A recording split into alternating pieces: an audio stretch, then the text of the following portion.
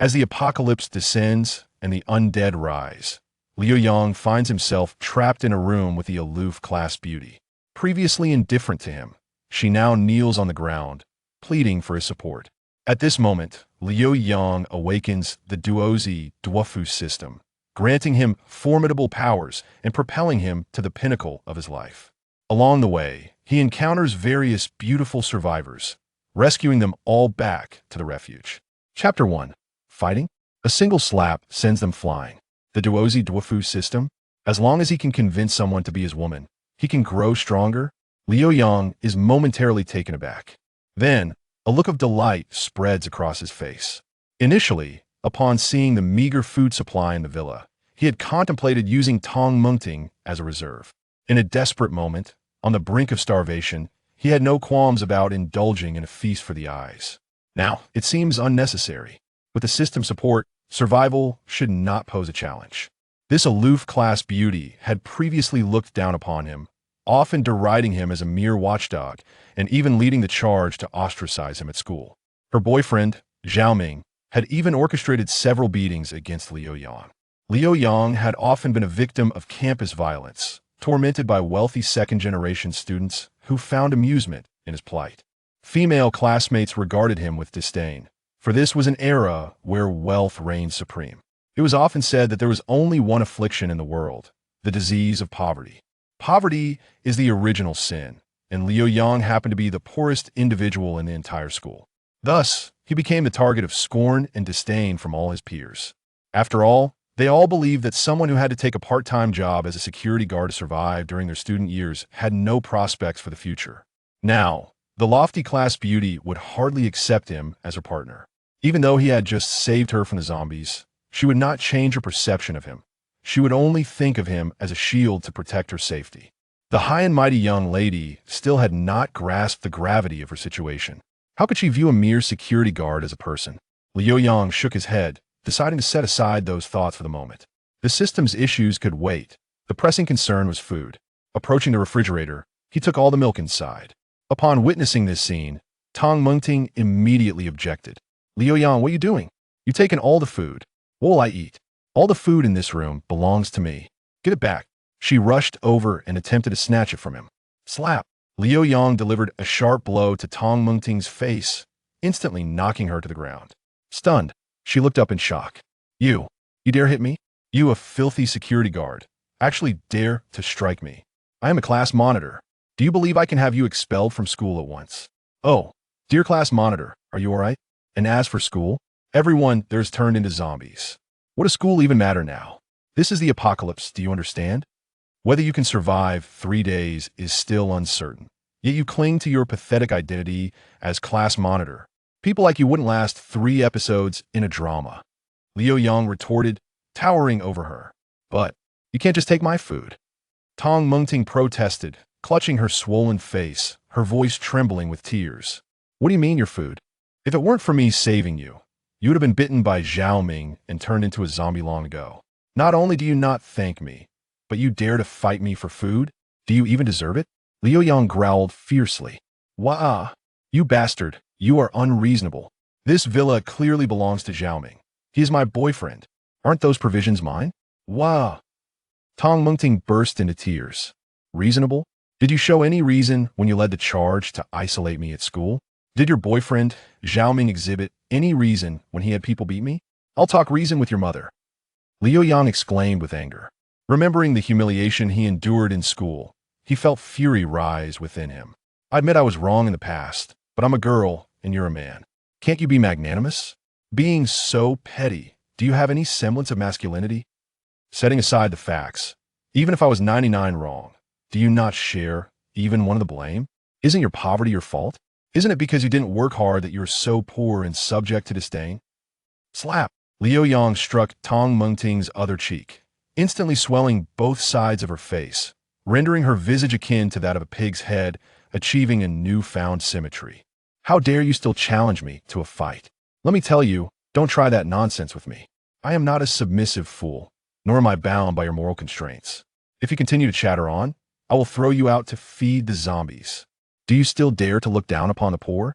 Without exploiting us, how could you have amassed your wealth? Your riches are not a testament to your abilities as ignorant second-generation wealthy individuals. They stem from the privilege of being born into a fortunate family. Do you understand? Moreover, all this food belongs to me. If you dare touch it, I will end your life. Upon witnessing Liu Yang's furious demeanor, Tang Mingting finally dared not utter another word. She had never seen Liu Yang like this before, having thought him merely a meek and weak-willed coward. Who would have imagined that the current Liu Yang not only shot Zhao Ming, but was also quick to resort to violence? He exhibited no semblance of tenderness or compassion. How could she dare to provoke him further? All she could do was sit on the ground, covering her face and sobbing uncontrollably. Liu Yang was indifferent to her plight. He simply took the food and found a room to lie down, locking the door behind him to let Tang Mingting starve outside.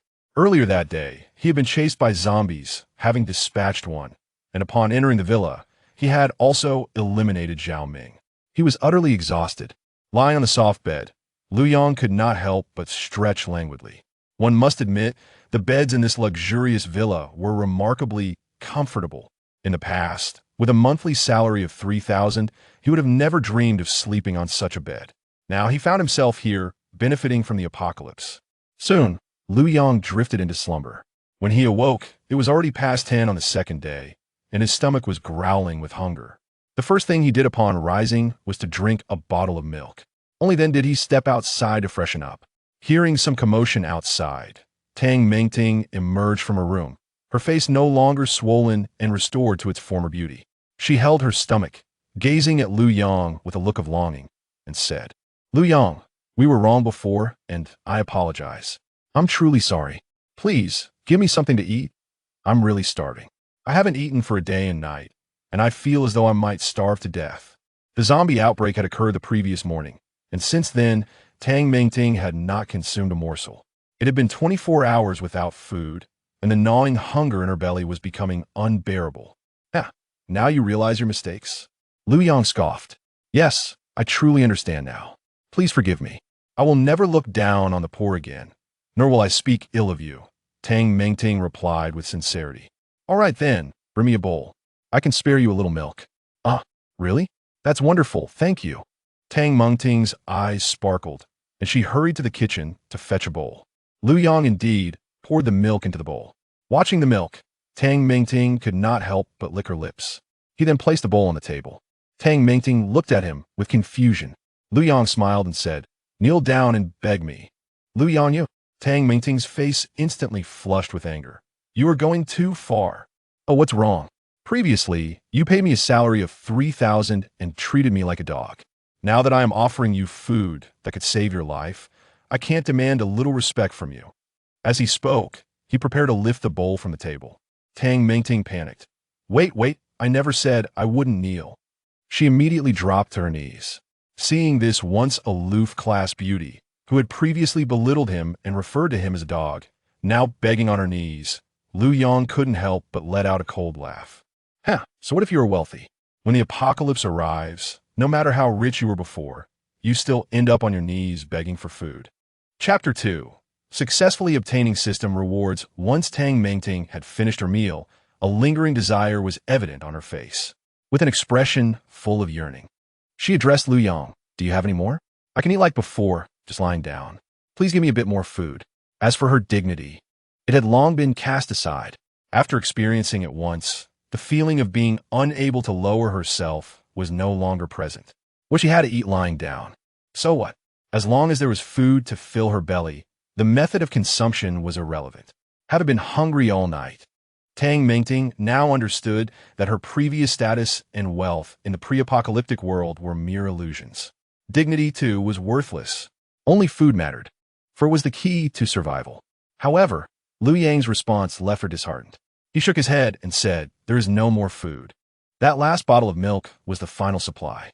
I plan to venture out in search of more. You should stay here and starve." "No, I want to accompany you in the search for food. You must protect me. I've already done as you asked, lying on the ground like a dog, begging for scraps. Isn't that enough?" Tang Mingting et gleam an sioli.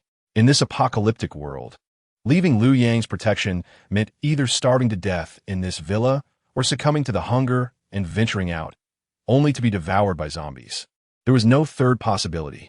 Thus, clinging to Liu Yang's leg was the wisest choice. I have already shown you kindness by providing food after you begged on the ground. If you wish to follow me and receive my protection, it is not entirely out of the question, Liu Yang replied, appraising Tang Mengting thoughtfully.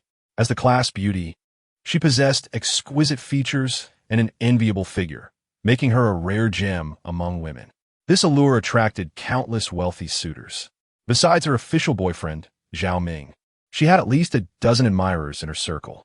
To claim that she had no thoughts about him would be a lie. Who in the class did not harbor feelings for this beauty?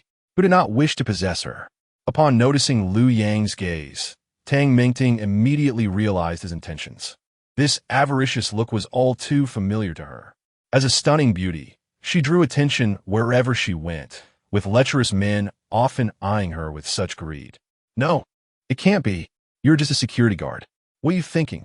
Tang Mingting retreated a few steps, covering her chest with her hand. Her boyfriend, Zhao Ming, was a super-rich heir with a fortune in the hundreds of millions, who drove a BMW to school and resided in a luxurious villa. Despite this, she had never easily yielded to him.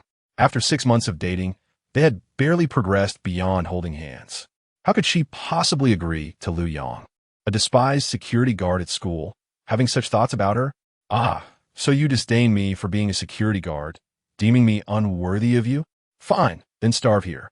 When the zombies break in, you will be devoured alive. Do you think those zombies will spare you just because you are a wealthy young lady? Liu Yang's words struck fear into Tang Mingting. She recalled the horrifying scenes of Zhao Ming as a zombie, frantically gnawing on a toilet. The thought of being eaten piece by a zombie was more excruciating than death itself, sending shivers down her spine. All right, I accept your terms and agree to be your woman. Tang Mingting gritted her teeth, as if having made an exceedingly difficult decision. With her exceptional beauty, she had dated numerous boyfriends, each captivated and showering her with precious gifts. She navigated the realm of wealthy heirs with ease, yet had never been completely won over. Now, she found herself ensnared by an unyielding security guard, feeling a deep sense of grievance as tears welled in her eyes. Liu Yang received a system notification, detected that the other party has agreed to be your woman. Congratulations, host. You have successfully obtained a novice reward. Rewards 1. Future simulation ability 2. Virus immunity ability 3. All basic attributes increased by 20 points 4. Genetic enhancement goodness. He received 4 rewards at once. Liu Yang was overjoyed and quickly reviewed the detailed descriptions of these rewards. 1. Future simulation. Level 1. Allows you to simulate and predict the future within 1 hour. 3 times a day. 2. Virus immunity. Level 1. Grants immunity to ordinary zombie viruses. Even if bitten, you will not be infected. 3. Attribute enhancement. All basic attributes increased by 20 points. 4. Genetic enhancement. The system has fortified your genetic makeup, ensuring successful reproduction each time with your partner, including but not limited to ordinary humans. Note, saving a maiden and gaining her consent to be your woman can unlock new abilities or enhance existing ones. Every 10 zombies killed grants 1 attribute point, which can be used to augment personal attributes. Upon reading the detailed descriptions, Liu Yang was filled with elation. These 2 abilities were incredibly powerful. The future simulation capability would allow him to foresee future events, avoiding danger. With this skill, he could steadily grow stronger. The immunity to zombie viruses ensured that he would remain unharmed, while others would turn into zombies from mere scratches or bites. As long as he avoided being fatally bitten, he would be safe. In this apocalyptic world, such a skill was a lifesaver. The genetic enhancement ability particularly caught Liu Yang's attention, guaranteeing success in reproductive endeavors. However, what did including but not limited to ordinary humans imply? Were there non-ordinary humans in this world? Never mind, he thought, feeling too exhilarated to dwell on it further. After the excitement subsided, Liu Yang examined his attribute panel. Name, Liu Yang. Age, 18. Height, 185 centimeters. Weight, 80 kilograms. Strength, 70. Speed, 70. Stamina, 70. Mentality, 70. Abilities. 1. Future simulation 2. Virus immunity, with the system boosting his basic attributes by 20 points. All his attributes now stood at 70. This indicated that the average adult male's basic attributes were around 50, meaning he was already 40 points ahead. Excellent, he thought. Now he could take on 3 opponents at once. Ordinary zombies would pose no threat to him, as long as he avoided being surrounded. Chapter 4. Attributes far superior. Commencing the search for food, seeing his enhanced capabilities, Liu Yang brimmed with confidence. On the second day of the apocalypse, he had acquired such formidable abilities and boosted his basic attributes by 40 points. Compared to ordinary people, he had already surged ahead. This would enable him to survive more effectively in the post-apocalyptic world. Meanwhile, Tang Mingting remained curled up on the bed, looking utterly aggrieved. To be frank, Liu Yang was somewhat astonished. He had not anticipated that Tang Mingting had never truly experienced romantic intimacy. He was her first man. Zhao Ming had been dating her for several months and often brought her to the villa. Were they merely playing board games? Or was Zhao Ming simply inadequate? This fortunate turn of events seemed to have fallen into his lap. Liu Yang glanced at her and said, "All right, get up quickly. We need to prepare to search for food. Stop pretending to be aggrieved. Didn't you just cry out with delight?" Tang Mingting, her expression blank, slowly rose to her feet and followed Liu Yang closely. Due to the recent ordeal with Liu Yang, she experienced lingering discomfort in certain areas, making her movements somewhat cumbersome. Before their departure, Liu Yang had envisioned a potential future. In an instant, vivid images, reminiscent of a film, flashed through his mind, appearing strikingly real.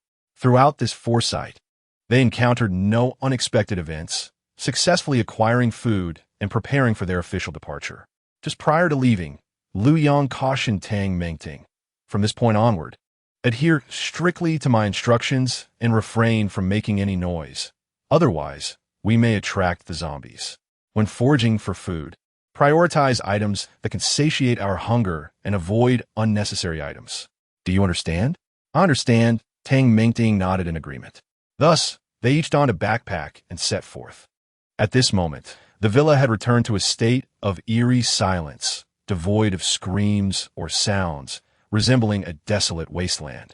Outside, no zombies lingered, only a few skeletal remains, their foul odor wafting through the air. Liu Yang surveyed the surroundings and, finding no zombies in sight, stepped outside, making his way directly to the mini fire station. As the security guard of this community, Liu Yang was intimately familiar with the area. Inside the mini fire station lay a fire axe, an excellent weapon capable of cleaving through a zombie's skull with a single blow. Before long, Liu Yang arrived at the fire station, retrieved the axe, and proceeded to the nearby convenience store, the only food shop in the villa district stocked with ample provisions. If they could gather a full backpack of food, it would sustain them for at least a week. Upon reaching the convenience store, they spotted several zombies loitering outside, alongside a few carcasses that had been thoroughly devoured. Liu Yang boldly charged forward with the fire axe. At that moment, his base attributes had increased by 40. A mere handful of zombies were no cause for concern. Upon noticing Liu Yang, the zombies emitted a furious growl and lunged at him. Liu Yang swung the axe, striking the foremost zombie in the head, instantly penetrating its skull. He withdrew the axe and struck again, bringing down another zombie. In less than 10 seconds, he had dispatched 3 zombies. Tang Mingting, witnessing this display, was utterly astonished. Incredible. He is remarkably powerful. Liu Yang's prowess in slaying zombies was even more impressive than during their previous encounters. Was he born for this purpose? Initially feeling slighted by being saved by a mere security guard, Tang Mingting now found her grievances diminished. In this apocalyptic world, a formidable ally who could eliminate zombies without hesitation was an asset worth clinging to for survival. Let us proceed to gather food. Don't just stand there. The sounds of battle may attract more zombies. We must act swiftly, Liu Yang urged as he noticed Tang Mingting still frozen in disbelief. "All right, I understand," she replied, and the pair entered the convenience store. Inside, a zombie was aimlessly lingering at the counter. It was the store's owner, whom Liu Yang recognized from his frequent visits. Regrettably, he too had succumbed to the outbreak. Liu Yang delivered a swift blow with the axe, freeing him from his torment, and began stuffing the backpack with food. Simultaneously, he advised Tang Mingting, "Only take high-calorie, filling, and easily transportable items such as sugar, milk, sausages, and vacuum-packed chicken legs. Got it. She nodded in agreement. 1 minute later, both backpacks were filled to capacity. They prepared to exit the convenience store, only to find a crowd of zombies converging in the distance. At least a dozen. Run. With so many zombies, even I cannot handle them. Tang Mingting gasped at the sight and quickly took off. As the zombies pursued them, they dashed into the nearest villa, slamming the door shut behind them. The zombies, unable to see their quarry, ceased their chase. Inside the villa, the former occupant had transformed into a zombie, and Liu Yang dispatched him with his axe. Tang Mingting, puzzled, asked Liu Yang, "Why didn't we just hide in the convenience store and close the door? Wouldn't that provide us with an endless supply of food?" Liu Yang explained, "Survivors in this villa community are not limited to just us. The convenience store is the sole source of food. They might be too afraid of the zombies to venture out, but hunger will ultimately drive them to seek food. If we remain in the store, we risk being discovered and attacked by other survivors." Though his strength had increased, Liu Yang did not consider himself invincible. Staying in the convenience store with its bounty would attract the attention of other survivors, who might band together in desperation. In the face of hunger, even the meekest individuals would take risks. Liu Yang's current strength was not yet sufficient to render him a target for all. Thus, it was wiser to find a villa close to the convenience store. If necessary, they could forage multiple times rather than risk being trapped inside. Emptying the contents of their backpacks, Liu Yang addressed Tang Mingting. "We need to ration the food from now on, consuming only a set amount each day. Otherwise, we won't last long. The recent battle has drawn a dozen zombies to the convenience store and our villa, making our next food run even riskier. We must conserve what we have." Understood, Tang Mingting nodded. Having witnessed Liu Yang's capabilities, she dared not voice any objections. Upon reaching the upstairs, Liu Yang opened the window to observe the zombies outside. They stood aimlessly around the villa, awaiting their next prey. The fact that they had seen him and Tang Mingting enter the villa, yet refrained from attacking, indicated their low intelligence. As long as they remained silent and out of sight, the zombies would not initiate an assault. This lack of intelligence among the zombies was a fortunate circumstance. While Liu Yang was studying the zombies, he caught a glimpse of movement in the opposite villa. Directing his gaze, he discovered a strikingly beautiful girl waving at him from the window. A survivor of exceptional beauty? Liu Yang squinted to get a better look. Although the distance prevented him from discerning her features, it was evident that this survivor possessed delicate features and fair skin, likely making her a stunning beauty. Upon realizing Liu Yang had noticed her, the girl's face lit up with joy, and she turned away from the window, only to return moments later holding a large drawing board. "Oh, an art student? What would she be planning? To draw for me?" Liu Yang stroked his chin, intrigued by the beautiful artist. Soon, the board was turned toward him, revealing 3 words. "I am very hungry." Liu Yang chuckled. "I thought she had something more significant to say. All this effort just for that? I am hungry too," he exaggeratedly mouthed to the girl. The girl hastily scribbled on the board. "I saw you acquire food earlier. Could you spare me some?" Oh, how unexpected that she discovered me. It seems that my recent venture to the convenience store for some sustenance did not escape her notice. Nevertheless, Liu Yang shook his head at her and conveyed with his lips, "No." A pitiful crying face emoji appeared on the drawing board. How amusing. Liu Yang was entertained by the expression she had drawn. He gestured towards her, then pointed to his room, mouthing the words, "If you come over, I will provide you with food." Upon hearing this, the girl immediately perked up, leaning out of the window to assess the situation outside, only to find that zombies had surrounded the entrance of Liu Yang's villa. Gaining entry through the front door was impossible. However, the window presented a viable alternative. Given that the villa community was inhabited by the affluent, there was no concern regarding petty theft, and thus, no one installed security bars that would mar the aesthetic of their homes. The window on the side of the first floor could easily be climbed into Liu Yang's villa, provided he opened it beforehand. With no zombies between the 2 villas, and if she could quietly approach the window, she would be able to enter Liu Yang's abode. As soon as the girl discerned this route, she promptly began to scribble on the drawing board. "Open the first floor window, and I will enter through it." Liu Yang glanced outside, and confirmed that indeed both villas had windows on the first floor, approximately 50 meters apart, with no zombies obstructing the path between them. If they remained quiet, they would not disturb the zombies at the villa's entrance. This girl was quite clever, and her swift decision-making indicated that she was calm and decisive, a commendable trait for a young lady. Liu Yang descended to the first floor and stood by the window, waving to her through the glass. Upon seeing Liu Yang prepared, the girl swiftly made her way downstairs. Tang Mengting, observing Liu Yang at the window, questioned curiously, "Liu Yang, what are you doing?" "Waiting to welcome a fleeing lamb," Liu Yang replied with a smile, not turning his head. I must say, the actions of this art student piqued Liu Yang's interest.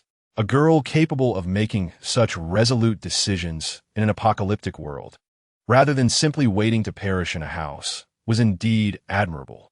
Unlike Tang Mengting, who would never take such a bold step. After hearing Liu Yang's words, Tang Mengting leaned over to glance out the window and spotted a girl sprinting towards them. The distance of 50 meters between the two villas was traversed in mere seconds, and the girl quickly reached Liu Yang's window. He promptly opened it, allowing her to climb inside before closing it again. Once she entered Liu Yang's villa, he finally got a good look at her. What a stunning beauty! This girl was even more beautiful than Tang Mengting, with large, innocent eyes and a high, elegant nose. She bore a hint of exotic allure. Her tall and curvaceous figure boasted both an angelic face and a devilish physique, truly a vision of exquisite beauty. Tang Mengting, recognizing her instantly, widened her eyes in disbelief and exclaimed, You are not the goddess of Class 2, the art school flower He Yushi? He Yushi was a distinguished art student and one of the 4 campus beauties, pursued by countless male admirers who showered her with love letters and confessions, numbering in the thousands. While Tang Mengting had dozens of admirers, He Yushi had at least hundreds. Thank you both. Yes, I am indeed He Yushi, and I appreciate your recognition, she replied, continuously patting her ample chest while gasping for breath. Although the distance was only a few dozen meters, the tension and fear had compelled her to exert herself to the utmost, running at an unprecedented speed. Exhausted, she finally said, I'm so tired and thirsty. I need to drink some water. With that, she headed straight to the kitchen, leaning over the faucet and gulping down water, entirely unbothered by her goddess-like image. Liu Yang found her behavior rather amusing. Previously, he had heard of the renowned He Yushi and the other 3 campus beauties in school. However, back then, he was impoverished and self-conscious, hardly daring to think of them, let alone pay attention to the so-called beauties. At most, he would steal a glance from afar. He had also heard that He Yushi was incredibly aloof and had high standards, with no one able to pursue her successfully, not even the most privileged heirs. The male students at school spoke of her in almost mythical terms, as if she were a goddess, only to be admired from a distance. Just speaking to someone like He Yushi felt like a monumental privilege. Yet now, Liu Yang believed these rumors to be exaggerated. He Yushi appeared carefree and unpretentious, not overly concerned with her appearance, making decisions with remarkable resolve, unlike other girls who were often timid and cautious. Her demeanor and manner of speaking seemed quite approachable, far from the divinity ascribed to her. After quenching her thirst, He Yushi approached Liu Yang and Tang Mengting, tidying her hair, taking a deep breath, and extending her delicate, smooth hand towards Liu Yang. Hello, fellow security student. I am He Yushi, pleased to meet you. I remember you. Your name is Liu Yang, right? The school has mentioned that you have avoided 30 years of detours by becoming a security guard while still studying, thus living a retirement life ahead of time. You are quite a celebrity. Noticing the playful glint in her eyes and the cheerful expression on her face, Liu Yang understood that she was attempting to bridge the gap between them with humor. He extended his hand in return, shaking hers and holding on a moment longer. I never imagined that even one of the 4 campus beauties, He Yushi, would have heard of me. It is truly an honor. As he felt the smoothness of her skin, Liu Yang could not help but marvel internally. Such warmth and flawlessness. Was this the touch of a goddess? Had this been before the zombie outbreak? A mere handshake with a goddess would have been the talk of the campus from freshman year to graduation. Moreover, anyone fortunate enough to hold He Yushi's hand would likely hesitate to wash it for an entire year. He Yushi, feeling a bit bashful as Liu Yang held her hand, blushed and quickly withdrew it, then smiled broadly. Since we are both alumni and aware of each other's names, shall we consider ourselves friends? Friends. Could you share some food with me? Liu Yang's expression turned knowing. This beautiful school flower had indeed come close with the intent of revealing her ultimate goal, food. However, Liu Yang's provisions were not easily given. He shook his head. No, in this apocalyptic world, where food is scarce, every morsel is a matter of survival. How could I casually give it away, even to a school beauty? Oh, come on, good brother, just do me this favor. I am truly famished. If you do not give me something to eat, I fear I shall starve to death before your very eyes. He Yushur pleaded with a charming tone. Her skill in coaxing had never failed her before. Even the most aloof of male gods would struggle to resist such an endearing appeal. Yet Liu Yang remained steadfast. No, this is a matter of life and death. Your charm will not sway me. What must I do to receive food from you? He Yushur asked, her voice tinged with desperation. Quite simple. You must take a shower first, then come to my room, and I shall reveal the details to you. Liu Yang replied with a mischievous grin. The gaze swept over He Yushur from top to bottom. She possessed not only the unparalleled beauty of a mixed-race goddess, but also a physique reminiscent of a devil, with long, straight, and fair legs. A waist so slender it could be grasped with a single hand, and an astonishing waist-to-hip ratio. This perfect figure was clearly a weapon of practicality. Before the apocalypse erupted, whoever had the fortune to embrace He Yushur would surely have their ancestors smiling from beyond the grave. After hearing Liu Yang's words, He Yushur's face instantly displayed an expression of disbelief. How could this guy speak of such matters so casually? How shameless. Isn't this a bit inappropriate? We've only just met on the first day, and besides, didn't you share food with her too? He Yushur pointed at Tang Mengting and remarked, because she became my woman yesterday. Liu Yang replied calmly. What? He Yushur's expression shifted to one of shock. Tang Mengting was not only the class monitor, but also the belle of the class. How could she so quickly yield and become the woman of this little security guard? He Yushur found it hard to believe. I'll be waiting for you in the room. Think it over, Liu Yang said before heading back upstairs, lying down to rest. As he lay in bed, Liu Yang began to simulate future scenarios. Half an hour later, He Yushur knocked on his door. As expected, she had come. A smile broke on Liu Yang's face at the thought of He Yushur's goddess-like features, and her exquisite figure ignited a wave of excitement within him, as if a fiery passion were burning in his heart. Kumin, Liu Yang took a deep breath, suppressing the tumult within, and called out to the door. He Yushur gently pushed the door open, her face still marked by nervousness. Clearly, she had just finished her shower. Her long, lustrous black hair was still damp, cascading over her fair shoulders, creating a most enticing sight. Classmate Liu Yang, she hesitated. Can we perhaps discuss this? We are all classmates in the same university, so there is no need to be so ruthless. How about this? You give me something to eat, I'll draw for you. My artwork is quite beautiful. I could paint a portrait of you, making you look handsome. He Yushur's stomach truly rumbled with hunger. Yet, the thought of stooping to Liu Yang's level for something as trivial as food felt beneath her dignity. She had once been revered as a goddess, with countless exceptional men seeking her affection, all of whom she had turned down, including top scholars, handsome boys, and elite second-generation rich. Now, to submit herself to a mere security guard was simply unacceptable. That won't do. You are so beautiful, one of the 4 school flowers, a goddess admired by all. Any normal man would want to claim you as his own. If I didn't have such thoughts, would I still be considered a man? Unless I were a eunuch, I wouldn't lack such desires. Liu Yang Lao get, but acting without feelings is soulless. He Yushur insisted earnestly. Liu Yang stroked his chin. You have a point, right? You think so too, don't you? So why not just accept my offer for me to draw you? He Yushur's eyes lit up upon hearing Liu Yang's words. Yet, Liu Yang continued, then you should quickly cultivate some feelings for me, right? He Yushur was rendered speechless. She had never expected Liu Yang to be so thick-skinned and to spout such nonsense. Can feelings be cultivated in a short time? Moreover, developing feelings for a security guard was genuinely challenging for her. Wasn't he that asking too much? Seeing her expression, Liu Yang pinched his throat and spoke in a falsetto. But making me develop feelings for a mere security guard is just too difficult. Huh? He Yushur's eyes widened. Liu Yang continued with exaggerated expressions in the past. So many wealthy heirs, handsome boys, and top scholars pursued me, and I turned them all down. How could I agree to a security guard? Huh? Yusha was perplexed. She stared at Liu Yang in shock. Can you read minds? How can you know what I'm thinking? Liu Yang smiled proudly. Not only can I read minds, but I also possess X-ray vision.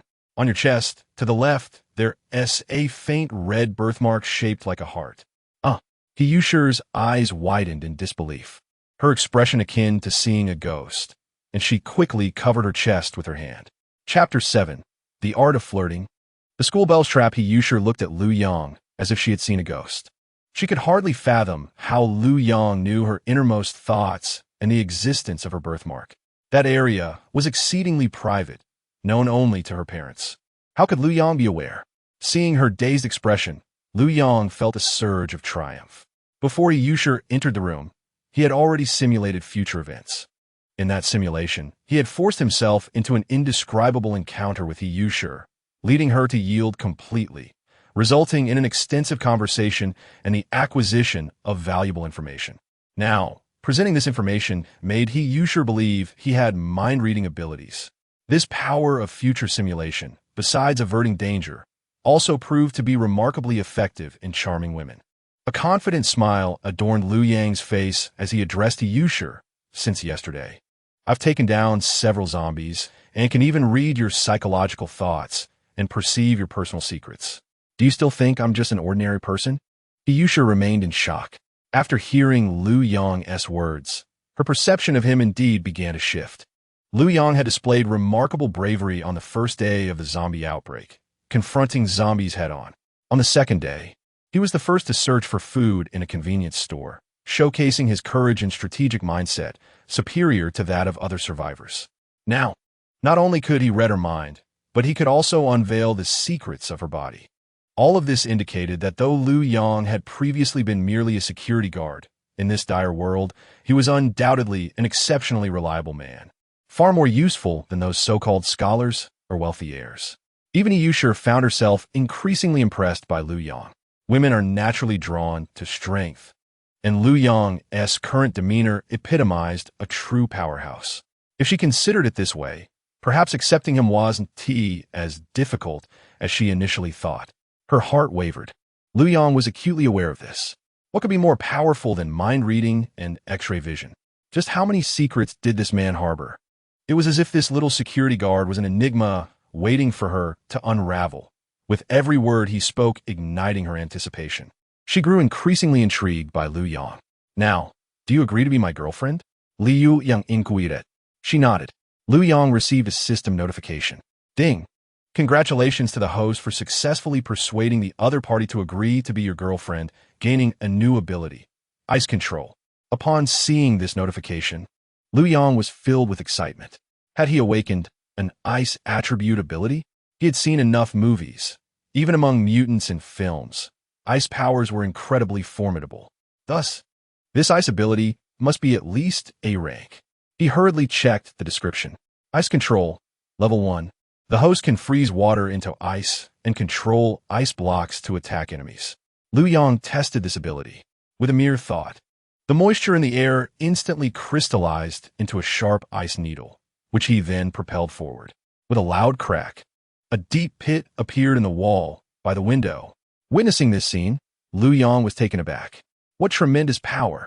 Even a concrete wall could be pierced. So if it struck someone's head, wouldn't that result in an instant fatality? He continued his attempts and discovered that, at that moment, he could conjure a maximum of 5 ice needles. His mental energy was nearly depleted, and he would subsequently face a cooldown period of 15 minutes. This equated to having 5 shots, with a reloading time of 15 minutes. It appeared that this skill could not be employed endlessly and should be reserved for critical moments. Nevertheless, even with a 15-minute reload, the capability was formidable. A skill with 100% headshot accuracy was invaluable against both zombies and other humans. After reviewing the skill description, Liu Yang nodded in satisfaction, then turned his gaze towards Yusha, who lay beside him, resolved to reward her generously. An hour later, the turmoil had subsided. Embracing the stunning campus belle, Liu Yang felt a profound sense of contentment. In peacetime, merely exchanging a word with one of the four great campus beauties, such as he used sure, was a dream for all boys. Yet now, this goddess in the eyes of others lay in his arms like a docile kitten, uttering words of consent to be his woman. Liu Yang reveled in this exhilarating sensation, feeling as if he could awaken from a dream laughing. Chapter 8. Rescuing a woman today marked the third day since the outbreak of the apocalypse. Liu Yang checked the remaining food supplies. 15 bottles of 250 milliliters of milk, 70 sausages weighing 20 grams each, 12 loaves of bread, and 8 vacuum-packed chicken legs. If rationed carefully, these provisions should suffice for the three of them for 7 days. However, Liu Yang was a person keenly aware of potential crises. Although food could last for a week, it was imperative to continue gathering supplies without delay. The longer they waited, the hungrier other survivors would become, increasing the likelihood of them risking a venture into the convenience store, the sole food source for the entire community. If they delayed too long, they might find themselves beaten to it by others. Yet, to continue collecting food, the zombies lurking at the entrance had to be dealt with first. Standing at the window on the third floor, Liu Yang observed the zombies below from his elevated position. With a slight mental push, an ice needle swiftly formed in midair. He aimed at a zombie's head and launched it with precision. However, the zombie appeared unfazed. Liu Yang widened his eyes in disbelief. What the? Although the ice needle boasts remarkable power, its effective range is alarmingly short. The zombie was merely 20 meters away, yet he could not reach it. Liu Yang concluded that, given his current mental energy and the first level of his freezing ability, the range of his ice needle attack was approximately 10 meters. Beyond that, he could not exert control. Unlike bullets, the ice needle was too light, and once it lost its guiding force, its kinetic energy could not inflict damage. It seemed this skill was not invincible after all. He would need to take the risk of opening the door and stealthily attacking through the crack. Liu Yang shook his head, relieved that the zombies possessed low intelligence. Perhaps they would not notice if he sneaked an attack through a narrow opening. Calculating the situation, he realized he could eliminate 5 zombies with his 5 ice needles. With 15 zombies outside, he would need to reload twice, which would take half an hour in total. This meant that he could eradicate all the zombies outside in just 30 minutes, after which he could safely venture into the convenience store to gather food. After determining the timing, Liu Yang commenced his strategy. He positioned himself behind the villa's front door, cautiously opening a small gap to observe outside. The zombies remained oblivious to his presence, aimlessly wandering in front of the door. Without hesitation, he launched an ice needle. Crack! The ice needle struck a zombie with pinpoint accuracy, shattering its skull into countless ice crystals, instantaneously achieving a headshot. Witnessing this, Liu Yang's excitement surged. The power of the ice needle was indeed as he had anticipated. He quickly unleashed a second, then a third, fourth, and fifth ice needle. 5 zombies collapsed to the ground, all fell by headshots. The remaining zombies, witnessing their fallen companions, stood motionless, utterly unaware of what had transpired. The zombies' low intelligence was evident. At this juncture, Liu Yang found himself in a 15-minute cooldown period, concealed behind the door. A triumphant expression adorned his face. With this freezing ability, dealing with zombies became significantly safer and more efficient. No longer would he need to engage in close combat. For even with his enhanced attributes, confronting a dozen zombies simultaneously could result in peril. Moreover, in close quarters, the zombies, seeing a living person, would become agitated and emit roars, attracting even more zombies. The stealthy approach of using ice needles allowed him to eliminate them silently. Just as Liu Yang settled into his cooldown period, preparing to re-engage after replenishing his mental energy, a woman stealthily emerged from a nearby villa. Clearly, on the third day of the apocalypse, she was driven by hunger to take a chance. Spotting the convenience store devoid of zombies, she crouched low and approached carefully. However, halfway there, as she neared the entrance, the zombies at Liu Yang's villa suddenly noticed her, letting out a furious roar as they charged. Terrified, the woman screamed and spun around to flee back to the villa. Alas, how could a woman who had been starving for 3 days outrun the frenzied zombies? She was quickly overtaken by the first zombie, which knocked her to the ground and began to tear at her flesh. Her anguished cries echoed throughout the community. From a distance, countless zombies were drawn to the commotion.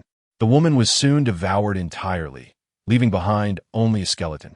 Meanwhile, the convenience store's entrance was now swarming with dozens of zombies. Seeing this unfold, Liu Yang could not help but curse loudly. That foolish woman. In such a situation, she drew in so many zombies with her screams, rendering even me too afraid to seek food.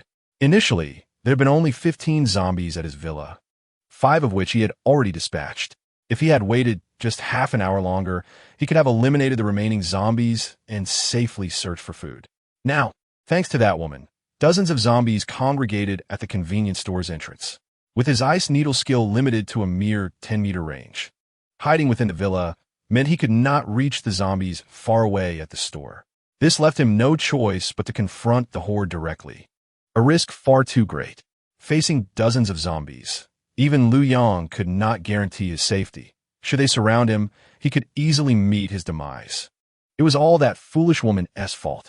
Liu Yang concluded this simulation and immediately initiated a second one. In this second attempt, after dispatching 5 zombies, he did not wait for the cooldown to expire. Instead, he brandished a fire axe and charged outside. His strength and speed had increased, and with the skill of immunity to the zombie virus, he felt confident even against 10 zombies. Employing a tactical retreat would yield a high chance of success. Even if he sustained minor injuries, it mattered little, as he would not turn into a zombie. Thus, wielding the fire axe like a warrior, he swung at the zombies with ferocity. In less than a minute, he had eliminated 10 zombies. However, the noise of battle could still attract zombies from afar, prompting Liu Yang to dash towards the woman seeking food at the convenience store. When a woman saw a robust man covered in dark zombie blood charging at her with an axe, she froze in shock. With trepidation, she inquired of Liu Yang, "Who are you, and what do you intend to do?" "I am your father. Hurry and follow me, you foolish woman." Liu Yang retorted fiercely. "If it weren't for the fear of you screaming and attracting zombies, would I have to engage in close combat with those 10 zombies? Now I'm drenched in the repugnant blood of the undead. It is truly disgusting." The woman, chastised by Liu Yang, fell silent, allowing him to pull her back to his villa. Meanwhile, the commotion had attracted 20 more zombies to gather at the entrance of Liu Yang's dwelling. Chapter 9. The joy of directing the second simulation was a success. Thankfully, that woman did not ruin everything. However, the presence of 20 zombies at the door had increased the difficulty of their next foray. Yet, it was certainly more manageable than dealing with 50 zombies at the convenience store. Thus, Liu Yang commenced his actions according to the second simulation's protocol. After successfully ushering the woman back to the villa, she immediately wrenched her arm from Liu Yang's grasp. "Release your filthy hands." "How disgusting," she exclaimed, incessantly wiping the zombie blood clinging to her wrist, her face contorted with disdain. Liu Yang scoffed. "Do you dare to complain about being dirty? Do you not comprehend that if I had not saved you, you would have been devoured by the zombies, reduced to a pile of bones, with not a shred of flesh remaining? Who are you trying to deceive? I do not believe it. If you indeed dragged me away, I would have already found food inside the convenience store. What do you, a twisted security guard, intend to do? I remember you. Every time I pass through the gate, you leer at me with those lecherous eyes. Do not think I am unaware. You lowly man, you are the most despicable. Perhaps you fantasize about me at night, engaging in unspeakable acts," she shouted, her expression rife with contempt. Listening to her words and observing her haughty demeanor, Liu Yang finally recalled who she was. Was she not Su Xiao, the third-rate actress residing in Building 12? Each time he passed her, he would greet the residents as per company protocol. Yet, she would always respond with a look of disdain, accompanied by a derisive snort. Liu Yang conceded that she was indeed beautiful, her looks rivaling He Yushir's, even surpassing her in maturity and charm, exuding an air of superiority. Her expressions, demeanor, smile, and even her gait were evidently cultivated through rigorous training. Such qualities were essential for any actress, a magnetic presence that a typical student could never possess. Encountering a beautiful woman, Liu Yang occasionally stole glances, yet he never descended to the level of lewdness. To his surprise, in the mind of this actress, he was seen as such a despicable character. Regardless of her opinion of him, Liu Yang remained indifferent. This was the apocalypse, not a time of peace. What significance did a celebrity hold? Did she not feel hunger? Is it that my words struck a nerve, rendering you speechless? You filthy security guard, hurry and produce something for me to eat. I am a resident of this community. Is this how you treat the owners? Social demandi aggressively. Liu Yang furrowed his brow and replied coldly. Who gave you the audacity to speak to me in such a manner? I saved you, and instead of gratitude, you look at me with disdain. Now you demand food from me, and in a commanding tone, do you think you're someone important? I am your god. Your salary comes from us residents. Do you not understand? Is your brain waterlogged? A mere security guard dares to retort? Su Xiao was taken aback by Liu Yang's audacity, her anger escalating as she pointed a finger at him. Huh! Tang Mengting, witnessing the scene, let out a cold laugh, anticipating the consequences that would befall Su Xiao, for she had experienced it herself. As expected, with a sharp crack, Liu Yang wasted no words. In the next moment, he delivered a resounding slap across Su Xiao's face, sending her sprawling to the ground. Her face instantly flushed crimson, swollen from the blow. Tang Mengting's smirk deepened. Though she felt a twinge of curiosity, why did witnessing someone else receive punishment bring her such satisfaction? You struck me. How dare you? You filthy security guard. Do you not know who I am? I am a resident of this community, a star with millions of fans, and you dare to lay a hand on me? Su Xiao screamed, tears streaming from her eyes as the stinging pain enveloped her face. She could scarcely fathom that a mere security guard would dare to strike her. As a celebrity, she was accustomed to being treated like royalty, her fans adoring her, willing to spend thousands just for a photograph. Her appearance fee for a single event was in the hundreds of thousands. How could she not be revered like a goddess? Who could have imagined that a lowly guard would now dare to strike her? Celebrity, this is the apocalypse. Who cares about your stardom? What a security guard. Liu Yang retorted. Since I saved you, you will obey me, or I shall cast you out, where 20 zombies await to feast upon your flesh. Hearing Liu Yang's words and seeing the malice in his expression, Su Xiao's fear began to creep in. She had witnessed the terrifying zombies pursuing them as they fled to the villa. If they were to capture her, her flesh would be devoured piece by piece. That would indeed be a fate worse than death. Then at least grant me some food. I am on the verge of starvation. I can pay you. How much do you want? 100,000? 200,000? I can manage it. Money is no object for me. Su Xiao attempted to negotiate, realizing that her status could not intimidate the security guard. 200,000? For a security guard, that is an exorbitant sum, she thought. Liu Yang chuckled. Money is of no consequence to me. We are in the end times. What use is money now? You cannot even buy a loaf of bread. It is merely worthless paper. Lady celebrity, do you still not grasp the situation? If you continue to be so foolish, you will easily meet your demise. Upon hearing this, Su Xiao broke down completely. Whoa, I do not want to die. I am so hungry. If it weren't for my hunger, I would not have risked venturing out of the villa. I am truly at my limit. It is all my assistant's fault for saying I have gained weight and look unappealing on camera. I have not eaten anything since the day before the zombie outbreak. I'm a whole day hungrier than everyone else. Whoa, I am really going to starve to death. What must I do to earn some food? You do not want money? That is fine. Once this disaster passes, I can introduce you to directors, help you become a star. You can play the hero in films. What do you think? Liu Yang shook his head. Do not be foolish. Over 70% of the global population has turned into zombies. How could this catastrophe possibly end? This is the apocalypse. Do you not understand? If you desire food, you must clean yourself thoroughly and come to my room. You are a celebrity. Surely this is a common occurrence for you. Celebrities are no strangers to such unspoken rules, right? Even the most beautiful stars must work tirelessly to become the leading lady, often finding themselves in the beds of numerous directors to achieve their dreams of stardom. It is estimated that Su Xiao has probably shared the beds of many prominent directors in the past. Therefore, what is inappropriate about her now seeking the company of a mere security guard? This star possesses extraordinary beauty. Although Liu Yang has had relationships with class and campus beauties, he has yet to experience the thrill of dating a celebrity. He yearns to understand what truly distinguishes these stars from ordinary women. Su Xiao was momentarily taken aback, but soon her expression transformed into one of indignation. Are you suggesting that I succumb to your advances? Absolutely not. I am a star, and you are merely a lowly security guard. In the past, I wouldn't have even glanced in your direction. Do you think I would sell my body for a mere morsel of food? Not a chance. Liu Yang smirked coldly. Oh, how impressive. I'll look forward to your performance. You may ponder your situation here, but I am only offering you this chance tonight. After tonight, should you beg for my company, I will not oblige. At that time, do not expect to receive even a crumb of food. Every woman proclaims such sentiments. Yet in the end, they often find themselves knocking on their own doors, compliant. Liu Yang was not surprised that this celebrity looked down upon him. Nevertheless, he believed that she would ultimately yield. Chapter 10. Did someone enter the convenience store? Liu Yang chose to ignore the so-called star and join Tang Mingting and He Yushi at the dining table, where they began to distribute their meager meal.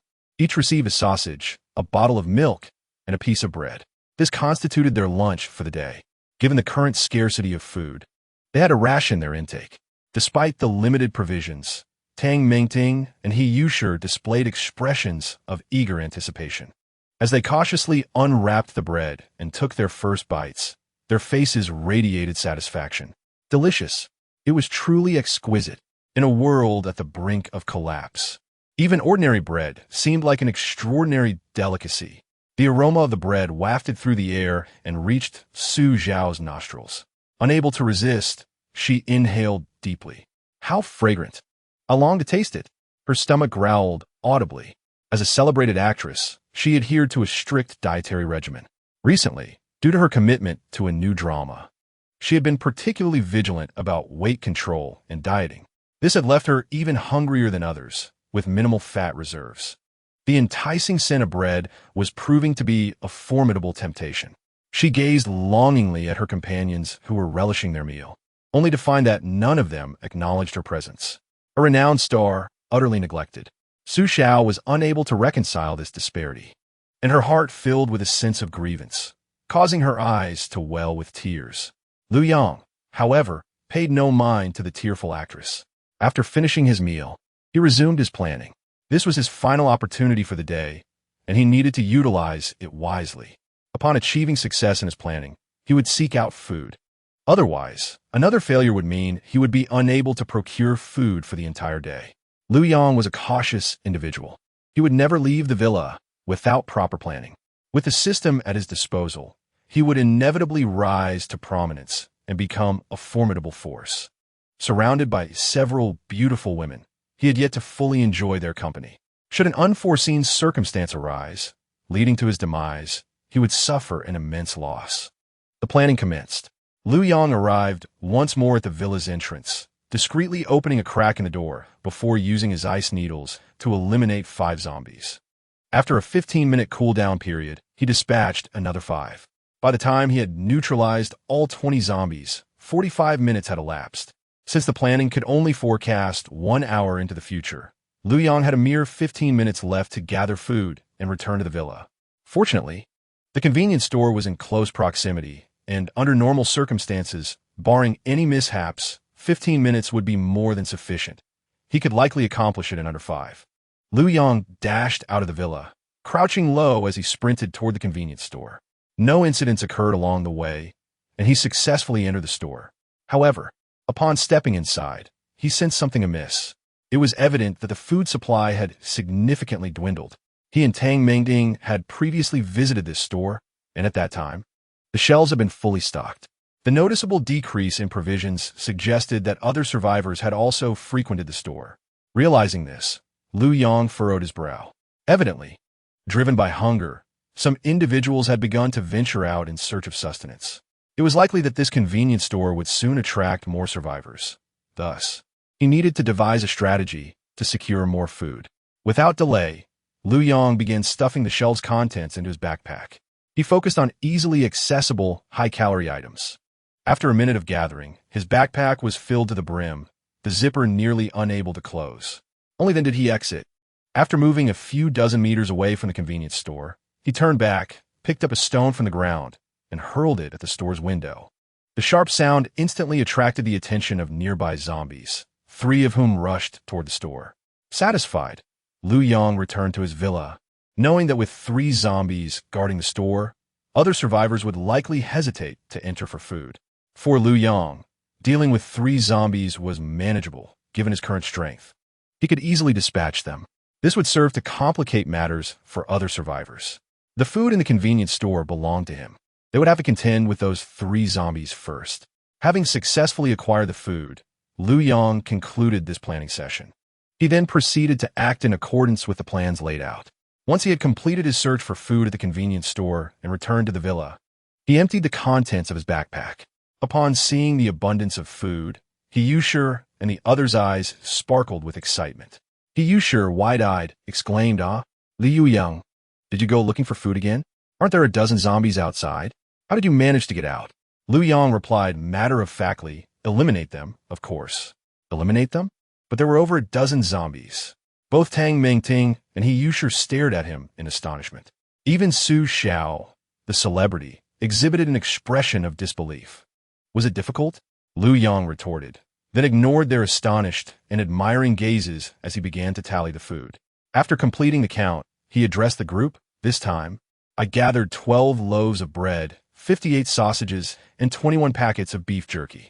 From now on, during meals, each of you will receive 2 sausages and a packet of beef jerky. Wow, extra servings? That's fantastic. Yusher's face lit up with joy and surprise. Thank you, Liu Yang. You are so kind to us. Tang Mingting chimed in, equally delighted. Once a lofty class monitor who looked down on Liu Yang, she now found him entirely different from her previous perceptions. He was a formidable individual, possessed of meticulous thought and courageous spirit, making him an exemplary man in this apocalyptic world. Consequently, her disdain gradually transformed into admiration and affection. In the distance, Su Xiao gazed at the unfolding scene with a mix of emotions. Internally, she grappled with her thoughts. Could it be that she would truly have to yield to this lowly security guard? No, he is merely a guard. I'm a star. Yet, if she continued to endure this hunger, she would eventually perish. What should I do? Alas, Su Xiao began to stifle her sobs once more. Chapter 11. The Celebrity's Compromise and the Acquisition of a New Ability. After taking stock of the supplies, Liu Yang once again returned everything to his room. He then took a shower and began to rest. Today, he had conducted 3 simulations and had even engaged in close combat with 10 zombies to save a useless female celebrity, leaving him somewhat fatigued. Lying on the bed, Liu Yang soon fell asleep. When he awoke, the sky had darkened. At that moment, he heard a knock at the door. Upon hearing the sound, Liu Yang couldn't help but smirk. A cold and aloof celebrity? It seems she can't endure hunger after just a few hours. Guomin, Liu Yang called out to the door. The celebrity Su Xiao slowly pushed the door open and walked in, her eyes red-rimmed, clearly having cried for quite some time. Upon seeing Liu Yang lying on the bed, tears welled up in her eyes once more. At 25 years of age, she had been in the entertainment industry for a full 7 years. Possessing extraordinary beauty, she rivaled even the top-tier celebrities. The reason she remained only a low-budget television actress and had not ascended to stardom was her unwillingness to submit to the industry's unspoken rules.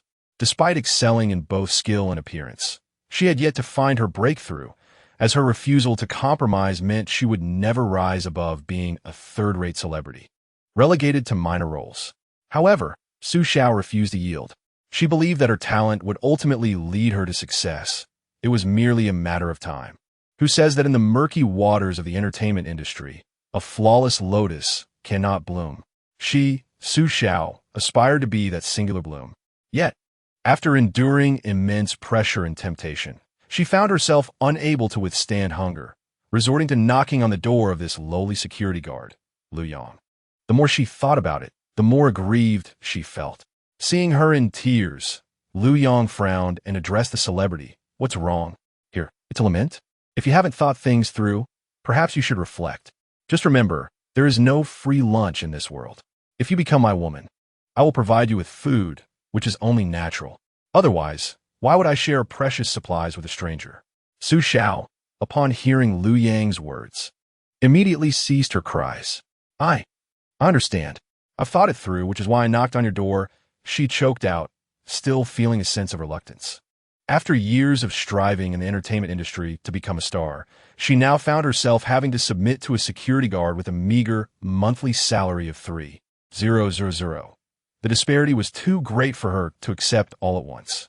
Liu Yang, observing her stunning beauty and alluring figure, especially her unique aura as a celebrity, couldn't help but lick his lips. Though Su Xiao was merely a third-tier star, she boasted millions of fans. Countless men idolized her, willing to do anything for a fleeting night with her. Now, with the celebrity herself pushing open the door, Liu Yang felt a surge of excitement. Don't just stand there. Come here quickly. After it's over, I will provide you with food. Once you become my woman, food will never be a problem, Liu Yang confidently proclaimed. At that moment, endowed with formidable abilities and superior attributes, Liu Yang was certain that although he may not dominate in the apocalypse, he would never face a shortage of food. Moreover, his strength would only continue to grow. Reaching the pinnacle of life was merely a matter of time. All right, I understand. I agree to be your woman. Su Xiao gritted her teeth, finally making a decision in her heart. Liu Yang received a notification from the system. Ding. Congratulations, host. You have successfully convinced the other party to become your woman and have acquired a new ability, Dark Space. Due to 3 consecutive successes, you have earned the title of Master of Expansion, with all attribute points increased by 30 and all ability levels raised by 1. Upon receiving this notification, Liu Yang was elated. Not only had he gained a new ability, but he had also received a title that enhanced his attributes and elevated his powers. How exhilarating! Liu Yang quickly checked his attributes. Name, Liu Yang. Age, 18 years. Height, 185 centimeters. Weight, 80 kilograms. Strength, 100. Speed, 100. Stamina, 100. Spirit, 100. Abilities, 1. Future Simulation, Level 2, 2. Virus Immunity, Level 2, 3. Ice Control, Level 2, 4. Dark Space, Level 2. Seeing this attribute panel, Liu Yang was overwhelmed with excitement. His base attributes had reached 100 points, effectively doubling his capabilities compared to an ordinary person. The enhancements in strength and speed granted him an even greater advantage in combat against zombies. Now, his speed was twice that of an average person. While an ordinary individual could run 100 meters in about 12 seconds, Liu Yang could accomplish it in just 6 seconds. Such swiftness surpassed even world records. Not only could zombies not catch him, but even sprint champions would struggle to keep up. The increase in strength was even more significant. With his current power, Liu Yang could send a zombie flying with a single punch, even without a weapon. The elevation of his abilities was likely substantial as well. Liu Yang hastily reviewed each ability's description. Future Simulation, Level 2. You can simulate the future within 2 hours, 4 times a day. Excellent. The simulation duration has doubled, and the number of attempts has increased, granting Liu Yang more opportunities for trial and error. Virus Immunity, Level 2. You could be immune to Level 2 zombie viruses. Upon reading this description, Liu Yang was taken aback. Level 2 zombies? What are those? Could it be that zombies can evolve? He shook his head, setting aside those questions for later. Next, he examined the third skill. Ice Control, Level 2. You can more quickly condense moisture into ice and control ice blocks to attack enemies. Liu Yang shook his head at this description, noting that there were no special effects, merely an expedited ability to create ice. He tested it and discovered that he could now form 10 ice needles instead of the previous 5, and the speed of condensation had improved. This meant that his magazine now held 10 bullets, with an increased attack range of 20 meters. Realizing the extent of his newfound strength, Liu Yang was filled with joy. It appeared that the enhancement of the ice control skill was the most significant. Not only had the quantity of projectiles doubled, but the attack distance had also improved by the same factor. Finally, Liu Yang turned his attention to the last skill, the one he had just acquired. Dark Space. Level 2. You possess a cubic space measuring 20 meters on each side within your body, allowing you to freely store and retrieve any items. This ability was astonishing. It was a spatial ability, likely ranking among the most elite, even within the realm of powers. Liu Yang quickly took out a sausage to test it. With a mere thought, the sausage vanished from his hand, entering the dark space. Moments later, with another thought, the sausage reappeared in his grasp. Seeing how powerful and convenient this ability was, Liu Yang couldn't help but feel elated. Incredible. With this extraordinary ability, he would no longer need to carry a backpack when scavenging for food, as he could effortlessly clear an entire convenience store in one go. Chapter 12. Scavenging for Food. Encountering survivors, Liu Yang never anticipated that after 3 consecutive days of successful foraging, he would receive an additional reward. Was this a reward for achieving a triple kill? If he managed to achieve 4 or 5 kills, would there be further rewards? What if he secured 7 kills in a row, reaching the pinnacle of excellence?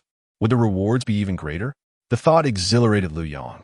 It seemed the system was encouraging him to continuously expand his reach, ideally achieving success in foraging every day without interruption.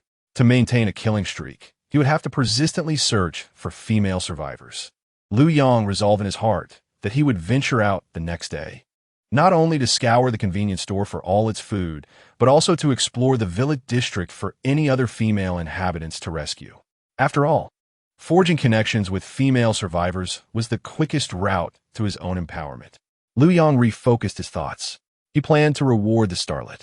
An hour later, a satisfied smile graced his face. At that moment, the starlet, Su Xiao, lay on the bed with a vacant expression.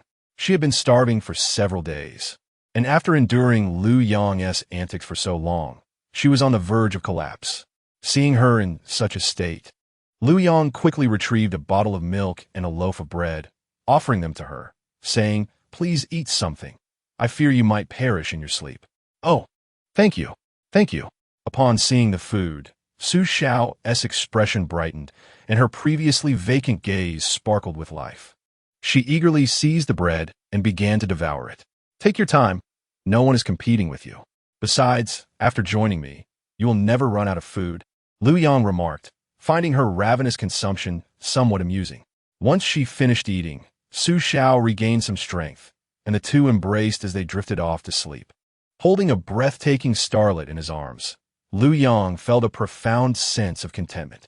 Previously, such a starlet would not have spared him a glance. Yet now she had willingly climbed into his bed and lay quietly in his embrace. He finally experienced the sensation of being a grand director, and it was utterly delightful. The following day, Liu Yang awoke feeling invigorated. He resolved to visit the convenience store and procure all available food.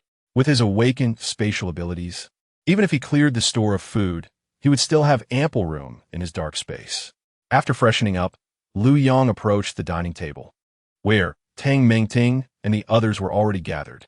Liu Yang held the authority to distribute food, and despite their hunger, no one dared to eat before he allocated rations. This time, Liu Yang provided each person with a bottle of milk, 2 sausages, a loaf of bread, and a packet of beef jerky. Upon witnessing this, Yusher's face lit up with surprise. "What? Another sausage? Our food supply is increasing. Liu Yang, you are truly remarkable and generous." Tang Mengting echoed her gratitude. "Yes, yes. You have added another sausage. Liu Yang, you are so kind. Eat up. I promise you that as long as you follow me, food will never be a concern." "There will be an abundance in the future," Liu Yang stated confidently. Shortly, he would be scouring the entire convenience store, and once it was emptied, they would no longer need to ration their meals. "Thank you. Following you brings such reassurance." Yusher nodded eagerly. Tang Mengting and Su Xiao also expressed their gratitude. After their meal, Liu Yang commenced his plans for the day. He intended to thoroughly search for supplies, emptying the convenience store before seeking out survivors. Female survivors could be rescued, while male survivors would be expelled from the community. As he began his operation, Liu Yang utilized ice needles, swiftly eliminating 20 zombies at the entrance in just 15 minutes.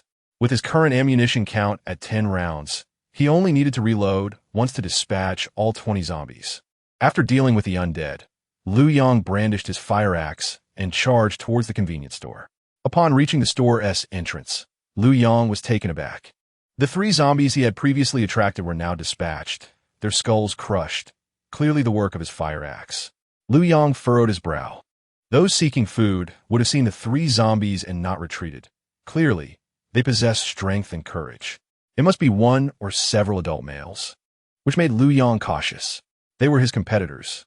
He felt fortunate to have acquired his dark space ability early. Otherwise, the convenience store might have already been cleared by others. As he entered the convenience store, he immediately began to gather resources. Previously, he had been limited by a small backpack, unable to carry much. He could only select high-nutrition foods that would fill his stomach, but now it was different. He could take everything from the entire convenience store. Bread, milk, sausages, bottled water, all taken. Snacks, candies, cigarettes, fine liqueur, all taken. Cookware, household items, all taken. Rice, noodles, cooking oil, all taken. Knives and kitchen utensils, all taken. Condoms? I'll pass on those. In no time, Liu Yang had cleared the convenience store of all its contents and was ready to leave.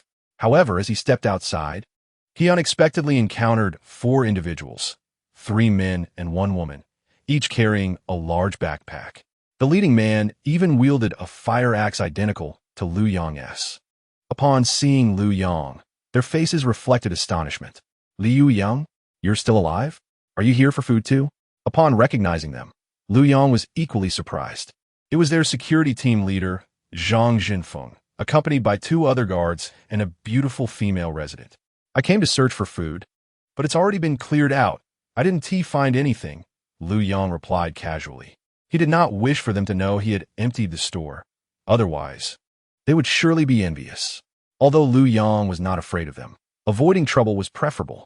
Despite Liu Yang's words, the security guards were skeptical. Team leader Zhang Jinfeng entered the convenience store for a quick look and, upon confirming it was indeed empty, displayed an expression of disbelief. His gaze fixed intently on Liu Yang. The store is empty? When we came for food yesterday, there was still so much left. How could it disappear overnight? Speak up. Did you have a hand in this? I am your superior, so do not lie to me. Chapter 13. Eliminate the security team leader and bring back the female resident Zhang Jinfeng, lacking formal education, had served as the security team leader for 5 years in this community. When Liu Yang previously worked here part-time, Zhang Jinfeng had always looked down on him. A young person working as a security guard was clearly someone with no future.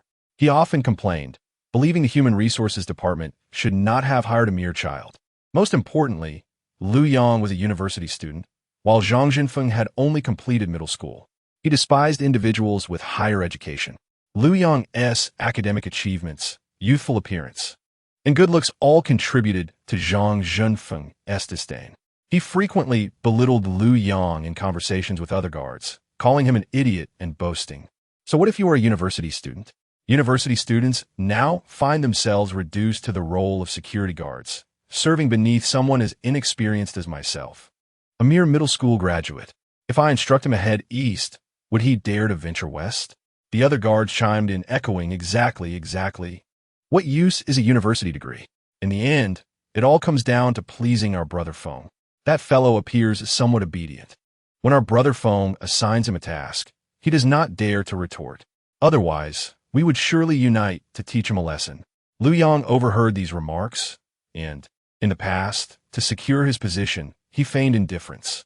However, now that the apocalypse has arrived, what value does this job hold? The audacity of Zhang Jinfeng to address him as if everything were normal caused Liu Yang to furrow his brow. He coldly addressed the assembly, stating, "Your disbelief is your own concern. In any case, the food from the convenience store has vanished, and you may search as you please. Just do not bother me." Upon hearing this, Zhang Jinfeng's expression shifted dramatically. How dare this little security guard speak to him in such a manner? He must be courting death. As the captain of the security team, he held absolute authority in their domain, especially in this time of crisis. With the outbreak of the apocalypse, he had reunited with a few comrades and had even rekindled a connection with the charming resident Xiao Dan. Things were progressing swiftly, and he anticipated a grand culmination soon. Yet, Liu Yang's unexpected presence not only caused the convenience store's food to disappear, but also led him to argue back in front of Xiao Dan. Was this not a blatant disregard for his authority? Failing to teach him a lesson would render Zhang Jinfeng powerless in front of Xiao Dan in the future. Thus, his face contorted with fury as he stepped forward, pointing at Liu Yang and demanding, "You insolent brat! How dare you speak to me like that? I am the captain of the security team, your superior. I am responsible for you." The food, that was plentiful yesterday, is now missing, and you just happen to be here. If you aren't the culprit, then who could it be? Take me to your dwelling. If I do not find the food, it will be over. But if I discover you have taken it and lied to us, I will make you regret it." Liu Yang could not help but laugh, gazing at Zhang Jinfeng as if he were a fool. "Zhang Jinfeng, has your brain been muddled? Do you truly believe you hold any significance? In the past, you wielded a modicum of power and strutted about, but with the apocalypse upon us, you still consider yourself a leader? I warn you, do not irritate me further, or you will not even know how you met your demise." Zhang Jinfeng could hardly believe his ears. The once submissive guard who always kept his head down now dared to insult him, especially in front of Xiao Dan. His temper flared, and he shouted, "Liu Yang, how dare you address me so? Even in catastrophe, we must protect the residents. Hurry and produce the food, or I will not let you off easily." The other two guards echoed, "Liu Yang, what do you mean? How can you speak to our brother Zhang like that? Do you wish for death?" They were astonished, having never realized that Liu Yang possessed such rebellious spirit. Now, with the apocalypse, he dared to be arrogant, and they threatened, "Do you believe we would not dispose of your body without a second thought?" Liu Yang chuckled coldly. "Oh, residents? In an apocalypse where most people are dead, you still cling to that title? Have you been a dog for so long that you cannot stand? Who in the security team does not know you are merely a sycophant for Resident Shindan? You used to flatter her, and now, amidst this crisis, you still grovel. You squander this opportunity and still fail to win her over. What good are you? You waste of space. Women are not meant for flattery, understand? With women available, you still choose to grovel in the apocalypse? You will meet a dire fate for that. You dare threaten me? Do you possess the ability to carry it out?" Hearing Liu Yang insult Chun Dan, Zhang Jinfeng's fury erupted as he spat. "You insolent wretch! If I do not slay you today, I shall not bear the surname Zhang." He charged at Liu Yang with a fire axe. Just as he took a few steps forward, a thunderous explosion echoed, and his head erupted in a spray of blood. Liu Yang had dispatched him with an ice needle. Since he sought death, Liu Yang was more than willing to oblige. Zhang Jinfeng's lifeless form crumpled to the ground. "Ah!" Resident Chun Dan screamed upon witnessing the gruesome scene, while the other two guards stared in shock. "What happened to Brother Zhang?" they exclaimed, bewildered by the sudden turn of events. They had not even seen what Liu Yang had done, as the ice needles were so small and transparent that they were nearly imperceptible in the air. They had failed to notice Liu Yang's lethal strike. With a mere glance, their leader Zhang Jinfeng had been dispatched. The two guards trembled, pointing at Liu Yang and stammering, "What have you done? Is it necessary for you to know?" Liu Yang replied, casting another glance, and the two guards fell dead instantly. These guards had always looked down upon him at work, often targeting him while treating the residents like lapdogs, typical bullies who preyed on the weak. Did they not understand that their meager monthly salary was earned through labor and not charity? Liu Yang felt no pity for them. At this moment, Resident Chun Dan was paralyzed with fear, crouching on the ground, clutching her head and trembling. "Hey, get up. Stop pretending to be dead," Liu Yang commanded. Startled by his voice, Chun Dan was overwhelmed with terror at the sight of 3 guards slain before her. This security guard was a ruthless killer. She feared she would be next. Thus, she pleaded, "Do not kill me, please.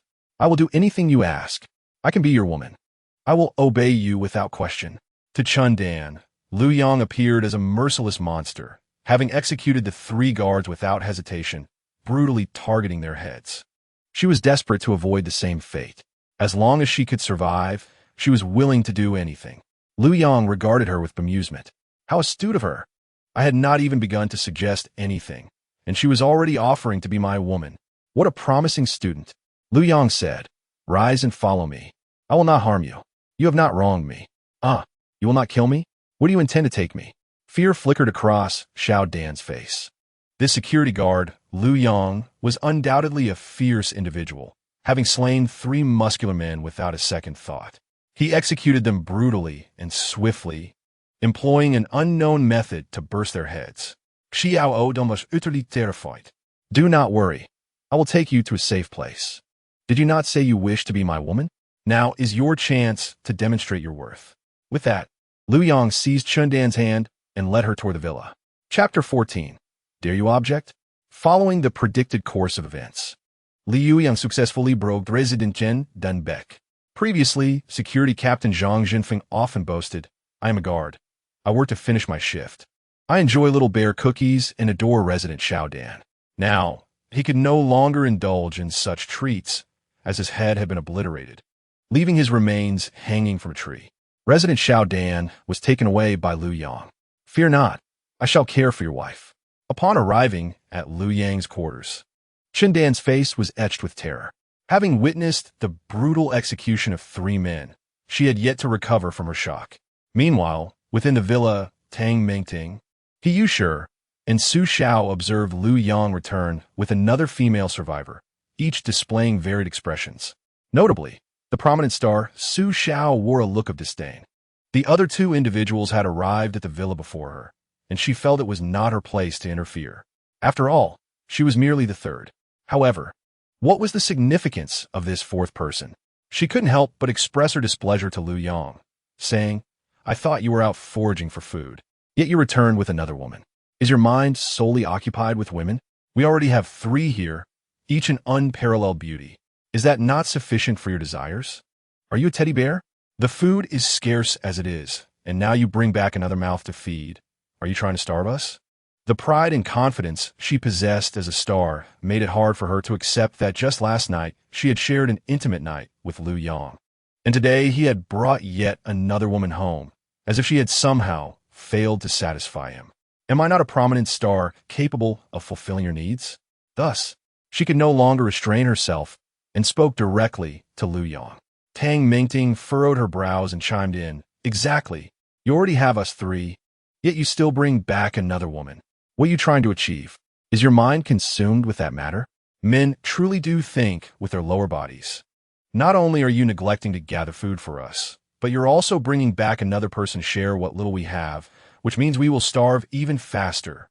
Initially, upon seeing Liu Yang return empty-handed, they were already somewhat displeased, and the addition of another woman to share their meager food supply only heightened their discontent. An extra person meant an extra mouth, which translated to a further division of their already scarce provisions. He Yushi observed the 2 women address Liu Yang in such a tone and couldn't help but scoff internally. It was apparent that they did not comprehend the gravity of their situation. If they severed ties with Liu Yang, their demise was inevitable. Conversely, Liu Yang would suffer little loss. He could easily find another woman. Thus, to Liu Yang, they were utterly dispensable. Yet, these dispensable women failed to recognize their position and dared to speak to Liu Yang in such a manner. In terms of both intelligence and emotional acumen, these 2 women were woefully lacking. A sense of relief washed over He Yushi's face. If Liu Yang surrounded himself with such intellectually challenged women, she was confident she could thrive and perhaps even earn his exclusive favor. As expected, upon hearing Su Xiao and Tang Mingting's words, Liu Yang's brows knitted together, and his cold gaze swept over their faces. Then, with a sharp clap, he struck both of them across their faces. In their astonished and fearful eyes, Liu Yang coldly remarked, "Who gave you the right to speak to me in such a manner? You don't genuinely believe that sharing my bed makes you the mistress of this place, do you? Providing you with food is merely my act of mercy, not a basis for you to take advantage of me. If you have grievances, feel free to leave this place at once. I will not stop you." As Liu Yang's icy gaze bore into them, Tang Mingting and Su Xiao finally recognized the gravity of their misstep. Indeed, they had mistakenly thought that their relationship with Liu Yang conferred upon them some semblance of authority, when in truth, they were merely burdens clinging to Liu Yang for survival. The only role they played in his life was one of fulfilling his desires. Beyond that, they were nothing more than empty vessels consuming resources. In essence, Liu Yang would incur minimal loss if they were to leave, as he could easily find new companions. However, if they lost his protection, they would quickly face starvation or worse, become prey to the undead. Realizing this, Tang Mingting glanced at He Yushi. Among the 3, only He Yushi had not been struck, and at that moment, a barely concealed smirk of triumph appeared on her face. Upon noticing this expression, Tang Mingting quickly understood. It was indeed this campus belle who overshadowed her in both appearance and intellect. Liu Yang, meanwhile, turned his attention to Hiyusher, asking, "Why don't you say something?" "Me?" Hiyusher responded, surprised, pointing to herself, then breaking into a sweet smile as she mischievously replied, "I have time tonight." "Oh, you have no objections to me bringing back a new woman?" Liu Yang inquired curiously. "What objections could I possibly have? This safe villa is yours. The food is yours. Everything here belongs to you. It is your prerogative to bring anyone you wish," Hiyusher replied matter-of-factly. From the very beginning, she had never considered herself Liu Yang's girlfriend, nor did she harbor aspirations of monopolizing him. In this apocalyptic world, romance was a mere exchange of interests. These women were simply Liu Yang's appendages, and they should not presume to take on the role of mistress. Hiyusher was quite astute. She had long grasped this reality. Hearing her response surprised even Liu Yang. He remarked, "You are indeed a clever campus belle." "Clever? If I am so clever, it is only because you have outwitted me." Hiyusher pouted, feigning displeasure. "Ha ha, then that means I'm even more clever than you." Liu Yang laughed, affectionately ruffling the campus belle's hair. Engaging with intelligent individuals was undeniably a source of joy. Among the three women, Hiyusher stood out with her superior emotional and intellectual prowess. At that moment, Liu Yang turned to the newly brought home woman, Chundan, and said, "You need not fear. I will not harm you, for you have not wronged me. The reason I eliminated those 3 security guards was solely because they posed a threat to my life. Thus, I will ensure your safety and provide you with food. What you must do is submit to me and be my woman." "No problem. I will definitely listen to you. I will do whatever you ask, as long as you do not kill me." The new woman, Xiao Dan, quickly responded. Chapter 15. The new mistress is a ballet instructor? After taking a shower, the new mistress, Xiao Dan, entered Liu Yang's room, where he had been waiting. The reason Xiao Dan had once attracted Zhang Zhengfeng, the devoted admirer, was her striking beauty and perfect figure. She was said to be a ballet teacher. The mere thought of her graceful form sent waves of excitement through Liu Yang. Moreover, Zhang Zhengfeng had pursued her for so long without success, while he had managed to win over Xiao Dan in less than a day. This only served to reinforce the notion that devoted admirers were destined for misfortune, especially in the apocalypse. They were truly the most foolish of fools. At that moment, Xiao Dan was quite nervous. Liu Yang found her demeanor somewhat amusing. "Why are you so tense? Surely you have had boyfriends before?" To his surprise, she nodded. "Yes, I have never had a boyfriend and have no idea how such things work." "What? Is that true? How old are you? And you've never had a boyfriend?" Liu Yang asked incredulously. This new mistress, Xiao Dan, was fair-skinned and beautiful, with a tall figure and the unique aura of a dance instructor, making her utterly captivating. It was hard to believe that such a stunning woman had never had a boyfriend, especially considering how infatuated even the head of security, Zhang Zhengfeng, had been with her, willingly acting as a devoted admirer. "Indeed, I've been so focused on my dance career these past years that I simply haven't had the time for a boyfriend. And I have yet to meet a man who has made my heart flutter," Xiao Dan shyly confessed. "Ah, how fortunate you are to have encountered me today. I am not an ordinary man, and when you met me, your heart must have raced, did it not? Could that be considered excitement?" Liu Yang grinned mischievously, making a jest. Chun Dan recalled the scene when she first witnessed Liu Yang commit murder. Her heart raced at least 250 beats per minute. It was not merely excitement. Her heart felt as though it would leap from her chest. Liu Yang's words amused her. Seeing her reaction, he wore a satisfied expression, saying, "That's more like it. No need to be too tense. Although you have never had a boyfriend, I have had many girlfriends, and I possess considerable experience. I can teach you, especially since you have never been in a relationship before. Rest assured, I shall be gentle. So, do you agree to be my woman?" As he spoke, Liu Yang placed his hand upon Chun Dan, gently caressing her to ease her anxiety. Chun Dan nodded in response. Liu Yang received a system notification. Ding. "Congratulations. The host has successfully convinced the other party to agree to be your woman. Reward. All basic attributes enhanced by 10. Another reward?" Liu Yang felt immense joy. Although this reward was neither a special ability nor an upgrade in ability level, it directly increased all attributes by 10 points. This reward was quite commendable. Originally, Liu Yang's 4 basic attributes had already reached 100 points. Adding 10 more would bring them to 110 points, surpassing that of an average person. Even without special abilities, he could easily contend with 30 to 50 robust men. Dealing with ordinary zombies would pose no challenge. The speed of this attribute enhancement was astonishing. It seemed that rescuing female survivors was indeed a prudent choice. Tomorrow, the search for survivors shall continue. Liu Yang's haul for the day was plentiful. Not only did he gather all the food from the convenience store into his dark space, but he also acquired Chun Dan as a survivor, leading to an increase of 10 points in all his basic attributes. Liu Yang felt thoroughly satisfied. He prepared to rest for the night, planning to resume his endeavors the following day. Before resting, he glanced at Chun Dan, who lay beside him, staring blankly at the ceiling. Observing her demeanor filled Liu Yang with a sense of achievement. He took out some food and offered it to her, saying, "Here, eat something to regain your strength. I will take a nap." Upon seeing the food, Chun Dan regained some vitality and hurriedly embraced it to eat. After finishing all the food, Chun Dan gazed at the peacefully sleeping Liu Yang, her heart a whirlwind of emotions. She could never have imagined that her first man would be a mere security guard. Yet the security guard was unlike any other.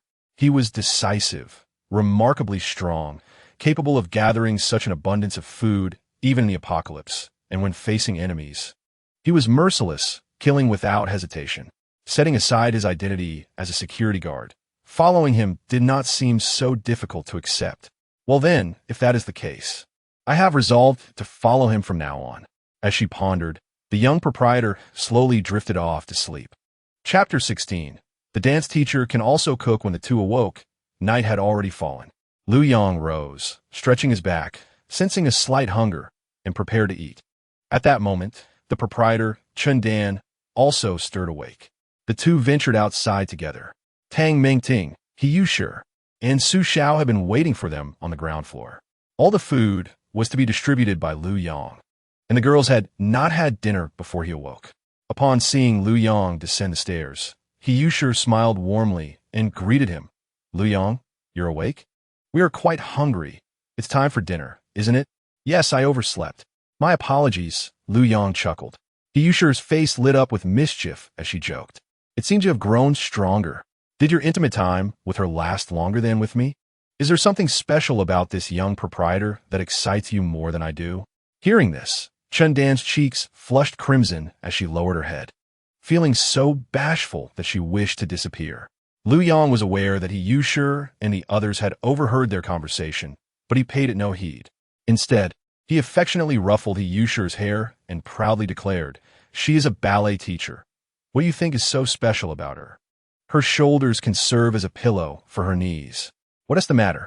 Are you feeling a bit jealous? Don't worry, next time, I will strive for 2 hours. Last time, I nearly met my demise in bed. 2 hours sounds excessive. Let's drop it." He Yushi quickly retreated. Recalling the terror she felt that night under Liu Yang's authority still sent shivers down her spine. At the time, begging for mercy had proven futile. Observing her retreat, Liu Yang chuckled softly and then began to prepare dinner. This time, he pulled out a package of noodles, a bag of rice, a bottle of cooking oil, along with chicken essence, monosodium glutamate, salt, and even some fresh vegetables, all gathered from the convenience store. The others were astounded at the sight of Liu Yang producing such an abundance of items. "Liu Yang, where did you procure those things? Do you have a hidden stash?" He Yushi's face displayed disbelief. Clearly, Liu Yang had returned with only a young proprietor and no other belongings. How could he now produce so many items? Moreover, where could he possibly have hidden them? Especially the bag of rice, which weighed at least 100 jin. There was no way he could conceal it. This was truly remarkable. "Of course I have my ways. As for where I keep them, that's a secret you need not concern yourselves with." He smiled and then inquired, "Is there anyone here who knows how to cook?" Tang Mengting and He Yushi shook their heads. They were both freshmen like Liu Yang, and as pampered young ladies from affluent families, cooking was far from their expertise. Su Xiao also shook her head.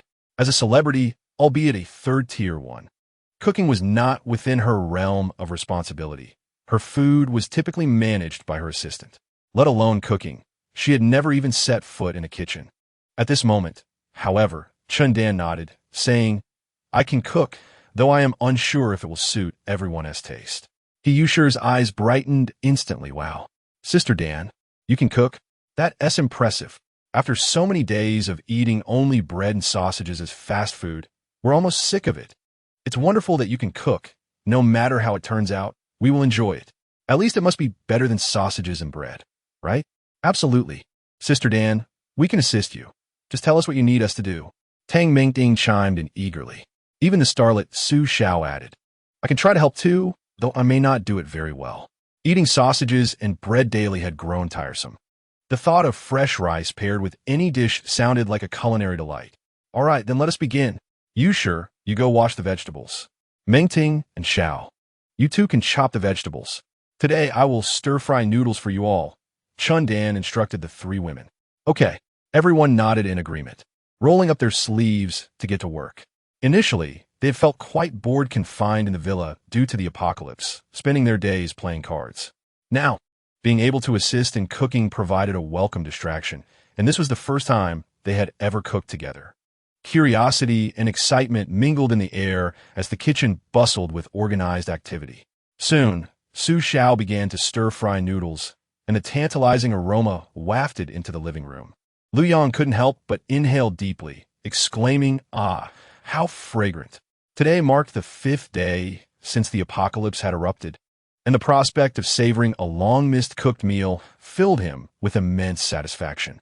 No longer would he have to rely on packaged foods like sausages and vacuum-sealed chicken legs, which had become tiresome, their taste overwhelmed by preservatives.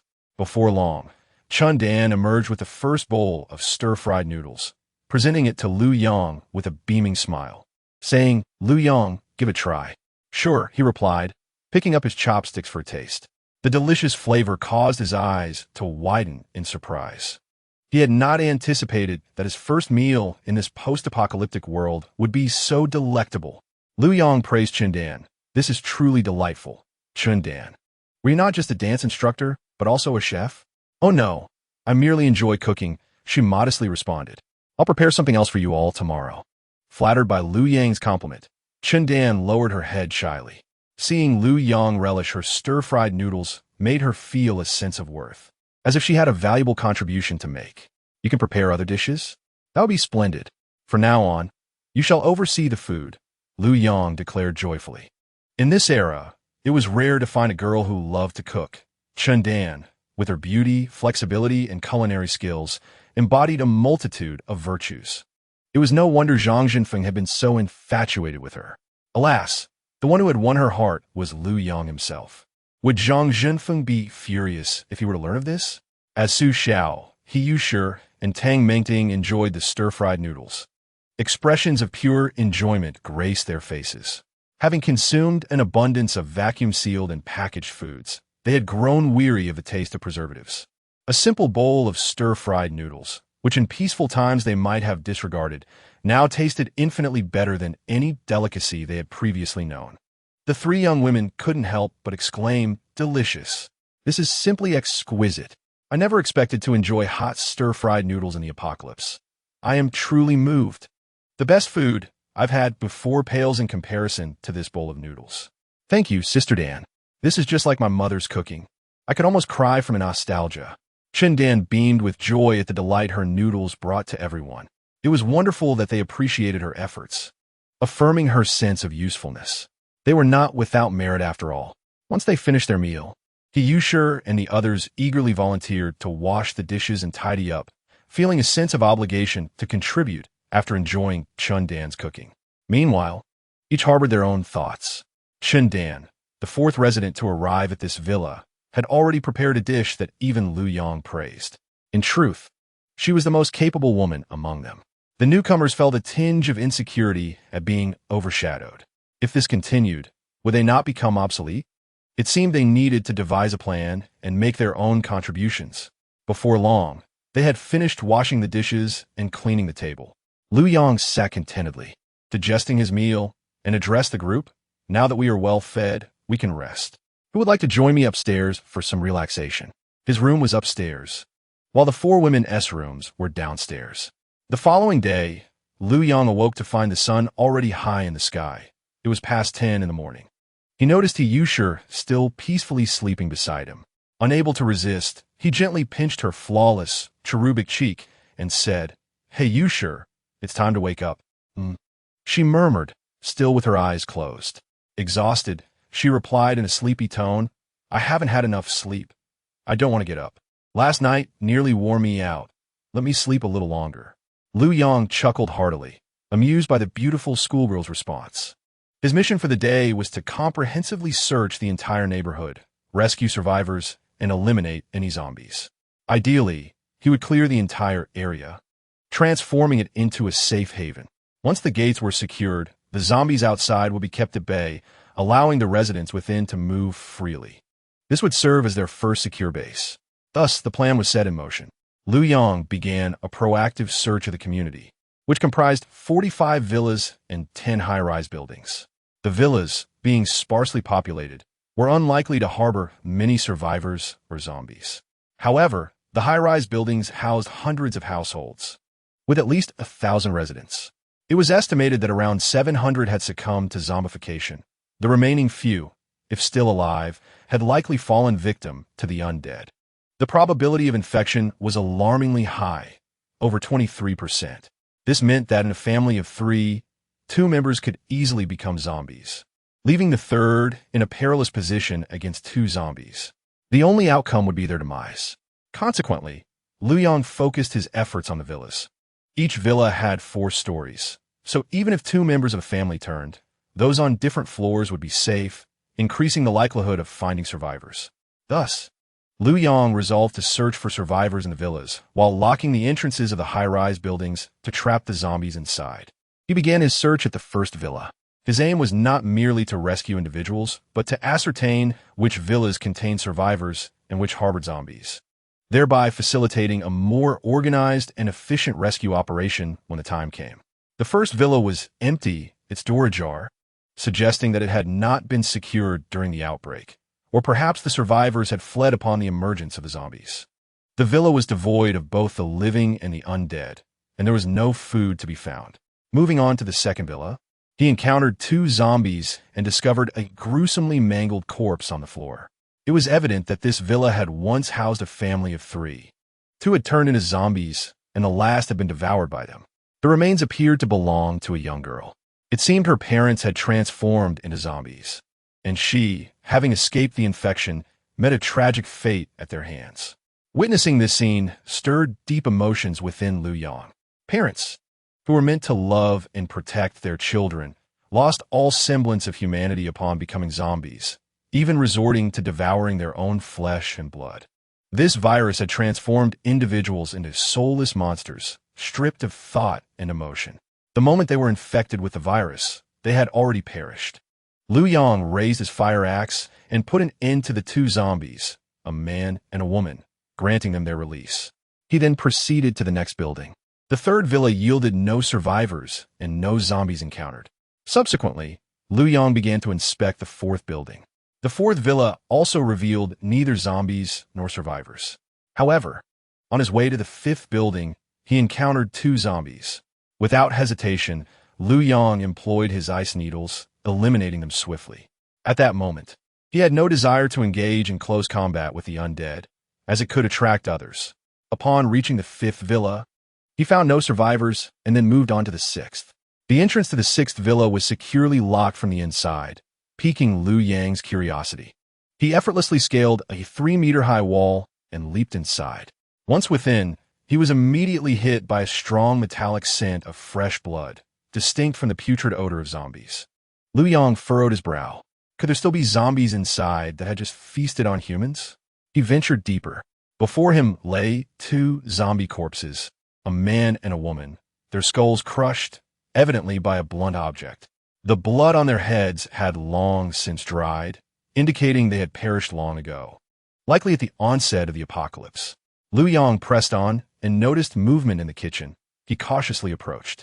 The sight that greeted him shocked him profoundly. 2 men were brutally assaulting a woman with kitchen knives.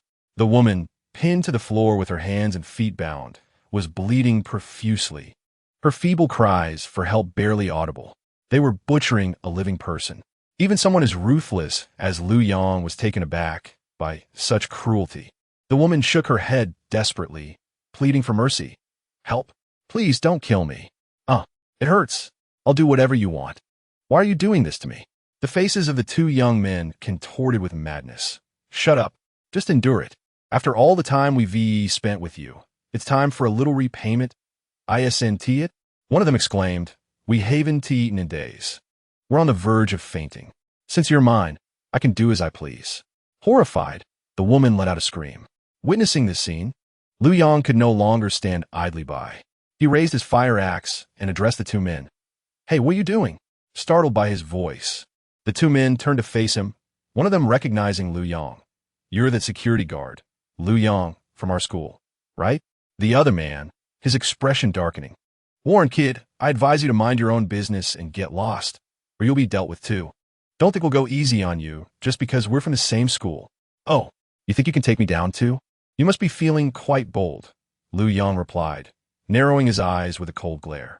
Li Zihao, sensing the murderous intent emanating from Liu Yang, transformed from menacing to fearful. Zhou Zishuan hastily interjected, Liu Yang, we're all classmates here. Let us keep the peace. How about we offer you a little something? He gestured towards the barely breathing girl on the floor, viewing her as a mere object to be controlled, never regarding her as a girlfriend, but rather as a plaything. Initially, the six of them had been at the villa for a party, but when the apocalypse struck, two girls had turned into zombies. After managing to dispatch the zombies, they found themselves without food and dared not venture outside, thus turning their eyes toward the women. Now that Liu Yang had discovered their vile deeds, they attempted to placate him, believing that he could be easily dismissed, especially considering their own weakened state from starvation, while Liu Yang appeared robust and vigorous. The two wealthy scions realized they were likely no match for Liu Yang, thus resorted to a strategy of appeasement. Liu Yang looked at the nearly lifeless woman on the ground, then at the two sycophantic faces before him, and expressed his regret. What a shame. Such a beautiful woman wasted on you. She could have been a valuable companion. The two wealthy youths, seemingly struck by a thought, quickly added, Hey, do you fancy her? No problem. She's just a toy for me. Since she's still breathing, why don't we leave and you can take her while she's still fresh? Upon hearing this, the woman, already teetering on the brink of death, felt an even deeper despair. Instead of seeking to save her, these men were contemplating her as a mere object to be exploited. The emptiness of hell echoed, and the demons roamed among the living. In that moment, all she wished for was to escape the torment of existence. Each additional second of life felt like a painful ordeal. Liu Yang was taken aback by their words. He had always regarded himself as inherently cold-hearted. The world had not treated him kindly, and thus he felt no obligation to reciprocate kindness. He believed he had been sufficiently indifferent to ordinary people. Yet, he realized that these wealthy youths surpassed him in their utter disregard for life. Despite being born into privilege and having experienced joys that others could scarcely imagine, they displayed no respect for life itself. To them, others were merely playthings, objects to be dismantled, discarded, or even tormented at will. Although Liu Yang was ruthless, he had not descended into such perverse cruelty. He coldly stated, to be frank, you truly do not deserve to exist in this world, so allow me to escort you on your final journey. The expressions of the two wealthy scions shifted dramatically. Yet before they could retaliate, Liu Yang's fire axe had already struck one of them down. The other, brandishing a knife to retaliate, barely lifted his weapon before his head exploded. In less than 2 seconds, Liu Yang had dispatched both adversaries. He turned his gaze to the nearly lifeless woman. Upon witnessing Liu Yang eliminate the two wealthy youths, she perceived him as a savior, a glimmer of hope igniting in her eyes. Though she had initially despaired, the death of those two demons had transformed Liu Yang into a figure of salvation before her. Clinging to a thread of hope, she weakly implored, Please, save me. I beg you. Liu Yang regarded her with an unflinching gaze, his expression devoid of emotion. He replied, Your legs have already been severed. Given the medical conditions in this apocalypse, you cannot survive. You are merely prolonging the inevitable. What remains for you is to feel your life slipping away, and I can only offer you a merciful end." Upon hearing Liu Yang's words and observing his frigid demeanor, the woman regained her composure.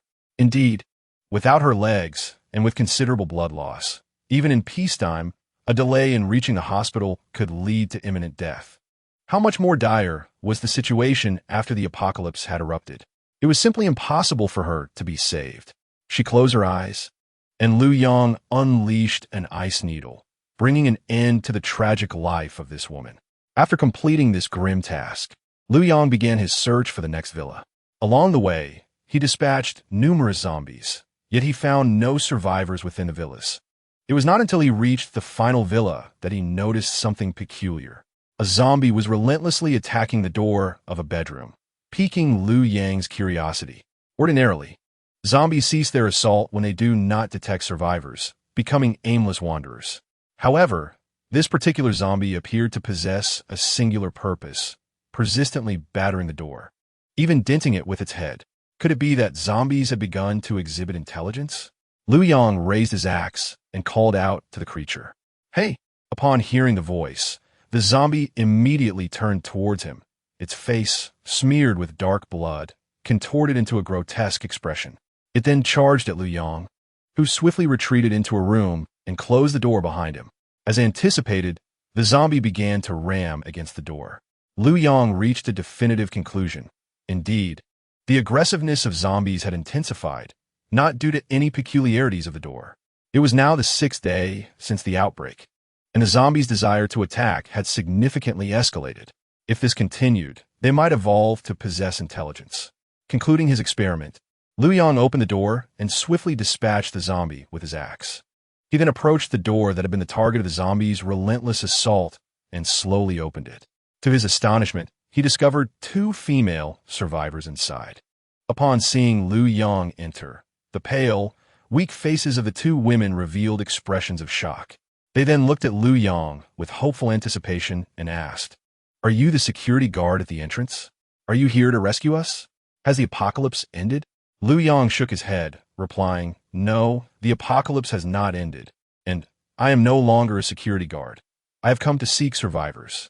You may accompany me, and I can provide you with food, but you must pledge your allegiance to me." Upon hearing Liu Yang's words, the light of hope in the girls' faces dimmed visibly. So the disaster had not concluded, and this guard was not merely here to rescue them, but to demand their submission. The 2 women hesitated momentarily, yet their indecision lasted less than a second. Liu Yang's subsequent statement that he could provide food stirred them further. They had not eaten for a full 5 days, with the promise of sustenance. What was the cost of submission? Resolutely, they chose to follow Liu Yang. After rescuing these last 2 survivors, Liu Yang concluded his search. As for the high-rise buildings, he had no intention of entering them. The inhabitants were too densely packed, often clustered in family units. Unlike the villas, where young, affluent individuals resided in family units. If one member turned into a zombie, the others would likely follow suit, rendering their chances of survival exceedingly slim. Liu Yang planned to seal the doors and allow the zombies inside to perish. The hypothesis concluded, Liu Yang set his plan into action. Following the projected course, he successfully brought back the 2 girls. When he returned to the villa with the new female survivors, Tang Mengting and Su Xiao, among others, no longer dared to voice their opinions, only whispering among themselves. Tang Mengting turned to He Yushi and remarked, "I can't be mistaken. One of those 2 seems to be Zhao Lina, the academic flower among the 4 top school beauties." He Yushi nodded in agreement. Indeed, it is Zhao Lina. As one of the 4 school beauties, He Yushi naturally recognized the others. The one Liu Yang had rescued was none other than the scholarly beauty, Zhao Lina. A mischievous smile spread across Tang Mengting's face as she proposed to He Yushi. "Shall we make a wager? Let us bet on whether Zhao Lina will receive a slap from Liu Yang." Among all the women present, Tang Mengting had been slapped by Liu Yang 3 times, the highest count of anyone. She had long held a grudge over this matter, eagerly wishing for Zhao Lina to maintain her aloof demeanor from before the disaster and be subdued by Liu Yang. He Yushi's expression changed, and she quickly shook her head. "A wager? I won't bet with you. Having been tricked by Liu Yang once, I'm wary of gambling. She added, while I won't wager. I can conclude that Zhao Lina will not be slapped. As a scholarly beauty, she is certainly not foolish. I refuse to believe she won't be slapped at least once. Zhao Lina was always at the top of her class, radiating an air of superiority, and many affluent suitors have found her unattainable. I cannot believe she would submit without facing Liu Yang's slap. Tang Mengting Confident Asut. Chapter 20. Is she the academic flower? Liu Yang ignored the whispers of the women and directly addressed Zhao Lina and her friend, Zhou Qiuping, saying, "You two should take a shower. If you want food, you can come to my room afterward." The two, heads bowed in silence, nodded and began to find an empty room to settle into before heading to shower. After bathing, they lay on the bed. Zhou Qiuping's face displayed dissatisfaction. What else with that little guard, acting all high and mighty? He used to rely on the wages we provided, and now he dares to boss us around, even demanding our submission? It's infuriating. Enough, don't say too much. Be careful of being overheard. Zhao Lina advised Zhou Qiuping. So what if they overhear? What's the big deal? Zhou Qiuping scoffed, her face full of disdain. Oh, so you wish to return to being trapped in that bedroom, starving to the point of desperation? Zhao Lina retorted. At this remark, Zhou Qiuping shivered. They had been confined in that bedroom for a full 5 days, and since the 3rd day, the zombie had incessantly slammed against the door for 2 whole days. During those 2 days, they had no food and could not sleep properly. It was a dual torment of body and spirit. Just recalling that experience made her tremble. See, you're scared now, aren't you? If we hadn't come to this villa, do you think we could have slept soundly? Although he was a guard, they had to abandon their former identities and statuses. The apocalypse had changed everything. They were no longer wealthy young ladies. Their homes were gone, along with their fortunes. You must understand this, Zhao Lina stated calmly. Having been trapped for so many days, her mind had been racing, contemplating how to escape and where to go to survive. Ultimately, she concluded that even if they escaped the room, as 2 weak women, survival would be difficult. Encountering nefarious survivors could lead to violence, death, or worse, being consumed as food. Zhao Lina had long prepared for the worst. Now, Liu Yang presented himself in a manner that was not forceful, far exceeding Zhao Lina's expectations. In a world devoid of moral and legal constraints, what could a strong man do to fragile women? It was not difficult to imagine. After hearing Zhao Lina's words, Zhou Qiuping's expression grew even more resigned. I understand, but I just can't comprehend it. Just a few days ago, we were living the lives of affluent young ladies, having everything handed to us and being well-liked at school. Even I have dozens of admirers, let alone you, who have thousands of them. Whatever you desire, a mere post on your social media will attract a swarm of sycophants. Yet, alas, the disparity is simply too vast. Zhou Qiuping found it perplexing. Her family's circumstances, her appearance, and even her academic performance paled in comparison to Zhao Lina's. Nevertheless, she too enjoyed the attention of several admirers, basking in the adulation of those sycophants daily. A sense of fulfillment that was indescribable. Now, being threatened by a mere security guard to submit to him was something she found utterly unacceptable. It was only natural for her to harbor some grievances. However, what puzzled her most was that despite Zhao Lina facing an even greater disparity, she appeared remarkably calm, devoid of any complaints. Lina, do you truly intend to yield like this? In the past, when rich heirs offered you luxury cars worth millions, you refused. And now you are considering acquiescing to a security guard? Zhou Qiuping asked, her confusion evident. That was in the past. The present is different. I once had my own plans for life, aspirations to fulfill, and I certainly wasn't swayed by those wealthy heirs. Gifts, handbags, luxury cars are merely superfluous material possessions, offering no assistance to my ambitions or plans. So I remained unmoved by them. But now, without food, we face death. This is a stark reality.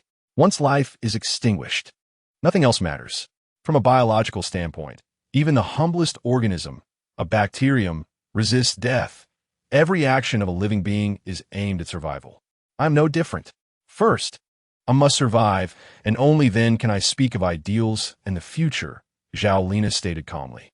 Zhou Qiuping, taken aback by Zhao Lina's insight, found it difficult to fathom such awareness. Ultimately, she shook her head and sincerely remarked, "Lena, I truly admire you. You maintain your composure regardless of the circumstances, never allowing your emotions to cloud your judgment. Perhaps this is the hallmark of a truly exceptional individual." Zhao Lina's tranquility was commendable. Perhaps this was the extraordinary rationality possessed by a science student and academic achiever. Your emotions are merely those of an ordinary person. There is no need to dwell on them. After enduring another night of hunger, you will come to understand, Zhao Lina reassured Zhou Qiuping. However, this consolation felt rather awkward to Zhou Qiuping. Enduring another night of hunger to gain clarity? Can I not choose to avoid hunger? Yet before she could voice her thoughts, Zhao Lina had already exited the room, ascending to the second floor. Zhou Qiuping opened her mouth, but ultimately remained silent. It seemed she was destined to endure hunger that night, as Zhao Lina had already beaten her to it. This academic friend of hers indeed always seemed a step ahead. Upstairs, Liu Yang lay resting on his bed. He had exhausted himself clearing out the entire villa area, a task that had been quite taxing. However, rescuing 2 female survivors made it all worthwhile. Soon, a knock echoed on his door. "Oh, have you come to your senses so quickly? It seems hunger truly sharpens the mind. I wonder which one of you it is," Liu Yang called out. When he saw the person entering, his eyes brightened. How beautiful! Absolutely stunning. Liu Yang never expected that the survivor he casually saved would possess such exquisite beauty, rivaling even He Yushur in both appearance and figure. Liu Yang felt a vague sense of familiarity as he studied her, and upon closer inspection, he finally recognized her. He exclaimed in surprise, "Aren't you the one referred to as the academic belle, Zhao?" "What was it again?" "It's Zhao Lina," she replied, her cheeks flushed. "Oh yes, Zhao Lina. I remember you. Not only are you incredibly beautiful, but you consistently rank first in your class. The students at school often extol you, claiming you are the most unattainable girl," Liu Yang remarked, astonished that the person he had saved was none other than her. Chapter 21. Academic excellence. One could say without exaggeration that Zhao Lina had more admirers at school than even He Yushur and the other 3 campus beauties. This was not solely due to her looks, which were undoubtedly stunning, but rather her identity as the academic belle, a superlative student who frequently topped her year. She was not only beautiful, but also possessed an exceptional figure. Countless wealthy heirs sought her affection, eager to showcase their superiority and prove they were better than others.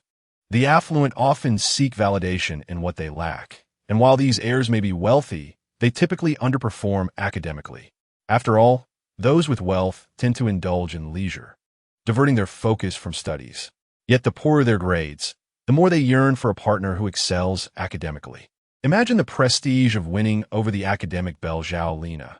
One would not just gain the title of the 4 campus beauties, but also the accolade of being the top student. With both titles, one could enjoy immense respect. As some say, while one may not gain admission to university, they can still associate with university students. Not achieving the top rank in class, yet being able to date the top student. Does that not hold equal significance? Thus, Zhao Lina became the goddess with the most suitors at school, unrivaled by any other, including the other 3 campus beauties. Now, to have this top student and belle willingly open her door and enter his room filled Liu Yang with exhilaration. Those wealthy heirs who looked down on him. A mere security guard? Yet here he was, having garnered the affections of not 1, but 2 campus beauties. Not only had he saved He Yushur, but now he had Zhao Lina, the most difficult to pursue. This realization filled Liu Yang with joy. "Come, let me witness what sets you apart, academic belle." Liu Yang beckoned, patting his bed. Zhao Lina's face flushed at Liu Yang's words. This guy, how shameless, to speak of such things so casually. It's quite embarrassing. Slowly, she sat on the bed and said to Liu Yang, I need food. You know, I've been starving for several days. I currently lack the strength. Please provide me with some food so that I can serve you better once I am nourished." This was Zhao Lina's little ploy. Upon arriving at the villa, she discovered that Liu Yang was surrounded by several women.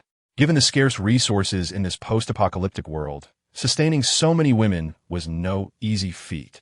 Her request for food before any further actions was strategically aimed at assessing how much food Liu Yang possessed while he was preoccupied with fulfilling her request. If Liu Yang had ample food, she might indeed consider submitting to him. However, if his provisions were scant, even a submission would not ensure her survival for long. What significance would there be in living a few extra days if it meant compromising herself? Liu Yang was taken aback by her request. It was the first time a woman had asked to eat before engaging in any activities. Nonetheless, he had no intention of refusing. Hadn't the academic bell stated that eating was merely a means to regain strength for better service, ultimately benefiting him? With a thought, he retrieved a bottle of milk and a piece of bread from the dark space. Upon witnessing this, Zhao Lina was utterly astonished. How did you do that? My heavens! Are you a wizard? Creating food out of thin air?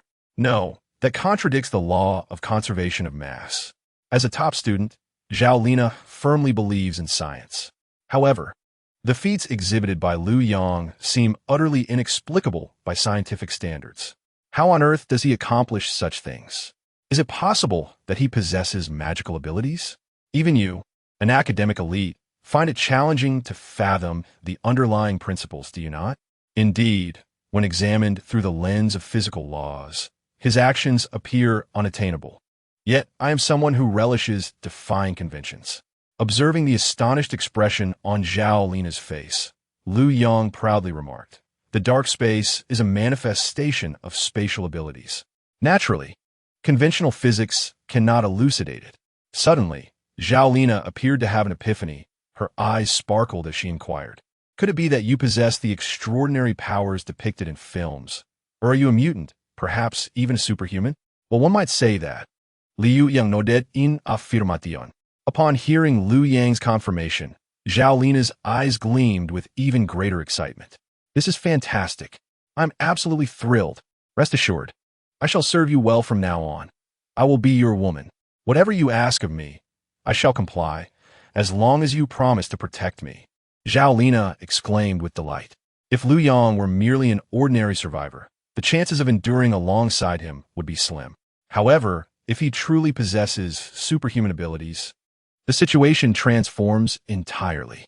With such formidable powers in a post-apocalyptic world, he could thrive abundantly. By aligning herself with him, she need not worry about her safety. "You, the academic beauty, are quite perceptive.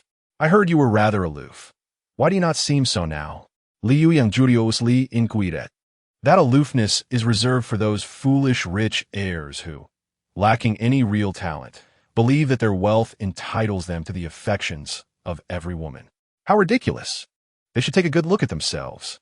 I, Zhao Lina, not only possess unparalleled beauty, but am also a super scholar.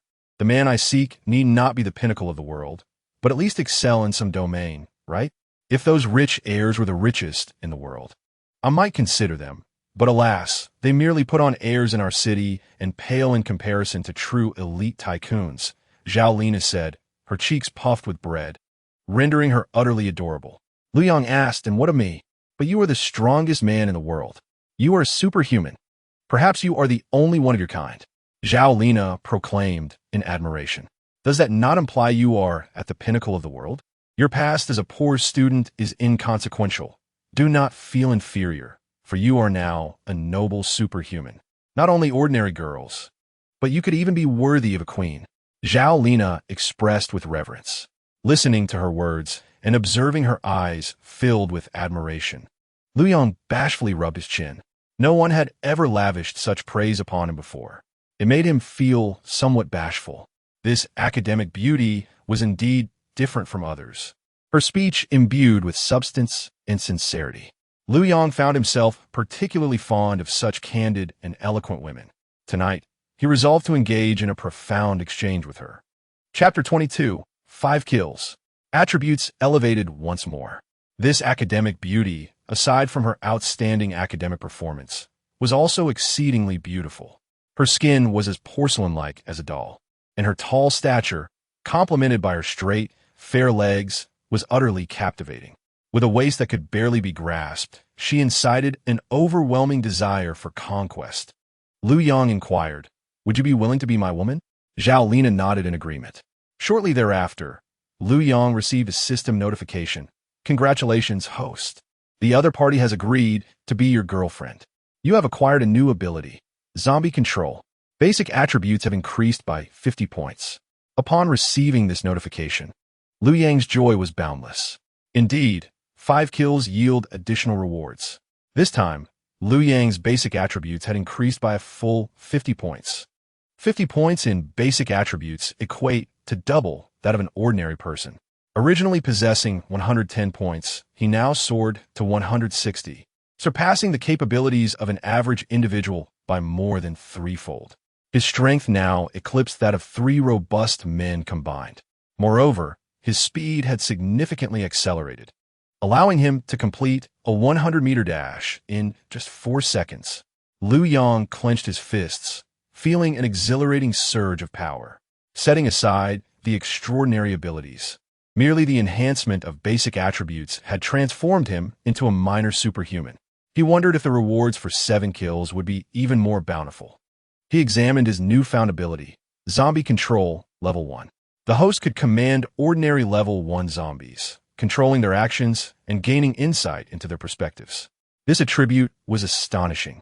Liu Yang was utterly astounded.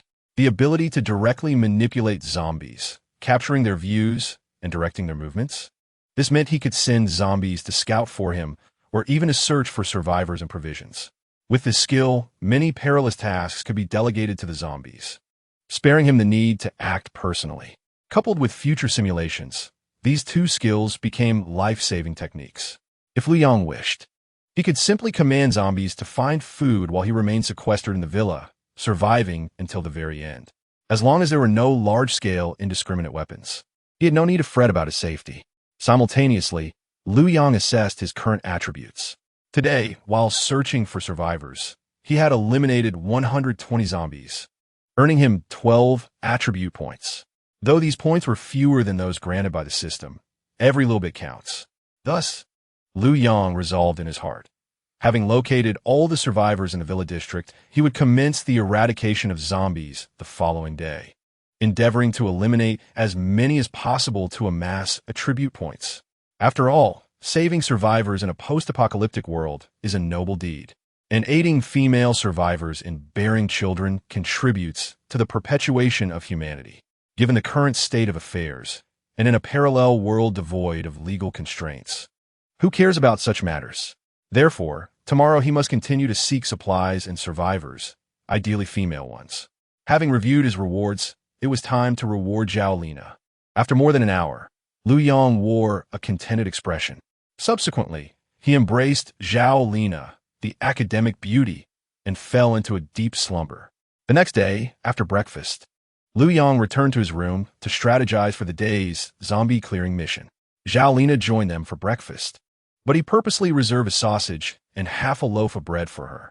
Liu Yang observed, but refrained from intervening.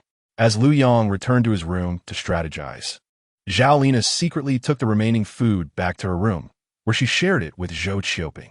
Upon seeing Zhao Lina, Zhou Qiuping's face lit up with excitement. "Lina, you are finally back."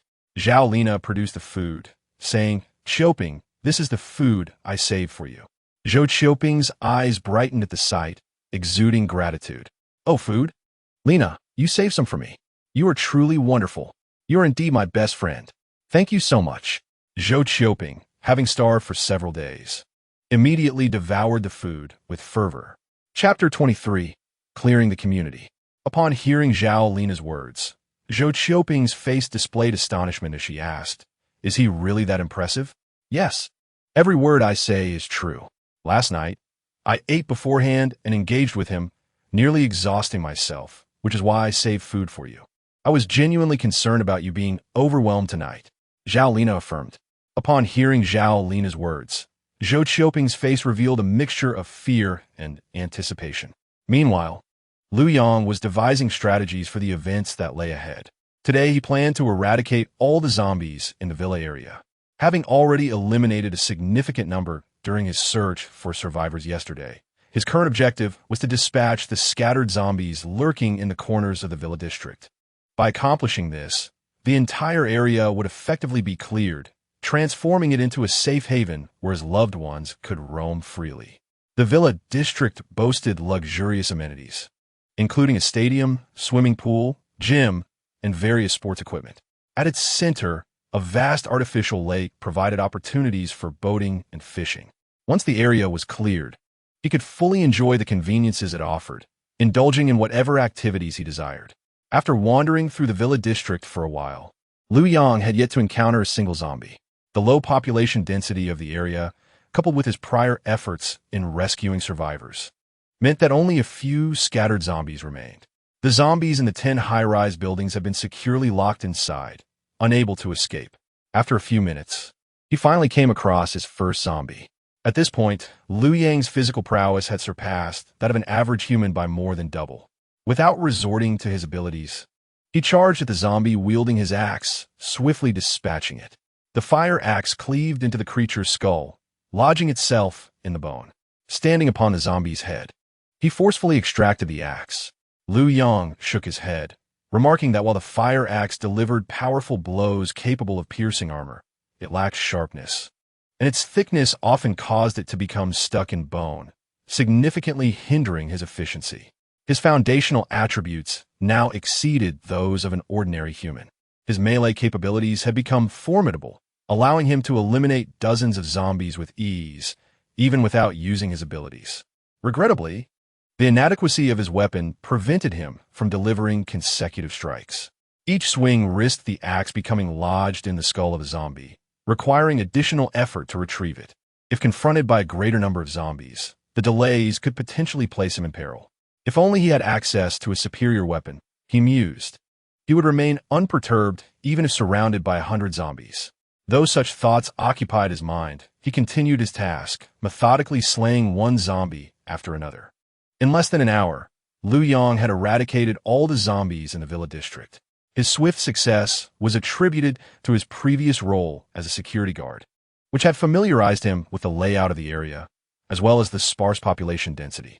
The entrances to the 10 high-rise buildings had been securely locked, preventing the zombies inside from escaping. As he passed the high-rise area, Liu Yang heard a loud banging from one of the building's doors. He approached to investigate and discovered a zombie relentlessly ramming its head against the iron gate.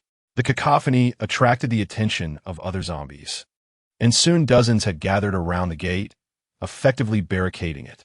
Upon catching sight of Liu Yang through the wrought iron, the zombies became even more frenzied in their attempts to breach the door, their mouths emitting furious roars.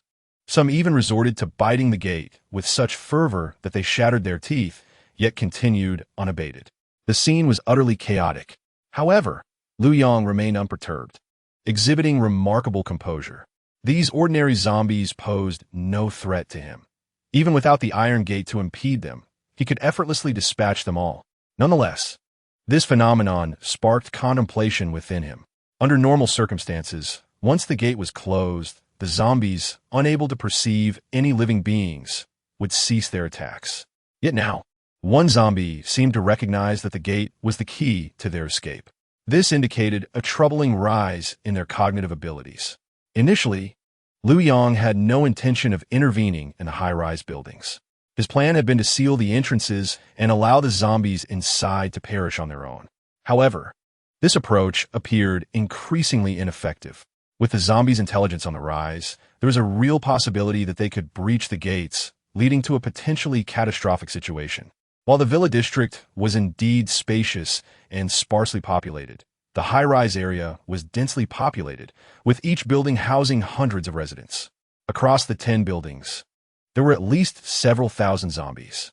If these thousands were to emerge, despite his enhanced strength, Liu Yang doubted his ability to eliminate them all.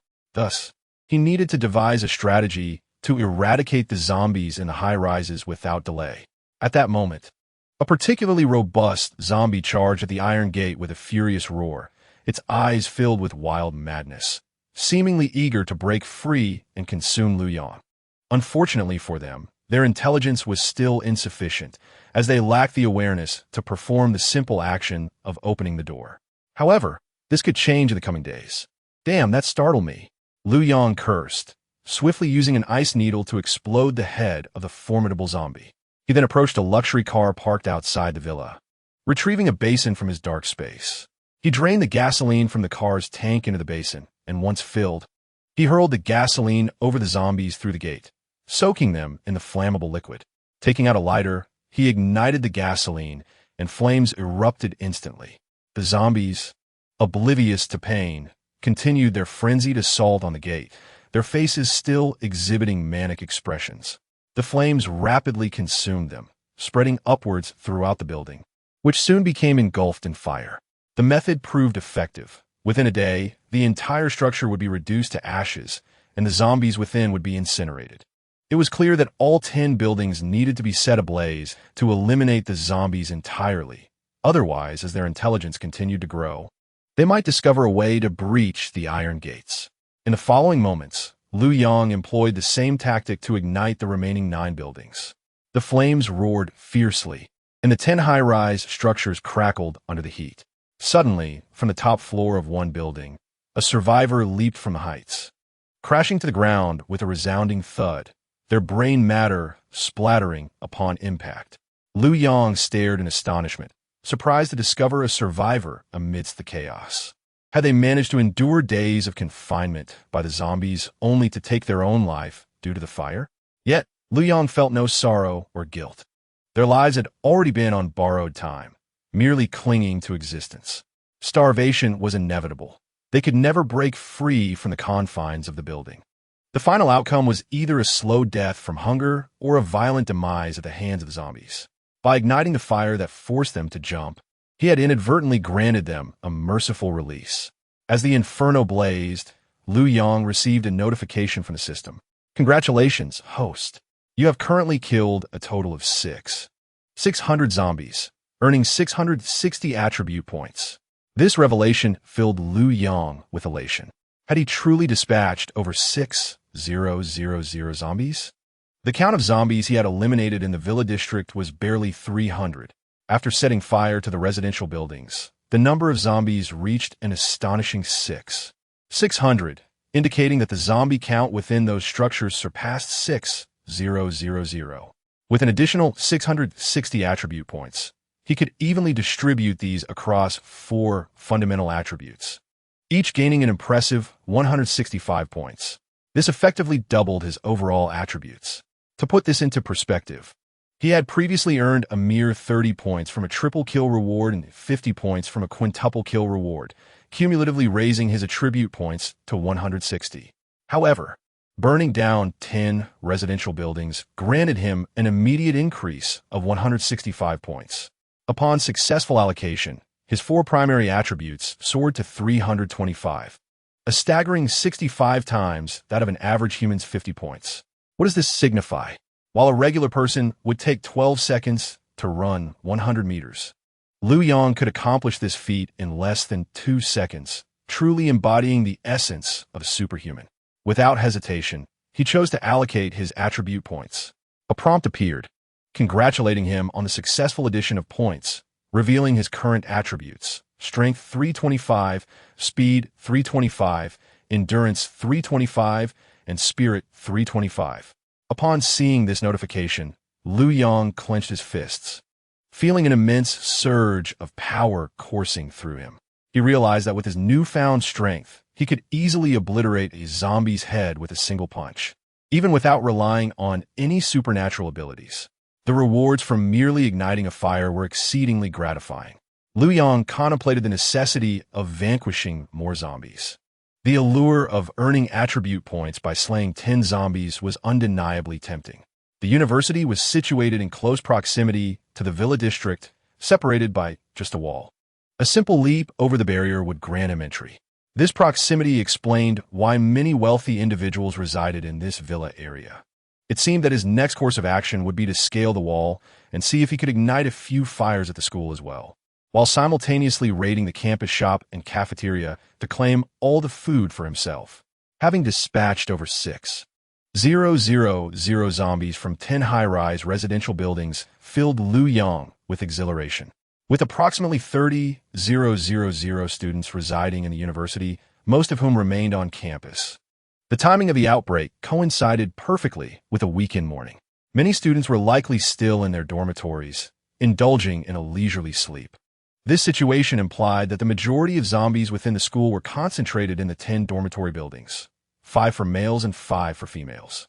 If he could set fire to these 10 dormitories, he might eliminate as many as 20,000 zombies.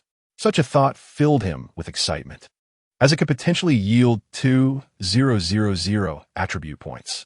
With this in mind, Liu Yang began to strategize for his next move. He found himself beside the wall, just a short distance from the school. Crouching down, he leaped effortlessly over the 3-meter-high wall, landing smoothly inside the campus. Nearby, several zombies noticed his arrival, their expressions shifting to one of eagerness as they lunged toward him. Liu Yang brandished his fire axe, dispatching each zombie with swift precision. After a few moments, he made his way toward the school cafeteria.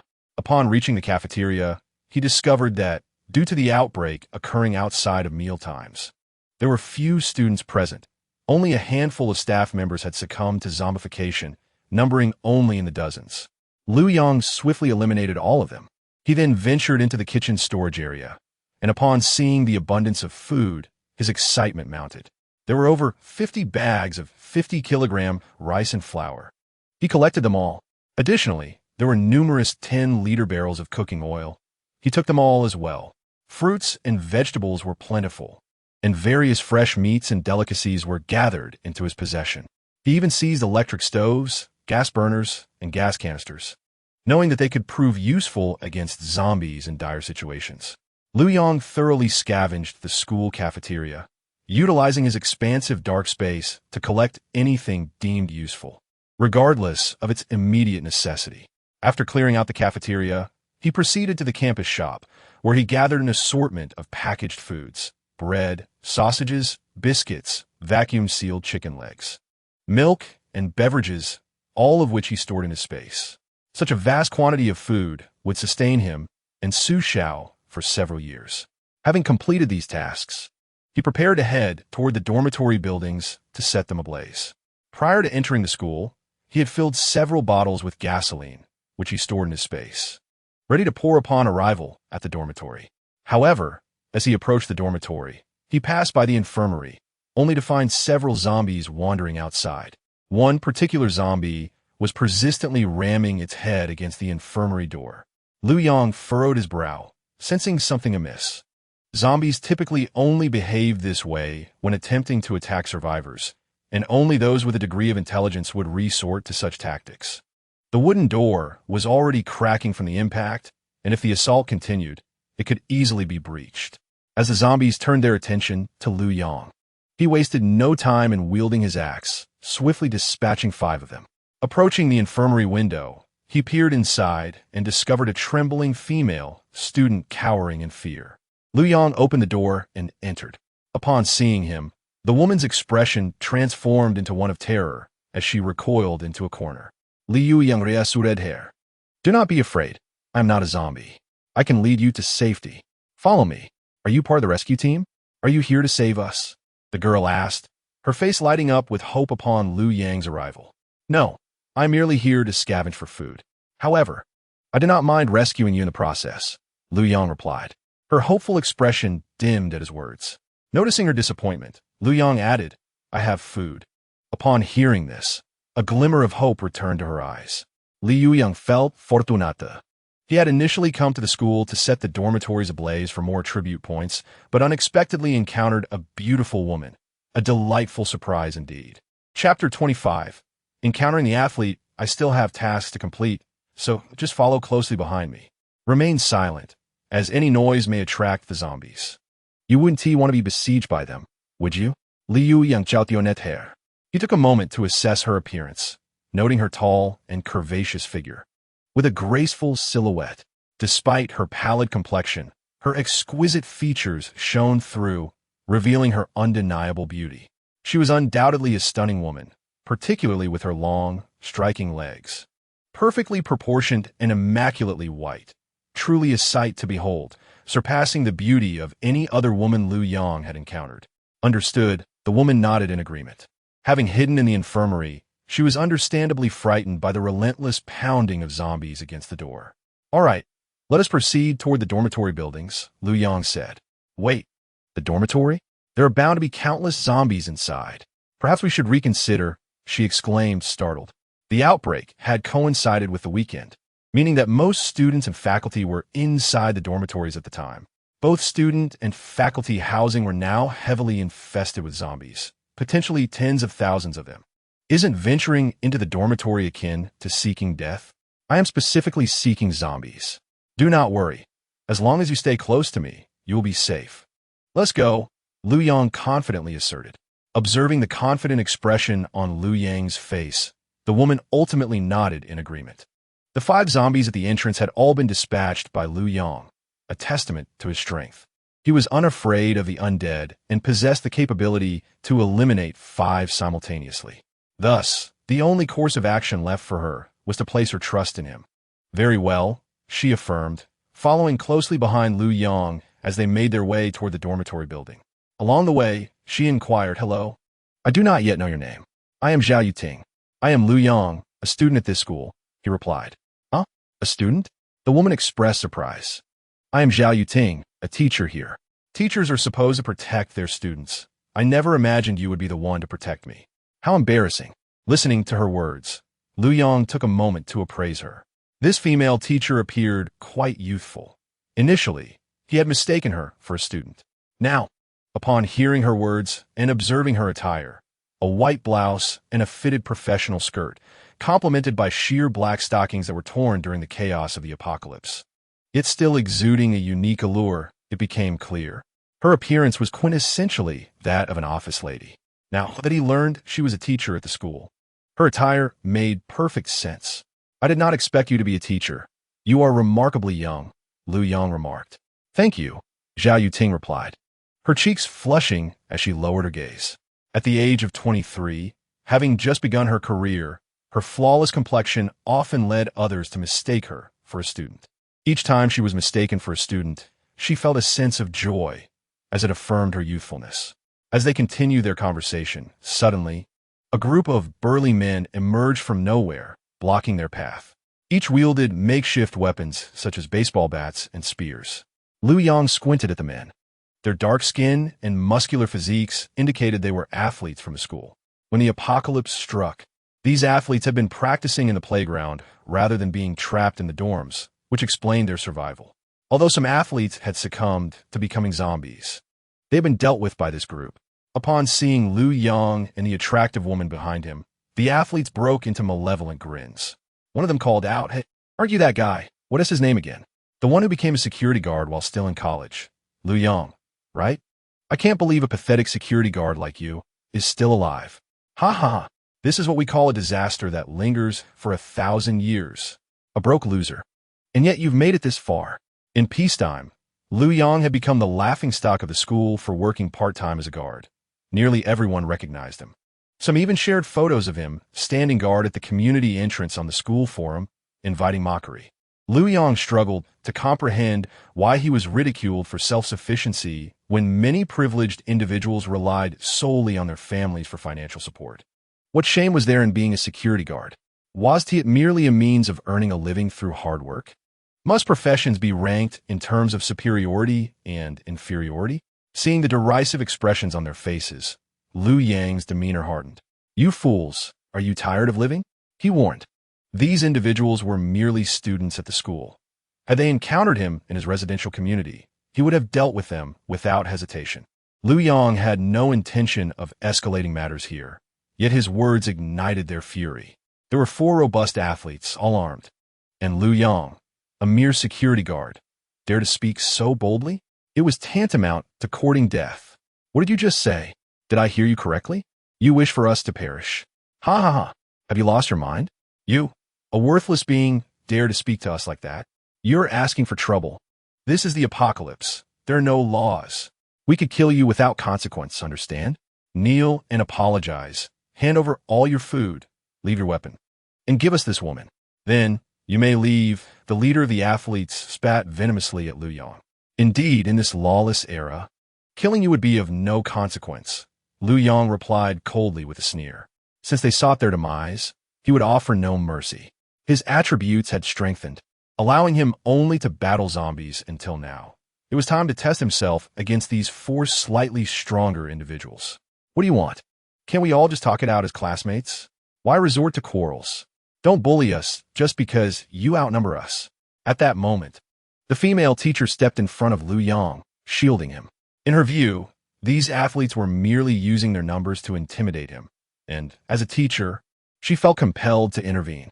Although fear coursed through her, causing her to tremble, she resolutely stood her ground to protect Liu Yang. Touched by her actions, Liu Yang observed her with appreciation. The athletes, hearing Zhao Yuting's words, scoffed, "Ha ha! In the face of the apocalypse, you still call each other classmates? How naive." "Zhao Laoshi, I've heard of you. You are the youngest and most beautiful teacher at our school. My friends and I have had our fun with many female students, but we've yet to play with a teacher. Come, let us head back to the equipment room. We'll have a good time with you. Don't be like those female students who can't last more than a few days." Horrified by their lewd expressions, Zhao Yuting gasped but did not retreat. At that moment, Liu Yang could no longer bear it. He seized a fire axe and charged at them. As Liu Yang rushed forward, the expressions of the athletes shifted. "What speed?" one exclaimed. A cry of anguish rang out as Liu Yang's axe severed one athlete's arm, blood gushing forth. My arm! My arm!" The injured athlete wailed, collapsing to the ground, clutching his injury. "Damn it, this guy is strong. Tiger, do something!" the leader shouted. A sudden whoosh filled the air. A sneak attack. With remarkable reflexes, Liu Yang swiftly grasped an arrow that came hurtling toward him. He turned to find another athlete crouched behind a nearby tree. Bow in hand, the athlete's face was a mask of disbelief. "What the hell? You caught an arrow with your bare hands. Are you even human?" Liu Yang chuckled coldly. "Whether I am human or not is unclear, but you will soon become ghosts." In an instant, Liu Yang charged towards them like a god of death, swiftly dispatching all the athletes. Chapter 26. They Deserve to Die. The simulation concluded successfully. Liu Yang was somewhat taken aback by the female teacher's actions. Witnessing her stand up to protect him from the athletes was unexpected. Although she was no match for the five, she did not flee or abandon him, instead choosing to shield him. This teacher indeed possessed a rare quality. Although this was merely a projection of future events rather than a reality, Liu Yang etched this act of kindness into his memory. In the past, Liu Yang led a life of poverty, devoid of any experience of kindness from others. It has been said that once one achieves success, the people surrounding them appear as benevolent souls, treating them with utmost goodwill. However, upon experiencing failure, one can easily feel reduced to mere dust, with everyone eager to trample upon them, leaving only a pervasive sense of malice. Liu Yang had never encountered genuine kindness until he met this female teacher. It was precisely this rarity that made her kindness so unforgettable for him. Taking a deep breath, Liu Yang prepared to initiate his planned actions. This time, he resolved that the moment he laid eyes on those athletes, he would swiftly eliminate them. The simulation commenced. Liu Yang successfully gathered all the food and rescued the female teacher, only to encounter the four athletes again as they made their way to the dormitory building. "Oh, isn't that the little security guard, Liu Yang? Who would have thought he would also be here?" Observing the disdainful smiles on their faces, Liu Yang refrained from engaging in conversation. With a resounding crack, he swiftly dispatched them. At the moment of their demise, they remained utterly bewildered as to what had transpired. Zhao Yuting let out a shriek, quickly covering her mouth, recalling Liu Yang's warning against making noise, which would attract zombies. "Why did you kill them all?" Zhao Yuting asked Liu Yang, her voice trembling. "If I don't kill them, they will kill me," Liu Yang replied. "That's impossible. They are students of this school. How could they just kill someone?" Zhao Yuting said incredulously. Liu Yang smiled coldly and responded, "Not only will they kill me, but they will also capture you, turning you into their object of venting. You will become their slave. Those five athletes could easily bring about your demise in less than 3 days." "No, that can't be." Zhao Yuting shook her head vigorously, refusing to believe that humanity could sink so low. She firmly believed that within the confines of the school, teachers had their responsibilities to educate, assist, and protect students in times of difficulty. Moreover, fellow students should support one another, even in the face of an apocalypse. They should not resort to mutual slaughter. Only through cooperation could they overcome adversity. Yet, she remained oblivious to the harsh reality, especially in a world turned upside down. One must prioritize self-preservation. If you do not kill others, you will be killed. With the scarcity of resources in such dire times, every individual becomes a competitor. It doesn't matter if you don't believe me. I will take you to their stronghold, Liu Yang declared, leading Zhao Yuding directly to the sports equipment room. During a prior simulation, he had overheard the athletes discussing their intention to bring Zhao Yuding to that very room. Clearly, it was their base of operations. Soon, they arrived at the equipment room. Upon entering, they discovered a completely naked female student, chained by her neck to the security window, her arms brutally severed and tied with ropes to stem the bleeding. At that moment, her face was pale, teetering on the brink of death. Her skin bore numerous scratches, bite marks, and burn scars from cigarette butts. Zhao Yuding gasped, instinctively covering her mouth, tears welling up in her eyes. She could hardly fathom that the athletes could commit such atrocities against a fellow student. How could this happen? Monsters. They are nothing but monsters. The female student, upon seeing Liu Yang and Zhao Yuding, opened her despairing eyes and weakly implored, "Kill me. Just kill me." She had endured relentless torment at the hands of the 5 athletes for days. Initially, they had merely assaulted and violated her, deriving pleasure from her suffering. At that time, she still clung to the hope of survival, believing that their torment was preferable to being devoured alive by zombies. However, as hunger set in and food became scarce, the athletes, too afraid to venture into the cafeteria teeming with zombies, turned their predatory gaze upon her. They consumed her 2 arms. In that moment, she realized that the human heart could be far more terrifying than a zombie. Thus, she yearned for death. Yet, despite her pleas, the athletes refused her freedom, and their excitement only grew as they savored her mutilation, as if her dismembered state awakened their long-buried curiosity. She had long since descended into a living hell. We can save her and take her with us. Can we, Liu Yang? Zhao Yuding pleaded through her tears. Liu Yang merely shook his head, stating, "Don't be foolish. She has lost both her arms. She cannot survive. All I can offer her is a swift end." "No, she is still alive. We can definitely save her," Zhao Yuding cried, overwhelmed with sorrow. As a teacher, witnessing a student in such a dire state left her feeling guilty and powerless. She believed herself to be deeply culpable. "Kill me. Please just kill me. I understand that I cannot live," the female student weakly urged, her eyes fixed on Liu Yang as she continued to plead. "Can you grant me a swift end?" Liu Yang nodded. "Thank you." A look of relief washed over the female student's face as she closed her eyes. With a swift motion, Liu Yang ended her life. The room echoed with Zhao Yuding's anguished cries. Chapter 27. Returning the beautiful teacher to the villa, a student had just been executed before Liu Yang's very eyes. Although it was the studentess' wish, and Zhao Yuding understood it was a mercy, she could not bear to accept it, witnessing a studentess despairing death in front of her, a teacher. "Those people are demons. They are not human," Zhao Yuding sobbed, cursing in disbelief. She could never have imagined that students could commit such horrific and inhumane acts, far more terrifying than zombies. Liu Yang admonished the teacher. "Thus, Teacher Zhao, you must understand that in this apocalypse, everyone's past identity has become meaningless. Teachers are no longer teachers, and students are no longer students. All that remains is one identity, survivor. And in this world of survivors, where no one is bound by any moral constraints, unimaginable horrors can unfold. Had you encountered someone else instead of me, your fate could have mirrored that of this female student.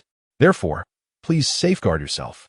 Abandon any notions of naive benevolence, or you will fall into an endless abyss. Those people deserve to die 1,000 times." Zhao Yuding wept. "Let us go. We cannot waste any more time here. I have my own matters to attend to," Liu Yang said, stepping out of the equipment room. Though heartbroken, Zhao Yuding obediently followed Liu Yang. After witnessing such a harrowing event, she grasped the reality that this apocalypse was fraught with peril, not only from zombies but from humanity itself. Initially, she had believed everyone was a fellow student. When Liu Yang expressed that he needed to eliminate the athletes to protect himself, Zhao Yuding had been skeptical. But after witnessing the gruesome scene in the equipment room, she became fully convinced. Had Liu Yang not dispatched those athletes, he might have faced the same fate, while she could have been captured, leading to a fate even worse than that of the female student. She finally recognized the brutal nature of this world. Surviving in such a merciless reality was an arduous task, and Liu Yang was now her only hope for survival. Soon, the two arrived at the foot of the dormitory building. What do you plan to do next? Zhao Yuding inquired with curiosity. There are tens of thousands of zombies inside these dormitories, so I intend to set all 10 buildings ablaze, Liu Yang replied calmly. Zhao Yuding exclaimed in astonishment. But there might still be student survivors in these dormitories. If you burn them down, won't that mean you're condemning them as well? Liu Yang stated with a serene demeanor. Whether it's the boys' dormitory or the girls', most are shared rooms for 4 or 6. And the likelihood of turning into zombies is roughly 70%. At least half of the people in each room have already transformed into zombies. Do you think the remaining ones can still survive? Even if they could, that is not my concern. You must have witnessed the brutality of the apocalypse. If we do not incinerate these tens of thousands of zombies, once they evolve intelligence, even more survivors may perish at their hands. Zhao Yuding wanted to say something further, but recalled the horrific scene in the equipment room and ultimately refrained from speaking. Even if there were survivors, perhaps they were like those athletes, harming their own kind. Thus, she retracted her sympathy. Liu Yang had already reached the entrance of the dormitory. The zombies inside, upon seeing Liu Yang, became agitated, relentlessly pounding against the door. Liu Yang retrieved gasoline from the dark recesses and began to douse them with it. He then lit a match. The flames roared as they engulfed the zombies, yet they were oblivious to the pain, continuing to batter the door. Despite the inferno ravaging their bodies, they remained undeterred. Liu Yang paid them no mind and proceeded to the next dormitory to continue pouring gasoline. Soon, all 10 dormitory buildings were ablaze. Watching the inferno consume the structures, Liu Yang felt a deep sense of satisfaction. He turned to Zhao Yuding and said, "Let us depart. The school's dormitory buildings are vast. It may burn for an entire day and night. We should return to a safe place." A safe place? Where might that be? Is there truly a secure location in this apocalypse? Zhao Yuding asked, somewhat startled. After witnessing the horrors in the equipment room, doubts about the entire world flooded her mind. Was this still the world she recognized? In this ravaged reality, could there truly be a haven for the frail survivors like them? Liu Yang confidently asserted, "The place where I reside is indeed safe." With that, he grasped Zhao Yuding's hand and began to walk toward the villa area. Upon hearing Liu Yang's words and seeing his confident gaze, Zhao Yuding was momentarily taken aback. How could he be so assured? It was as if he radiated an almost blinding brilliance. In this apocalypse, he appeared as a guiding beacon, dazzling and resplendent. In that fleeting moment, Zhao Yuding felt that Liu Yang was the most extraordinary and handsome man she had ever encountered. He exuded reliability and an overwhelming sense of security. Liu Yang successfully brought Zhao Yuding back to the villa. The mission concluded without any mishaps. Liu Yang had successfully burned down the school dormitories and brought Zhao Yuding back safely. Upon entering Liu Yang's villa, he Yusher rushed over and, upon recognizing Zhao Yuding's face, exclaimed in surprise, "Teacher Zhao, you're our math teacher." To encounter Teacher Zhao in this apocalypse was an unexpected delight for he Yusher. She excitedly took Zhao Yuding's hand and said, "It really is you, Teacher Zhao. How wonderful it is to see you." "Liu Yang, where did you meet Teacher Zhao? I thought she didn't live in this villa. I was hiding in the school infirmary when Liu Yang rescued me." "Yusher, I can't believe you're here too. I'm so thrilled. This apocalypse is truly terrifying. I thought I would never see you students again." Zhao Yuding began to cry again. The gruesome scene in the equipment room was indelibly etched in her mind. At that moment, she had been wondering if her students had encountered similar horrors. Just the thought of it made her feel nauseous and distressed. Now, seeing he Yusher alive and bouncing in front of her, Zhao Yuding's heart swelled with emotion and joy. Chapter 28. You were so indecent when Liu Yang returned with Zhao Yuding. It was mealtime. The table was set with dishes prepared by Xiao Dan, and the aroma was tantalizing. Having been starved for several days in the infirmary, relying solely on glucose water, Zhao Yuding could not help but be drawn to the scent of the freshly cooked food. Her stomach audibly grumbled. She flushed and lowered her head, covering her betraying belly. Teacher Zhao, please go ahead and eat, Liu Yang said. I've set aside my portion for you. I'll just head upstairs to take a shower. I'm covered in zombie blood, and it's rather filthy. Huh? Zhao Yuding was taken aback, then shyly replied, Is that really appropriate? What is inappropriate about it? Are you not hungry? If you are, then eat. I've told you, the place where I reside is safe, and you need not worry about food. With that, Liu Yang ascended the stairs. He then pulled Zhao Yuding to sit at the dining table, beaming as she began to introduce her companions. This is Su Xiao, a big star. This is Sister Xiao Dan, the best cook. All the food we eat is made by her. It's delicious. And this is Tang Mengting, the class monitor of Class 1. There's also Zhao Lina, and another one, Zhou Qiuping, who is still in her room. Oh, I didn't expect so many people to be living here. How did you all end up here? Zhao Yuding asked curiously.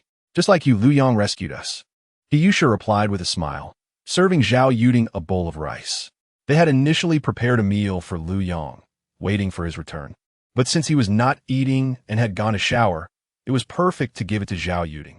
Upon seeing the fragrant rice, Zhao Yuding was so moved she nearly cried. Before she picked up her chopsticks, she asked, Didn't you mention there was a Zhou Qiuping?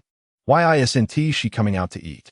Oh, she hasn't done anything with Liu Yang yet, so how could she eat? He said matter-of-factly. Done anything? Zhao Yuding was taken aback. Oh, come on, teacher. Why are you acting surprised? You know what I mean. You're impressive. Liu Yang couldn't even wait to make you his woman before bringing you back. He gave Zhao Yuding a thumbs up. You're incredible, Teacher Zhao. What? Zhao Yuding's mouth fell open. Seeing He tone and the mischievous grin on her face, she realized what they were implying. Tang Mengting, Su Xiao, and Chen Dan all looked on with curiosity, sizing up their teacher. Tall and voluptuous, with fair skin, Zhao Yuding suddenly felt self-conscious. Her face turned as red as a ripe apple, and she could not help but lower her head. She had only recently graduated and started working, having never had a boyfriend, let alone engaged in anything of that nature. Now, her students were directly questioning her.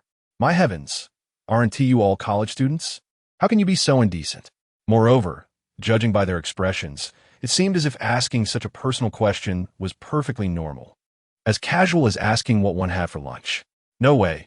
How can you speak so calmly about such a private matter? Help! Someone save me. I'm about to die of embarrassment.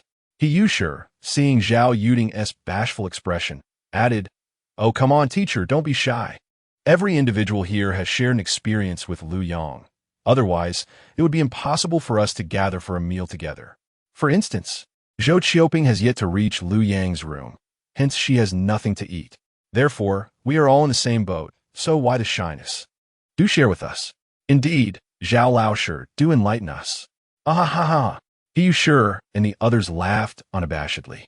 However, Zhao Yuting wished she could find a hole to hide in. Tang Mengting remarked, My goodness. Zhao Laosher, you are truly remarkable. Zhao Lina chimed in. Could it be that Liu Yang prefers someone more mature? The star, Su Xiao, replied, Not at all. Am I not mature enough?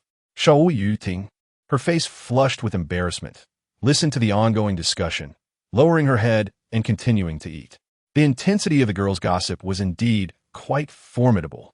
After finishing her meal, Zhao Yuting quickly sought an excuse to take a shower, rushing into the bathroom. Once she finished, she immediately found a room to hide in. Continuing the conversation with these girls made her feel increasingly sullied. Despite never having had a boyfriend, their chatter had exaggerated her connection with Liu Yang to the point where it felt as if they had battled for hours. How embarrassing. Chapter 29.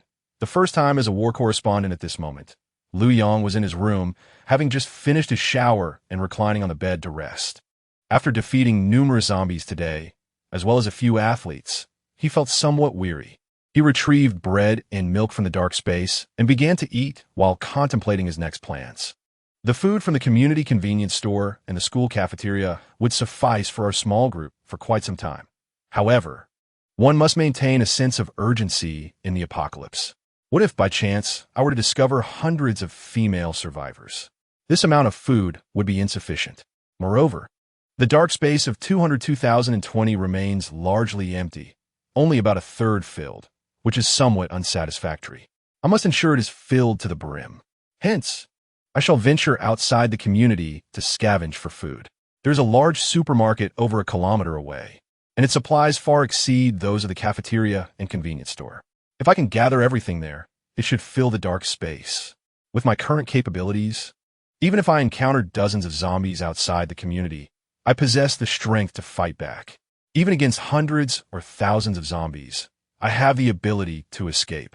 My speed is 6 times that of an ordinary person, which is no trivial matter. Even if I cannot defeat them, I can certainly outrun them. Those zombies will never catch up to me. Thus, Liu Yang resolved in his heart to begin scavenging at the supermarket tomorrow. By then, he would truly have an abundance of food. Knock, knock, knock. Just as Liu Yang was lost in thought, a sudden knock on his door startled him. Who could it be at this hour? Could it be teacher Zhao Yuting? However, he had not hinted to Zhao Yuting to come to his room. After all, during the simulation, Zhao Yuting had shielded him even when he was being surrounded and beaten, which deeply touched Liu Yang. This teacher had shown him considerable kindness, and he felt compelled to reciprocate that kindness. Those who harbor pure and benevolent hearts deserve to be treated kindly by the world. Therefore, he had encouraged Zhao Yuting to join Su Xiao and He Yushi for a meal, without coercing her with tangible rewards. Guomin, Liu Yang called out to the door. If it was Zhao Yuting, he could clarify matters with her. However, the person who entered was not Zhao Yuting, but Zhou Qiuping, whom Liu Yang had completely forgotten. Ah, so it is her. Liu Yang's expression changed to one of realization. Zhou Qiuping had been rescued alongside Zhao Lina and could be considered a campus beauty. She was fair-skinned and attractive, with a tall and voluptuous figure, making her the object of affection from many boys at school. However, compared to the top student and beauty Zhao Lina, Zhou Qiuping's looks were somewhat overshadowed. Consequently, after his encounter with Zhao Lina, Liu Yang had entirely overlooked Zhou Qiuping. Now, seeing her knock and enter, he realized she must have been starving for several days. She had probably reached her limit. It must be said that Zhao Lina was undoubtedly clever. She had knocked on his door the very first day to avoid suffering from hunger. Zhou Qiuping, however, had been a bit foolish, enduring an extra day of hunger. The disparity in intelligence between individuals is quite evident. Liu Yang smiled at Zhou Qiuping and said, "So, have you finally come to your senses? Are you willing to be my woman?" I am willing," Zhou Qiuping replied, her cheeks flushed, her head lowered as she nodded twice. Chapter 30. You are truly impressive. 2 hours later, Liu Yang received a notification from the system. Congratulations, host. You have successfully convinced the other party to agree to be your girlfriend. The dark space ability level has increased by 1. What a surprise. The spatial ability had indeed leveled up. Liu Yang glanced at the skill description. The dark space was now at level 3, boasting a capacity of 303,030. Originally, it had been 202,020,8000, and now it had expanded to 3030,302,7000, nearly quadrupling in size. Liu Yang had scavenged from a convenience store and the school cafeteria, filling less than 13 of the space. Now, with the capacity increased fourfold, the occupied supplies would take up even less room, leaving only 112. It looked quite desolate. The entire space felt empty. Zhou Qiuping had already exhausted herself, and soon fell asleep with her eyes closed. When they both awakened, night had fallen. Liu Yang got up, freshened up, and took Zhou Qiuping down to the hall, where Chun Dan and He Yushi had already begun cooking. Even the new teacher, Zhao Yuting, was helping out, washing vegetables in the kitchen. Upon seeing Liu Yang, everyone's faces lit up with joy. They smiled and said, "Liu Yang, please sit and rest. Dinner will be ready soon." Liu Yang replied, "Let me see what you are cooking," and he proceeded to the kitchen. The women were bustling about in an orderly manner. Liu Yang noticed that the rice and dishes brought from the convenience store were nearly finished. They had been eating quite simply these days since the convenience store lacked fresh meat. Thus, he took out 2 bags of 100 pounds of rice and some fresh meat he had collected from the school cafeteria and placed them in the refrigerator, saying, "Let me add some ingredients. Don't hold back. Just let me know when you finish." Seeing Liu Yang's actions, surprise washed over the faces of all the women. He sure exclaimed, "My goodness, I seeing things? Is that beef?" Tang Ming Ting added, "The apocalypse has been going on for so many days. Where did you get the beef?" The star, Su Xiao, chimed in, "It seems there are even spare ribs. Tomorrow we can have braised ribs. Just thinking about it makes my mouth water." Chen den remarqued, "Liu Yang, you are truly impressive. Where did you acquire all this food?" Zhao Na said, "To be able to eat fresh meat in the apocalypse is simply heartwarming. It's as if we have returned to a peaceful era, living in a villa and enjoying delicious food. It's simply wonderful. Thank you, Liu Yang." Everyone expressed their heartfelt gratitude to Liu Yang. Liu Yang smiled, sighing, "No need to be polite. I have always said that as long as you follow me, food will no longer be an issue. Furthermore, I have cleared all the zombies in the entire villa community, and the main gate is locked. This means the entire villa community is now a safe zone. From today onwards, you can move freely within the community. However, it is essential to exercise caution and refrain from approaching the vicinity of the gates and walls. Otherwise, you may attract the attention of the zombies outside, potentially inciting an attack." What? The entire community has transformed into a secure zone, allowing us to move freely? My goodness. There must be at least several thousand zombies within the community. How did you manage that? Liu Yang, you are truly remarkable. The expressions of the women reflected disbelief, their gazes toward Liu Yang brimming with admiration. Within just a day, Liu Yang not only procured fresh meat, but also eliminated all the zombies. Those were the zombies of the entire community. How astonishing is that? Is he even human? Liu Yang displayed a proud smile, saying, "I am indeed impressive. Have you not already witnessed this before? So, what is there to be surprised about? In any case, you will no longer be confined to this villa." He sure was the first to express her delight. "That's wonderful, absolutely wonderful. Haha, I never expected we would be able to escape this villa so quickly. I'm truly overjoyed." Amidst the joyful laughter of the group, the meal was finally ready. They gathered at the dining table to eat. Zhao Yuting initially seemed unfazed. But ever since the students had mistakenly believed she had an indescribable relationship with Liu Yang, she had become too shy to look him in the eye. While everyone else chatted merrily, she kept her head down, blushing, and continued to eat her meal. Chapter 31. Have the plants mutated? The next day, when Liu Yang awoke, it was already past 10 in the morning, and the sun hung high in the sky. Liu Yang stretched, relishing this life of waking naturally every day. In the past, during school, he had to rise early for classes, and even on weekends, he was up early to stand guard as a security officer in the community. He had hardly any opportunity to sleep in over the year. How could it compare to the present, where he could sleep in every day?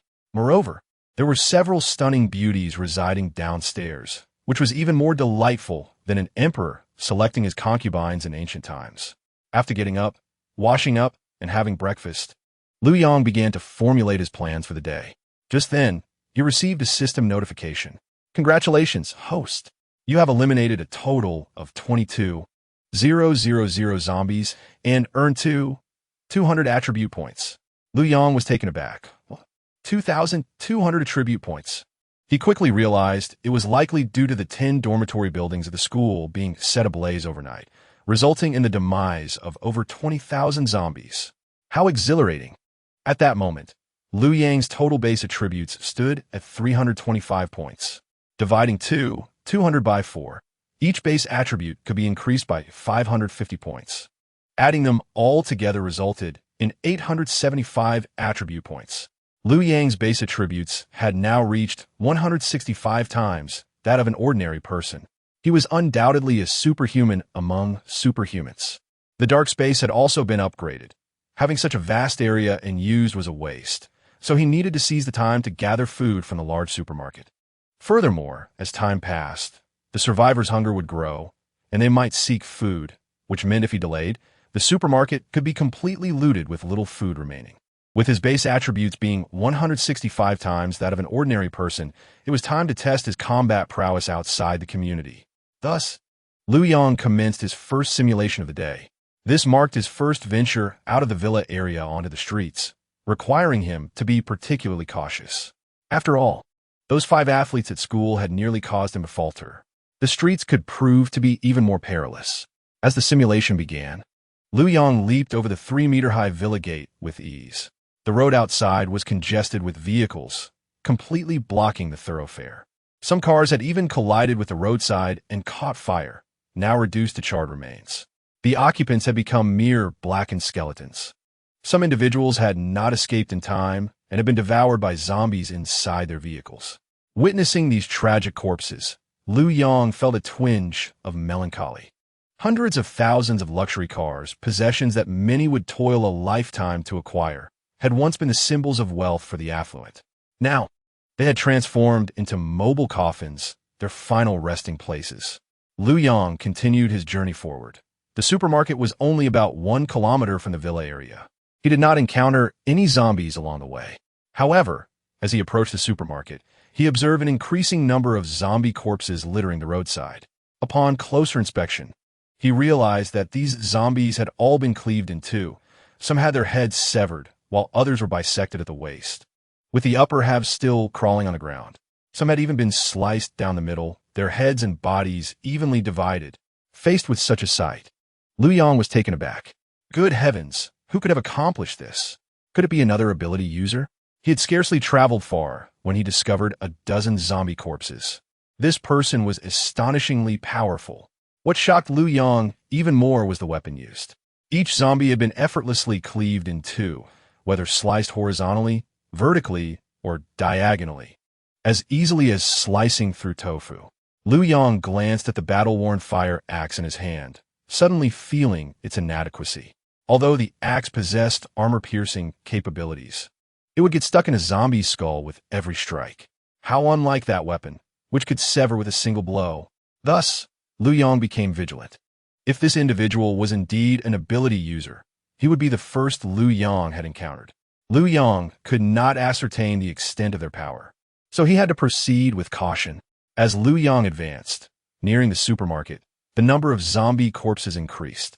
Finally, beneath a large tree in front of the supermarket, he came across a dozen slain zombies. In the ground was a black katana. Upon witnessing this scene, Liu Yang was momentarily stunned. What was happening? The zombie corpses ceased here, and that weapon was covered in the blood of the undead. Undoubtedly, it had been used to slay them. Why then? Was the blade left on the ground? Had something unexpected occurred? Liu Yang approached to inspect it, intending to extract the sword. After all, it was an exceptionally sharp blade, and one should seize such an opportunity. Just then, he heard a weak voice calling for help. Help me. Huh? Liu Yang was startled and quickly scanned his surroundings. But he did not see any survivors. Help! The weak voice called out again. This time, Liu Yang pinpointed the direction from which it came. He abruptly looked up and was astonished. A woman was suspended in midair, with her hands and feet bound. Beside her lay an unconscious man. Additionally, there were dozens of zombies tied up in midair nearby. Some of those zombies had already desiccated into mummies, while others were still struggling, indicating they had been bound for varying lengths of time. Liu Yang instantly became alert, stepping forward to inquire of the woman, "Who has bound you up there?" However, as soon as he finished speaking, a vine rapidly extended, ensnaring his foot and flinging him into the air.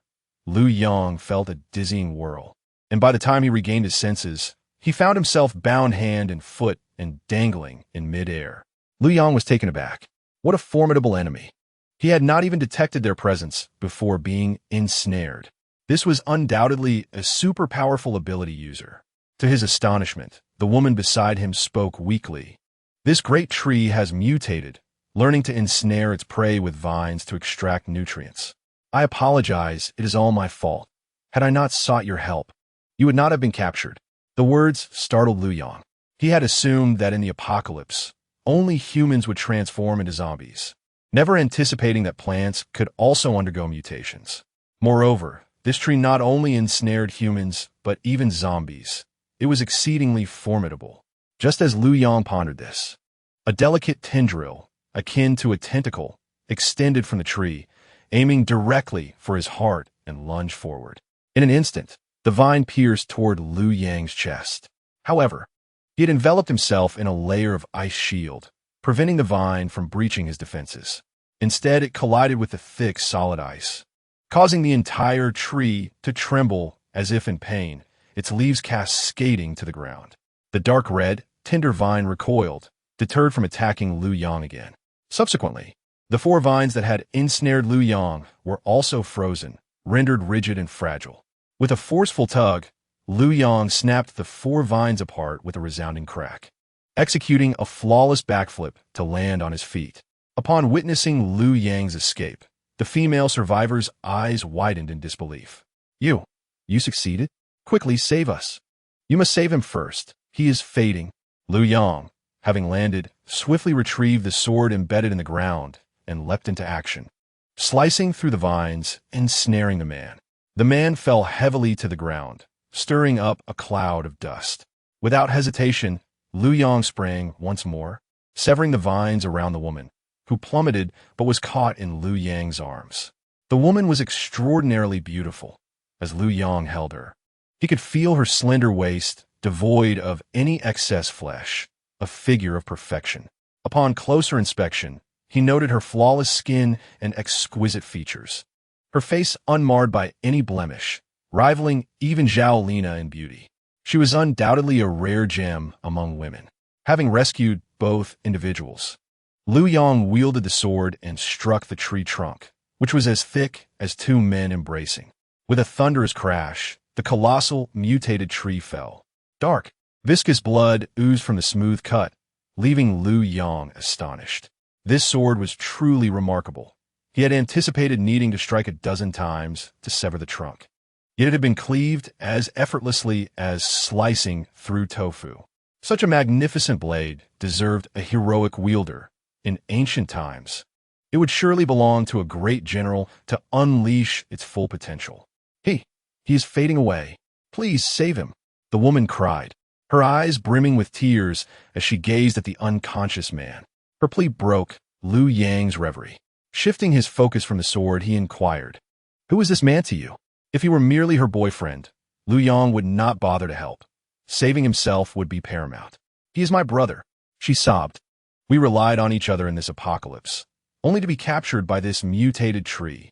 Zhang Jingyu wept bitterly, her tears flowing like rain. Realizing it was her brother, Liu Yang hurried to his side, discovering that the man had regained some consciousness, his eyes fluttering open. However, a dark red vine had embedded itself in his heart, and as Liu Yang severed it, crimson blood gushed forth from the wound. "I fear I may not survive, brother. Take care of my sister. This sword is my most treasured possession, a gift for you. Protect her with your life." "Brother, no!" Zhang Jingyu cried, her anguish palpable. "Jingyu, do not weep. In this world, I have long anticipated this day. I fear not death. My only regret is that I can no longer protect you." He coughed violently, blood spilling forth. Ultimately, his hand fell heavily, and he succumbed to silence. "Brother, brother." Zhang Jingyu grasped her brother's hand, yet there was no response. He had departed. "Do not grieve excessively. The most important thing now is to survive," Liu Yang consoled Zhang Jingyu. "He was my only remaining family, my brother." She lamented, tears streaming down her face. Observing her distress, Liu Yang enveloped her in an embrace, soothing her gently. His gaze, however, fell upon the dark red vine protruding from Zhang Jingyu's chest. A perplexed expression crossed his face. "Strange. Your brother was pierced by a dark red vine, and even rescuing him from the tree proved futile. Yet, you were also pierced. How are you unharmed?" "Huh? Me?" Zhang Jingyu responded, realizing that a vine dangled from her chest, though it appeared limp and powerless, having been severed. She hastily examined her clothing, and to Liu Yang's surprise, a glimpse of her form was revealed. Astounding. She surpasses even Zhao Lina. He thought, if she were to become a mother, her children would never go hungry. Zhang Jingyu remained oblivious to Liu Yang's gaze as she noticed that although the vine had pierced her outer clothing, it had been thwarted by her thick bra, preventing it from penetrating further. Just as she had been rescued, the vine had failed to breach her defenses. Liu Yang, bemused by the situation, pondered whether her brother might have survived had he worn a similar garment. At this moment, Zhang Jingyu caught sight of Liu Yang's expression. Her cheeks flushed as she grasped the vine and yanked it out, hastily securing her clothing. After this brief interlude, her sadness diminished. "Hello, I am Zhang Jingyu. Thank you for saving me. What is your name? I am Liu Yang. I ventured out in search of food and happened upon you. It was merely a small act of kindness. Now, let us bury your brother's body to prevent it from being discovered by zombies, leaving no trace of him. Liu Yang suggested. Zhang Jingyu, though sorrowful, nodded in agreement. The two found a suitable spot to dig a grave for her brother, burying him with the respect he deserved. Despite her grief, Zhang Jingyu understood that time for sorrow was limited in the apocalypse. From now on, you shall accompany me.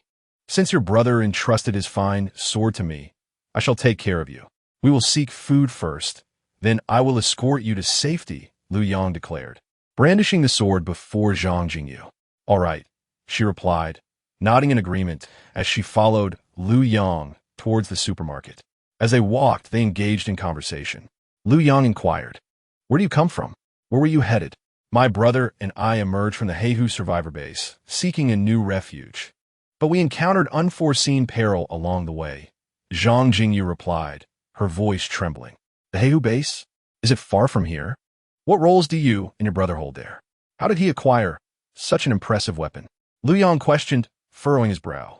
If the so-called Heihu base produced survivors of such caliber as Zhang Jingyu's brother, it was a force to be reckoned with. Moreover, the weapon her brother wielded was clearly no ordinary armament. Even in the peaceful era of the 21st century, it is rare to find a blade as sharp as this, let alone in the apocalypse. Chapter 33. Scavenging the supermarket. The Heihu base is approximately 20 kilometers from here, not exactly close. It took us 3 days to arrive. I am a first-year female student at the police academy, and my brother is a retired Special Forces soldier. We were originally survivors within the Heihu base, but due to my circumstances, we had to leave. Zhang Jingyu said to Liu Yang, "A police academy student? Such a beautiful police academy student. After graduation, you will surely become a captivating police officer." Liu Yang remarked with interest, a smile illuminating his face as he spoke to Zhang Jingyu. Although he already had several beautiful companions, he had yet to encounter a stunning police officer. "Oh no," Zhang Jingyu blushed at Liu Yang's compliment. "Why did you have to leave the base? If you had remained there, you wouldn't have encountered any danger, right?" Liu Yang continued to inquire. "It was all because of me. The leader of the Heihu base, Heihu, took a liking to me and wanted me to obey him. However, he is dark old and unattractive and already has 13 wives, so I could never agree to that. My brother was even angrier than I was and had a falling out with him right then and there, so he took me away from the Heihu base. If it weren't for me, my brother wouldn't be crying like this." Zhang Jingyu lamented, tears welling up as she recalled the past. "Who is stronger, the leader of the Heihu base or your brother?" Liu Yang asked, probing for crucial information. "The leader of the Heihu base is likely stronger. His rank on the Huangbang is higher than my brother's. However, if it came to a life-or-death struggle, even if my brother were killed, the leader would not escape unscathed. He would at least be severely injured. Once he is injured, others will certainly seek to usurp his position, and his losses would be even greater. Therefore, when we left the Heihu base, he didn't dare to obstruct us too much." Zhang Jingyu explained candidly. "Huangbang? What is that?" Liu Yang was taken aback. "It is the ranking list of superpowered individuals. It is said that only those who have passed the test of the stone tablet can be listed. I am not a superpowered individual, so I'm not entirely clear on the details. I only know that each successful test grants rewards from the stone tablet. This knife is a reward my brother received for passing the test," Zhang Jingyu replied. Hearing this, Liu Yang was somewhat astonished. He had never heard of such things before. To think that just a few days after the zombie outbreak, a ranking list for superpowered individuals had already emerged. Moreover, one could earn rewards by passing a test at the stone tablet. No wonder Liu Yang felt that this knife seemed too extraordinary to be man-made. It was, in fact, a product of the so-called stone tablet. Where can one find the stone tablet? Liu Yang continued to inquire. "If passing the test grants rewards, I would also like to try. It is said that stone tablets have appeared all over the world. The Heihu base was built around one such stone tablet, which is located right at its center. However, I do not recommend you go there. The people in the Heihu base are too wicked and powerful. It would be better for you to find a new stone tablet and establish your own base," Zhang Jingyu advised Liu Yang. Liu Yang nodded in understanding. I see. Well then, let us not dwell on that. Let's gather supplies first. As they conversed, the two had already arrived at the entrance of the supermarket. Before entering, Liu Yang reminded Zhang Jingyu. During the outbreak, there were likely many people shopping in the supermarket, so there might be a considerable number of zombies now. Once we go in, do not panic or scream, understood? Yes, no problem. These days, my brother and I have encountered quite a few zombies, so I'm not as frightened anymore. Zhang Jingyu quickly nodded. That's good.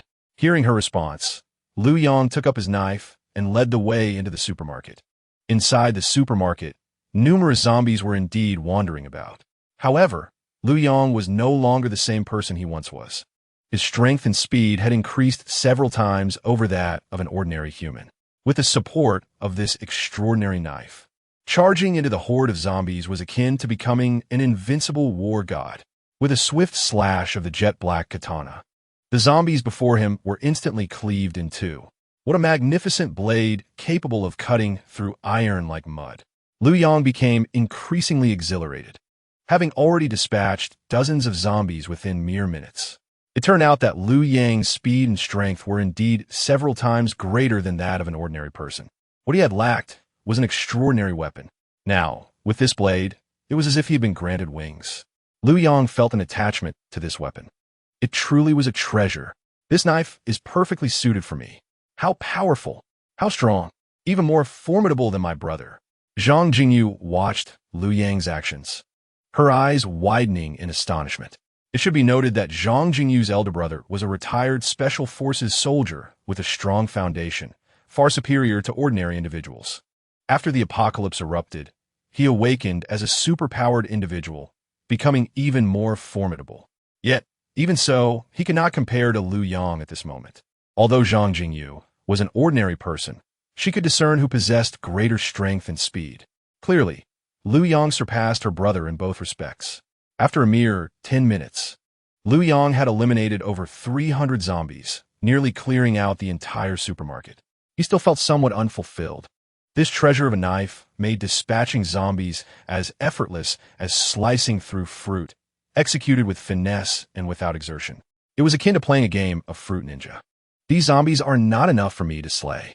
Once I clear them out, I could begin to gather resources. Liu Yang thought to himself and instantly began to toss the food from the shelves before him into his dark space. So many chocolates, so many candies, countless biscuits, so much food, all of it taken. Milk, drinks, cigarettes, fine liquor, taken. Bulk rice, green beans, yellow beans, black beans, potatoes, taken. Packaged foods, various breads, assorted vacuum-packed items, taken. Fresh meats, fresh vegetables, fresh fruits, taken. Various dried goods, cured meats, dried fish, taken. Soon enough, Liu Yang had nearly emptied the supermarket of its contents. Zhang Jingyu watched in disbelief as Liu Yang made the food vanish with a mere wave of his hand, almost like magic. Where did he send the food? That is my secret, Liu Yang replied with a smile. Although Zhang Jingyu did not understand how Liu Yang accomplished this, she was increasingly convinced that he was indeed a powerful superpowered individual, far stronger than her brother. Shortly thereafter, Liu Yang had cleared nearly all the items from the supermarket shelves, including toilet paper, clothing, towels, various utensils, and daily necessities. After all, his dark space is an immense expanse of 30,000 cubic meters. If this space were entirely filled with water, it could hold 27,000 tons. If it were filled with rice, it could also hold roughly 27,000 tons. If he truly had 27,000 tons of rice, he could feed 1,000 surviving women for at least 100 years. Even if he filled his space with everything from a supermarket, it would still not reach capacity. Moreover, he did not need to organize or neatly arrange items within his dark space. He could simply pile everything together. When he needed something, he could effortlessly retrieve it with a thought, unlike in the real world where one must search through items individually. Therefore, he could simply stack everything inside, piling it high. Soon, Liu Yang had nearly exhausted the items on the supermarket shelves, and next, he set his sights on the supermarket's warehouse. The supplies in the warehouse would surely exceed those on the shelves. Liu Yang expressed his uncertainty about the location of the supermarket's warehouse and suggested they embark on a search. Let us proceed to locate the supermarket's warehouse, he said to the future police flower, Zhang Jingyu. She nodded obediently, following closely behind Liu Yang. After witnessing Liu Yang's formidable prowess, she resolved to stay by his side, believing that this was the only way to ensure her survival. Thus, she complied with his every request, demonstrating remarkable submission. Chapter 34. Have the abilities arrived? The duo navigated the aisles of the supermarket, during which Liu Yang dispatched several scattered zombies. With the enhanced power of his prized blade, he found the act of slaying zombies to be an exhilarating experience. For the undead, however, it was nothing short of a catastrophe. To Liu Yang, the zombies moved in slow motion. Before they could approach him, they were severed in two with a single stroke. The sensation was as smooth as slicing through tofu, providing an immense sense of relief. Liu Yang would gladly exchange half of his resources for this knife, reinforcing his determination to test himself at the stone tablet. If Zhang Jingyu's brother had obtained such a powerful weapon from his test, perhaps he too could earn even greater rewards. After half an hour of searching, they finally uncovered the warehouse hidden in the rear passage of the supermarket. Inside, they discovered a plethora of resources categorized into clothing, fresh produce, grains, and a frozen storage area. The clothing section boasted a vast assortment of garments for both men and women, including undergarments, sleepwear, and swimwear, all of which Liu Yang eagerly gathered into his dark space. The fresh produce section was filled with an abundance of fruits and vegetables, which Liu Yang also collected without hesitation. However, it was the grains warehouse that truly thrilled him. Neatly stacked were thousands of bags of rice, each weighing 100 pounds, totaling an astonishing 50 tons. This bounty would sustain him and his companions for a decade, not to mention the various legumes which also amounted to several tons. His excitement was palpable. Such resources were sufficient to support an entire survivor base. In a world ravaged by the apocalypse, food was of utmost importance. This was merely one large supermarket. If he could raid several more, he could amass thousands of tons of food. Food was the capital, the essential element for his growth in this dire world. It was not an exaggeration to assert that 100 pounds of grain could procure 10 beautiful maidens. If he successfully expanded his lineage with those maidens, the rewards would far exceed even 10 tons of grain. This represented a transformation of resources and explosive growth. With a beaming expression, Liu Yang began transferring all the items into his dark space. As the space filled to capacity, occupying 15 units, he felt an overwhelming joy. Meanwhile, outside the supermarket, a group of individuals had gathered near the mutated tree that Liu Yang had just felled. They appeared weathered and menacing, their eyes brimming with malice, unmistakably not up to any good. One among them, with a prominent nose and a crimson tip, sniffed the air as if filtering the scents. The blood here belongs to that guy. With so much blood spilled, it seems he engaged in a fierce battle with the mutated tree and has likely sustained serious injuries. This bodes well for us. Following the blood trail, he continued to inhale deeply, detecting various scents in the air. After several attempts, he addressed a towering, muscular man beside him. Brother Juing, that fellow is hiding over there. The group followed his lead to a mound of earth, exchanging glances filled with uncertainty. Huanggo nodded and whispered, based on the scent, he is definitely inside. Juing's expression turned grave. He pondered why the individual would be concealed in the mud. Nevertheless, he commanded his subordinates to begin digging. Soon, they unearthed the lifeless body of Zhang Jinglin. Dead? Juing exclaimed in shock. Zhang Jinglin was renowned even within the Black Tiger survivor base, ranking among the top 3 in strength. It was inconceivable that he had fallen to a mutated tree. Another member examined Zhang Jinglin's remains. Where's his knife? I've desired that fine blade for ages. It's likely taken by his sister, remarked a scarred-faced man. Could it be that she buried him here? That doesn't seem plausible. Zhang Jinglin was an ability user. How could his ordinary sister escape? He probably sacrificed himself to protect her. Otherwise, given his strength, he could have easily saved himself, another suggested. That's for the best. With Zhang Jinglin dead and Zhang Jingyu fled, capturing her will suffice to appease our superiors, avoiding a fierce conflict, the prominent-nosed man stated nonchalantly. I hope Zhang Jingyu is unharmed. The Black Tiger leader specifically instructed us to bring her back. Zhu Ying voiced his concern. With Zhang Jinglin deceased, Zhang Jingyu lacked a means of self-defense and could easily fall to the zombies. If she were indeed killed by the undead, they would have no way to report back to the Black Tiger. Zhu Ying turned to Huanggo. Quickly, sniff out Zhang Jingyu's location. Understood, don't rush me. I'm on it. Huanggo inhaled deeply, his expression suddenly turning serious. There are numerous scents, besides Zhang Jingyu. A man has been here, and perhaps a woman too, or the man carries the scent of another woman. Confusion crossed Huanggo's face. Regardless of gender, let us locate them. The man must be eliminated immediately. As for the woman, we'll deal with her together before finishing her off. Zhu Ying impatiently commanded. He was fully responsible for this operation and aimed to avoid complications.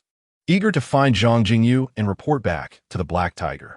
All right, they headed that way. Huanggo followed the scent trail. Eventually, the group arrived at the supermarket entrance.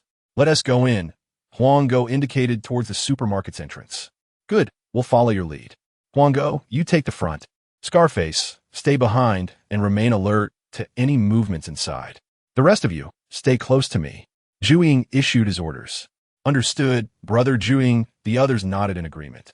As Huanggo stepped inside the supermarket, a foul stench assaulted his senses, the unmistakable odor of zombie blood. Upon surveying the scene, he was both astonished and intimidated. The supermarket was littered with the corpses of the undead, each one severed in two. He inhaled sharply. The method of execution bore a striking resemblance to Zhang Jinglin's fighting style. Wasn't he already dead? Zhu Ying furrowed his brow. No, there's a master at work here. Someone must have obtained Zhang Jinglin's knife, brought his sister Zhang Jingyu to this supermarket, and dispatched hundreds of zombies. This individual is likely even stronger than Zhang Jinglin. Everyone, proceed with caution. Chapter 35. Eliminate them all. Upon witnessing the gruesome scene within the supermarket, everyone was taken aback, their faces reflecting a mix of shock and vigilance. The supermarket resembled a battlefield, strewn with the remains of the undead. Initially, this group of over a dozen individuals would have sufficed to confront Zhang Jinglin alone. But now, the individual wielding the katana belonging to Zhang Jinglin appears to possess even greater strength than Zhang Jinglin himself. This matter warrants serious attention. As they delved deeper into the supermarket, the desolate shelves left them utterly perplexed. Huanggo was the first to voice his confusion, questioning how it was possible for the entire supermarket to be emptied, with not even basic necessities like clothing and utensils remaining. How many survivors could there possibly be in the vicinity? Even with a large backpack, one could only carry enough supplies for a week. To completely clear out a sprawling supermarket would require a substantial number of survivors working together. Moreover, the fresh blood of the zombies on the ground indicated that these creatures had been recently dispatched. Was it conceivable that someone had come to loot before the zombies were eliminated? Everything seemed exceedingly strange. Juju shook his head, deciding to prioritize finding Zhang Jingyu. His primary mission was to assist Heihu in locating Zhang Jingyu. He was uninterested in anything else. Huanggo nodded, continuing to follow the scent that led them to the supermarket's warehouse. At that moment, Liu Yang's keen hearing detected the approach of someone nearby, causing him to furrow his brow. He had just dispatched the zombies outside. Could it be that someone had ventured out in search of food upon noticing the absence of zombies in the supermarket? He had no intention of sharing his provisions. Fortunately, he had already collected all the supplies in the warehouse, and he was prepared to confront these survivors. Liu Yang emerged from the warehouse, katana in hand, alongside Zhang Jingyu, and they immediately came face to face with the others. Upon seeing Zhang Jingyu, Juju's eyes widened with excitement. Zhang Jingyu? Wonderful. You're alive. Now I can report back. Zhang Jingyu gasped in shock, her face paling in fear. What is happening? Who are they? Liu Yang asked, keeping a vigilant eye on the strangers while whispering to Zhang Jingyu. They are from the Heihu survivor base. That burly man is the third in command, known as Juju. He is a powerful ability user, only slightly weaker than my brother. The others are Huanggo and Daoba Shu, also ability users. The rest are formidable members of the Heihu base, many of whom were mercenaries or professional assassins before the disaster. Each possesses considerable strength. I can't believe the Heihu base dispatched 3 ability users and a dozen elites to capture us. Fear was etched across Zhang Jingyu's face. With 3 ability users acting in concert, even if her brother were alive, he would surely not be a match for them. 3 ability users? Liu Yang tightened his grip on the katana. This was his first encounter with ability users, but they did not seem overwhelmingly powerful. A few ice needles should suffice to eliminate them. Nevertheless, Liu Yang was not inclined to dispatch them quickly. Rather, he wished to gauge just how much stronger he was compared to ordinary ability users. This way, he could estimate his ranking in the stone tablet test. Thus, he resolved to refrain from using his abilities and instead relied solely on his katana, employing his melee skills to defeat them. As Liu Yang scrutinized Juju and his companions, they too observed him with caution. Neither side was familiar with the other, so Juju and his group hesitated to act recklessly. Huanggo then took note of the katana in Liu Yang's hand. "Kid, we're from the Heihu survivor base. Which base do you belong to? It's not good to take someone else's belongings. Leave the woman and the katana behind, and we might spare your life." "Oh, what if I refuse?" Liu Yang replied with a smirk. "Then don't blame us for being rude." Huanggo snarled, revealing his teeth while drawing a gleaming machete from behind him. "Then let us see how you intend to be rude," Liu Yang declared, charging at Huanggo before he could react, swiftly slashing with the katana. With a swift motion, Huanggo's expression of fury was cut short as his head fell to the ground, a fountain of blood erupting from his neck. Liu Yang followed up with several more strikes, dispatching the burly men beside Huanggo. The speed was astonishing. Juju's face displayed shock at this display of power. The group quickly recoiled, their eyes now filled with fear as they regarded Liu Yang. "Huh? Why are you retreating? I haven't finished having my fun yet," Liu Yang mocked. Blood dripped from his jet-black katana, and the supermarket was saturated with the scent of blood, the ground littered with the headless corpses. After a brief encounter, Liu Yang had gained an understanding of the ability user's strength. Their foundational attributes of strength and speed were roughly double that of ordinary people, while Liu Yang's strength and speed were 16 times greater. The disparity was immense, and to Liu Yang, their movements appeared sluggish. As for the nature of their abilities, he was uncertain, but he surmised they could not be particularly powerful, given that they had failed to utilize their abilities before being dispatched by him. Cold sweat broke out on Juju's brow, and the faces of the other base members were filled with terror. This man was extraordinarily formidable, so much so that they could hardly perceive his movements. Even Heihu, the leader of their base, would not stand a chance against this man. Juju felt a wave of panic wash over him. If his strength was rated at 800 and Heihu's at 1,000, then this man before him possessed at least 5,000. They were simply not in the same league. How could they fight? Unless the entire Heihu base mobilized, they had no chance of victory. With a wary expression, Juju addressed Liu Yang. "Brother, let us talk things over. It's all a misunderstanding. You can take the woman and the weapon. Let's leave. What do you say? As long as you let us go, we will never cross paths with you again." "That one do. I haven't had my fill of fun yet," Liu Yang replied, charging once more towards Juju and his group. Juju bellowed, "Run back to the base and get reinforcements. I'll hold them off." With a roar, Juju's body suddenly expanded, sprouting a thick coat of fur, transforming into a true grizzly bear. "Oh, your ability is to turn into a bear? How utterly weak," Liu Yang remarked, advancing and effortlessly severing Juju's head in a single stroke before he could even react. Liu Yang then plunged into the fleeing crowd, reveling in the slaughter. The mercenaries and professional assassins were no match for him, akin to sheep awaiting slaughter, utterly defenseless. In under a minute, Liu Yang had slain them all. Chapter 36. Returning to the villa, the overwhelming stench of blood caused Zhang Jingyu to retch repeatedly. The ground was strewn with the corpses of the Heihu base survivors. Simultaneously, she was astounded by Liu Yang's prowess. The third in command, Juju, had been eliminated before he could even react. Was this man a reincarnated god of war? Liu Yang was not only her savior, but also exuded immense strength, providing a sense of security. He was truly formidable and handsome. Zhang Jingyu resolved in her heart to follow Liu Yang, aspiring to become his woman. Seeing that there were no living souls left, Liu Yang wiped the blood from his katana and turned to Zhang Jingyu. Let us go. We've gathered all the supplies, and it's time to return. MHM.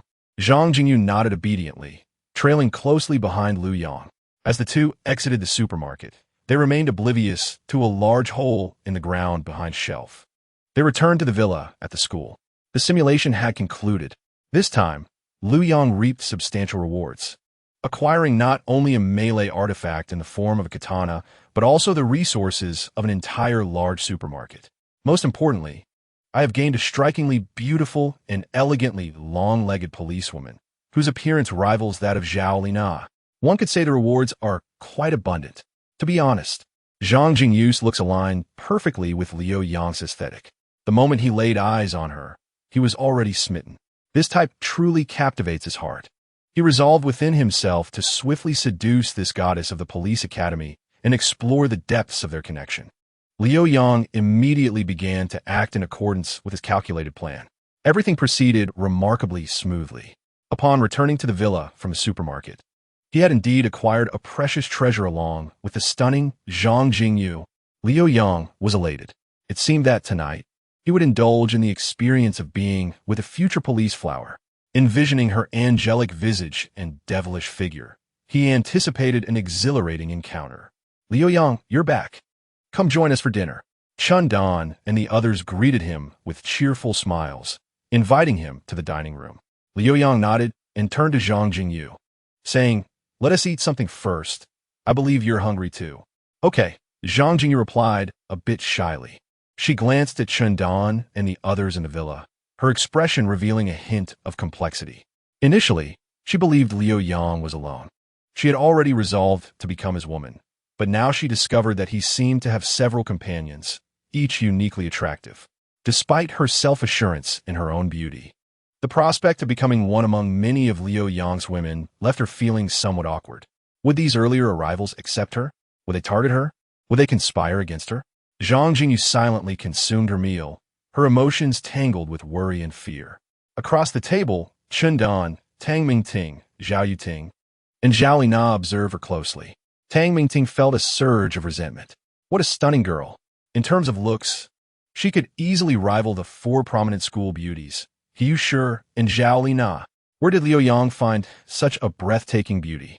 Now, within this sanctuary, there were four women more beautiful than herself. The star Su Xiao, the long-legged teacher Zhao Yuting, the aloof school beauty Liu Shi, and the academically gifted Zhao Lina, along with this new voluptuous arrival. With such beauty and a figure surpassing even Chun Dan's, she was simply a vision of perfection. How could one endure this? Tang Mingting felt on the verge of collapse. Unable to compete in looks or figure, what was the point? Yet, despite her internal turmoil, she dared not show it on her face. The fact that this beauty was brought back to the villa and could dine with them spoke volumes about Liu Yang's special regard for her. Even Zhao Lina, as the top student, had to serve Liu Yang before she could eat, while Zhang Jingyu needed to do nothing at all to join the meal, a privilege not afforded to just anyone. Chun Dan, fully aware of this, smiled warmly as she served Zhang Jingyu a piece of meat. Dear sister, please eat more. You look so slender. Aside from your ample bosom, you're quite petite everywhere else. I prepared these dishes. Let me know if they suit your taste. They're delicious. Thank you. Zhang Jingyu replied nervously. She hadn't anticipated such kindness from them. Back at the Heihu base, the relationships among survivors were far from amicable. They were always vigilant of one another, as they were competitors for limited resources and could turn against each other if necessary. Enjoy as much as you like. I'm delighted that my cooking suits your palate. What's your name? Where are you from? I'm Chun Dan, a former owner of this villa area and a dance teacher, Chun Dan said with a gentle smile and a friendly tone. I'm Zhang Jingyu, a former student of the police academy.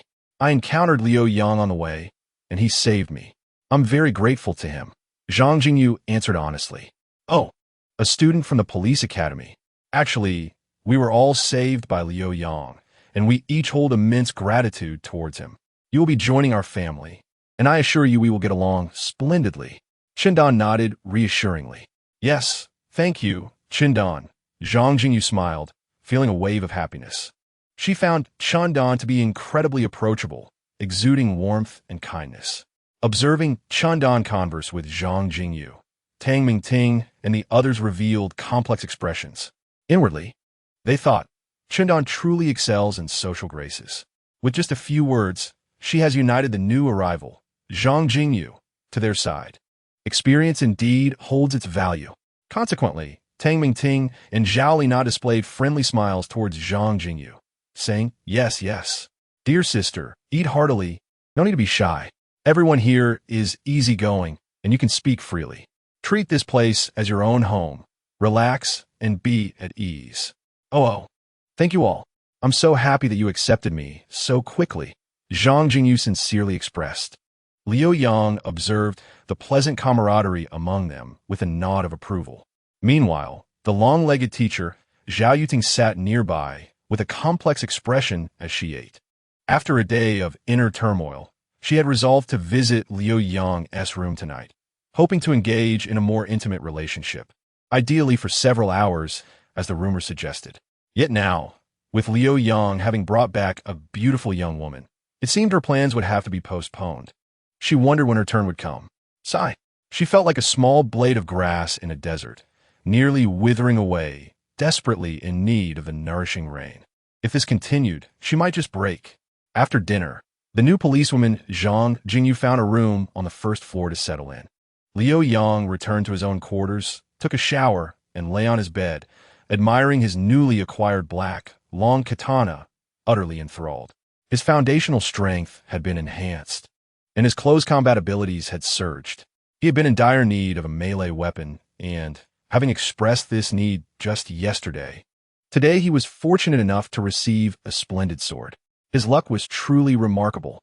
He retrieved a new towel from the dark space and began to polish the exquisite weapon, its ebony blade gleaming with a chilling radiance, exuding strength and resilience, as if it could pierce through any foe. Having dispatched hundreds of zombies and dozens of survivors today, the blade remained sharp enough to sever hair. Gazing at it, his eyes sparkled with admiration. A wise master once said, one should treat their weapon as they would a lover. For a weapon may accompany you longer than a lover ever could, and while a weapon can save your life, a lover merely drains your energy. Just as Liu Yang was lost in his reverie of polishing the blade, a knock echoed from outside his door. Knock, knock, knock. Hearing the sound, Liu Yang calmly sheathed the sword. He had admired it enough. It was time to reveal his prowess. Yet, he wondered who was knocking today. He hoped it was the policewoman Zhang Jingyu. Liu Yang licked his lips in anticipation and called out, come in. The door swung open, and indeed, it was Zhang Jingyu. Having just finished her shower, her long black hair was slightly damp and gracefully draped over her pristine shoulders. Her long, slender legs and curvaceous figure were undeniably captivating. Upon seeing Liu Yang's smiling expression, Zhang Jingyu's cheeks flushed a delightful crimson. She hesitantly addressed him, I came to thank you for saving me today. I know, he replied. Come, let us converse earnestly about the future, about aspirations. Liu Yang said with a mischievous grin. All right, let us indeed discuss the future, Zhang Jingyu replied, her expression turning puzzled at the notion of becoming his girlfriend. Once she comprehended his words, her cheeks flushed with embarrassment. I thought we were merely ordinary friends. To start dating now seems a bit hasty, does it not? What friends? Your brother entrusted you to me. How could I settle for merely being your friend? I must at least be your boyfriend, Liu Yang exclaimed, pulling Zhang Jingyu into his embrace. Zhang Jingyu shyly emitted a soft hum in response. What is so commendable about being friends? There's a saying, a friend can lend you a hand, but a girlfriend can support you time and again. Therefore, if we were to be, let be his girlfriend and boyfriend. Outside the door, as Zhang Jingyu entered Liu Yang's room, Su Xiao, Tang Mingting, Chun Dan, Zhao Yuting, and a group of others in the corridor began to whisper among themselves. Indeed, she has gone in again. This woman, thinking herself so pure. I overheard sounds from within. Did Liu Yang ask her to be his girlfriend? My goodness. Among us, which girl could ever be recognized as Liu Yang's girlfriend? Only Zhang Jingyu has achieved that. It was Liu Yang who made the first move. Indeed, my heavens. He treats Zhang Jingyu exceedingly well. We must be kinder to her from now on. She has now become the apple of his eye.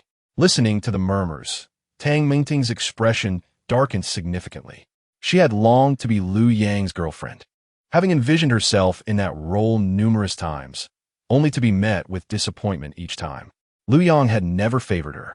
Yet, this Zhang Jingyu had only arrived on her first day and had already elicited Liu Yang's initiative to date her. Such treatment was unprecedented. Previously, Tang Mingting regarded He Yushi, Zhao Lina, and Zhao Yuding as potential rivals, only to realize that the true rival was this newcomer, Zhang Jingyu, an adversary whose position was formidable and unassailable. A sense of crisis filled everyone's hearts, coupled with jealousy toward Zhang Jingyu. Zhao Yuding, the long-legged teacher, did not dwell on such matters. She cared not for status or favoritism, but rather for when she might capture Liu Yang's attention. Her face flushed crimson as she returned to her room, overwhelmed with emotion. 2 hours later, Liu Yang received a system notification. Congratulations, host. You have successfully convinced the other party to willingly become your girlfriend. The level of the dark space has increased by 1, as the host has successfully acquired a girlfriend for 7 consecutive days. An additional reward grants an elevation of all abilities by 1 level. Upon receiving this notification, Liu Yang was overjoyed. He checked his progress. The dark space had advanced to level 5, expanding from 30, 302, 700 cubic meters to 50, 125, cubic meters, an almost quadrupled increase. Previously, the items he had amassed from the supermarket filled the space to a certain extent, but now they appeared minuscule in comparison.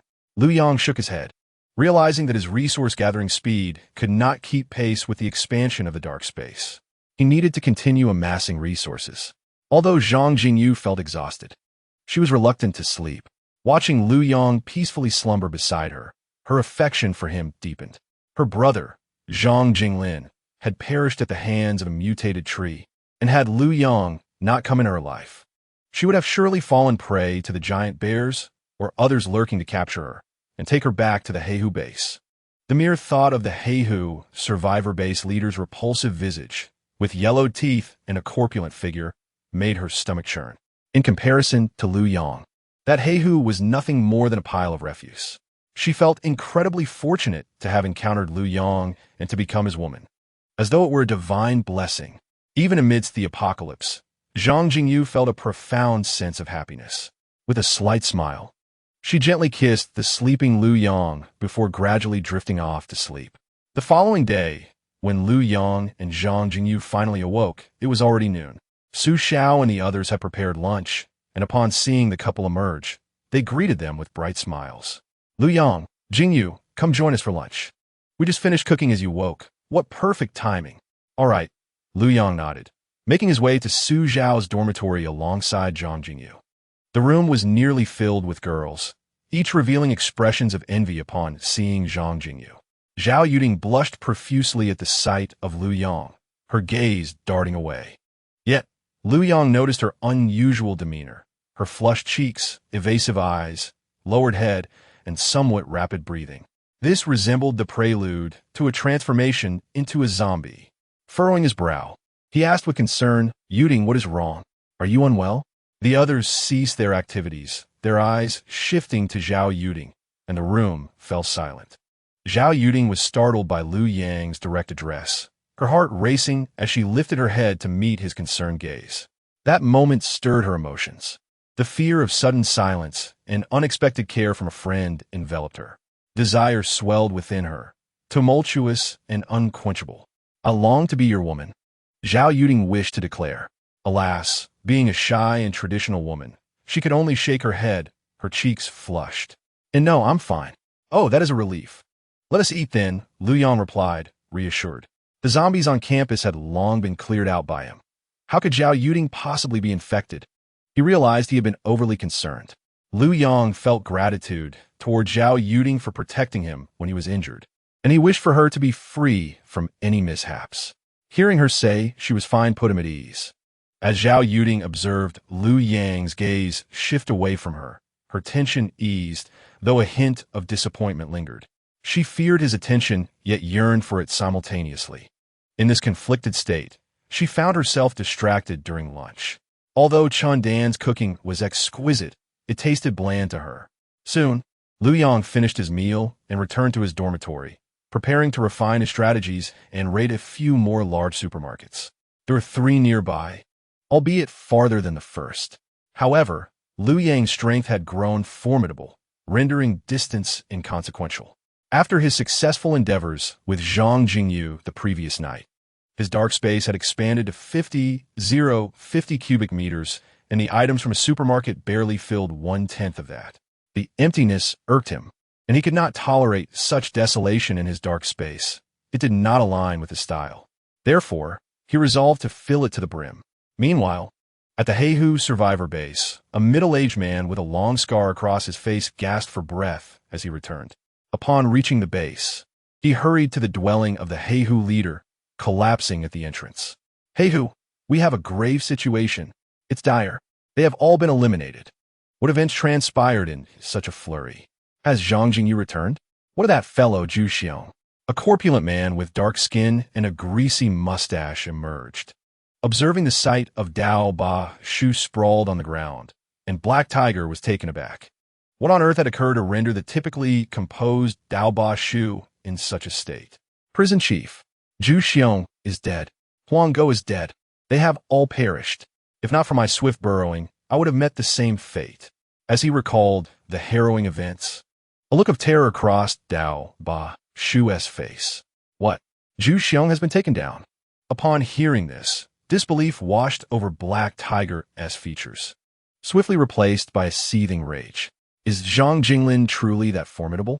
You a dozen or so, stealthily tracking yet failed to ambush, and yet he dealt with you all? Are you all utterly useless? Was there an unforeseen incident? No, it was not Zhang Jinglin. By the time we arrived, he was already dead. It was another young man, possessing extraordinary strength. He wielded Zhang Jinglin's blade, swiftly dispatching over a dozen individuals without employing any abilities, relying solely on close combat to eliminate everyone. Even Zhu Xiong did not react in time and was instantly killed. Had I been any slower, I too would have been lost. Dao Ba Shu recounted, trembling at the memory. Impossible, absolutely impossible. In close combat, my brother Zhu Xiong is unparalleled. Without the use of abilities, even I might not match him. How can anyone take him down without using abilities? Black Tiger's skepticism was palpable. Zhu Xiong had been a professional mercenary during times of peace, possessing formidable strength. After the apocalypse, he awakened the ability to transform into Zhu Xiong, harnessing the bear's power.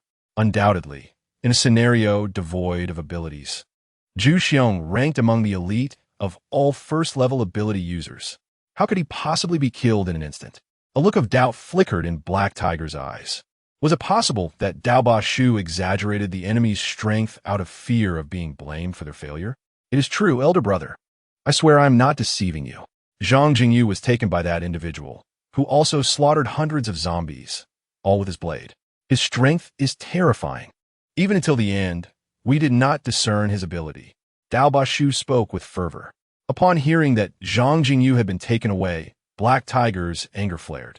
Damn it! A dozen of you could not even subdue one person. You cannot even bring back a woman. What use are you? When Eagle returns, I will have him assess the situation, and I shall personally confront this so-called ability user to gauge his strength. Should I discover that you have exaggerated, you will face dire consequences. Black Tiger growled ominously. No exaggeration, elder brother. I speak only the truth. If you do not believe me, let Eagle verify. That individual is genuinely powerful. Your disbelief is of no consequence to me. Dao Ba Shu retorted, incensed, and departed, having narrowly escaped death. He had not dared to take the direct route back, instead burrowing underground for over 20 kilometers, exhausting his strength. Upon returning and enduring Black Tiger's tirade, his mood soured considerably. As he left Black Tiger's abode, Dao Ba Shu muttered angrily, all this for a woman, and we lost over a dozen brothers. Not a single word of concern, just rebuke. Damn it. Were it not for my inability to overpower him, I would have dealt with him myself. What a curse to awaken a burrowing ability. Had I awakened a combat ability, I would not be in this position. After venting his frustrations internally, Dao Ba Shu calmed himself and began contemplating his escape route.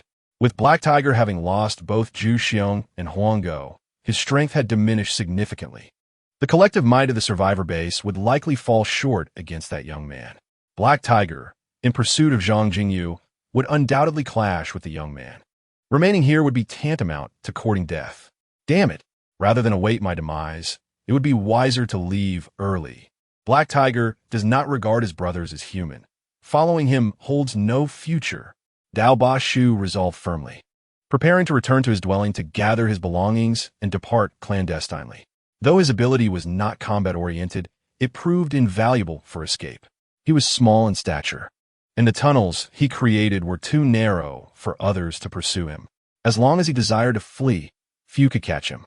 As he traversed the survivor base, the civilians greeted him warmly. Mouse Master, did you reap a bountiful harvest today? Quite well, quite well. Dao Ba Shu responded with a smile. A dusty, frail little girl approached, gazing up at him with wide, innocent eyes. Mouse Master, where did you venture today? Did you encounter any terrifying zombies? Seeing the girl's adorable demeanor softened Dao Ba Shu's heart. Though he was an ability user, his burrowing power rendered him somewhat ineffectual. Among ability users, he garnered little respect, often sent to the front lines to explore perilous areas. Yet, the civilians revered him, referring to him as Mouse Master, while the ability users called him Dao Ba Shu. Hence, Dao Ba Shu treated these civilians with more kindness than his peers did. Other ability users often acted aloof, and if civilians dared to provoke them, they would be swiftly dismissed. Dao Ba Shu knelt and said to the little girl, I ventured far and wide, and I, Mouse Master, dispatched dozens of zombies. Quite impressive. Here, let me give you some candy. He pulled a piece of candy from his pocket and offered it to her. The girl's eyes sparkled with delight. In the apocalypse, even a morsel of candy was a precious commodity. She received the candy, clutching it tightly as if it were a treasure. Thank you, Mouse Master. Thank you. Seeing the girl's joy, other children quickly gathered around. Mouse Master, you are so handsome. Mouse Master, you are the most handsome person in this base. Mouse Master, do you have more candy? Ha! I adore children who speak the truth. Yes, indeed. Each of you shall receive a piece. Upon hearing the children's compliments, Dao Ba Shu beamed with joy, distributing candy to each child. The children erupted in glee. Candy! To buy 2 milk candy. Mom, I have candy again. They laughed and cried tears of joy. Mouse Master is truly wonderful. Long live Mouse Master. The children skipped away, while their parents cast grateful glances at Dao Ba Shu. To an ability user, a piece of candy might seem trivial. Yet for civilians, struggling to survive each day, indulging in sweets was a luxury. Seeing the survivors regard him with eyes akin to those of a savior, Dao Ba Shu clenched his teeth, ultimately resolving in his heart. Upon the arrival of that group, the children were instantly silenced, their faces betraying expressions of fear as they discreetly concealed their candies behind them and hurried back to their parents. As the band of survivors passed by Dao Ba Shu, the burly leader displayed a smirk, uttering mockingly, Dao Ba Shu, what's the matter, looking all disheveled as if you just crawled out from the ground? Have you completed the task the boss assigned you? Where's Zhu Xiong? Haven't seen him around. Could it be that you sneaked back while others were fighting? Ha ha ha. It seems so. This fellow, Dao Ba Shu, hides in his hole when there's a brawl, only to emerge once the victory is secured. What a waste of an ability to dig tunnels. I truly cannot fathom its usefulness. Ha ha ha ha.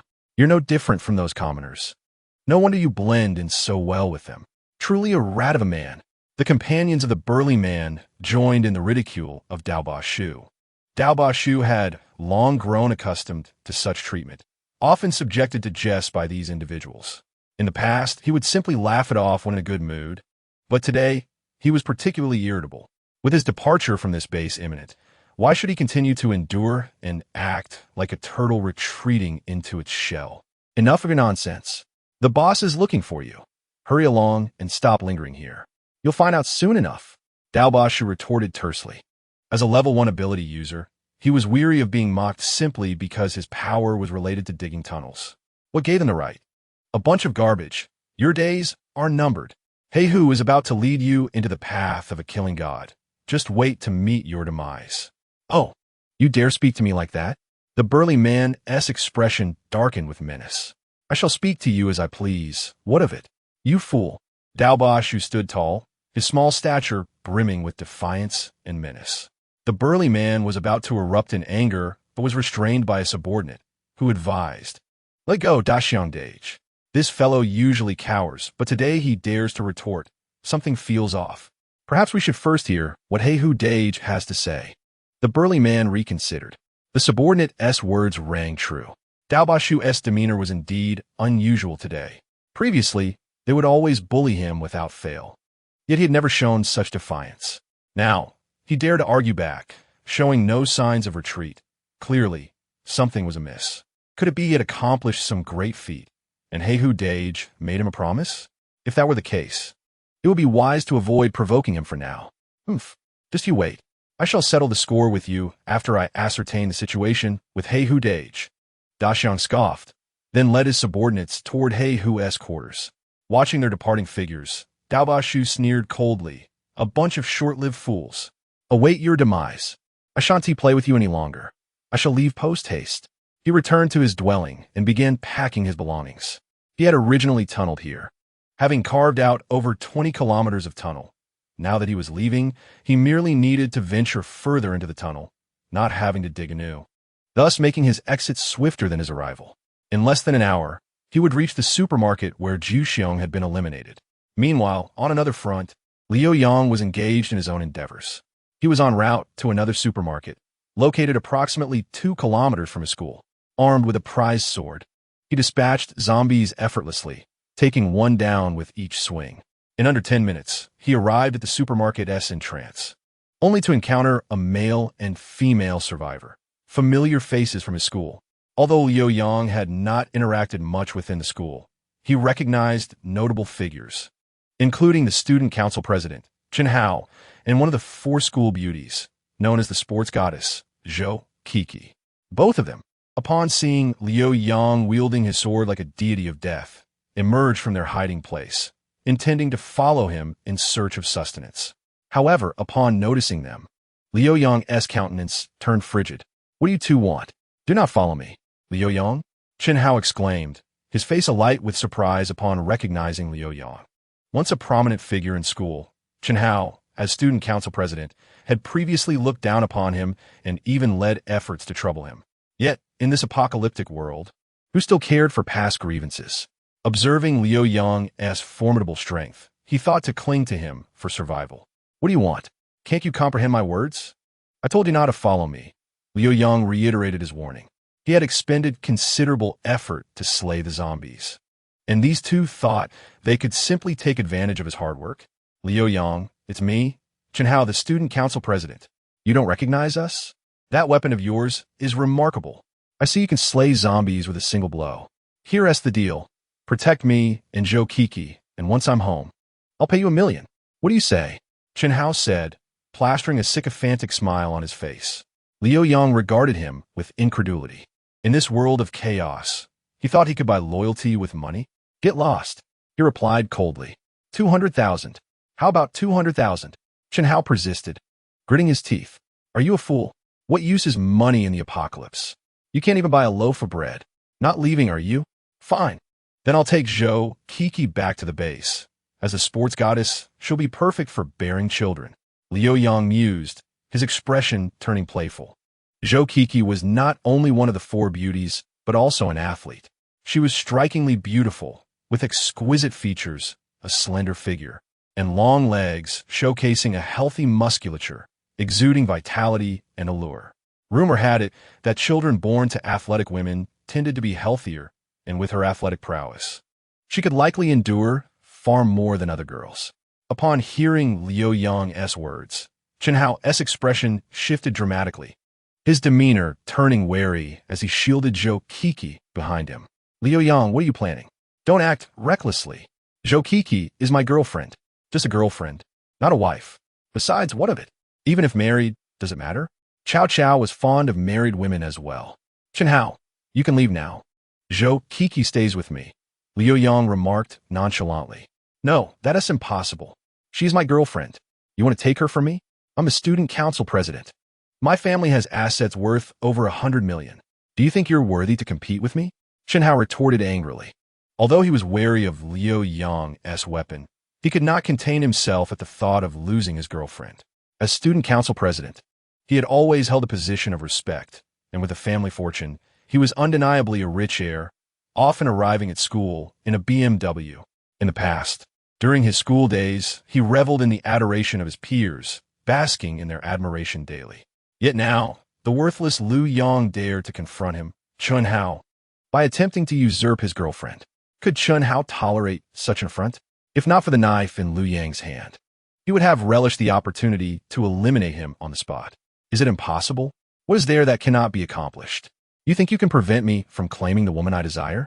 How impressive you are, possessing assets worth billions. Yet I see you appear pale and emaciated, likely unable to command respect even from your subordinates. What good is a beautiful girlfriend if you cannot fulfill her needs?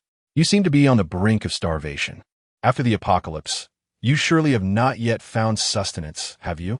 Liu Yang observed him with a hint of amusement. Struck by Liu Yang's words, Chen Hao felt a wave of embarrassment wash over him. Stammering, he retorted, "What if I haven't found food? In any case, my girlfriend will never be with you. Our relationship is strong, so do not even think about it. Is that so? Very well. I initially intended to seize her by force, but hearing your words, I now wish to observe just how strong your bond truly is. Behold, what is this?" Liu Yang withdrew a vacuum-sealed chicken leg from his pocket, unwrapping it to reveal the tantalizing morsel. Instantly, the savory aroma wafted toward Chen Hao and Zhou Qi, enticing their senses. Chen Hao and Zhou Qi inhaled deeply, greedily savoring the long-forgotten fragrance of food, unable to suppress their salivation. They had endured 4 days of hunger at school, finally venturing out in search of nourishment. Yet after 2 days of fruitless searching, they had only managed to catch 2 rats in the sewers, which they had roasted and consumed entirely. However, those meager rodents could hardly satiate their hunger. In their quest for food, they had narrowly escaped being caught by zombies, wasting precious energy in their frantic flight. Now, their stomachs were empty. 1 chicken leg in exchange for your girlfriend. Do you agree? Liu Yang asked playfully. Chen Hao had just confidently asserted the strength of his relationship with his girlfriend.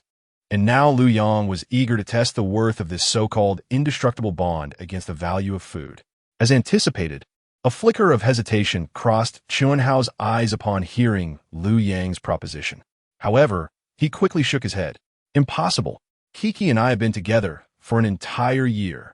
My girlfriend cannot be exchanged for a mere chicken leg. Do you think I, Chen Hao, but just anyone? My family possesses billions. I have seen my share of the world. His expression firmed with resolve. Hearing this, Zhou Qi felt a surge of emotion. Initially, she had presumed that her wealthy boyfriend was merely indulging in a fleeting romance, treating their year-long relationship as a trial period, having never allowed him to take their relationship further. Now, it appeared that Chen Hao's feelings were genuine. In this dire situation, he refused to trade her for such a precious item as a chicken leg. It would not be an exaggeration to say that upon catching a glimpse of that chicken leg and inhaling its scent, even Zhou Qi felt a fleeting urge to side with Liu Yang. Yet, witnessing Chen Hao's unwavering determination, she suddenly recognized how embarrassing her own thoughts were. How could she consider betraying herself for a mere chicken leg? She resolved to learn from Chen Hao, vowing never to succumb to the temptations of food. Just as Zhou Qi was solidifying her commitment to stand by Chen Hao, he extended 5 fingers toward Liu Yang, declaring, "If you want my girlfriend, you must pay more, 5 chicken legs. Only then will I consider it." The audacity of his demand left Liu Yang momentarily speechless.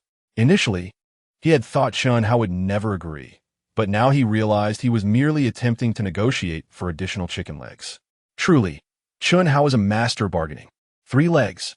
Otherwise, the deal is off, Liu Yang asserted decisively. Deal. Deal. Chen Hao quickly replied, fearing Liu Yang might change his mind. Liu Yang then produced 2 additional chicken legs from his pocket and tossed them at Chen Hao's feet. Chen Hao swiftly bent down to retrieve them, stuffing them into his clothing. The sight left Zhou Qi utterly astonished.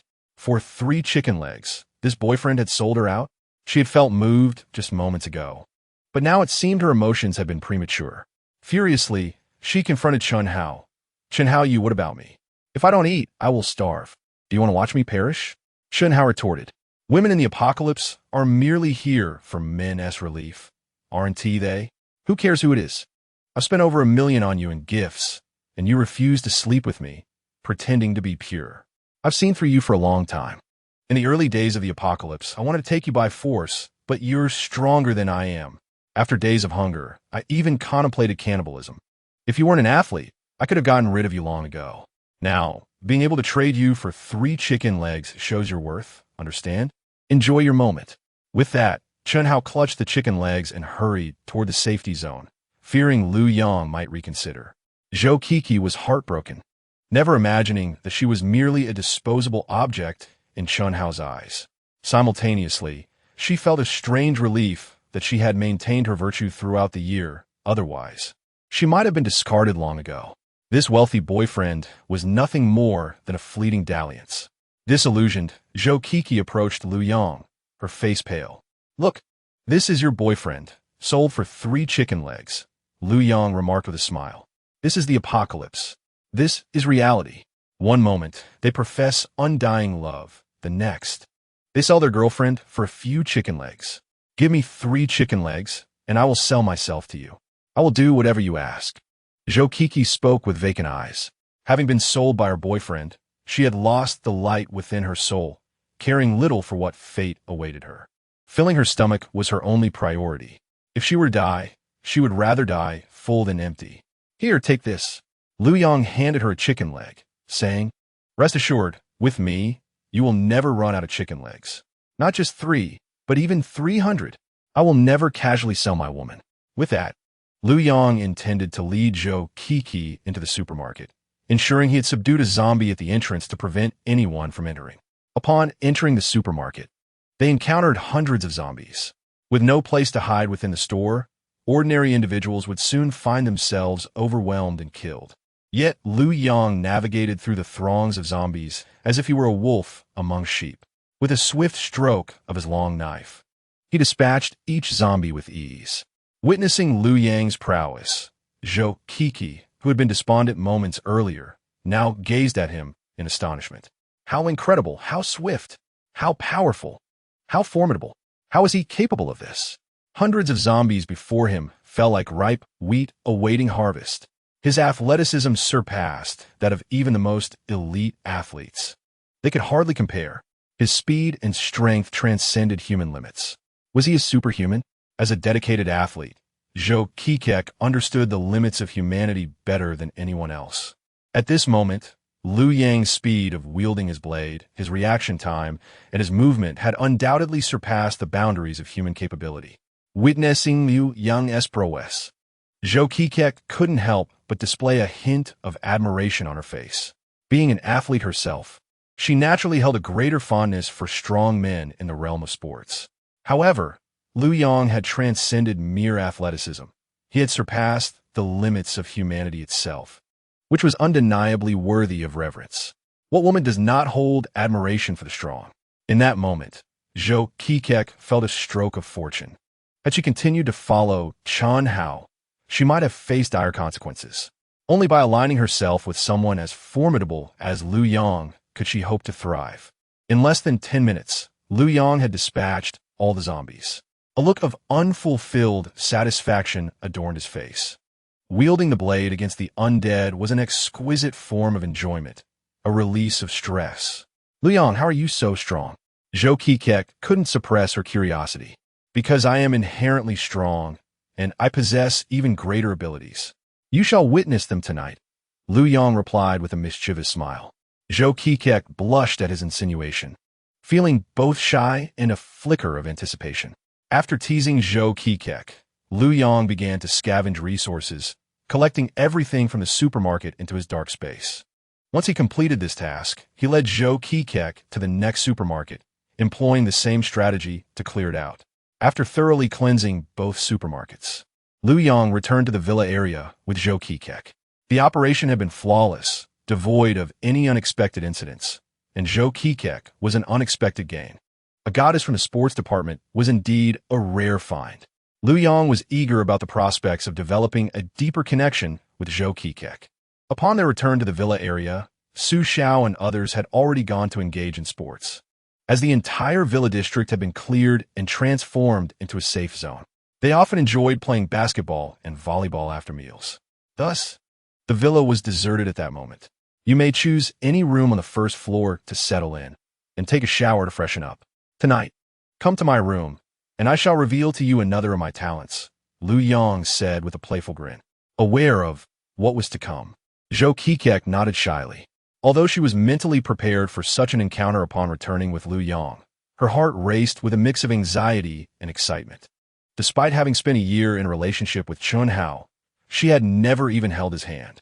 Now, she was on the verge of intimacy with someone else, which filled her with trepidation and anticipation. On the volleyball court of the villa area, Hiyusher and others were engrossed in their game, perspiring yet thoroughly enjoying the sunshine and the thrill of playing volleyball in the apocalypse. However, they remained oblivious to the majestic eagle soaring overhead. Meanwhile, over 20 kilometers away at the Black Tiger base, the Falcon reported to Black Tiger, "Boss, we have located them. There's a villa area over 20 kilometers away, and I have spotted Zhang Jingyu along with several other girls. They must be students from that villa area, and they're all beauties." Upon hearing this, Black Tiger's leering face broke into a wide grin, reminiscent of a blooming flower, revealing his yellowing teeth. Unable to contain his glee, he exclaimed, "Several female students? This is a windfall.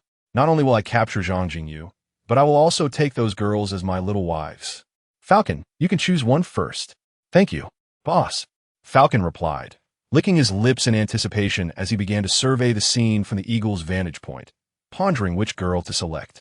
At that moment, Scarred Mouse had traversed the tunnel to the supermarket where the giant bear had been eliminated. Upon emerging from the hole, he found a giant bear's decaying corpse nearby, now infested with maggots.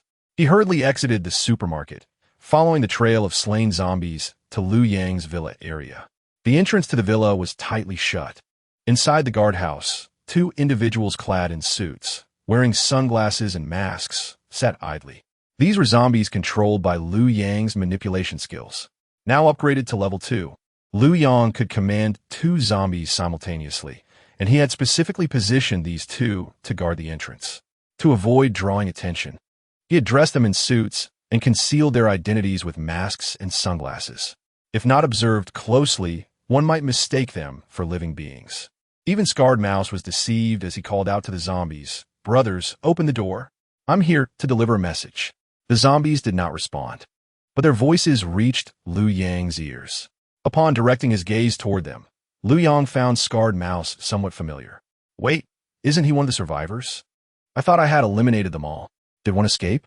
Liu Yang was taken aback, recalling how he had swiftly dispatched every last one of them, only to discover a survivor had slipped through the cracks. Uncertain of the visitor's intentions, he wondered if there was a desire for revenge. In an instant, he brandished his blade and rushed to the entrance of the villa.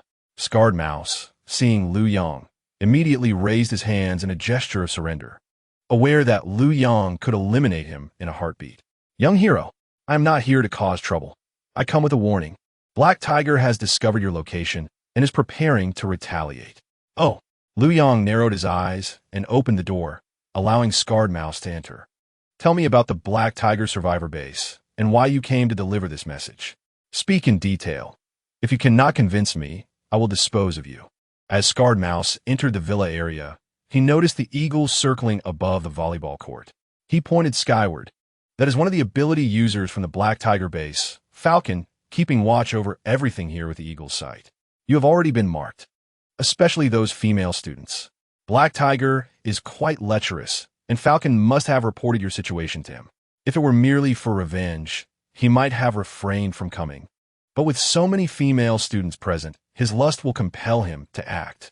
Is that so?" Liu Yang furrowed his brow. With a wave of his hand, an ice needle materialized in the sky, instantly striking down the eagle. To Scarred Mouse's astonishment, Liu Yang had merely waved his hand, and the eagle plummeted from a height of over 100 meters. He could not discern how Liu Yang had accomplished such a feat. The expression on Scarred Mouse's face reflected his shock. What an overwhelming ability! Liu Yang's skill must be at least in S-level combat ability. Scarred Mouse felt an immense relief for having made the decision to come here with a warning. Otherwise, had he followed Black Tiger and his crew to confront Liu Yang, he might not have even lived to tell the tale. The falcon, observing the situation, suddenly experienced a sharp pain in its head and collapsed to the ground, rolling while clutching its head. What happened? Falcon, are you all right? The sight startled Hey Hu. Damn, my informant has been eliminated. Headshot. My consciousness couldn't be retracted in time. The sensation of pain surged through Falcon's head. His face turned pale, and even his lips trembled. The visceral feeling of a headshot instilled profound fear within him. You control an eagle that can soar hundreds of meters high. Even a sniper rifle would find it difficult to hit. Yet could be shot in the head. Hey Hu's expression grew solemn. I do not know. I was merely observing those female students when suddenly I was taken down, unable to see the assailant or the method used. Falcon replied, shaken.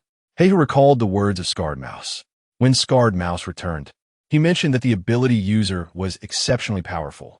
Dozens of elites were no match for him, and one encounter led to their swift demise. It appears that this was not a falsehood. We must urgently summon him to clarify the matter. He immediately instructed a subordinate outside, go fetch Scarred Mouse. I have inquiries for him. The subordinate promptly searched for Scarred Mouse, but found the room empty. He quickly returned to report, boss. Scarred Mouse's room is vacant, and his belongings have been taken. Upon hearing this, Hey Hu's expression changed. What do you mean? Has he fled? Betrayed our base? A cold sweat broke out on the subordinate's back as he stammered. It seems that way. That guy is so powerful that it forced Scarred Mouse to betray us? Hey Hu furrowed his brow, sensing that the situation was not so simple. Simultaneously, a grave look crossed his face, leaving him uncertain of how to proceed. Meanwhile, in Liu Yang's villa area, Liu Yang questioned Scarred Mouse. Hey Hu is lecherous and fond of stealing women, right? Yet in the apocalypse, women are plentiful. He hardly needs to take such risks. Scarred Mouse nodded, affirming there is no need for such risk. However, Zhang Jingyu is the woman he desires, and the entire base is aware of this matter. He will certainly try to possess her. This concern transcends that of a mere woman. It pertains to his reputation and authority. If he fails to acquire Zhang Jingyu, how can he maintain his status as leader within the base? Thus, he may forego other women, but he must obtain Zhang Jingyu. Zhang Jingyu is currently my woman, Liu Yang declared coldly. Anyone who covets my woman must perish. How far is Hey Hu's base from here? If he intends to assault me, how long will it take him? Hey Hu's base is over 20 kilometers away. I told him you are formidable. If he wishes to confront you, he will surely need to gather all the elites from the base, which would take at least a day. Some ability users are out searching for supplies and may not return until nightfall, so if he decides to come, it will likely be tomorrow, Scarred Mouse analyzed. Tomorrow? I cannot wait until tomorrow. Allowing him to live until then, after plotting against my woman, is an affront. I will set off for Hey Hu's base immediately to eliminate him. You will lead the way, Liu Yang asserted resolutely. Originally, he had no intention of seeking trouble with Hey Hu, but upon hearing that Hey Hu remained undeterred in his pursuit of Zhang Jingyu, Liu Yang could no longer tolerate it. However, the journey to Hey Hu's base is over 20 kilometers, taking considerable time, and the base is heavily fortified. Attacking it would prove quite challenging. If he comes to your territory, it is familiar ground, making it easier for you to engage in battle. Scarred Mouse hesitated, thinking this young man was too reckless. Young people are indeed impetuous, ready to act without hesitation. It matters not where we fight. He will meet his end regardless. Liu Yang stated confidently. Scarred Mouse continued to propose, at the very least, we should devise a battle plan first. I have long since formulated a plan. My strategy is to eliminate all who dare to resist. Is 20 kilometers too far? Even if it were 200 kilometers, I would travel through the night to kill him. Anyone who dares to covet my woman must die. Not even a coconut tree would survive. As Liu Yang spoke, he approached the volleyball court, waving at the girls playing below. The girls immediately rushed over, surrounding Liu Yang like stars encircling the moon. Liu Yang, are you here to watch us play? This is such a delightful surprise. You never came to watch us before. Did you go searching for supplies again today? The girls surrounded Liu Yang, each glistening with sweat, chattering excitedly.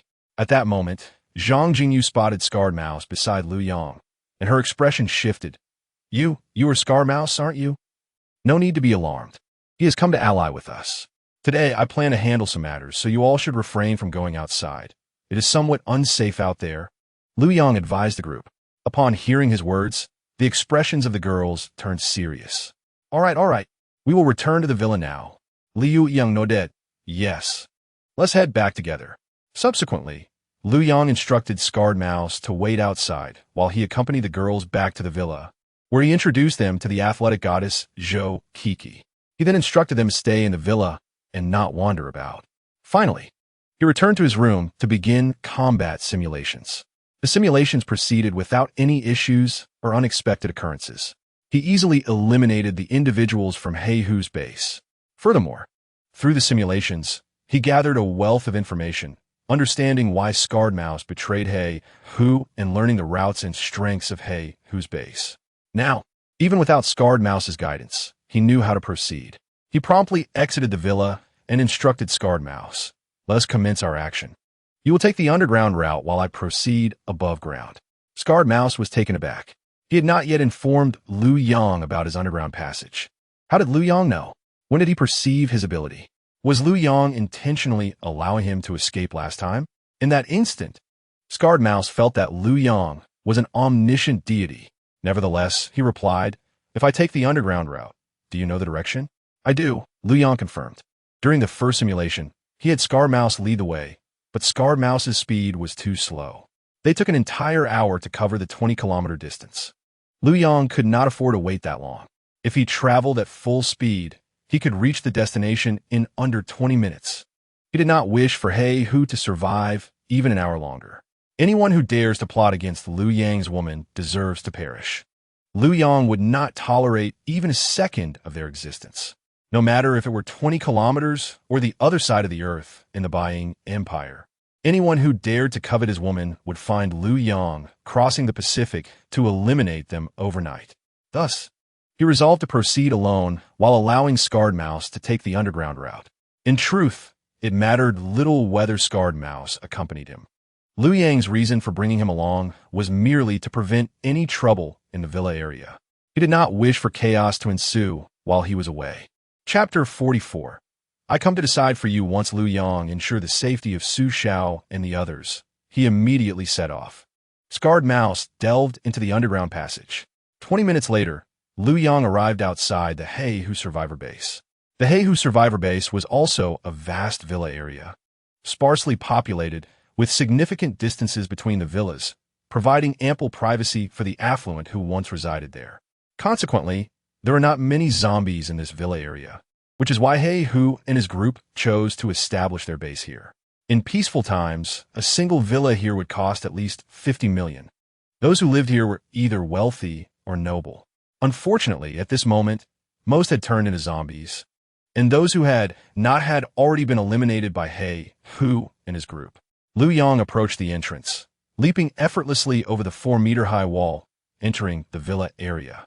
Beside the wall, numerous makeshift tents erected by individuals can be seen, housing the ordinary survivors who have taken refuge in the He Hu GD.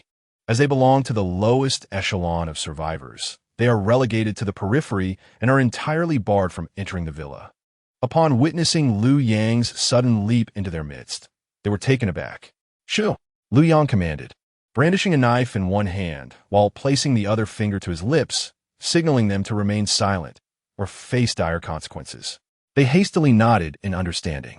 Anyone capable of vaulting over a 4-meter-high wall was undoubtedly not an ordinary person, but rather a superhuman, a being of immense power. To these ordinary survivors, such individuals were akin to deities, leaving them no choice but to comply with Liu Yang's directives. Satisfied with their obedience, Liu Yang nodded approvingly and proceeded to make his way towards the residence of He Hu, following the insights gleaned from his initial reconnaissance. Meanwhile, within the confines of the He Hu GD, the elite members congregated in He Hu's quarters, deliberating on how to confront Liu Yang. At that moment, Liang, nursing his head with a warm towel, grimaced in pain. He had just lost one of his scouts to a fatal shot, and the agony lingered. With a pallid complexion, he addressed He Hu, boss. As you said, even Zhu Xiong was instantaneously eliminated. This adversary may prove formidable. Perhaps we should reconsider our approach. The other superhumans chimed in, echoing his sentiments. Zhu Xiong, Huanggo, and Dao Bashu are no match for him. Our losses have been significant. Engaging him could be a futile endeavor. Moreover, this is his territory, where he is familiar with the landscape and may have traps set for us. Boss, as Liu Yang suggested, why not let it go? After all, she's just a woman. We have plenty of women in our base. Indeed, boss, let's abandon this notion. We could venture outside to find new survivors and bring back some beautiful women instead, leaving Zhang Jingyu behind, they urged. Upon hearing Dao Bashu's words relayed by He Hu, panic spread among them. Zhu Xiong was among the strongest in their base. If he could be so easily dispatched, what chance did they have? Noticing the fear etched on his comrades' faces, He Hu found himself in a quandary. He turned his gaze to the only female in the room. Bai Hu, the second in command of the He Hu GD. She possessed a head of sleek white hair, clad in a form-fitting tactical suit that evoked images of a white-haired Black Widow. Her expression was composed and assured, with a hint of a smile, contrasting sharply with the terror displayed by the others. He Hu inquired, Bai Hu, what is your perspective on this matter? She responded nonchalantly, I have no objections. I am open to your arrangements. To be honest, after hearing Dao Bashu's description, I am quite curious about what he looks like. I wonder if he is handsome. Bai Hu licked her alluring red lips. What is there to meet? Don't provoke him. Urge her comrades in alarm. Bai Hu, please don't lead us to our doom. Let us not pursue this. As the others fervently shook their heads, it was common knowledge that Bai Hu was the most unpredictable of them all. Despite her formidable abilities, her thought process often seemed irrational, with decisions made on a whim that others could not comprehend. They were reluctant to follow such a reckless woman into peril. Observing the chaos among his brethren, He Hu rubbed his forehead, expressing his exasperation. I will consider it and make a final decision later. In truth, he himself felt trepidation. Zhang Jingyu was merely a woman, yet his desire to capture her stemmed not from affection, but rather from a sense of pride. Now, realizing the extent of his opponent's prowess, the risks of confronting Liu Yang appeared insurmountable. Internally, he recoiled from the idea, but as the leader, he felt compelled to solicit the opinions of his subordinates. Bai Hu, as the second in command, held significant influence. Hence, He Hu sought her counsel. Little did he expect her to express a desire to engage. Regret washed over him as he mentally berated himself for seeking the opinion of this unpredictable woman. Had she echoed the sentiments of the others, he would have easily acquiesced to the idea of retreat. Now, with Bai Hu expressing a wish to confront Liu Yang, as the leader, felt the weight of his responsibilities pressing down on him. If he allowed his woman to be taken without a fight, how could he maintain his authority?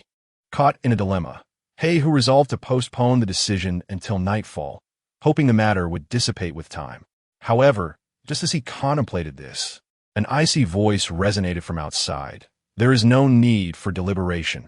I will make the decision for you. The room fell silent at the sound of the voice. And moments later, a handsome young man strode in through the doorway, wielding a pitch-black katana stained with fresh crimson blood, remnants of his recent conflict with two guards. He Hu's face contorted in shock as he regarded Liu Yang's entrance. Who are you? How did you get in? Where are the guards? Liu Yang's response was chilling. They are dead, and soon you shall join them, for I am here to take your life. One of the members, incensed by Liu Yang's audacity in addressing their leader so brazenly, sprang to his feet with a machete, charging at Liu Yang while shouting, What gall? How dare you speak to our boss like that? In an instant, with a swift motion of his katana, Liu Yang severed the man's head from his body, his speed so extraordinary that the onlookers could scarcely comprehend the sequence of events. The scene left everyone in a state of shock, their expressions morphing into sheer terror. They quickly realized that the katana belonged to Zhang Jingyu, confirming Liu Yang as the formidable adversary described by Dao Bashu. He Hu's lips quivered as he stammered. You are the one who killed Zhu Xiong. At this juncture, Liu Yang smirked indeed. You must be He Hu. Your subordinates include Zhu Xiong and Huanggo. Are you running a zoo? And with your appearance, You dare to covet my woman? Have you looked in a mirror lately? Liu Yang's derision was palpable as he scrutinized the corpulent figure of He Hu, whose dark skin and rotund belly resembled that of a woman in her 10th month of pregnancy. It was hard to fathom how such a man could have multiple wives, let alone lay claim to Zhang Jingyu. Liu Yang's taunts ignited a flame of anger within He Hu, though he feared Liu Yang's capabilities. Being ridiculed in front of his subordinates was intolerable. Gritting his teeth, he retorted, "Young man, I advise you not to be so arrogant. While you may possess some strength within my territory, should you continue this bravado, you may not leave alive. Furthermore, Zhang Jingyu is a woman I have set my sights on first. You are the one who has encroached upon what is mine, and yet you dare to flaunt your bravado here?" Liu Yang could not suppress a laugh at this absurdity. The notion that a woman could belong to someone simply because he desired her was ludicrous. You claim her as your own? You believe that just because you desire her, she is yours? Do you think you are someone of significance? You dare to covet my woman? Rest assured, I will not leave until you are dealt with. Moreover, I have heard that you possess over a dozen wives. If you harbor intentions against my woman, I shall reciprocate by targeting your wives. Should you perish, I will take it upon myself to care for them. You dare to bully me. The words of Liu Yang ignited a fury within He Hu. With a mere gesture, he commanded his underlings, "Charge! Brothers, eliminate him." However, none of them moved. Fear was etched across their faces as they stood by, vigilantly observing Liu Yang. Not a single soul dared to strike first. After all, upon his arrival, Liu Yang had swiftly dispatched one of their own, his speed so remarkable that it left them bewildered. They all understood that had Liu Yang aimed his blade at them, they would have met their demise before even registering the attack. It was evident that they were not on the same level of combat prowess. Why would they rush to their deaths? Furthermore, from the moment Liu Yang appeared, his gaze remained fixated solely on He Hu, clearly indicating that he was targeting him. As for the others, Liu Yang held no animosity. He had no intention of killing them. Why then would they extend their necks, inviting their own demise? That would be foolish. Thus, despite He Hu's orders, none of his subordinates heeded him. Eagle. He Hu was taken aback by the ineffectiveness of his command and resorted to calling out individuals by name. "Ouch, my head aches," Eagle lamented, still seated in his place. He was not foolish. His ability was reconnaissance-based. In terms of combat capability, he could not even compare to the mighty bear, let alone defeat Liu Yang, who had swiftly dispatched the bear. Consequently, he feigned a headache. By who? He Hu turned his gaze to the wild woman, while others trembled. This woman would surely not be afraid.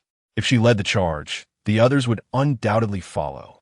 However, Bai Hu stood there with a beaming smile, lightly biting her red lips, her gaze fixed upon Liu Yang, her eyes dancing with admiration, her expression almost infatuated. This flirty woman dares to act so foolishly at such a moment.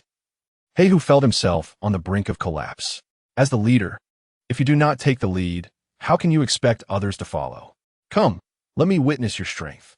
Rest assured, I will not utilize my powers. With mere physical attacks, I will not allow you to die swiftly. I shall let you watch as I toy with your wives. Observing this so-called leader of the survivor base, who could not even rally a single subordinate, Liu Yang could not help but chuckle.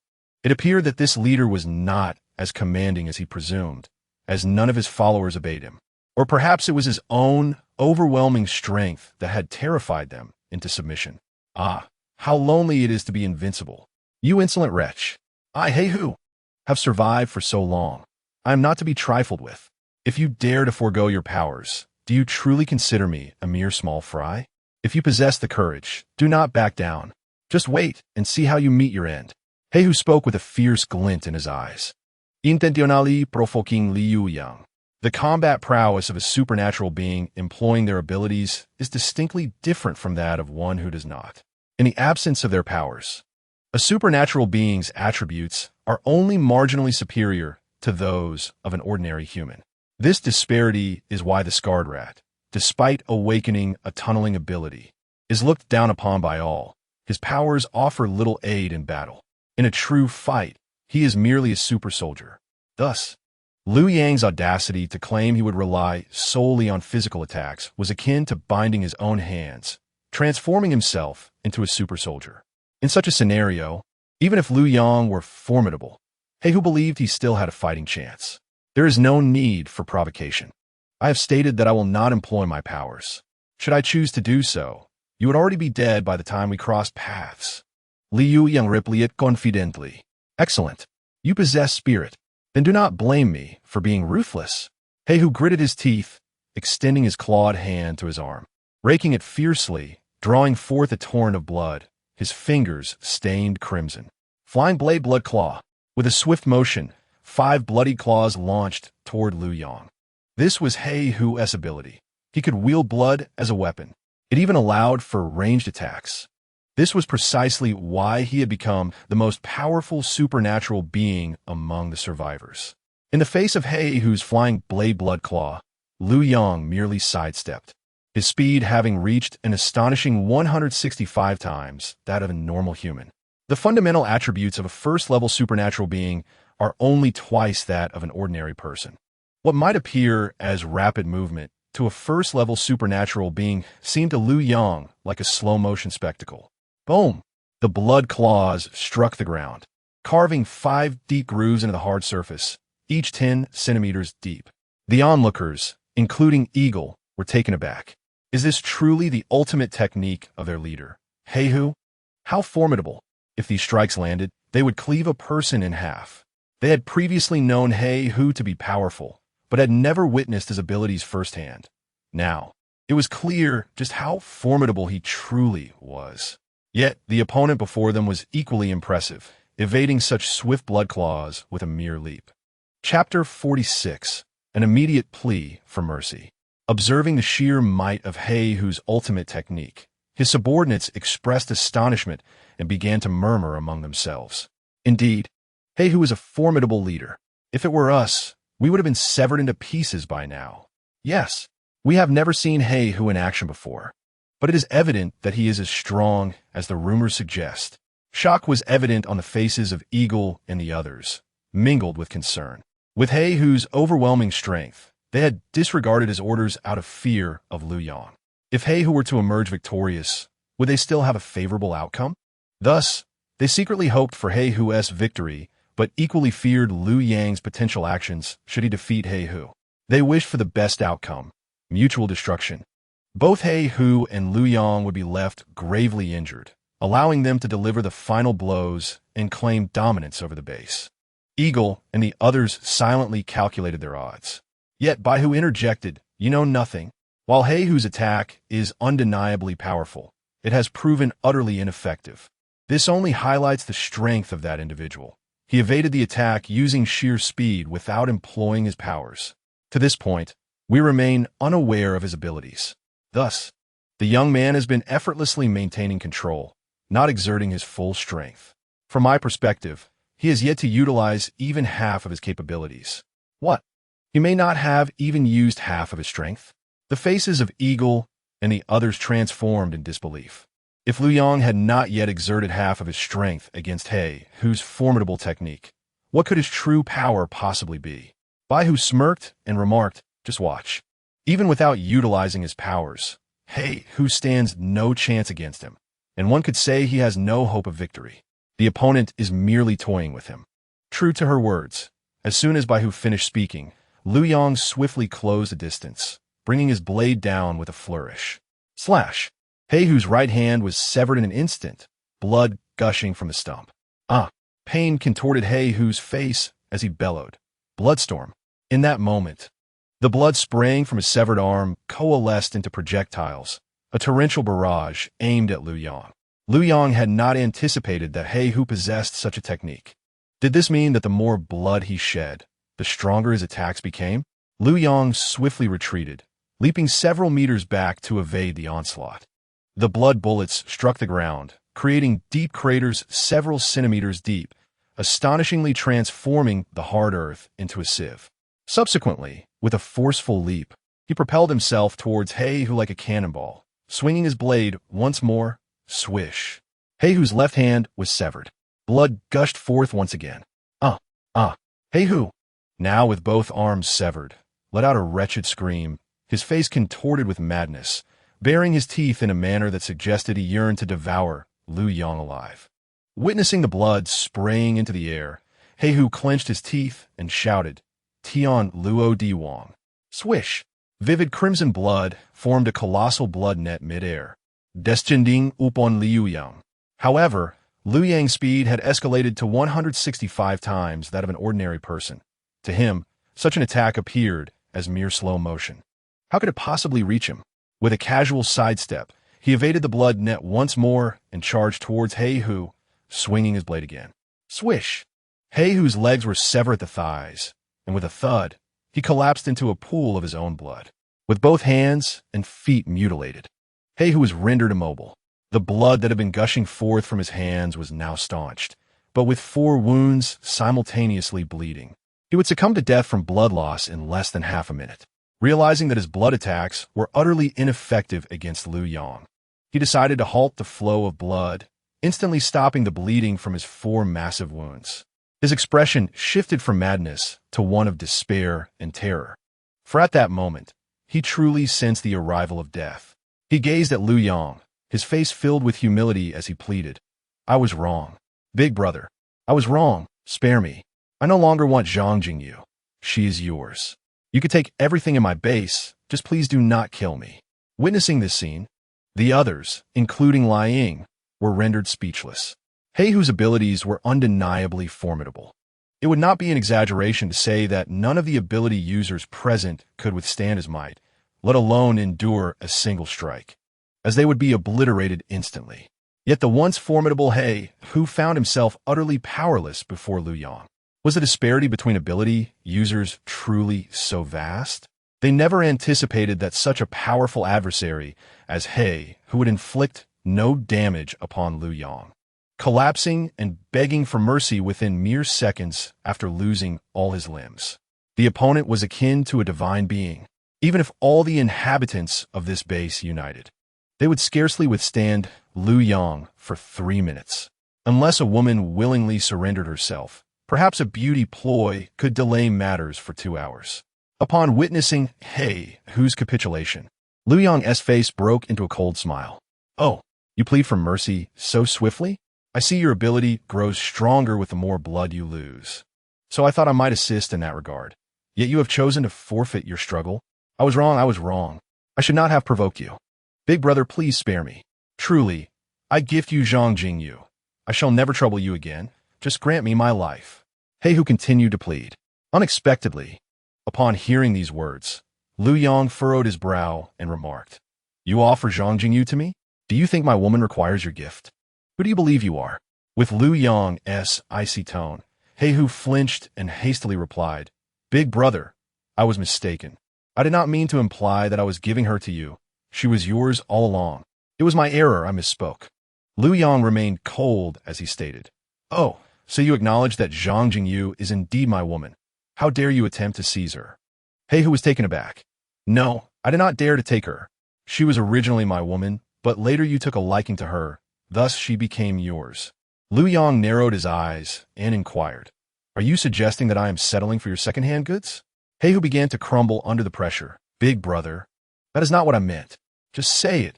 Whoever you say she belongs to, she is theirs. Liu Yang responded, You dare question me? Heihu felt utterly frustrated, realizing that the more he explained, the less clarity he achieved. What was the correct answer to provide? Chapter 47, A Different Woman. Care for a spar? Liu Yang pressed his foot onto Heihu's face and stated, See, you have no more words to refute. From the outset, I asserted that I could defeat you without using abilities, and since you dared to covet my woman, I shall take care of your wives. I hear you have a dozen or so. Heihu quickly replied, Yes. All of them are yours, just spare me. Those women are entirely yours. Liu Yang was taken aback. He had not anticipated that Heihu would relinquish his wives for the sake of survival. Liu Yang remarked, Oh, you're quite willing to part with them, offering them without hesitation? It is only fitting. Beauty ought to accompany heroes, and a scoundrel like me does not deserve such many beautiful women. Heihu hurriedly affirmed. Unexpectedly, at that moment, Baihu interjected, Those wives were all taken from commoners. He forced them into becoming his wives with no genuine affection. His original wife perished at the onset of the apocalypse, yet he still has a biological daughter. Upon hearing this, fury erupted on He Hu's face as he bellowed at Bai Hu. Bai Hu, you wretched woman, you traitorous harlot. How dare you stab me in the back? Seeing He Hu riled up, Liu Yang pressed his foot down harder, distorting He Hu's mouth and rendering him unable to speak, only able to emit pain sounds. Liu Yang discerned that He Hu cared little for his wives, but it seemed his daughter was his Achilles' heel. Liu Yang then turned his gaze to Bai Hu and the others. During Liu Yang's battle, Bai Hu, Liu and the other elites from He Hu's base had remained watchful without daring to intervene. Now, after witnessing Liu Yang severing He Hu's limbs in under 10 seconds, rendering him a mere human stick, they were even more hesitant to breathe. Fighting was certainly out of the question, and escape was impossible. With Liu Yang's speed, they would be eliminated before running 10 meters. Thus, they stood by, awaiting their fate, striving to remain inconspicuous, hoping Liu Yang would overlook them. However, Bai Hu's words caught Liu Yang's attention. When Liu Yang's gaze fell upon her, Liu Yang and the others felt as though they were being scrutinized by a deity. Trembling uncontrollably, their body hairs standing on end. Then, suddenly, their legs gave way, and with a thud, they knelt on the ground, leaving only Bai Hu standing. Liu Yang regarded her, and upon recognizing her beauty, he was somewhat astonished. Initially, he had focused solely on the greasy figure of He Hu, neglecting the presence of such a stunning woman nearby. This woman sported a stylish head of short white hair, exuding an air of elegance and confidence, her exquisite features revealing a sense of heroism. Clad in a form-fitting black outfit reminiscent of a cinematic Black Widow, she possessed a tall, flawless figure, her skin pale and unblemished, radiating a cold and proud aura. Alas, it was a pity that while she excelled in many aspects, she lacked a certain fullness. 6 words surfaced in Liu Yang's mind. Xian Yunyan. Who are you? Liu Yang inquired of Bai Hu. Bai Hu's alluring red lips curled slightly as she replied. I am Bai Hu, previously an ability user in this survivor base and the second in command. However, now, I am your woman. Liu Yang was taken aback and then chuckled, responding, Oh, have I agreed to this? You are my woman now? He did not expect this woman to be so direct and proactive, boldly declaring herself as my woman. This left Liu Yang somewhat bewildered. You would agree, for you have undoubtedly never encountered a woman as exceptional as I. After finishing her words, Bai Hu swiftly appeared before Liu Yang and the others. Unbeknownst to them, a gleaming dagger had already materialized in her hand. Her figure moved like a specter among the crowd, and wherever she passed, blood flowed profusely. Before anyone could react, Bai Hu had severed their throats in an instant. Liu Yang clutched his neck, which was gushing blood. Disbelief etched on his face as he pointed a trembling finger at Bai Hu, exclaiming, Bai Hu, you! Even in death, they could not comprehend why they perished not at Liu Yang's hands, but rather at the hands of their companion, Bai Hu. Liu Yang, observing Bai Hu's actions, was taken aback and inquired, What are you doing? I never said I want to kill them. He Hu is their leader. They refused to obey his orders, proving themselves to be disloyal and unreliable. What use are they? Thus, I took it upon myself to eliminate them for you, Bai Hu replied, licking her crimson lips. But you didn't heed He Hu's words either? Liu Yang retorted with a knowing smile. Bai Hu responded without hesitation, I am different. Liu Yang pressed further. In what way are you different? Bai Hu smiled, her confidence radiating. I can be your woman, but this group of useless individuals cannot. Surely you cannot be a homosexual? A leader may betray, but a man of mine must not. Thus, you need not worry. Liu Yang was momentarily stunned.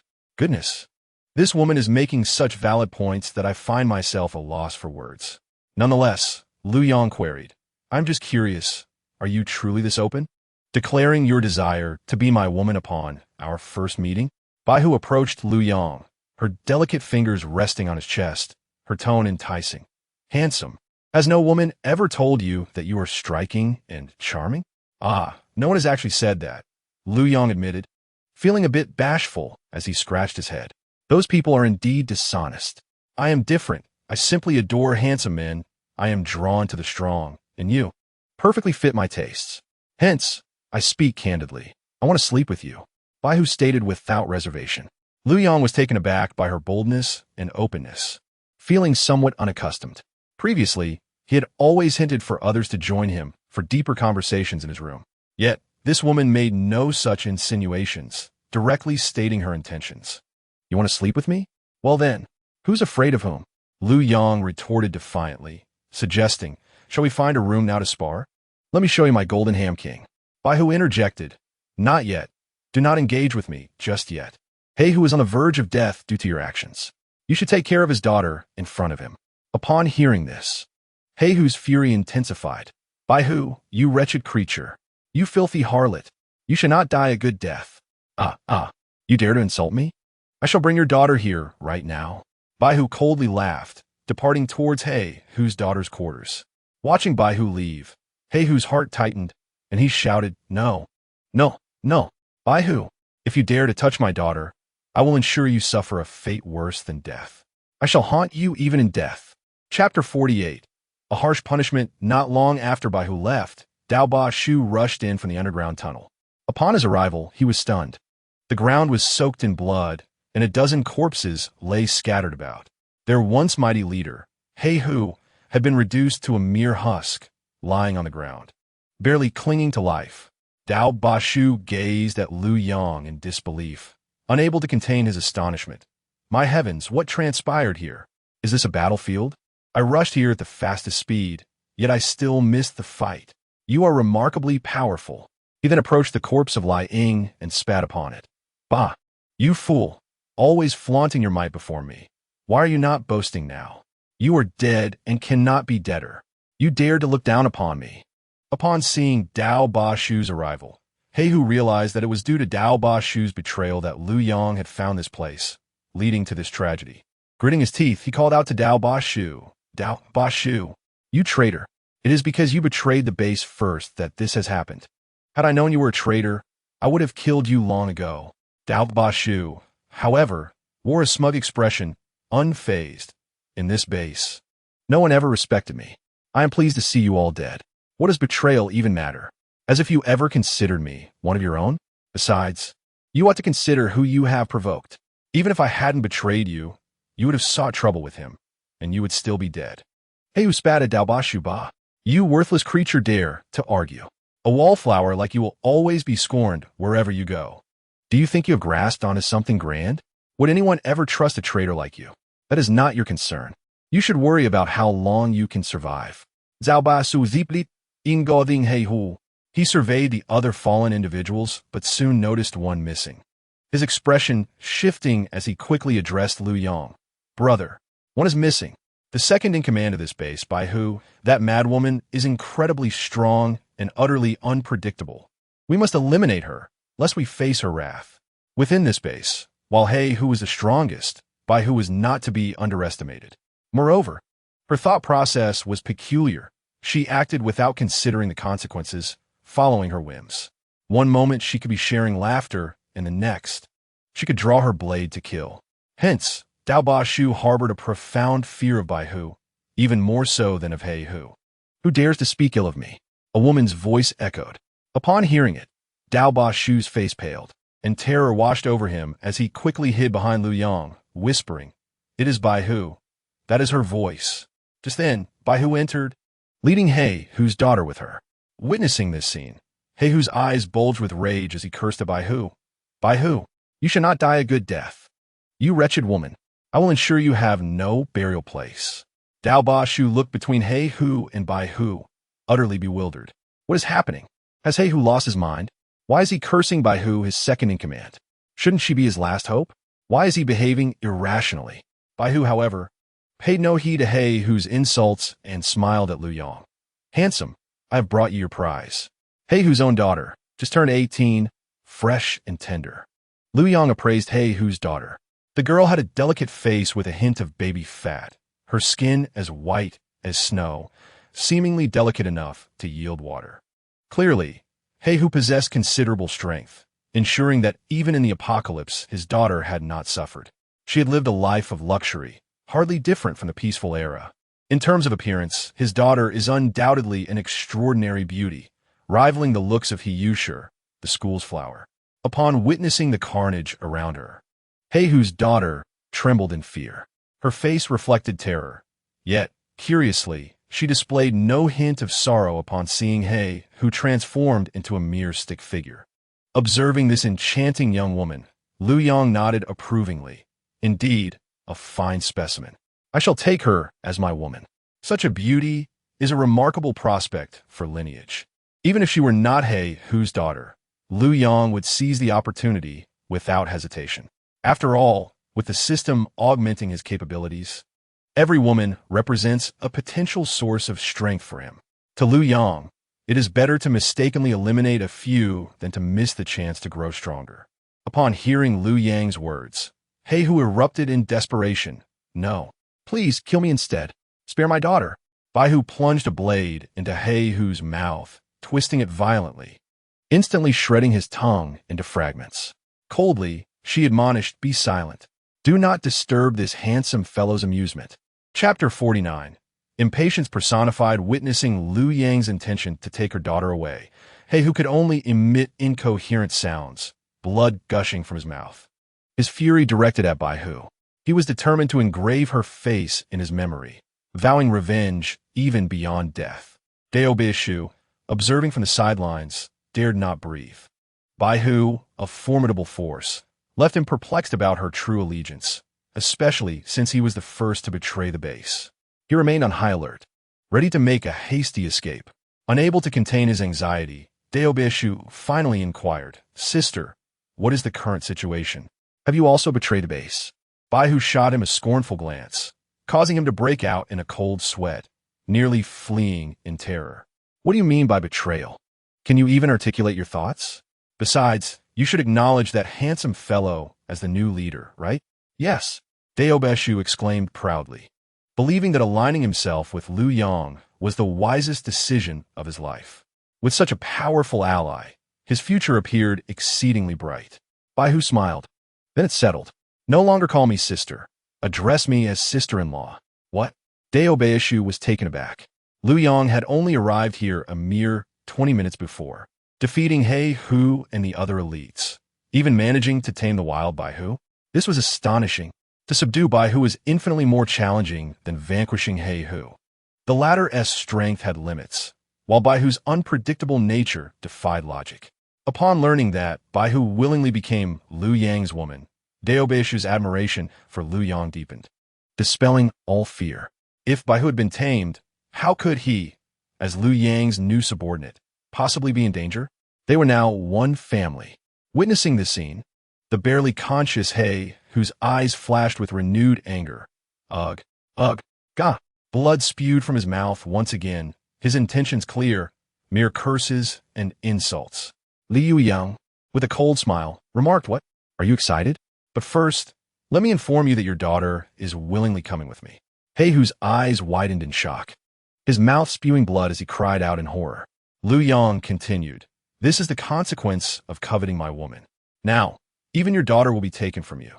Do you understand your folly now?" With a mere glance, Liu Yang dispatched Heihu with an ice needle to his head, ending his wicked life. Heihu died without ever grasping the true nature of Liu Yang's abilities. As Heihu's daughter witnessed her father's demise, she felt no sorrow. Instead, relief washed over her. This scoundrel had finally met his end, right before her eyes. Since the outbreak, she had envisioned this moment. When Heihu had betrayed her mother to the zombies, Wang Feifei had already deemed him her enemy, severing their familial bond. Now, watching this villain fall, she felt assured that her mother could finally rest in peace. Meanwhile, Baihu and Daobishu exchanged astonished glances. Daobishu had previously witnessed Liu Yang's prowess when he defeated an eagle soaring 100 meters high. However, he had been oblivious to Liu Yang's methods, initially believing he could control lightning. Now, after observing Heihu's demise, he realized Liu Yang must have executed a precise shot. What method had he employed? Was his ability inherently lethal? Even at close range, they could not discern how Liu Yang executed such a feat to them. It seemed Liu Yang merely glanced, and Heihu's head exploded. Indeed, Liu Yang's strength was as he claimed. If he wished for the demise of everyone present, they would have perished in an instant. Daobishu couldn't help but marvel at the vast chasm between ordinary and formidable abilities, even greater than that between ordinary abilities and the common populace. By who? Observing Liu Yang's actions, licked her crimson lips, a smile gracing her face. Truly, he is the man I admire. His strength is simply unparalleled. Pointing at He Hu's daughter, she asked Liu Yang, "What of this woman? Shall we dispose of her?" He Hu's daughter shivered at Bai Hu's words, sensing the icy intent behind them. This madwoman truly intended to kill her. However, Liu Yang's demeanor provided her with some reassurance. He shook his head. "She is now my woman. Why would I want to kill her?" Bai Hu, puzzled, countered, "You've already claimed her, so why keep her? Isn't she merely a fleeting amusement? Moreover, you killed her father before her eyes. Do you not fear retribution?" "I certainly do not. He is no longer my father," the girl quickly retorted. Bai Hu smirked. "Oh, to survive, you would forsake your father? How cunning. You are even more deserving of death." With that, she brandished her glimmering dagger, poised to strike. "Do you think I fear the hatred of a mere girl?" Liu Yang confidently replied, then shot Bai Hu a pointed look. "Put the knife away. I will not repeat myself. Fine, you are the boss. Your word is law." Bai Hu conceded, retracting her weapon, as she caught sight of Liu Yang's unwavering confidence. Admiration blossomed on her face. This man was both formidable and self-assured, and his decisiveness was utterly captivating, truly dashing. Chapter 50. Entering the testing stone tablet, Liu Yang addressed the scarred mouse, instructing, "Please have these corpses dealt with. With He Hu deceased, you shall oversee the affairs of this survivor base." "What? I cannot. My strength is insufficient. It would be better if Sister Bai Hu managed this base." The scarred mouse replied hastily. Previously, he ranked low in strength within the base. He felt unworthy to manage the entire establishment. Given Bai Hu's prowess, she could easily eliminate 10 scarred mice. Liu Yang asserted, "Bai Hu is now my woman and will accompany me when we leave this place. The supernatural beings in this base are likely all dead. You will be the strongest remaining. Why would you fear managing it? Moreover, with He Hu's corpse as a deterrent, none would dare to oppose you." Yet, the scarred mouse exhibited a troubled expression.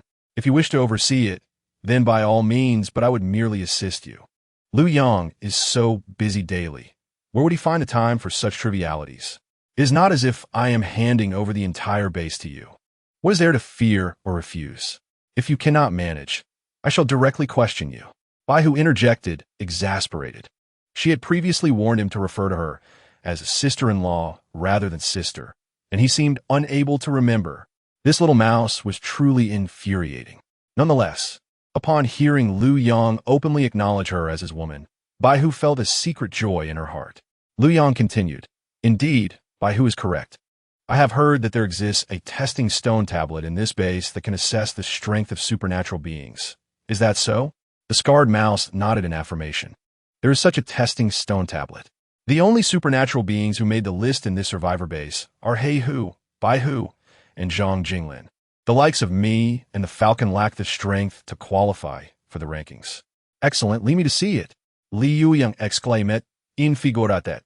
His primary purpose for visiting this supernatural being base, aside from eliminating He Hu, was to test his own strength and discover what rewards might await him. Zhang Jinglin had acquired an exceptionally sharp katana through the test. He wondered what he might obtain if he succeeded. Soon, under the guidance of the scarred mouse and Bai Hu, Liu Yang arrived before the testing stone tablet of the survivor base. The stone tablet towered 4 stories high, an immense rectangular structure. It was covered with an array of names of supernatural beings, divided into 4 lists: Tian, Di, Xian, and Huang. Each list contained 1,000 names, meaning one had to rank within the top 1,000 to qualify for inclusion. Those ranked below 1,000 had no chance of being listed. Liu Yang noted that the top 10 names on each list were composed of individuals from various countries, indicating a remarkable balance of strength among supernatural beings across nations. The top name on the Huang list was Li Tianba, clearly from the Shenlong Empire. The first name on the Xian list was Jackson, evidently from the White Eagle Empire. The top contender on the D list was Chima Yev, unmistakably from the Manbear Empire. The leading name on the Tian list was Ri Shang Shan Tian, undoubtedly from the Little Sun Empire. This suggested that the rankings were indeed global. How could someone from the diminutive little Sun Empire possibly hold the top position on the Tian list? Liu Yang scoffed inwardly, waiting to see how he would soon surpass him. "Where's your name?" Liu Yang inquired of Baihu. "Here, look." Baihu indicated one of the names. Liu Yang glanced over and discovered that Baihu's true name was Bai Ling, positioned at 897th on the Huang list. Baihu expressed her displeasure, stating, "How infuriating. Just days ago, I was ranked in the 830s, and now many have surpassed me. It seems more and more people are awakening their powers, and their abilities are quite formidable. Indeed, rankings are not static. Once new individuals enter the testing, if their rank exceeds yours will be pushed back, and you might even be removed from the list altogether." Liu Yang replied. "Perhaps you could try testing again," he suggested to Baihu. She shook her head, replying, "I have tested before and it was fruitless. The test is incredibly taxing on both energy and time. Only the first test yields rewards. Subsequent tests can only improve rankings, not rewards, unless you ascend the list, such as from Huang to Xian. Otherwise, no rewards are given." "I see." Liu Yang nodded, asking, "What does the test entail?" Baihu explained, "Each person's test is different, but it generally involves combat. The testing stone tablet contains 100 levels.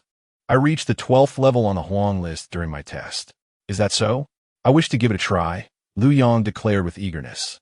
Baihu instructed, "Simply place your hand on the stone tablet, and it will detect you, leading you into the tablet's realm." "Very well."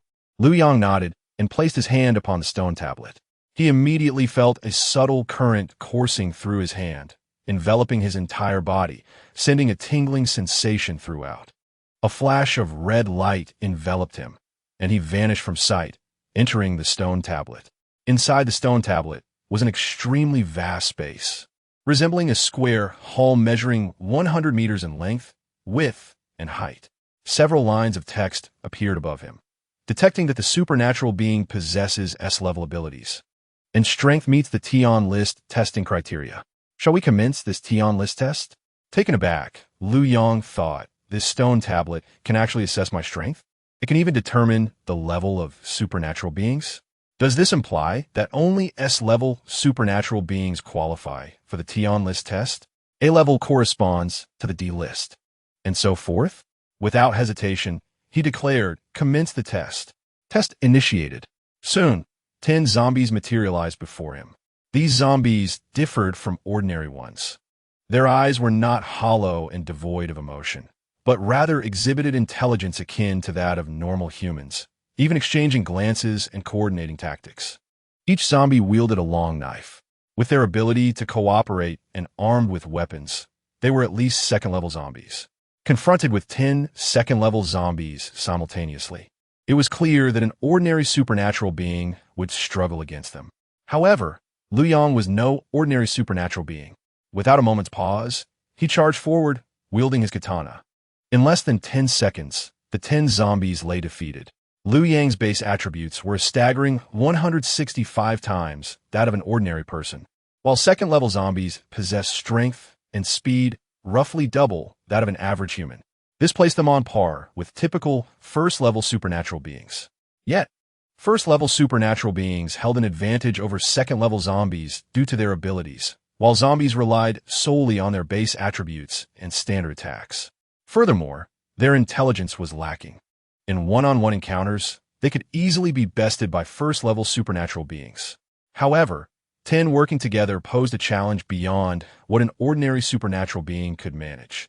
Yet to Liu Yang, their speed was akin to that of a tortoise. Even against 10, he would cut through them effortlessly. The text within the stone tablet changed once more. "Congratulations, you have passed the first level. Would you like to proceed to the next level?" "Confirm. Enter the next level."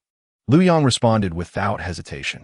Before long, the scene before him shifted again as 22nd-level zombies appeared. Liu Yang smirked. The disparity in strength is so vast that mere numbers cannot compensate. Could we not have something more challenging?" With his katana in hand, he charged at the 20 zombies once more, swiftly dispatching them all. Chapter 51. A desire to test the zombies while Liu Yang was engaged in testing. By who? The scarred mouse and others were outside, beginning to discuss the situation. The scarred mouse remarked, with brother Liu Yang's strength. You should at least be able to enter the Xian list, right? With the prowess of Daoba Shu, he was unable to even breach the ranks of the Huangbang. He believed that those who could ascend to the Huangbang were already exceptionally formidable, while those who could enter the Xuanbang were beyond imagination. Each leaderboard could only display 1,000 names, yet this did not imply that only 1,000 individuals existed. There might be tens of thousands, even hundreds of thousands, who were unranked. For instance, Daoba Shu did possess a rank, but it was merely over the 15,000th position on the Huangbang, rendering him ineligible for display on the stele. Thus, the gap between the top contender of the Huangbang and the 1,000th of the Xuanbang was not merely a matter of 1,000 places, but potentially separated by tens of thousands. Consequently, Daoba Shu opined that if Liu Yang could ascend to the Xuanbang and secure a position within the top 1,000, thereby earning a ranking on the stele, he would already be considered a superlative powerhouse. The Dibang and Tianbang, on the other hand, were realms of unparalleled strength, existing in a domain of thought beyond mere imagination. Bai Hu chuckled softly, stating, I beg to differ. Liu Yang is undoubtedly the strongest among all the survivors I have encountered, and I believe he is capable of entering the Dibang tests. As for whether he can achieve a ranking, I am not so certain. Daoba Shu expressed surprise, saying, Sister-in-law, you hold Liu Yang in such high regard. Bai Hu replied with a confident smile, Of course. The man I chose could never be incapable of entering the Dibang. I believe he can even reach the Tianbang. He is the strongest and might even secure the first place. At that moment, a melodious voice chimed in. It was Wang Fei, the daughter of He Hu. Upon hearing her words, Bai Hu merely smiled and remarked, What would an ordinary person like you know? Can you even comprehend the matters of the extraordinary? Wang Fei unabashedly retorted, I may be an ordinary person, and I confess I do not understand the extraordinary, but I do understand Liu Yang. I have engaged with him deeply, and, in my eyes, he is the mightiest man in the world, destined to claim the first position on the Tianbang. Bai Hu let out a light laugh, saying, the naivety of an ordinary person. You fail to grasp the disparities among the extraordinary. Your confidence is merely ignorance. We shall see. I firmly believe Liu Yang is the strongest. Wang Fei responded defiantly. Bai Hu, with a self-assured grin, proposed, Are you this confident? Shall we wager? If you lose, you will become my subordinate, doing as I command. If you win, I shall be your subordinate, obeying your every wish. What do you say? A wager it is. I shall not lose, Wang Fei declared, puffing her cheeks in determination. Though she was unaware of the intricacies of the extraordinary, she held absolute trust in Liu Yang after their profound interactions. As far as she was concerned, there was nothing Liu Yang could not accomplish. While the crowd engaged in their discussions, Liu Yang had reached the 10th challenge of his test. In the 10th round, the zombies transformed from mere second-tier adversaries to a formidable array of 10 third-tier zombies, each commanding 100 second-tier zombies, summing over 1,000 undead. They exhibited coordination, discipline, and tactical cooperation. Liu Yang was taken aback upon witnessing the third-tier zombies for the first time. Their appearances bore a striking resemblance to humans, albeit with pallid skin. No longer did they snarl or drool. From a distance, they appeared merely as ordinary individuals. Moreover, Liu Yang observed these third-tier zombies engaging in communication, indicating that they had acquired the ability to speak. The level of intelligence was astonishing. Among them, he noticed a female third-tier zombie, who not only spoke but possessed an exquisite beauty, her skin as pale as snow, exuding an air of elegance and allure. Unfortunately, her lips were also ashen, but with a touch of lipstick, she would undoubtedly be a stunning beauty. Liu Yang found himself pondering the differences between this zombie and an ordinary human woman. He shook his head, chastising himself. Damn it, what am I thinking? I am currently in the midst of challenge. He resumed his offensive against the horde of zombies. With the third-tier zombies at the helm, the organization and discipline of the undead intensified, even coordinating to besiege Liu Yang. 1,000 zombies encircled him, and it became evident that the 10 third-tier leaders must be eliminated. Once they fell, the remaining zombies would become disorganized. Without hesitation, Liu Yang drew his blade and charged toward the 10 zombies, engaging them in direct combat. The strength and speed of the third-tier zombies were 4 times that of an average human, and they wielded weapons with intelligence. However, compared to Liu Yang, their prowess was grossly inadequate. Within less than 10 seconds, he had dispatched all 10 third-tier zombies, each with a swift decapitation. The remaining second-tier zombies, now leaderless, fell prey to Liu Yang's relentless assault as he plunged into their ranks, initiating a one-sided massacre. Having completed the 10th challenge, Liu Yang comprehended the situation. Given that the apocalypse had only recently erupted, most extraordinary beings remained at the first tier. Even an S-tier, first-tier, extraordinary individual, when compared to lower-tier counterparts, exhibited only marginal differences in abilities. Their fundamental physical attributes were roughly equivalent, being merely double that of an average person. In the absence of utilizing their extraordinary powers, S-tier individuals were, in fact, quite comparable to others. Thus, in the context of the Tianbong tests, when facing third-tier zombies, relying solely on their basic attributes rendered them incapable of overcoming such foes. Extraordinary abilities were essential to contend with third-tier zombies, yet employing these powers significantly drained mental energy, which was not inexhaustible. Therefore, for S-tier extraordinary individuals aiming to pass the 10th challenge amidst such hordes of zombies, the task would be daunting.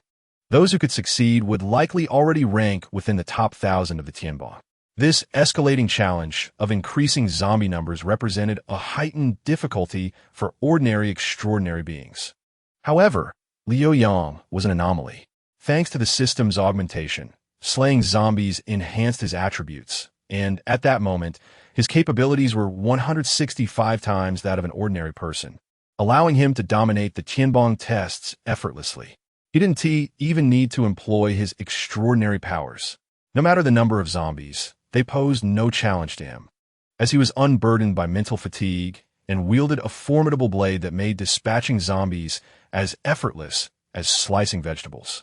The increasing quantity of adversaries was inconsequential to him. It presented no difficulty whatsoever. Liu Yang resembled a glitch within the system. Even the Steel likely never anticipated that someone could achieve such foundational attributes, exceeding those of ordinary individuals by a significant margin, so early in the apocalypse. This so-called Tianbong test was, for Liu Yang, exceedingly simple. He confidently declared, if the subsequent challenges merely involve increasing the number of zombies, then I could easily surpass 100 rounds. Half an hour later, Liu Yang severed the head of the last 6-tier zombie. Simultaneously, new text appeared within the Steel. Congratulations! You have cleared the 100th challenge. The Tianbong test has concluded. You are now ranked first on the Tianbong and have been awarded Dark Cloak. Liu Yang was momentarily taken aback. Huh, it's over? I haven't even had my fill of combat. To be honest, reaching the 100 challenge had presented no difficulty. Rather, he grew increasingly exhilarated. Receiving the notification that the test had concluded left him somewhat unfulfilled. After all, while others possessed attributes merely double that of an ordinary person, Liu Yang had attained an astonishing 165 times. This dimensional disparity rendered his testing remarkably effortless. He quickly checked the attributes of the awarded item. The Dark Cloak. This equipment endows you with a fleeting ability to fly, lasting for 5 minutes, with a cooldown period of 1 hour. Your flying speed is double that of your movement speed. Upon witnessing this attribute, Liu Yang was utterly astonished. Who would have thought that such a modest cloak could possess the power of flight? How exhilarating! It is truly deserving of the reward for being the first on the Tianbong. Flight is the dream of countless men. To traverse the void, akin to an immortal, is a feat only the divine could achieve. Now, with just a cloak, one can attain the ability to soar. It is simply magnificent. Although Liu Yang's current speed already exceeds that of an ordinary person by 165 times, with the added flight speed, it would be 33 times. The maximum speed of an ordinary person is approximately 89 meters per second. Thus, Liu Yang's speed would reach an astonishing 297 meters per second. This is nearly the speed of sound. To fly at such velocity with a human body is an achievement no one else could possibly match. This equipment is remarkable. Moreover, regardless of the enhancement the ability to fly may provide, its sheer aesthetic appeal is enough to justify its worth. To complement this dark cloak, Liu Yang retrieved a set of black attire from his dark dimension, chosen from the garments collected at the supermarket. Adorned in black and draped with the dark cloak, he instantly exuded the aura of a solitary ranger. Satisfied with his striking appearance, Liu Yang nodded in approval. Clearly, he must seek an opportunity to traverse the void and showcase his divine prowess in front of others. Otherwise, would it not be a waste of the flying capability bestowed by his dark cloak? With this thought in mind, Liu Yang exited the steel space. In the next moment, he found himself outside the steel. At that time, Scarred Mouse and Baihu were still waiting outside. Upon seeing Liu Yang emerge, Baihu gasped in disbelief. So quick? During her own trials in the Huangbang rankings, she had battled for a full 3 days to advance to the 12th level. Why did it take her so long? Because the mental energy of an ability user is finite. After clearing a level, if one utilizes their abilities, their mental energy is depleted. They must wait until their mental energy is fully restored before daring to enter the next level. Otherwise, they will be unable to utilize their abilities in the next challenge, leading to inevitable defeat. Many challengers employed this tactic. The timing for entering the next level can be chosen, providing ample opportunity to recover both physical and mental energy. Of course, if one's physical and mental energy are fully restored yet they still cannot clear the next level, it indicates that their upper limit has been reached. Yet, Liu Yang accomplished this in merely half an hour. Does this not imply that he did not even require time to recover his mental energy? If Baihu were to comprehend this thought, Liu Yang would likely dismissively remark, "Is it necessary to use abilities for a mere clearance test? With no depletion of mental energy, why bother with recovery?" Just as Baihu was in shock, Scarred Mouse exclaimed, "Whoa, Liu Yang's name hasn't appeared on the Xianbang. Could it be that he cleared the levels too quickly to be listed?" Upon hearing this, Baihu immediately directed her gaze to the D-Bang, hastily checking. Although a half-hour clearance time may be insurmountable for an ordinary ability user to even surpass the first level, Liu Yang was different. There remained a slight chance he could still make it onto the D-Bang. However, as Baihu scoured from the 1000th position to the first, she did not find Liu Yang's name. A fleeting glimmer of disappointment crossed her eyes. Indeed, it seems impossible. Even someone as formidable as Liu Yang could not achieve a ranking with merely half an hour of effort. Perhaps he expended all his mental energy on the first level and thus abandoned the challenge? Baihu felt a pang of regret.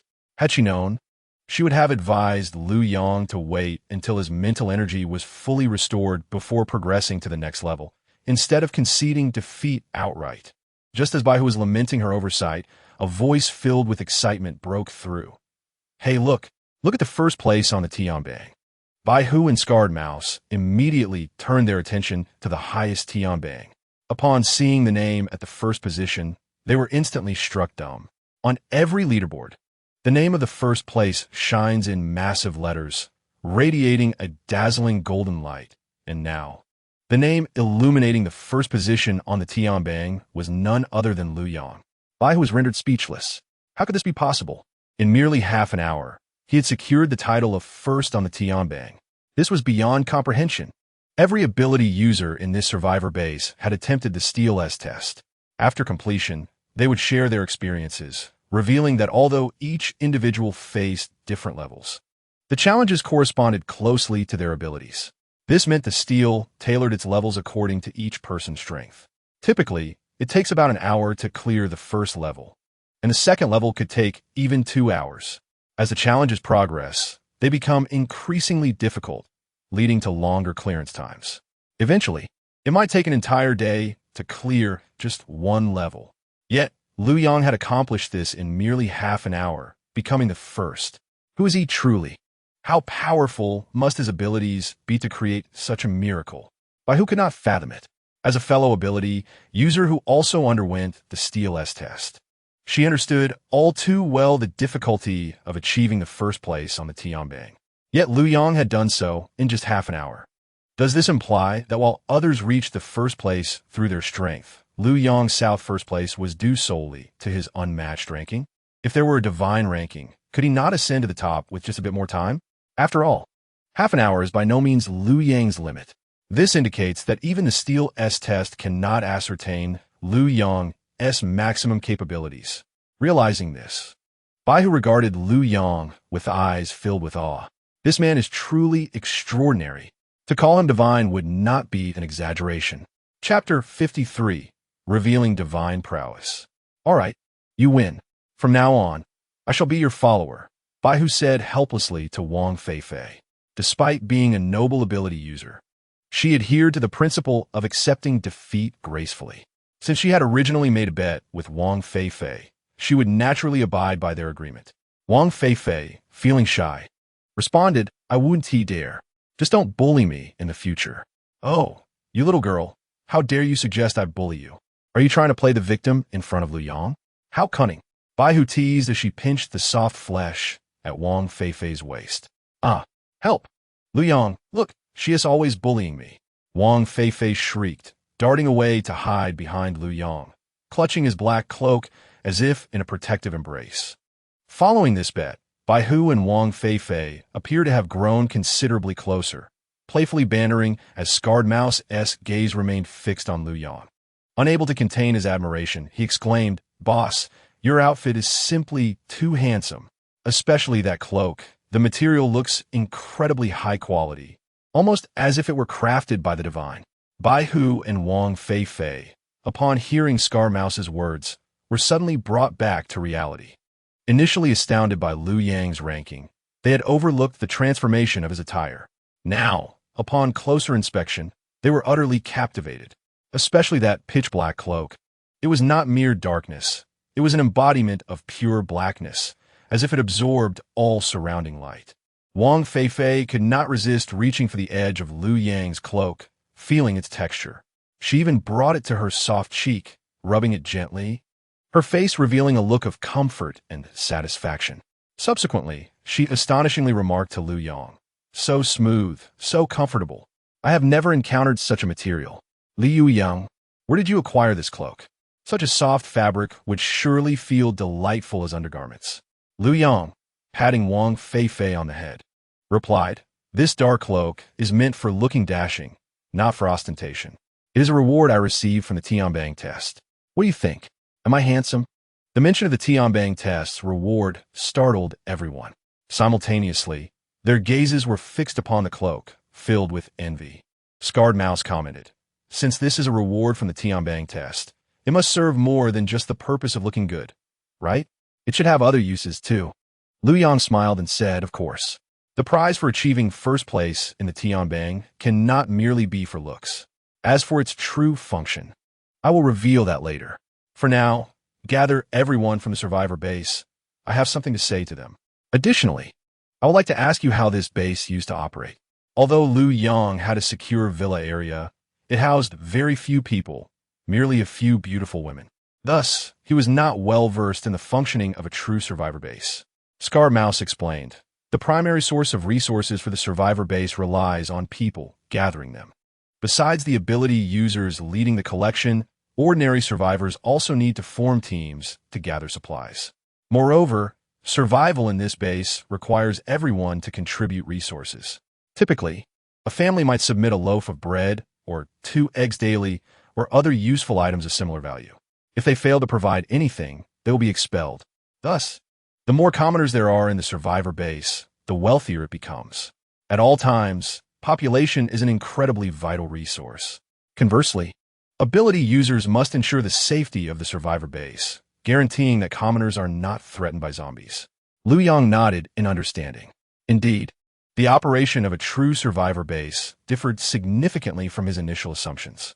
In his villa area, he solely relied on himself for gathering resources while supporting numerous women. In contrast, the genuine survivor base depended on commoners to collect and contribute resources. Liu Yang addressed Scarred Mouse. All right, I understand. Gather everyone, and once assembled, notify me. I am about to deliver a speech. Also, inform everyone in the base that I, Liu Yang, have become the new master of this survivor base. Understood, boss. I will notify everyone right away to gather in the gymnasium of the villa area. Once they're all present, I will lead you there."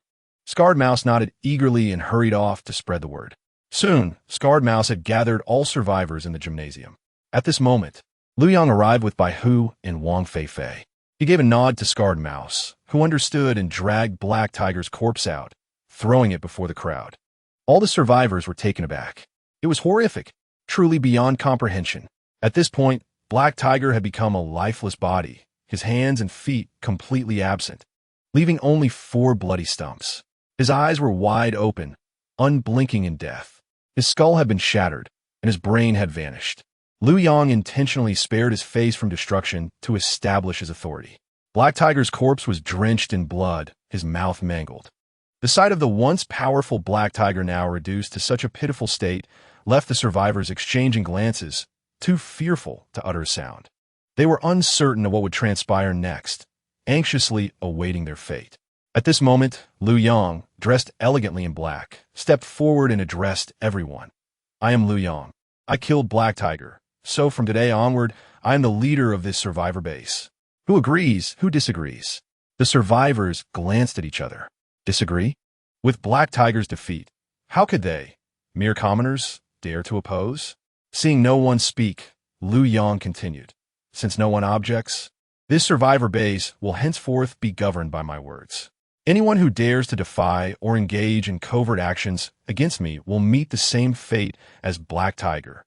The latter part of Liu Yang's statement was delivered with a chilling tone, instilling a sense of dread among the survivors, causing them to unconsciously sweat coldly down their backs.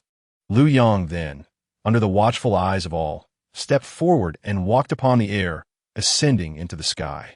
Witnessing this, everyone was left in astonishment. How was he able to do this? He could walk on air. Was he human or divine? In the air, Liu Yang looked down upon the crowd. His black cloak billowed dramatically in the sky, reminiscent of a dark angel's wings. The onlookers gazed up at Liu Yang as if he were a deity. Their eyes unconsciously reflected reverence. Suddenly, one survivor, overwhelmed by Liu Yang's imposing presence, collapsed to his knees. Following suit, the other survivors also knelt in unison. Even Scar Mouse, standing nearby, nearly succumbed to the urge to kneel. Liu Yang, this was simply too dashing. It dawned upon him. This must be the cloak's power, to walk upon air, suspended in midair like a god. Utterly breathtaking. As the crowd worshipped, Liu Yang gradually spoke. "From this day forth, the resources you submit daily will be halved. Additionally, I will lend each of you 50 pounds of potatoes for planting. The expansive grounds of the villa area, including the soccer field, green belts, and lawns, can be converted into arable land for cultivation. However, after 1 year, you must return 200 pounds of potatoes to me. Furthermore, all crops harvested in the villa area will require a 20 tithe." After stating this, Liu Yang began to scatter potatoes from the dark space. It was as if it were raining potatoes from the sky. The ground beneath Liu Yang's feet began to accumulate into small mounds. Witnessing this spectacle, all survivors stood in shock. To conjure such an abundance of potatoes from thin air, was he not merely godlike, but a true deity? God said, "Let there be seeds." And thus, the heavens rained seeds. This was nothing short of a miracle. Black Tiger, that tyrant, had merely exploited these ordinary survivors. In stark contrast to the divine Liu Yang, he was nothing but a wretch. Just look at him, simply breathtaking. The faces of all present radiated admiration. Simultaneously, amidst their reverence, there was an undercurrent of joy. Liu Yang's arrival had halved their daily resource contributions, making their lives significantly easier, alleviating the need to risk their lives daily in search of supplies. More importantly, Liu Yang had also loaned them potato seeds for planting. Did this mean they might no longer have to gather resources and could become entirely self-sufficient? The thought brought tears of gratitude to the eyes of all survivors. Every day, they venture out in search of supplies. These ordinary survivors live in constant trepidation. Even a solitary zombie poses a significant threat to them. Should they encounter a horde of 3 or 5 zombies, escape would be nearly impossible. They have witnessed their beloved friends and family being devoured by the undead. However, if they do not search for supplies, they cannot remain in the safety of the survivor base. Within the base, they can form teams to gather resources without fearing for their safety. Alone outside, their chances of survival diminish greatly, and each day is fraught with anxiety, fearing detection by zombies. Even the desire for a peaceful night's sleep eludes them. Thus, to continue residing in the base, they risk venturing out every few days to search for supplies. Yet, if they could cultivate crops to address their food needs, they would no longer need to scavenge for resources. They could remain in the secure confines of the base, relying on agriculture for sustenance. Would this not resemble a return to peaceful times? The harbinger of such hope for them is Liu Yang, a figure akin to a deity in the sky. A little girl could not contain her curiosity and pointed at Liu Yang, asking her mother, "Why is he flying in the sky? Why does he have so much food? Is he the savior sent from above?" The woman beside her quickly grasped the girl's hand and anxiously admonished her, "Lower your head, do not point. One must bow before a deity." From that moment on, the little girl etched these words in her memory for a lifetime. In her heart, the dark figure in the sky became a lifelong beacon of hope. After Liu Yang completed his tasks, he gently descended to the ground. He then addressed Scar Mouse, saying, "On an individual basis, each person can receive 50 pounds of potatoes. Ensure proper registration, and after 1 year, they must return 200 pounds, with 20% of their future harvest submitted." "Understood, boss. It's in my hands," Scar Mouse promptly nodded. He was not blind to Liu Yang's actions. These were genuine measures benefiting the populace. For ordinary survivors, this was an immense boon. In the wake of the apocalypse, food is exceedingly precious. Lending food as seeds is nothing short of a noble act. It is no exaggeration to say that in this dire time, 50 pounds of potatoes could be exchanged for 5 beautiful maidens. Yet Liu Yang unhesitatingly lent out these invaluable resources. Once the planting succeeded and their harvest stabilized, they would no longer need to risk scavenging. Moreover, as resources outside dwindle, there will inevitably come a day of depletion. But cultivation can yield a continuous and even increasing supply. It is no exaggeration to assert that Liu Yang is the savior of this base and all ordinary survivors. Unlike Black Tiger, who seeks to deprive these survivors of their resources, Liu Yang focuses on enabling them to thrive sustainably. The disparity in their visions is vast. A leader like Liu Yang is the epitome of true leadership. The other survivors beamed with joy, lining up to receive their 50 pounds of potatoes. A couple brought their little girl to Scar Mouse. This girl was the one who had received candy from him. She bounced over, her face radiant with happiness, and hugged Scar Mouse. Looking up with her innocent, sparkling eyes, she asked, "Grandpa Mouse, is he the savior you brought?" "Yes, he is the savior I found." Scarred Mouse replied proudly and affirmatively. "Yay, Grandpa Mouse truly is the most handsome in this base." The little girl exclaimed, brimming with delight. The adult survivors behind her began to chuckle. Seeing everyone so cheerful, Scarred Mouse felt a swell of happiness. In the past, all the ability users had looked down on him. Only these ordinary survivors valued him. Now, witnessing these ordinary survivors gain such resources, Scarred Mouse felt immense joy for them. Once 50 pounds of potatoes are cultivated, within just 4 to 5 months, the yield could increase tenfold to 500 pounds. Even after returning Liu Yang 200 pounds, 300 pounds remain. If those 300 pounds are used for further cultivation, they could yield 3,000 pounds. This exemplifies explosive growth in resources. The agricultural era was a pivotal time in human development, enabling survival without the peril of hunting. Now, it seems this survivor base is beginning to replicate that magnificent era. Liu Yang departed the gymnasium with 2 beautiful maidens, entrusting the distribution of supplies to Scarred Mouse. Along the way, Baihu remarked to Liu Yang, "You were so impressive just now. I almost couldn't resist kneeling." Upon hearing this, Liu Yang flashed a mischievous grin, replying, "Not yet.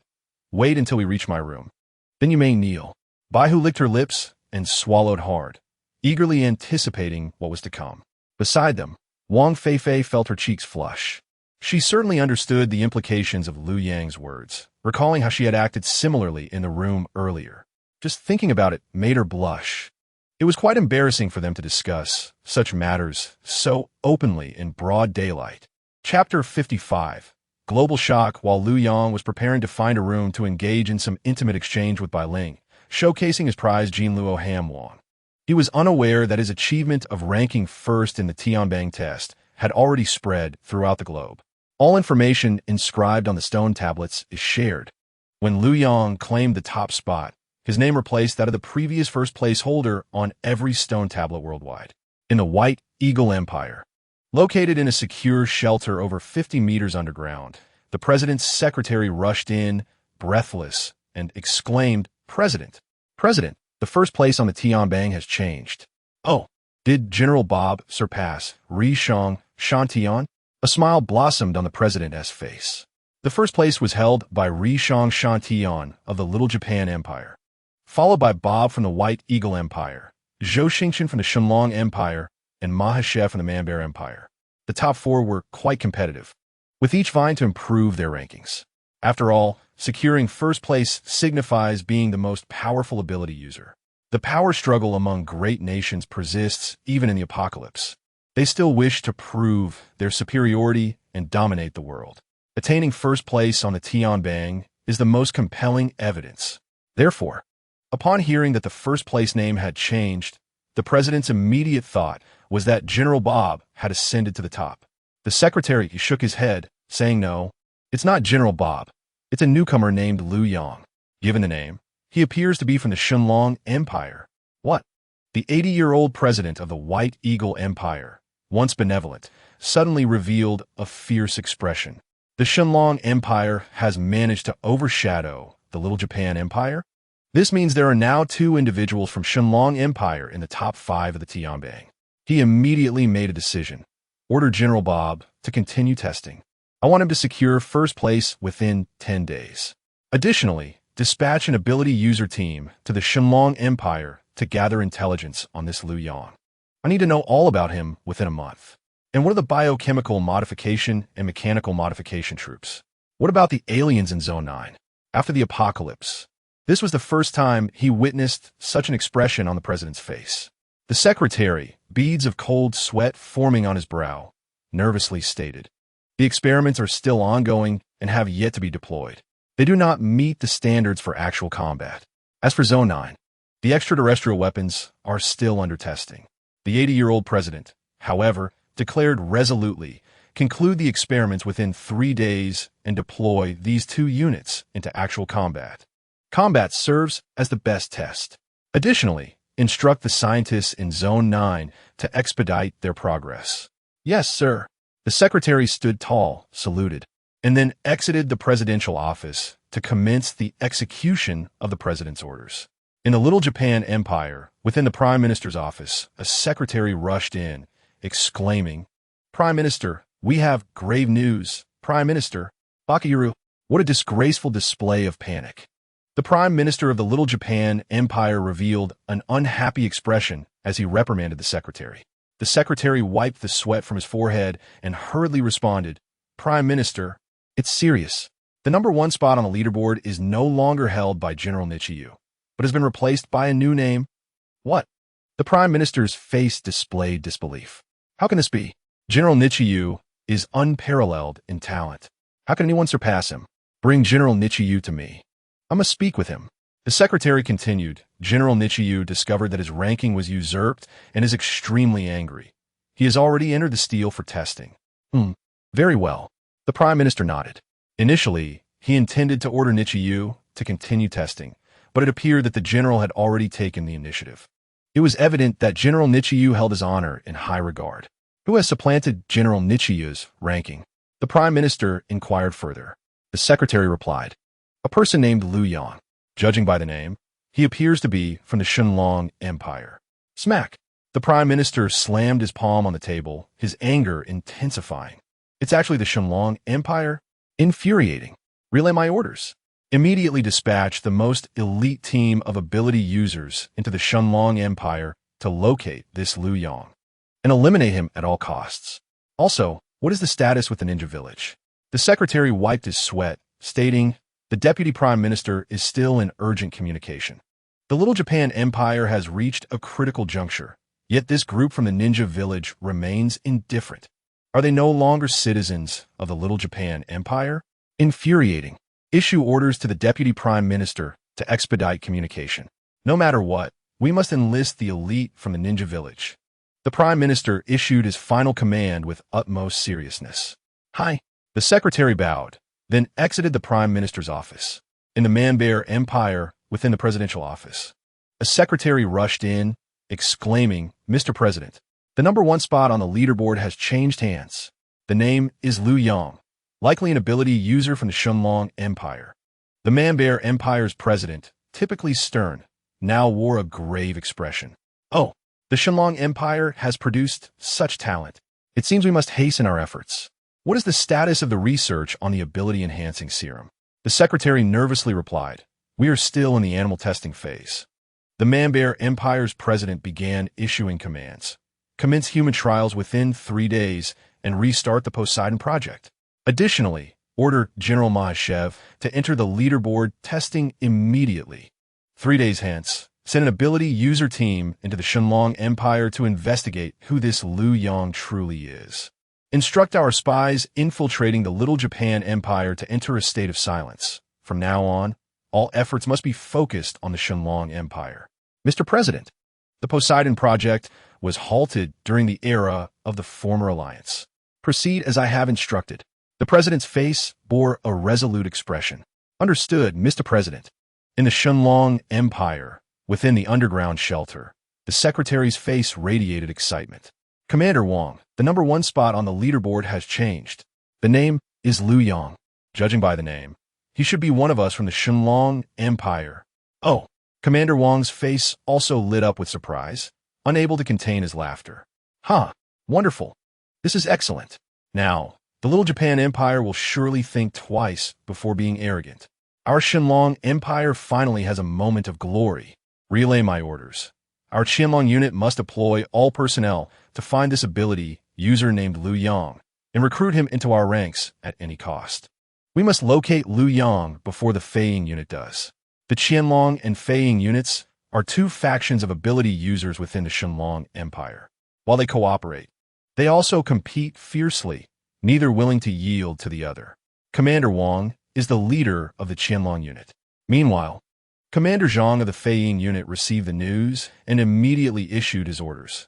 Everyone, our primary objective is to find Liu Yang. By any means necessary, ensure he joins our Feiying unit.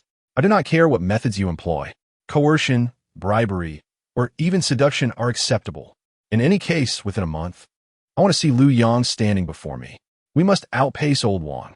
Originally, with Zhou Xingqian holding the 3rd position on the leaderboard, they had a slight upper hand. If Liu Yang, now holding the top position, were to join them, the Feiying unit would truly have no hope. Yes, Commander Zhang. As he watched his subordinates leave the office, Commander Zhang's face turned serious. He murmured to himself, "What are these guys doing in training every day?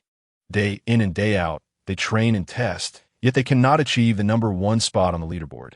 This Liu Yang is an unfamiliar name. He is likely just an ordinary ability user, yet he has claimed the top position. Truly remarkable, with extraordinary talent. I fear Liu Yang is also diligently training right now." At this moment, Liu Yang was indeed quite busy. However, he was not occupied with training. Rather, he was engrossed in a deep conversation with the stunning beauty, Bai Hu. Several hours later, Liu Yang received a system notification. "Congratulations, host. You have successfully convinced the other party to willingly become your girlfriend. Ice ability level has been upgraded by 1. Another upgrade for the ice ability?" Liu Yang felt a surge of joy. The ice ability was his primary offensive power, and each level gained brought the most significant enhancement. Each improvement increased his attack range and control capacity.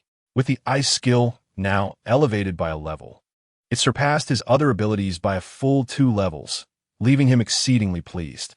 Bai Hu lay beside Liu Yang, gazing at him with eyes brimming with affection and admiration, nearly entrancing him. Unable to restrain herself, she remarked, "Liu Yang, looking at the red plum blossom on the white sheets. I find it surprising that you have never had a boyfriend before, considering how open you are." Liu Yang thought her to be an exceptionally liberated woman. Yet he was astonished to learn that she had never experienced romance. Baihu stated, "Of course, I have had boyfriends in the past, but ordinary men cannot capture my interest. I prefer to toy with them rather than be toyed with.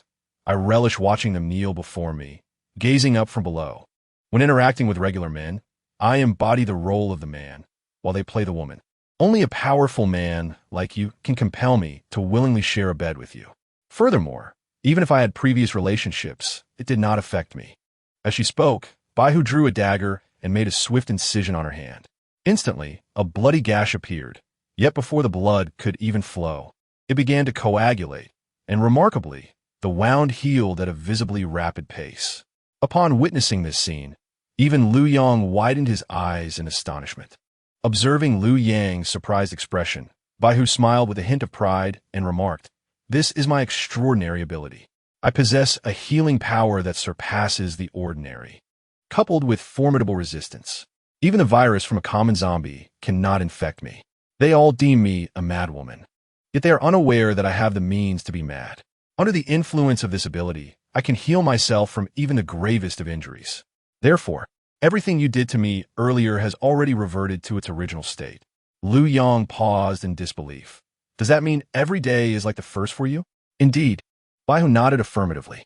"Impressive." Liu Yang couldn't help but give a thumbs up. The next day, Liu Yang awoke feeling refreshed. It was fortunate that he had not exhausted her completely. Stretching his back, he noticed Baihu slowly opening her eyes as she heard the commotion. Her typically icy demeanor softened into a sweet smile directed at Liu Yang. "You've risen early.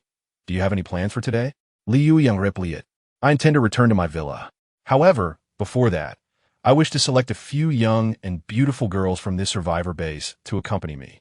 Baihu remarked, "In their eyes, you are akin to a savior.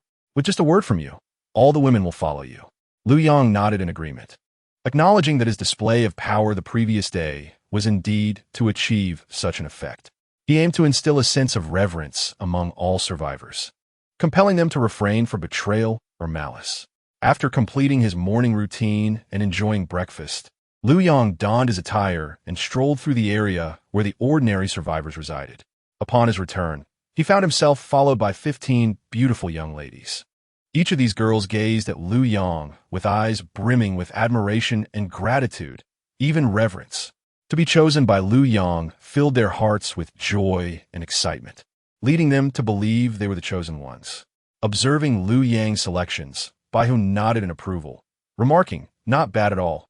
They're all beauties with splendid figures." Liu Yang chuckled and replied, "No worries, although their figures surpass yours. You are still quite adorable in your own way." "Oh, how annoying." Baihu's typically cold expression revealed a hint of blush as she playfully punched Liu Yang's arm. She knew she was indeed petite, perhaps only a B cup, but she thought it was an exaggeration to call her adorably small. Thus, Liu Yang, accompanied by Wang Feifei, Baihu, and the 15 beautiful girls he had selected, set off for his villa, leaving the management of the survivor base in the capable hands of Skardrat. He only needed to return occasionally to oversee matters and occasionally display his prowess. Chapter 57. The sports goddess must not be outdone when Liu Yang returned to his villa with Baihu, Wang Feifei, and the 15 beautiful survivor girls. The sky was nearing dusk. The girls, being commoners, moved slowly, and it took several hours to arrive back. Upon seeing Liu Yang's return, he, Yushir, and the others instantly wore expressions of joy, although it had only been one night since they last saw him. Their yearning for Liu Yang was akin to the relentless flow of a river. The post-apocalyptic world was fraught with uncertainty and danger. Despite Liu Yang's formidable strength, their concern for his safety remained. Now, witnessing his safe return, their anxious hearts finally found solace. Shendan approached with a smile. "Liu Yang, you haven't eaten yet, right? I'll prepare dinner." "Wow, you brought back so many sisters. It seems we'll need to cook more tonight." Tang Mengting chimed in, "I'll help." Zhao Lina added, "I'll assist too." Me too, me too." The renowned stars Su Xiao, Zhou Kiki, and Zhang Jingyu also rushed into the kitchen, and soon everyone was bustling about. The newly arrived survivors appeared slightly apprehensive.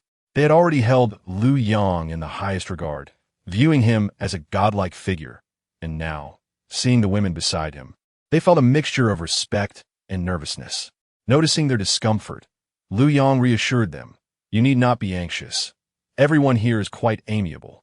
Please find a place to settle in. The entire villa area is safe, so there is no need to fear. Go wash up, and feel free to take the food and distribute it among yourselves.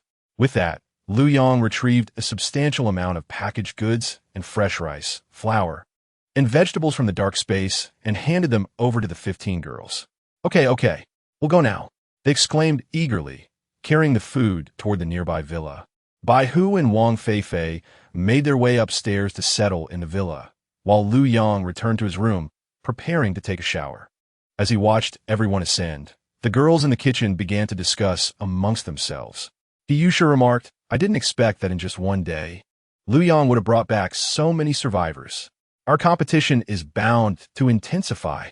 The most anxious among them was Zhou Qi, the sports goddess whom Liu Yang had rescued last. However, after Liu Yang had saved her, Scarred Rat had come knocking, and Liu Yang had departed from the villa.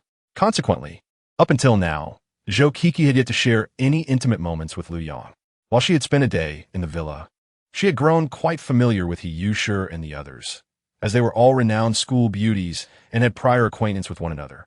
Yusha was the art school beauty, Zhao Lina was the academic prodigy school beauty, and Zhou Qi was the sports goddess. They were all equally esteemed. Now, in this apocalyptic setting, residing in the same villa had naturally accelerated their bonding, and they were already akin to sisters. Everyone noticed an unusual expression on Zhou Qi's face. Tang Mingting inquired, Qi, wasn't Liu Yang supposed to invite you to his room last night? But then an unexpected incident occurred, and he left. Now that he has returned with so many girls, do you still have a chance? Zhao Lina added, Yes. You and I, along with Yusha, are all among the 4 great school beauties. We are like sisters, and we certainly don't want to see you forgotten by Liu Yang. Yusha suggested, I have an idea. Eat quickly. Whoever finishes first should wash up, and then sneak into Liu Yang's room before the other women have a chance. Zhang Jingyu nodded vigorously. I agree.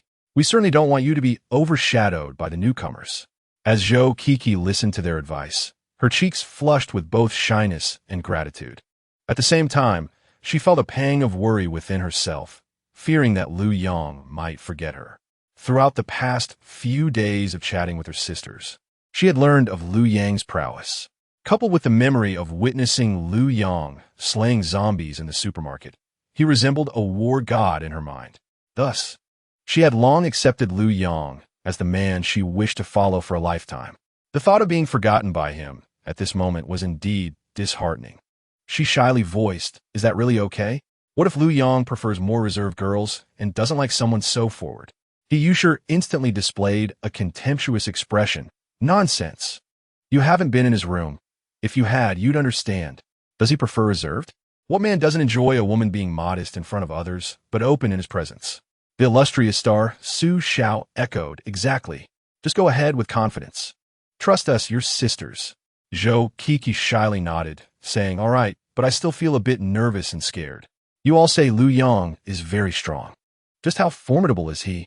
Am I going to be able to handle it?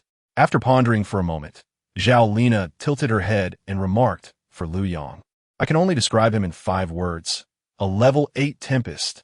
Zhou Qi was taken aback, exclaiming, A level 8 tempest? Are you implying he is as fierce and powerful as a raging storm? Zhao Lina shook her head and replied, My statement can also be read in reverse. Zhou Qi was stunned and murmured, Insanity. Realizing the implication, her face flushed crimson. She lightly punched Zhao Lina's arm, playfully scolding, Lina, you are truly insufferable. Witnessing the scene, Yusha and the others burst into laughter, particularly Yusha, whose laughter was so exaggerated that tears almost streamed down her cheeks. She exclaimed, Ha ha ha. As expected of the academic flower, Lina, you are truly something. Tang Mingting chimed in.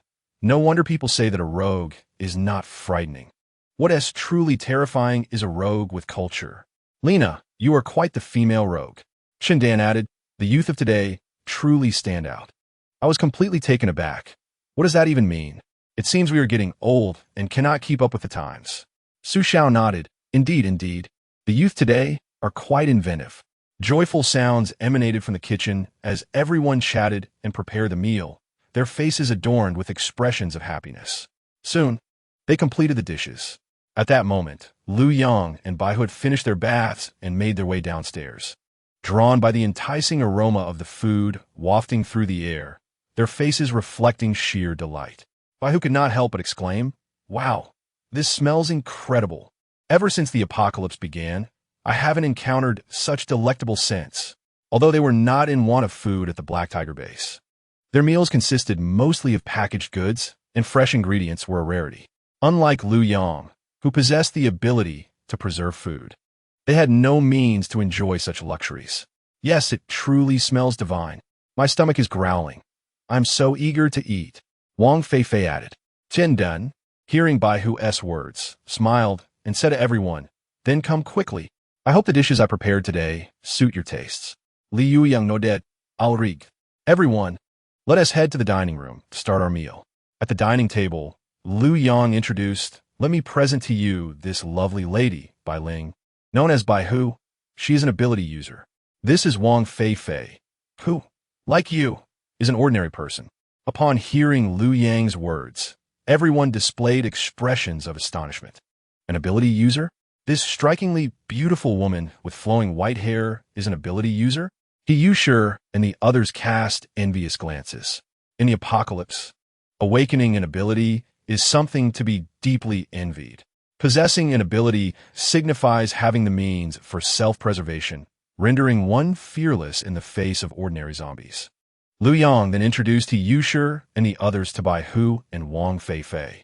Bai Hu and Wang Feifei smiled warmly, saying, "It is a pleasure to meet you all.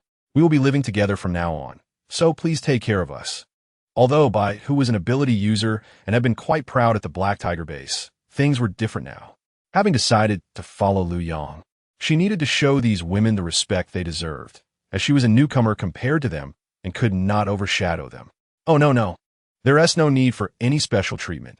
You are the ability user, while we are just ordinary people. As long as we can get along well, that is sufficient." He and the others quickly replied, "Of course, I'm quite easy to get along with. Rest assured, if any danger arises in the villa area, I will protect you," Bai Hu declared, thumping her chest. Hearing this, He and the others expressed delight, saying, "That is truly wonderful. With an ability user protecting us, we can feel at ease." The scholarly beauty, Zhao Lina, suggested, "It would be best if you could share some insights with us, teaching us how to awaken our abilities. We would also like to awaken." Tang Mingting and the others nodded eagerly. Yes. Please teach us so that we can awaken our abilities and gain the means for self-preservation." Bai Hu replied, "Awakening abilities does not involve much technique. It mainly depends on talent and genetics. If you want me to teach you, I cannot guarantee anything. However, if you wish to learn about ability users, I can share everything I know." Zhao Lina nodded. "That sounds good. Tell us about ability users, and we can research on our own to see if we can discover the techniques for awakening." As they ate and chatted, the atmosphere was harmonious, except for Zhou Kiki, who seemed disinterested in the conversation and focused solely on her food. Halfway through the meal, Zhou Kiki set her bowl down and announced, "I'm full. I'll go take a shower now. You all continue eating." Liu Yang found this peculiar, commenting, "Why is Zhou Kiki eating so quickly? And her face seems a bit off, slightly flushed. Could she be ill?" He with a mischievous grin, nodded, Yes. Her health seems a bit compromised. You should check on her." Watching the others laugh joyfully, Liu Yang felt utterly confused. What's going on? What is so funny? I fail to grasp their sense of humor. He shrugged and decided to focus on eating. After finishing the meal, he returned to his room. However, upon opening the door, his keen observational skills detected the presence of someone in the room, accompanied by a faint scent of perfume. The student council president, Chun Hao, had gifted Zhou Kiki extravagant presents worth millions, but had failed to win her affection. Now, this athletic goddess had taken the initiative to enter Liu Yang's room, seeking to become his partner. If Chun Hao were aware of this, he would likely be infuriated, consuming 3 giant chicken legs in frustration. Liu Yang inquired of Zhou Kiki, "Are you agreeing to be my partner?" Zhou Kiki nodded, "Yes, I am willing." Liu Yang glanced at his system notification. which indicated that it had detected her deep-seated agreement to become his partner. Reward. All basic attributes of the host have been raised to 1,000 points. Upon receiving this notification, Liu Yang was overjoyed. His original basic attributes were 850 points, now elevated directly to 1,000 points, resulting in an impressive increase of 150 points. This reward was astonishing. A basic attribute of 1,000 points was 20 times that of an ordinary person. Previously, with 165 times the power, Liu Yang could effortlessly slay level 6 zombies as if they were mere vegetables. Now, with a 20-fold enhancement, he would be nearly invincible. Liu Yang, an ordinary ability user now, seemed no more significant than an ant. How exhilarating! Liu Yang felt a surge of pride. With such formidable attributes, he could confidently declare, "I do not consume beef." Liu Yang examined his attribute panel. Name, Liu Yang. Age, 18. Height, 185 centimeters. Weight, 80 kilograms. Strength, 1,000. Speed, 1,000. Stamina, 1,000. Spirit, 1,000. Abilities, 1. Future prediction level 4, 2. Virus immunity level 4, 3. Ice control level 6, 4. Dark space level 5, 5. Zombie control level 2. Equipment, dark cloak. Black light blade. Special talent, enhanced genetic code. Viewing this panel, Liu Yang was filled with delight. Without mentioning his 5 extraordinary abilities, and with his primary attack skill, Ice Freeze, having reached level 6, Liu Yang now wields ice needles that seem inexhaustible. He can even conjure shields of ice or create frosty armor to envelop his entire body. Merely possessing this 20-fold increase in basic attributes is sufficient to annihilate numerous ability users, as the foundational attributes of an ordinary level 1 ability user are merely around 100 points. Liu Yang's foundational attributes are 10 times that of a typical level 1 ability user. Such power is ample to eliminate adversaries before they even have the chance to react. Chapter 59. Watch closely. I shall demonstrate only once. After reveling in his triumph, Liu Yang rose to wash and prepare for the day's endeavors. Today's mission was to procure more sustenance. The potatoes gathered from the supermarket had mostly been distributed to the scarred rat. Now, his dark space contained only rice, sweet potatoes, and other provisions. Although a considerable amount remained, Liu Yang harbored a sense of urgency. He felt that the number of survivors in his base would inevitably increase, rendering even an abundance of food insufficient. Moreover, until the farming system was fully established, the survivors would still rely on scavenging for food. As for crops, even if planted now, they would require several months before yielding a harvest. Thus, the existing supplies must sustain them through these months. Once the crops cultivated by the survivors came into full production, food collection would no longer be necessary. The survivors would be required to surrender 20% of their gains. And the more survivors there were, the wealthier Liu Yang would become. At that point, he would merely need to enhance the survivor base to attract more individuals seeking refuge. The supermarkets within a 5-kilometer radius had already been thoroughly looted by Liu Yang. He resolved to expand his scope to 20 kilometers, aiming to clear all supermarkets, convenience stores, and small shops within that distance. He also recalled a wholesale market located 15 kilometers away, a place he frequented in his impoverished days to find bargains. This wholesale market offered a variety of goods, including staple foods such as rice, potatoes, sweet potatoes, corn, wheat, and flour, as well as cooking oil, various salts, and seasonings. It even stocked cat food, dog food, and chicken feed. Liu Yang decided to raid it entirely today. Liu Yang no longer worried about the situation in the neighborhood. Not only did he have a level 2 zombie under his control, standing guard, providing him with a shared view of the entrance, but he had also stationed another controlled zombie at the scarred rat survivor base. This arrangement allowed him to stay informed about both locations. Additionally, a powerful ability user named Bai who resided in the villa, possessing the remarkable ability of infinite healing. Even among ability users, such a skill was relatively formidable. Not all awakened abilities were combat-oriented. Very few were capable of manifesting battle-related abilities. For instance, Huang Go and Scarred Rat possessed abilities that were rather insignificant. One enhanced his sense of smell, while the other improved his burrowing capability. Their basic attributes were merely double that of an ordinary person, rendering their abilities nearly useless in combat, akin to that of ordinary soldiers. Therefore, encountering an ability user stronger than, who was likely a rarity. With their presence in the villa area, few dared to provoke them. Thus, Liu Yang set off on his journey. Although his target was the wholesale market several kilometers away, he did not overlook the smaller shops and convenience stores encountered along the way. After all, even the tiniest morsel was still sustenance. Each small convenience store contained an array of beverages, snacks, and alcohol.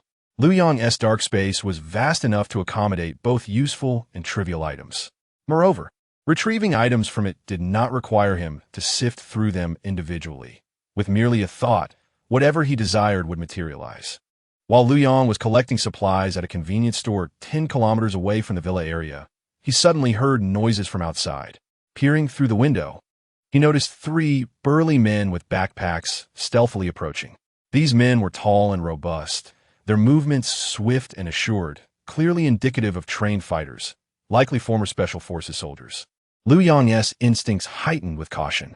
The trio swiftly dispatched several zombies obstructing their path and entered the convenience store.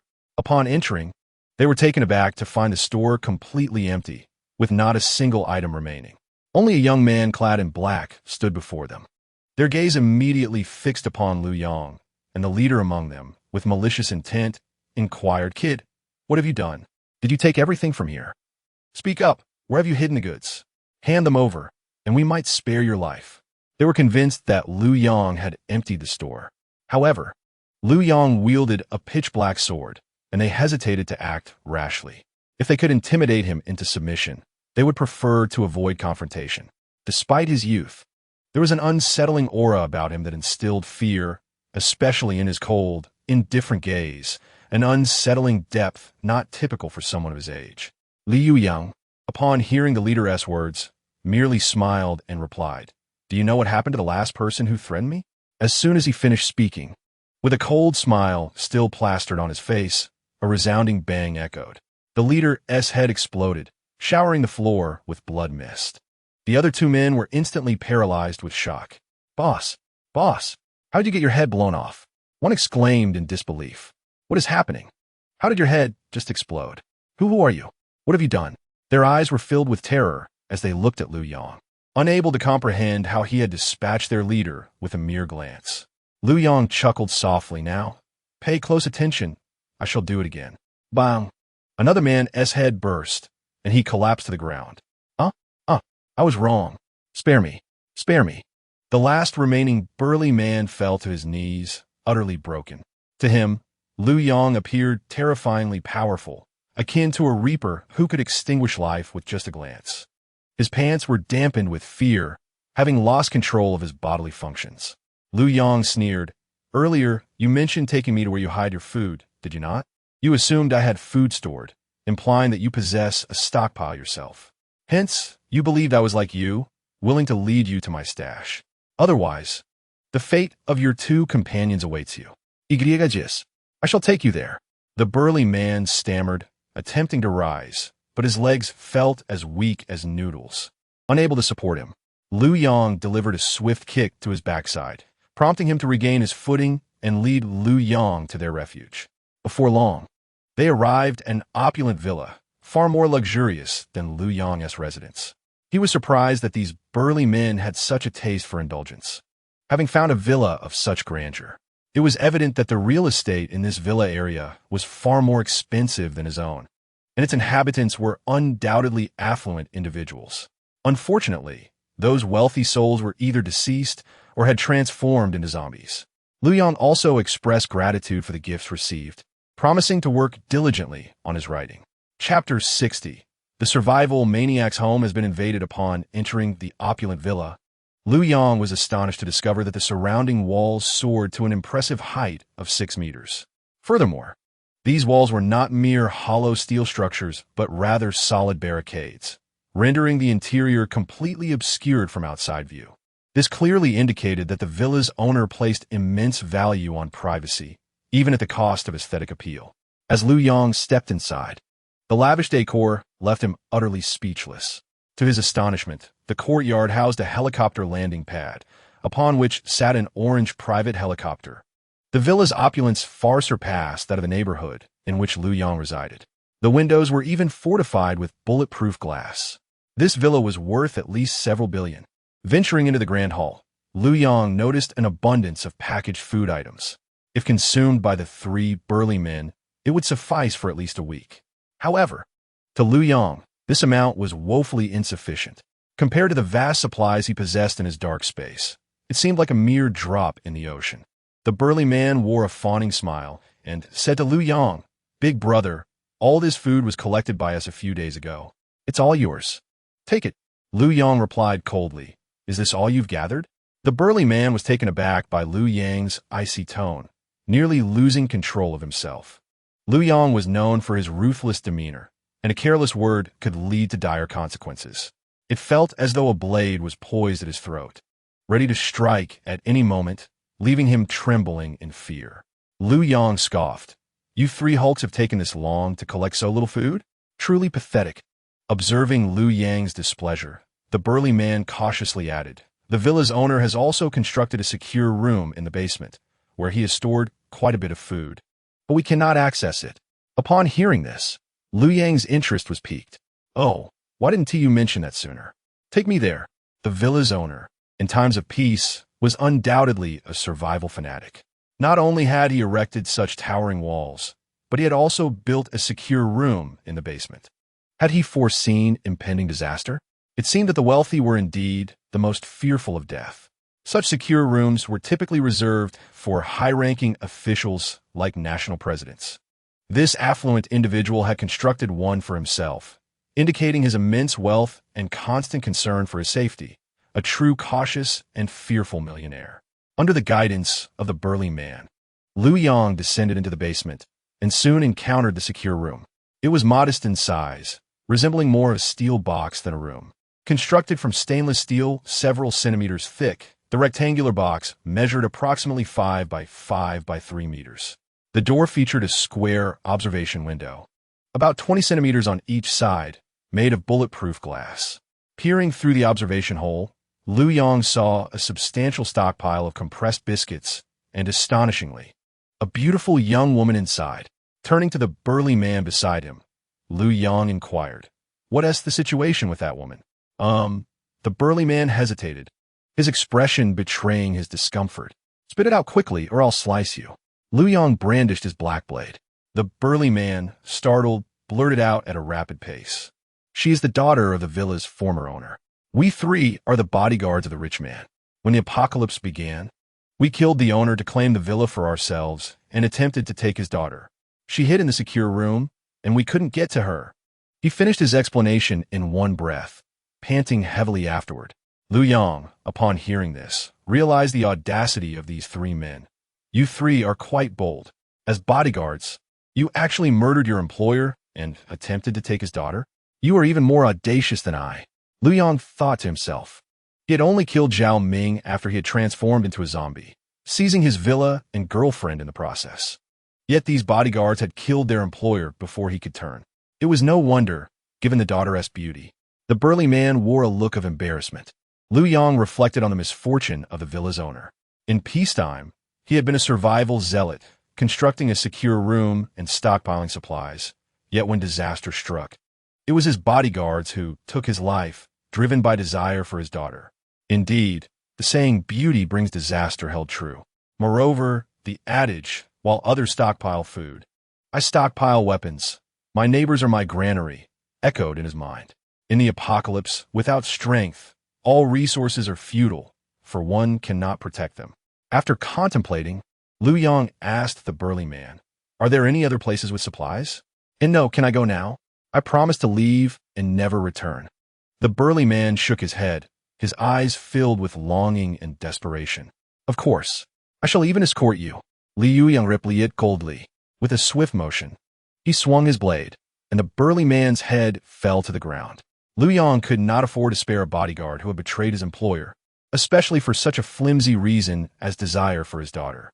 After dispatching the burly man, Liu Yang began examining the secure room. The small observation window, rendered it impossible to see the entirety of the room or discern the woman's true beauty, yet judging by the burly men's actions. She was undoubtedly an exceptional beauty. They had gone so far as to kill their employer for her and had attempted various means to breach the secure room after she had entered it. Liu Yang observed numerous marks on the door from knives, drills, and fire, evidence of the bodyguard's desperation. Yet, it was evident that the wealthy man had indeed invested in quality. The door, constructed from an unknown type of stainless steel, had withstood fire and drilling, showing only minor scuff marks. In their frustration, the bodyguards had even resorted to welding the door shut, meaning that even if the woman inside wished to escape, she would be utterly trapped within. If not for Liu Yang's intervention, she would likely perish unnoticed. Liu Yang unsheathed his black blade and stabbed into the door. To his astonishment, it penetrated the thick steel as effortlessly as if it were tofu. The sheer sharpness of the blade took him by surprise. This craftsmanship was indeed exceptional. Chapter 61. Collecting the cards. With both hands gripping the hilt of the blade, Liu Yang casually sliced through the seemingly impenetrable iron door, creating a large opening. The woman inside emitted a piercing scream. She had never imagined that her secure sanctuary could be breached. When the apocalypse first struck, her father had assured her that the safe room could withstand even a missile strike. For an ordinary person, it is nearly impossible to breach such formidable defenses. The specially designed stainless steel plate, measuring several centimeters in thickness, cannot even be penetrated by a 100mm armor-piercing missile. Yet astonishingly, it had been slashed open by someone wielding a knife. Wang Siki curled up in a corner, trembling uncontrollably. She understood that this was beyond the capabilities of her bodyguards. The intruder was undoubtedly a being of far greater power. When Liu Yang, clad in black and exuding an air of dashing elegance, entered the safe house, Wang Siki's eyes widened in awe. This man was strikingly handsome. His black attire accentuated his aloof demeanor, while the cloak trailing behind him added an air of majesty. Though his physique did not boast bulging muscles, he emanated an undeniable aura of strength. His calm entrance belied the oppressive presence that made Wang Siki's heart race. As she took in Liu Yang's features, a sense of familiarity washed over her. Meanwhile, Liu Yang, noticing the beautiful woman curled up in the corner, felt a similar recognition. "You look familiar," he thought. They both exclaimed simultaneously, "Ah, you are Liu Yang. I've seen your photo on the school forum. You're quite famous. And you must be Wang Siki, the renowned campus beauty, one of the 4 great flower goddesses. It is said that any man lucky enough to win your affection would gain at least 50 years of advantage in life." Upon recognizing Liu Yang, delight and joy illuminated Wang Siki's face. Initially, she had feared that the arrival of such a formidable force would spell disaster for her. After all, if her inept bodyguards dared to directly harm their employer and even attempt to assault her, what would a truly powerful individual do? The thought of being utterly at their mercy was terrifying, leaving her feeling as vulnerable as a snail without its shell. Fortunately, Liu Yang was a familiar face. They had attended the same school and had heard of one another, which made communication far easier. It was indeed a stroke of good fortune amidst the misfortune. Liu Yang, too, was taken aback by the turn of events. He had merely ventured into a convenience store for supplies and unexpectedly encountered the 3 bodyguards, only to find himself returning with the wealthy campus beauty. He had now managed to locate all 4 of the school's illustrious flower goddesses: Hiyusher, the art prodigy; Zhao Lina, the academic star; Zhou Kiki, the sports goddess; and this affluent beauty, Wang Siki. Each was a goddess in her own right, possessing exquisite beauty and perfect figures, each with distinct charms. Liu Yang felt as though he had collected rare cards. Who could have imagined that he would be the one to gather the 4 great beauties who had previously seemed so unattainable? What the 3 bodyguards? Wang Siki inquired about them. Liu Yang nonchalantly waved the knife in his hand and replied, "They have been dealt with. You're safe now. I will take you to a secure location. You must be utterly bored after being trapped in this safe house for so long." Wang Siki nodded without hesitation, "Yes. While there is food here, there are no entertainment facilities. I have been staring at these walls every day, and I fear I might develop depression at this rate." Liu Yang extended his hand. Then, come with me. Yet, hesitation flickered across Wang Siqi's face. Although she had heard of Liu Yang and seen his photo online, they had never exchanged a word at school. They were not very familiar, and she was apprehensive about following a man, concerned about the potential consequences. Liu Yang said her reluctante. With a cold smirk, he remarked, "You don't think you have a choice, do you? The moment I stepped into this safe house, your options vanished.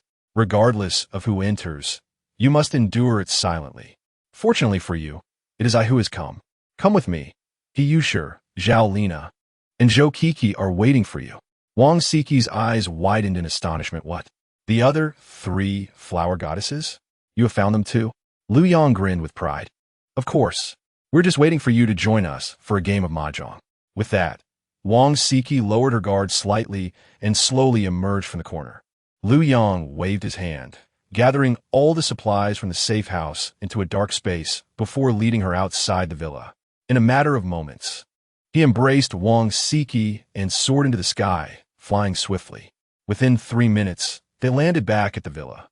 Dazed, Wang Siqi gazed at Liu Yang in disbelief, exclaiming, "You can fly. This is incredible." At that moment, Liu Yang resembled a superhero. The sensation of soaring through the sky was utterly enchanting. Wang Siqi felt a whirlwind of emotions, nervousness, excitement, and fear as she clung tightly to him.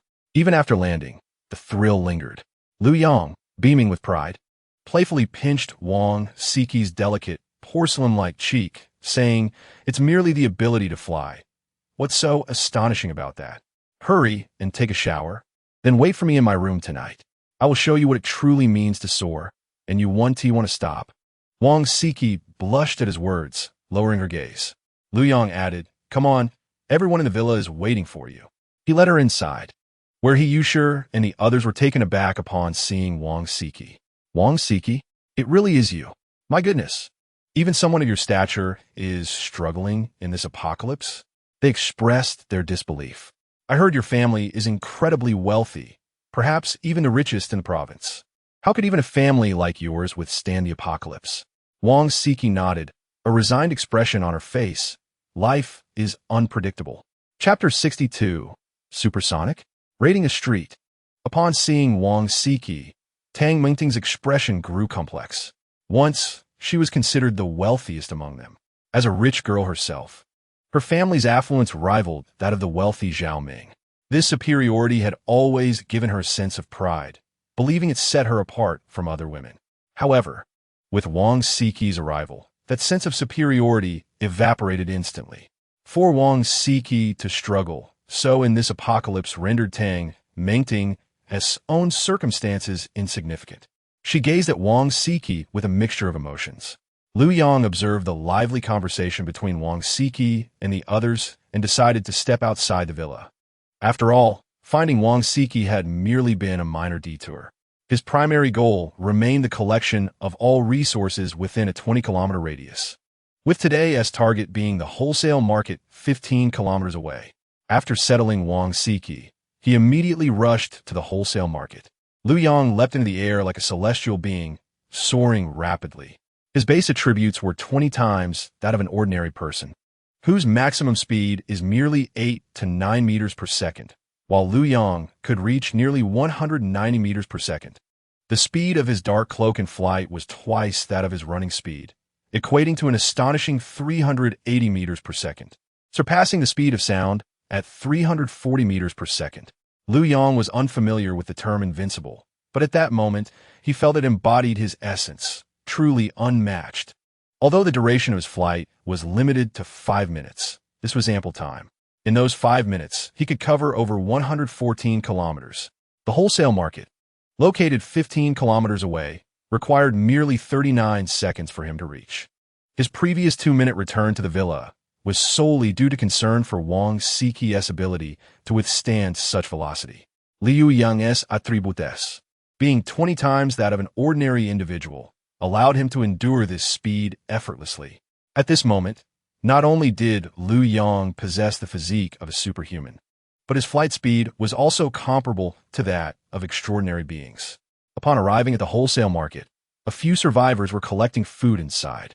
They were startled as Liu Yang descended from the sky, and their expressions turned to fear upon seeing his dark attire and the formidable black sword he wielded. This man could fly. His striking appearance and impressive weapon hinted at immeasurable strength.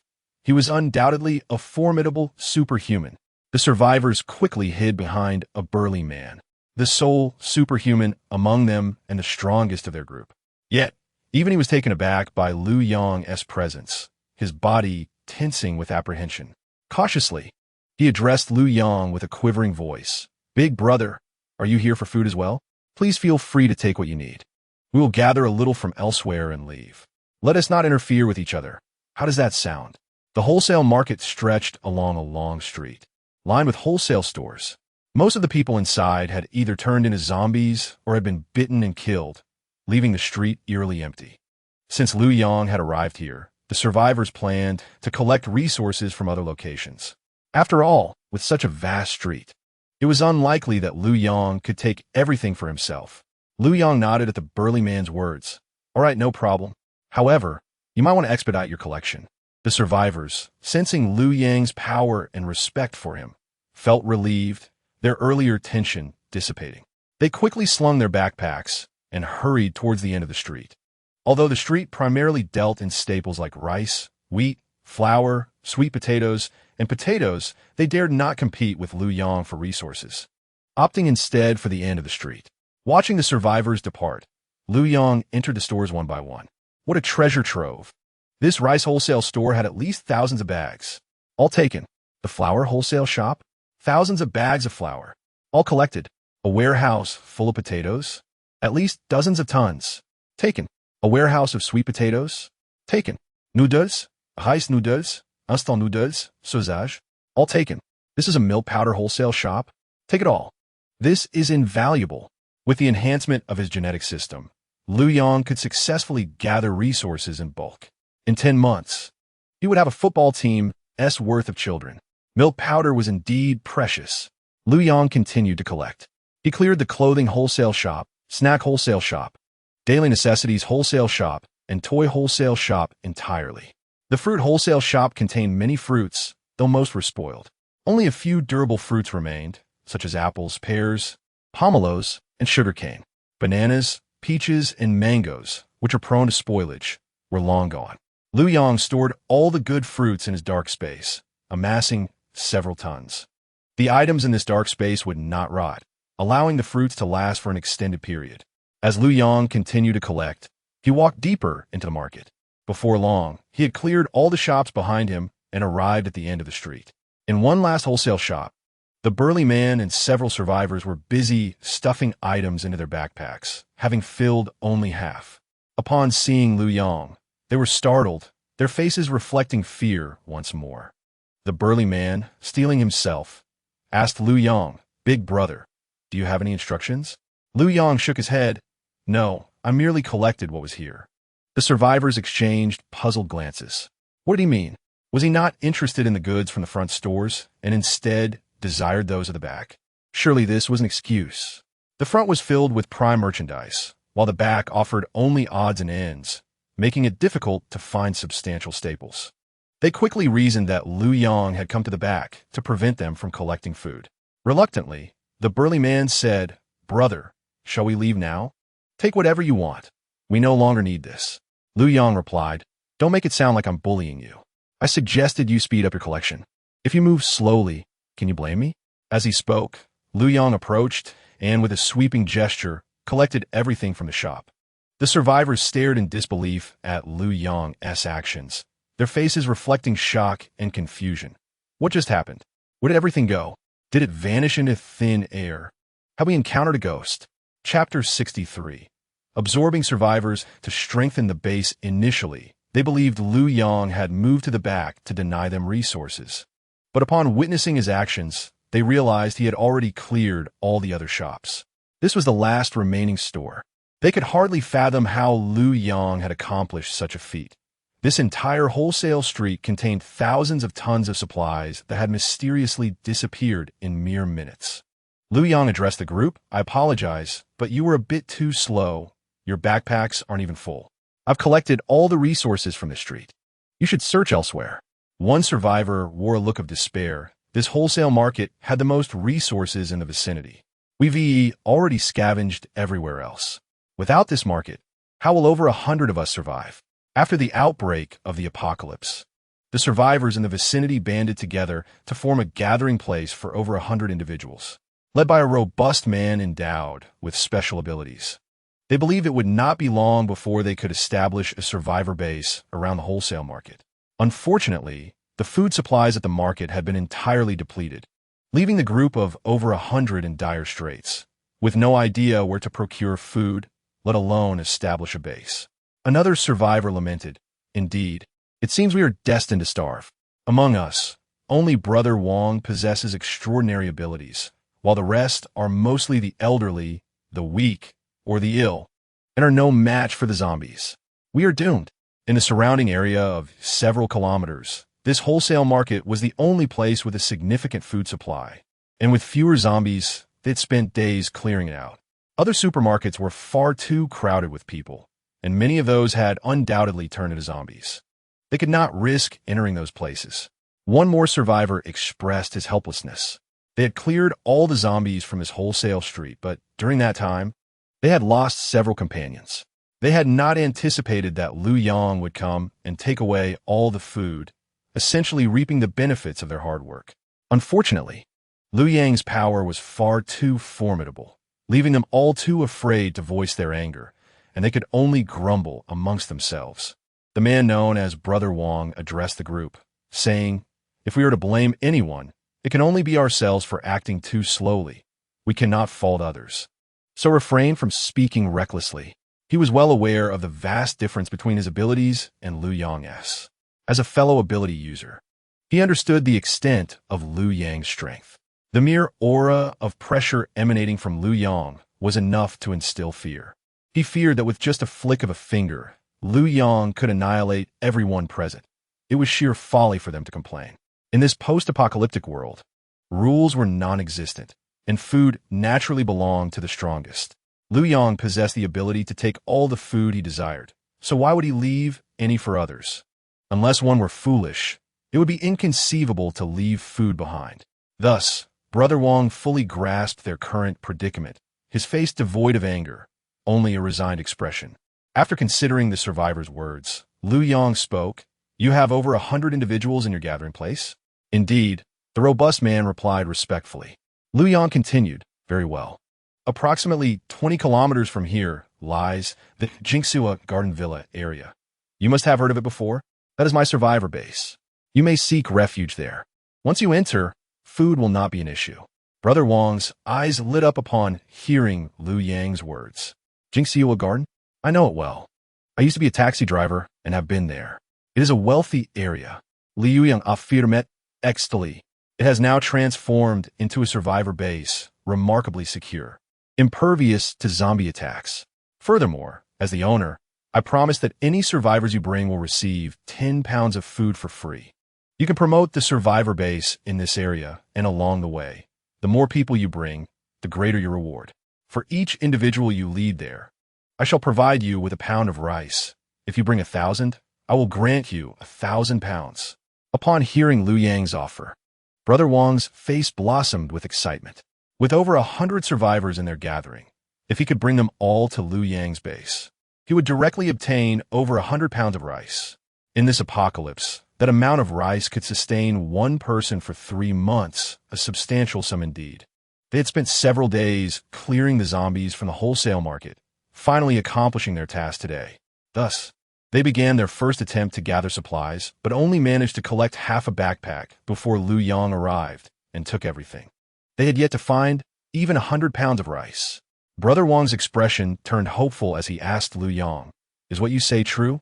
Liu Yang assured him, "Of course it is. You must have witnessed my strength. I have taken everything from this entire wholesale street. Would I not be able to afford your meager reward?" Brother Wang nodded in agreement. It was indeed true. Someone as powerful as Liu Yang, who could even fly, could gather food at a speed incomprehensible to them. Even a level 2 zombie would likely pose no threat to him. Collecting food would not require him to clear out the zombies. Regardless of how many zombies were nearby, he could likely gather food at will.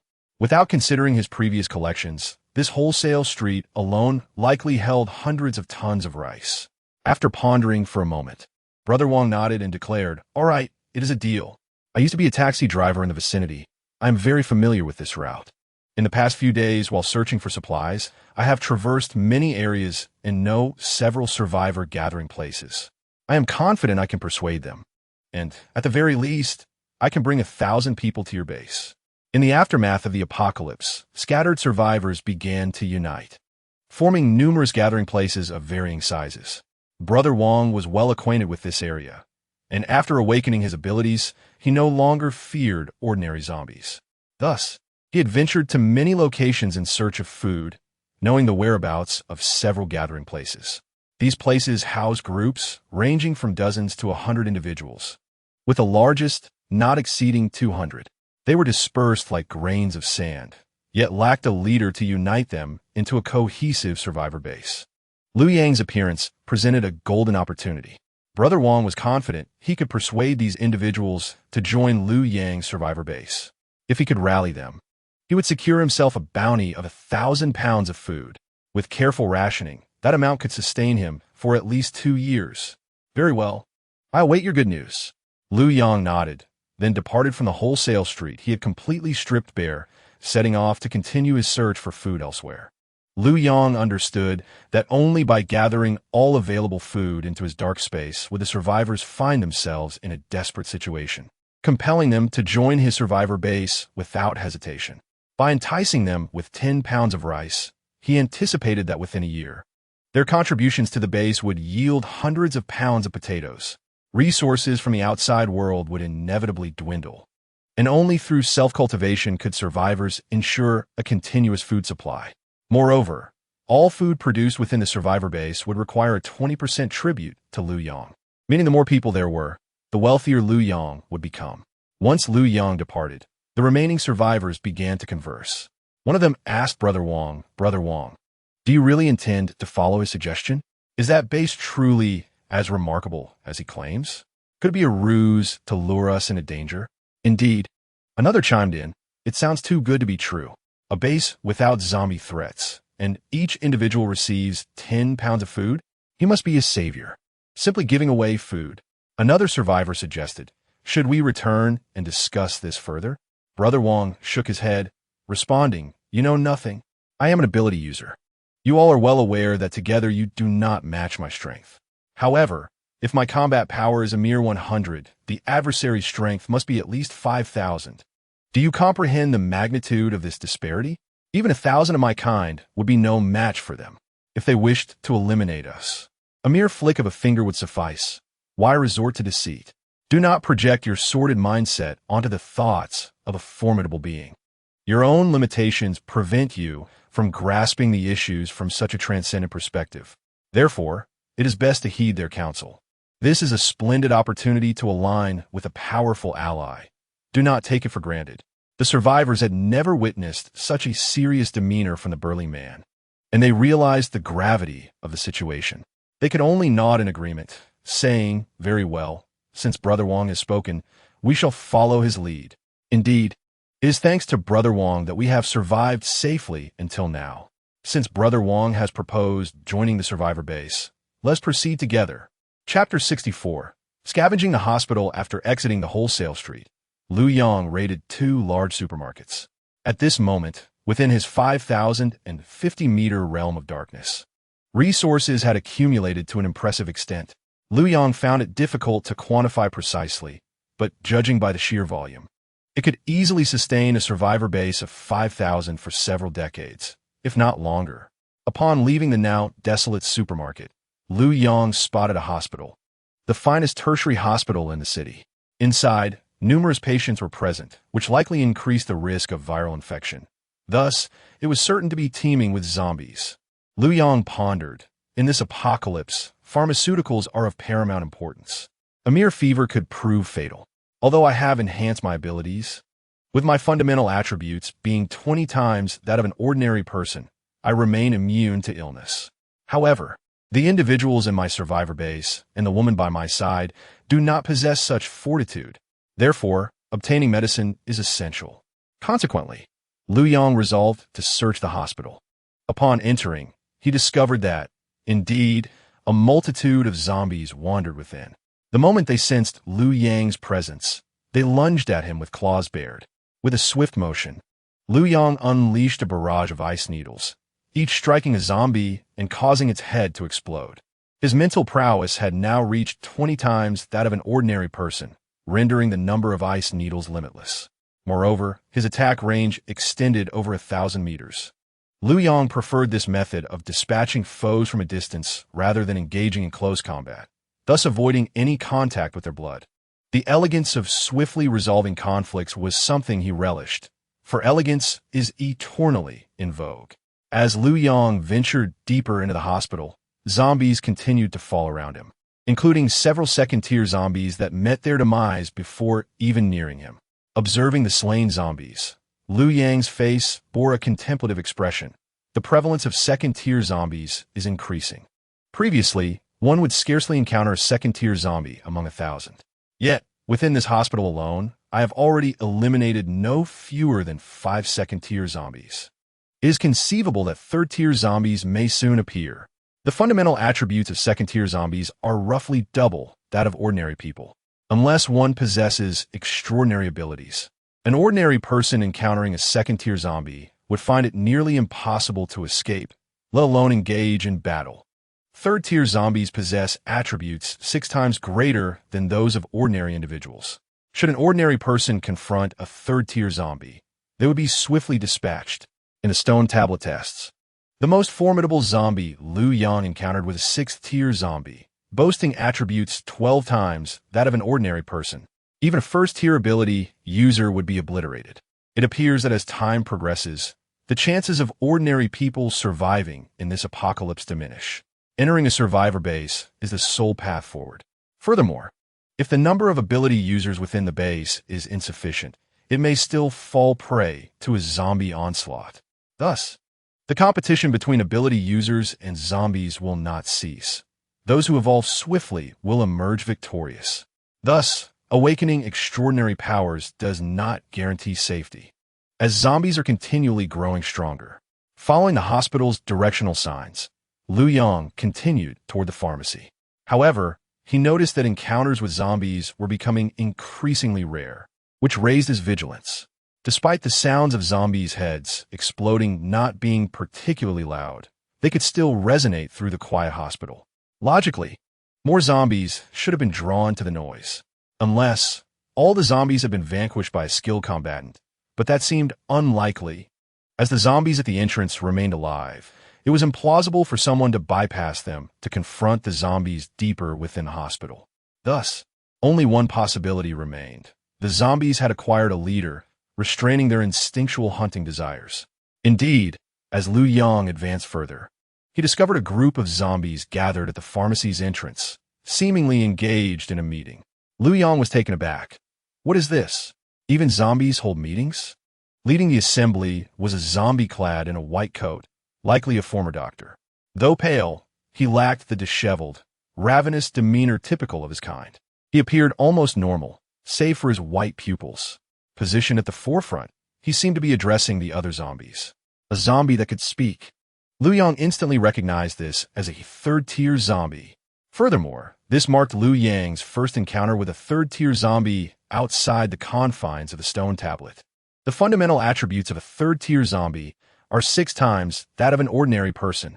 Even a top-ranked ability user like Bai who would likely be swiftly dispatched in this situation.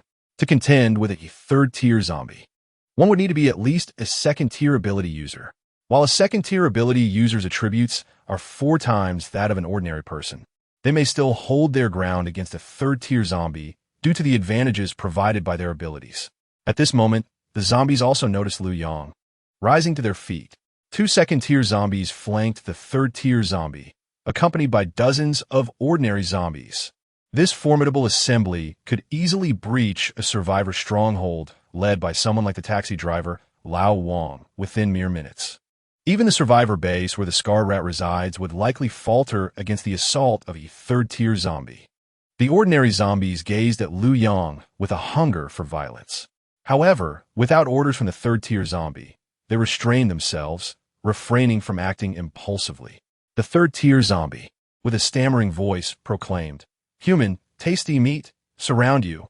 In an instant, all the zombies sprang into action.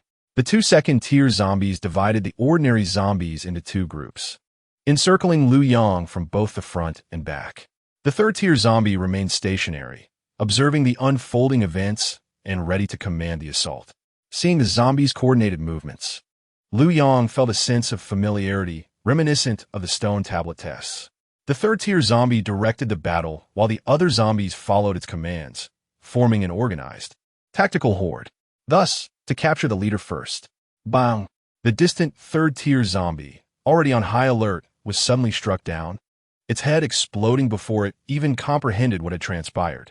The other zombies, witnessing their leader's abrupt demise, lost their cohesion and discipline, charging recklessly at Liu Yang. With a mere wave of his hand, Liu Yang dispatched all the zombies with explosive precision.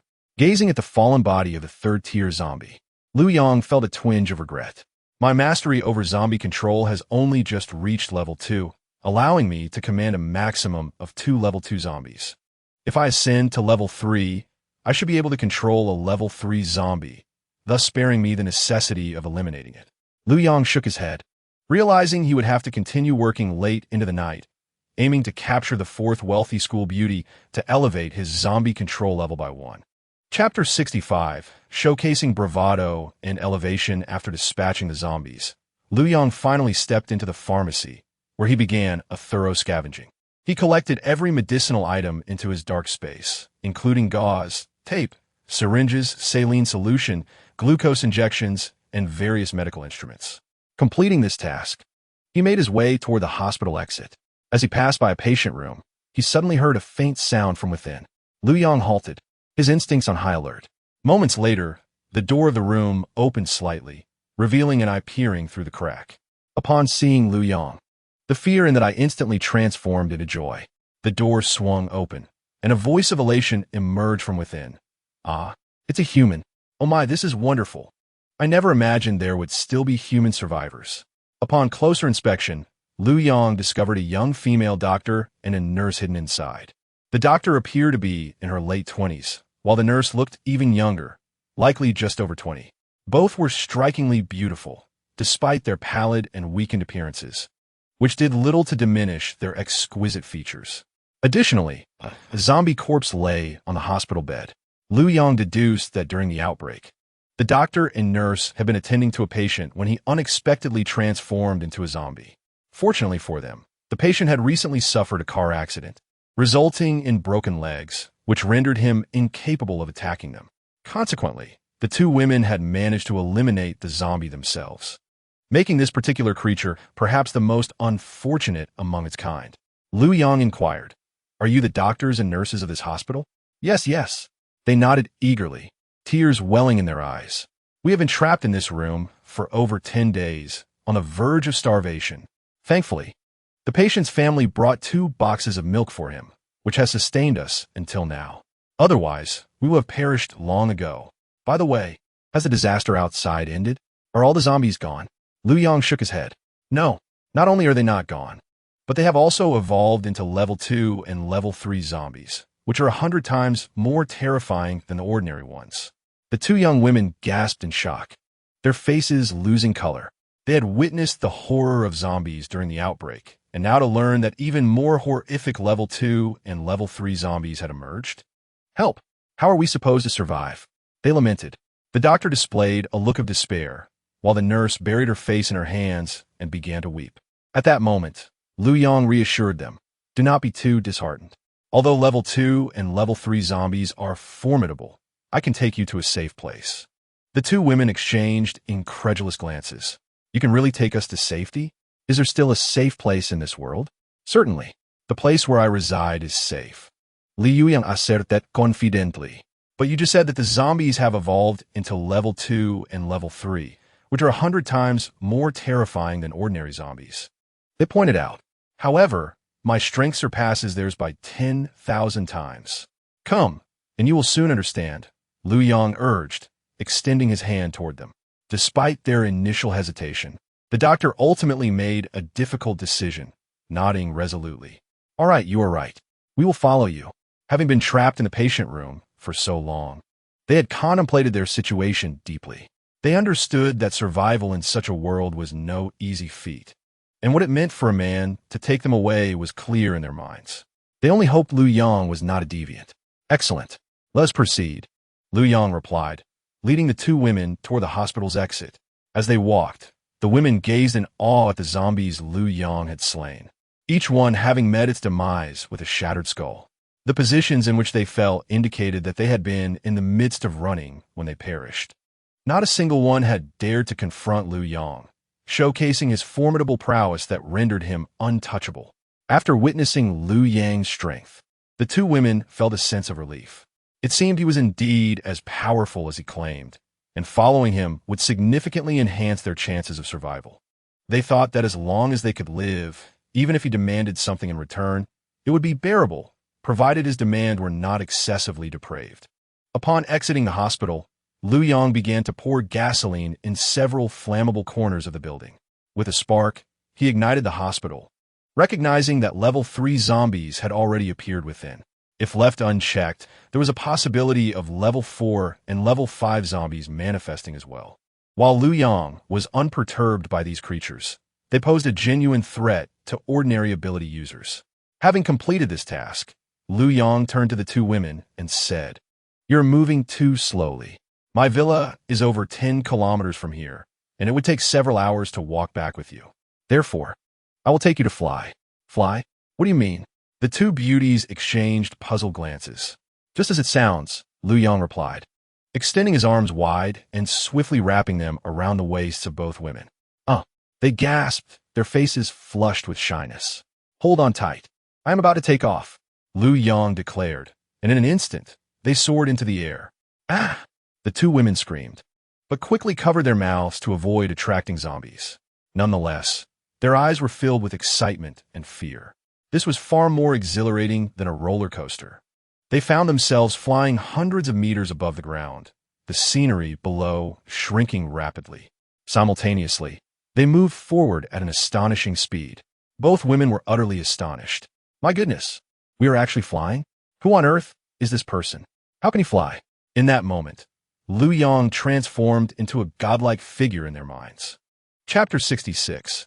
Milk powder and doctors are prepared. Liu Yang brought the female doctor and nurse into the villa. He Sure and the others greeted him with expressions of joy, especially the recently rescued wealthy school beauty, Wang Siki.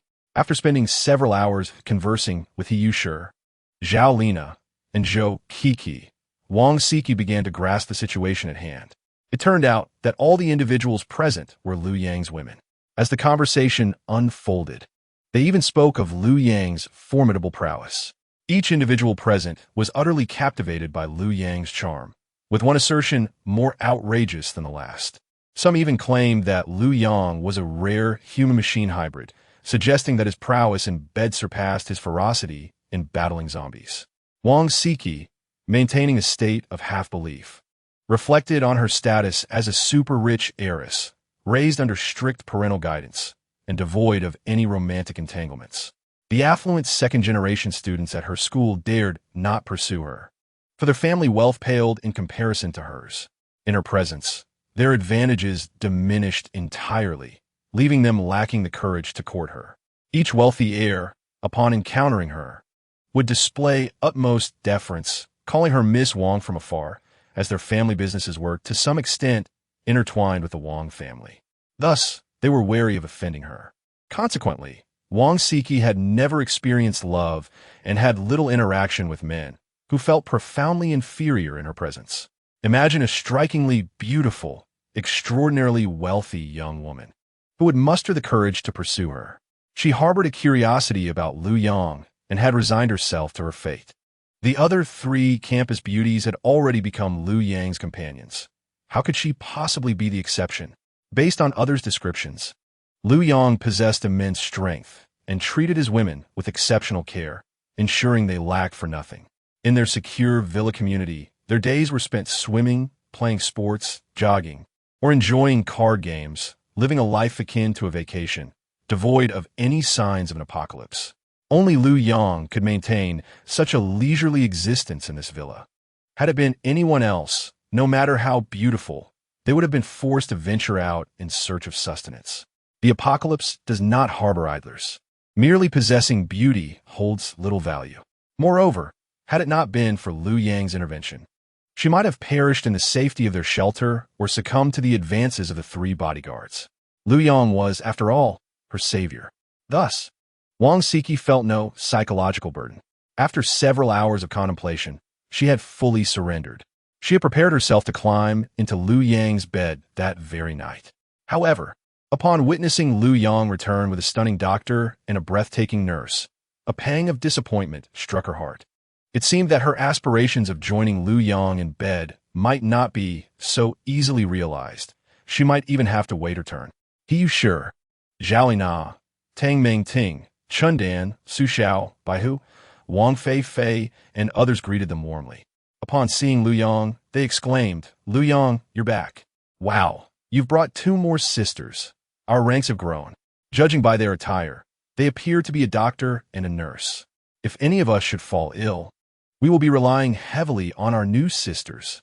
The newly arrived doctor, Huang Xiaoxia, and nurse, Chen Xiaojing, felt a bit overwhelmed by the enthusiastic welcome, particularly as they observed the group gathered around Liu Yang. Fawning over him like stars orbiting a moon, they couldn't help but ponder the allure of this man. What charm did he possess that drew so many women to him, allowing them to coexist harmoniously without a hint of discord? Had Su Xiao and Tang Ming Ting known of the thoughts swirling in their minds, they would have remarked, "We initially had our reservations." But Liu Yang's prowess is not to be underestimated. Liu Yang ushered the doctor and nurse into the villa, instructing them to find a room and freshen up. It's not yet time for dinner, but there are plenty of provisions in the refrigerator on the first floor. After your shower, feel free to snack a bit. Thank you, they replied gratefully, making their way upstairs. This villa comprised 4 stories, with 10 rooms on each level, and included a living room, kitchen, and dining area on the first floor. The second floor housed a gym and study, while the third featured a swimming pool and sauna. The fourth floor offered a private cinema and karaoke room. The villa was replete with amenities, capable of accommodating at least 40 guests. At this moment, only Tang Ming Ting, Pei Yuji, Sununtai Xiao, Diao Elina, Tianan, Doihu, Wangami, Diang Ying Yu, Kiskiviko, Diao Yu Ting, Fing. Dr. Huang Xiaoxia and Nurse Chen Xiaojing resided there, totaling a mere 13 individuals, with ample room remaining. The 15 young women brought back from the survivors' base were housed in the adjacent villa. Liu Yang had allocated a significant amount of food to them. As the doctor and nurse ascended the stairs, the others began to surround Liu Yang with inquiries. "Liu Yang, where did you venture for supplies today?" Tong Ming Ting inquired. "Surely, you gathered quite a bounty."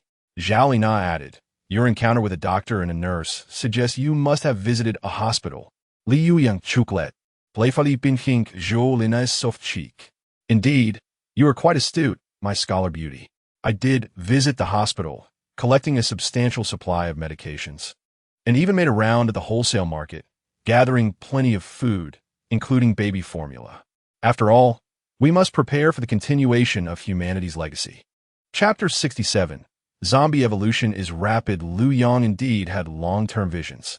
When he procured baby formula, he had already considered the future. With the support of his system, his genetic lineage had been enhanced, allowing for successful reproduction with each attempt. This meant that the births of his children would occur quite frequently. Thus, he sought medications at the hospital, as pregnant women and infants are particularly susceptible to illness. Moreover, finding a doctor or a nurse would be advantageous, as they could assist with deliveries. Liu Yang had not anticipated that he would find both a doctor and a nurse simultaneously, which was fortuitous. He would no longer need to worry about childbirth.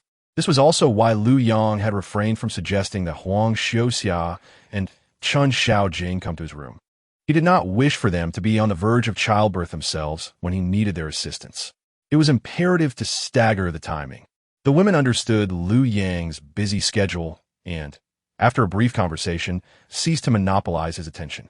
Liu Yang retreated to his room to rest, while the women busied themselves in the kitchen, preparing lunch. After returning to his room and taking a shower, Liu Yang lay on his bed, reflecting on his fruitful day. He had not only raided a wholesale market, but also gathered supplies from several convenience stores and 3 large supermarkets, while thoroughly scavenging a major hospital for medications. He even brought back a stunning surgeon and a beautiful nurse. It could be said that his haul was indeed substantial. Simultaneously, during his time at the hospital, Liu Yang encountered zombies. He was somewhat astonished by the rapid evolution of the undead. He had not anticipated the emergence of third-tier zombies so soon. Their strength far surpassed that of ordinary first-tier ability users, requiring at least a second-tier ability user to contend with them. With the support of his system, Liu Yang's ability level differed from that of regular individuals. His highest ability, ice manipulation, had reached level 6, while his lowest, zombie control, stood at level 2. Liu Yang found himself uncertain whether he should be regarded as a level 6 ability user or a level 2 ability user. However, if we consider the fundamental attributes, he possesses 20 times the basic attributes of an ordinary individual, thus categorizing him as a level 10 ability user. Nevertheless, thus far, Liu Yang has not encountered any other ability users who have reached the second level. This does not imply that there are no ability users capable of achieving level 2. It merely indicates that Liu Yang has yet to meet anyone of such caliber. Yet, he has already witnessed the emergence of level 3 zombies. This raises the question, has the evolutionary pace of zombies surpassed that of ability users? Ordinary survivors are perilous, and even regular ability users pose significant risks. Take for instance the survivor base where Scarred Mouse resides. Should a level 3 zombie lead an assault, with Scarred Mouse being the sole ability user present, they would be utterly defenseless. It is possible that the entire base could face annihilation. Clearly, expanding the ranks of ability users within the base is imperative. Liu Yang resolved within himself. Tomorrow, while scouring for food in more distant locales, he would strive to recruit any discovered ability users into his base. Only in this manner can his base grow stronger and more formidable, impervious to zombie attacks. While Liu Yang pondered this, he suddenly received a notification from the system. Congratulations, host, you have slain 2,000 zombies and gained 200 attribute points. Liu Yang was momentarily taken aback, but quickly regained his composure. The fire he set to the hospital has evidently incinerated all the zombies within. However, the number seems somewhat inaccurate. That hospital is the largest in the city, with 3 inpatient buildings housing at least 5,000 zombies. Now, receiving a notification of only 2,000 suggests that the remaining zombies, potentially led by level 2 or 3 zombies, have escaped the hospital rather than being burned to death. It appears that as the intelligence of zombies increases, merely setting fire to buildings has become insufficient for their complete eradication. He allocated the 200 attribute points evenly, elevating all basic attributes to 1050 points. Meanwhile, 20 kilometers away at the survivor base, Scarred Mouse was leading a group of robust men in search of food. With only him as the sole ability user remaining in the base, their options for food sources had dwindled to small convenience stores and supermarkets. Unlike the past, when a team of ability users could confidently raid larger supermarkets, now, accompanied by ordinary individuals, he could only cautiously navigate through the cracks of survival. Scarred Mouse had not anticipated that the weakest among the ability users would now become the strongest in the base. This newfound responsibility weighed heavily upon him. After all, the entire base now relied on Scarred Mouse alone. The potatoes Liu Yang lent to the survivors had been cut and planted underground. However, in the months leading up to their harvest, their food supply still depended on foraging. Thus, Scarred Mouse had to take the strong men out to search for food while the women tended to the crops in the survivor base. At that moment, one survivor approached Scarred Mouse and said, "Mouse Master, there are 4 zombies ahead, wandering on the road in front of the convenience store. We cannot proceed." Despite Scarred Mouse's diminutive stature, standing at less than 1.6 meters and being quite young at just over 20, the burly survivors beside him maintained absolute respect for him. After all, he was the only ability user among them, and although he was small, his basic attributes were twice that of ordinary people. None of them could match him in combat. Moreover, Scarred Mouse was quite favored by Liu Yang. How could these ordinary survivors dare to show him any disrespect? Thus, Everyone respectfully addressed him as Mouse Master, and the first order of business upon spotting zombies was to report to Scarred Mouse. Upon hearing the report, Scarred Mouse stood on tiptoe to look ahead and indeed spotted 4 zombies meandering in the distance. In the past, when the survivor base was robust, they would have charged forward and dispatched the zombies without hesitation. However, that was no longer feasible. Scarred Mouse had become the pillar of the base, the only ability user present. Contemplating the survivor's report, Scarred Mouse deliberated. The convenience store was their target for the day. If they were deterred by these 4 zombies, they would return empty-handed. This would mean a significant depletion of their already scant food supplies. Gritting his teeth, Scarred Mouse declared, "Wait here for a moment. I will take care of them." Mouse Master, those are 4 zombies. You alone. Mouse Master, while we recognize you as an ability user, facing 4 zombies alone may prove difficult. Should we assist you? Indeed, Mouse Master, the entire survivor base relies on you now. If you encounter danger, we are all doomed. Though we are ordinary people, for zombies are not insurmountable for us. The others expressed their concerns, understanding that Scarred Mouse's awakened ability was tunneling, not combat-based. Furthermore, he could not be immune to the zombie virus. Even the slightest injury could lead to infection. If things went awry, the sole ability user in the base would be lost. There's no need. Too many of you would only create more noise, potentially attracting more zombies. Do not worry. Although my awakened ability is not combat-oriented, I am not helpless. Scarred Mouse stated earnestly before promptly burrowing underground. Chapter 68. The new mutant zombie before the eyes of the onlookers. One of the zombies suddenly sank into the ground, becoming stuck with only its head above the surface. The other 3 zombies, oblivious to what had transpired, stood still in confusion. Soon after, the 2nd, 3rd, and 4th zombies followed suit, all becoming ensnared underground in less than 10 seconds. At this moment, Scarred Mouse emerged from another tunnel.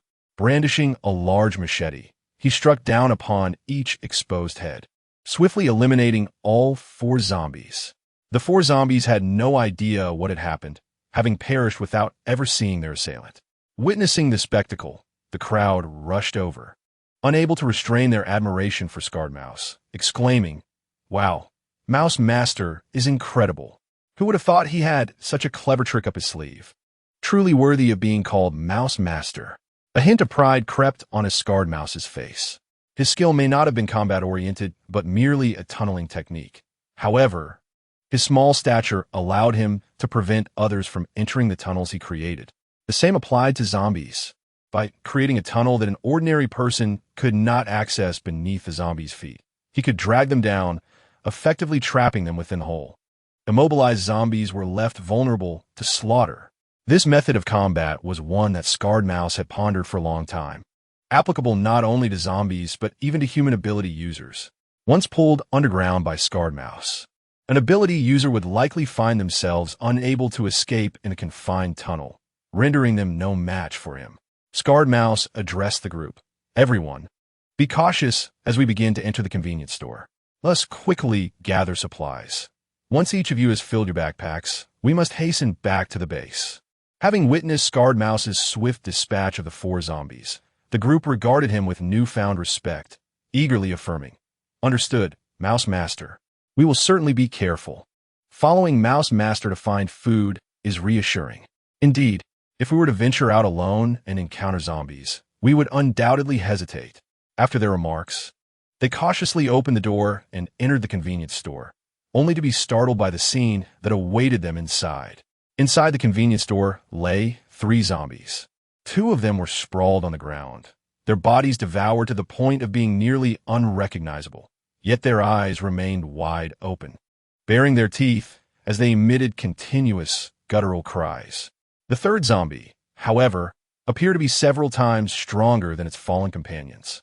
Its muscles bulged grotesquely, stretching the skin to the brink of rupture, exposing blood-red flesh enveloped in a viscous fluid.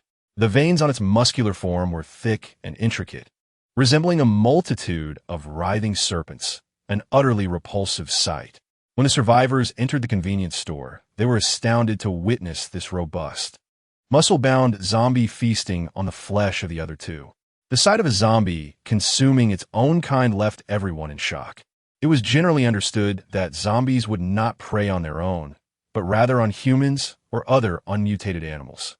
What could explain this aberrant creature? Was it a super mutant zombie that spared no one, even its own kind? The survivor, known as Dao Ba Shu, was momentarily stunned, sensing the imminent danger.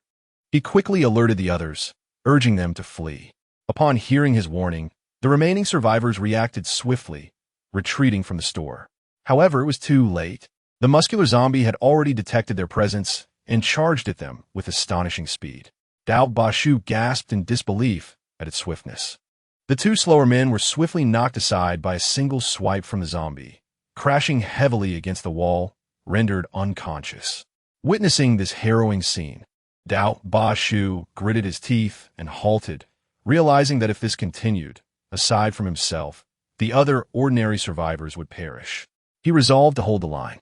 Turning back, he launched a flying kick at the zombie.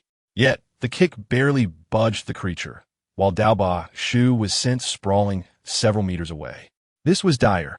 In terms of strength and speed, the zombie was at least twice as formidable as him. This mutated zombie was far stronger than a typical level 2 zombie. As Dao Ba Shu lay on the ground, a grave expression crossed his face. Although his kick had failed to injure the zombie, it had provoked its wrath. It lunged at him. In a split second, Dao Ba Shu executed a maneuver, vanishing into the ground, leaving behind a dark, gaping hole that the mutated zombie could not penetrate. The mutated zombie let out a furious roar, clawing at the hole as if attempting to excavate Dao Ba Shu from his hiding place. However, while the zombie was preoccupied with its futile digging, it suddenly felt the ground give way beneath its feet and was pulled into another hole. Dao Ba Shu had ingeniously dug a pit beneath the zombie, intending to entrap this formidable creature within the confines of his subterranean trap. Yet, the zombie's strength was overwhelming. It effortlessly yanked Dao Ba Shu out of his own hole. Dao Ba Shu gasped in astonishment, relinquishing his grip on the zombie's legs. As he landed, he hastily dug another hole, disappearing once more beneath the surface. At this point, the other survivors had escaped the mutated zombie's line of sight. Dao Ba Shu, realizing he was no match for it, chose to evade rather than engage. Meanwhile, the mutated zombie continued its relentless assault on the hole Dao Ba Shu had vacated. Not far away, Dao Ba Shu cautiously resurfaced, observing the frenzied zombie. He was panting heavily, the adrenaline from the earlier confrontation surging through him, leaving his heart racing. This was his first encounter with such a powerful zombie. Had he made even a slight miscalculation, he could have met his end. As he watched the zombie rage against the hole, he drew a conclusion. Although this mutated zombie possessed immense strength and speed, its intelligence paled in comparison to that of a level 2 zombie. It seemed merely a brute force enhancement. Nevertheless, despite its lack of intelligence, this zombie's physical prowess remained formidable. Should it discover the location of the survivor's base, it would be akin to a wolf infiltrating a flock of sheep. Unstoppable. This singular zombie could decimate the entire survivor stronghold. He had to urgently inform Liu Yang, where the consequences would be dire if this zombie located their sanctuary.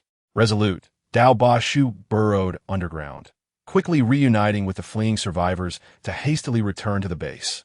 Upon entering the main gate, he collapsed in relief, gasping for breath as the dangers he had just faced lingered vividly in his mind. The expressions of his companions mirrored a mix of relief and sorrow, particularly for the two comrades felled by the zombies. Those who had ventured out together for resources were familiar faces, and witnessing their demise instilled a sense of vulnerability among the survivors. One survivor couldn't contain his exasperation, exclaiming, "That zombie was terrifying. I have never encountered such a horrifying creature before. Indeed, it was more fearsome than a level 2 zombie, even consuming its own kind. It must have devoured its fellows to become so robust and terrifying. How can we even dare to venture out for food in the future? If the outside world is filled with such powerful zombies, we would be doomed the moment we step outside the base." Dao Ba Shu, equally shaken, addressed the group. "You all should return to your quarters and rest. I will contact Liu Yang to eliminate this zombie." Upon hearing Liu Yang's name, Their eyes sparkled with hope. That would be wonderful. If Liu Yang intervenes, he will surely be able to deal with it. With that, the survivors returned to their respective quarters. After a brief pause, Dao Ba Shu approached the guarding zombie and reported, Liu Yang, we have a grave situation. A super powerful mutated zombie has appeared, and I am no match for it. It is even gnawing on its fellow zombies. It is undoubtedly an anomaly among the undead. Dao Ba Shu understood that this level 2 zombie was under Liu Yang's remote control. Simply speaking to it would relay the message to Liu Yang. While he was unaware of the nature of Liu Yang's abilities to control the zombies, everything surrounding Liu Yang seemed to defy logic, rendering it all quite reasonable. As the people in the base often said, Liu Yang was akin to a deity. They referred to him as Liu Shan.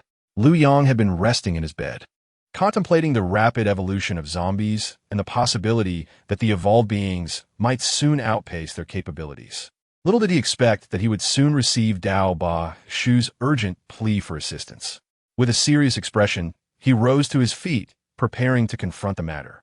Descending to the first floor, he found He Yushi, Su Xiao, and Chun Dan preparing a meal.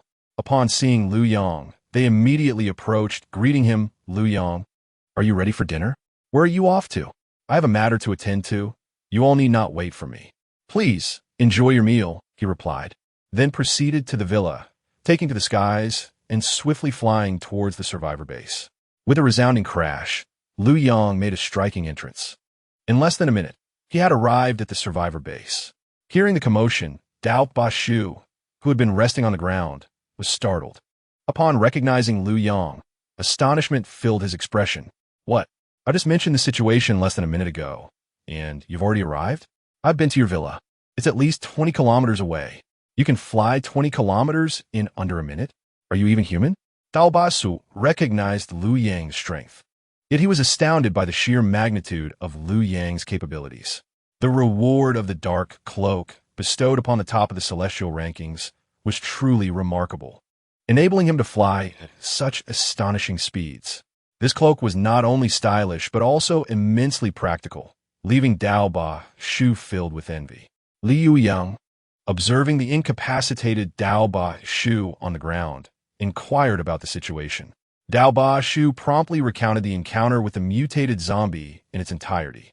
After listening intently, Liu Yang's expression turned serious, asking if Dao Ba Shu was still capable of moving and if he had the strength to lead the way in pursuing the zombie. The notion of a zombie consuming its own kind was unprecedented, even to Liu Yang. Dao Ba Shu quickly regained his composure, asserting that he was indeed capable of accompanying Liu Yang. With Liu Yang by his side, he felt a newfound confidence. Although the mutated zombie was formidable, it was certainly not on par with Liu Yang. The transformed bear, a creature of immense strength, would be able to contend with the mutated zombie. Yet it would falter before Liu Yang in an instant. Thus, the fate of this mutated zombie would be no better than the bear's, destined to meet its end at Liu Yang's hands. As Dao Ba Shu led the way, Liu Yang followed closely behind. Soon, a perplexed Liu Yang cast a glance at Dao Ba Shu. Sensing the scrutiny, Dao Ba Shu nervously asked, "What is it, Liu Yang?" Liu Yang responded, "Have you not noticed any changes in yourself?" Dao Ba Shu looked confused. "What changes? Have I grown taller?" Liu Yang shook his head and playfully kicked Dao Ba Shu's rear, chiding him for his naive aspirations of height at his age. Before long, they arrived at the site of the battle between Dao Ba Shu and the zombie. The creature was presently feasting on the remains of two unfortunate survivors, one of whom had been reduced to a mere skeleton, while the other was half consumed. The mutated zombie appeared to have grown even more powerful. Its muscles had become increasingly ferocious, its skin stretched taut and torn, exposing the sinews beneath. Furthermore, the zombie now towered over 5 meters, resembling a blood-red giant with bulging muscles. Dao Ba Shu gasped, "This creature has grown larger. Does it increase in size with each meal?" Liu Yang furrowed his brow. It was his first encounter with a zombie that could evolve at such a rapid pace. At that moment, the zombie noticed Liu Yang and Dao Ba Shu, dropping its meal and baring its teeth as it charged towards them at breakneck speed. Dao Ba Shu's face contorted with fear, nearly succumbing to the urge to flee. However, before the zombie could reach Liu Yang, He delivered a swift kick, sending the creature hurtling away like a cannonball. The impact resounded as the zombie collided with a distant building, creating a gaping hole. Bloodied and broken, the zombie lay on the ground, howling in agony, though still alive. Witnessing this, Dao Ba Shu was left utterly astonished. He recalled how his own flying kick had barely phased the mutated zombie, while Liu Yang's casual kick had sent it flying dozens of meters, even demolishing a building. The disparity between their strengths was staggering. As Liu Yang approached the dying zombie amidst the rubble, Dao Ba Shu followed closely behind. Liu Yang observed, this zombie, which consumes its own kind, has muscles that grow too rapidly, resulting in its skin tearing under the pressure, leaving its flesh exposed. Were a human to experience such a condition, the pain would be unbearable. Yet, this zombie feels no pain. I shall call it the Molter. The base attributes of a level 1 Molter are twice that of a level 1 ability user, making it nearly impossible for an ordinary level 1 ability user to defeat it unless equipped with exceptionally powerful combat abilities.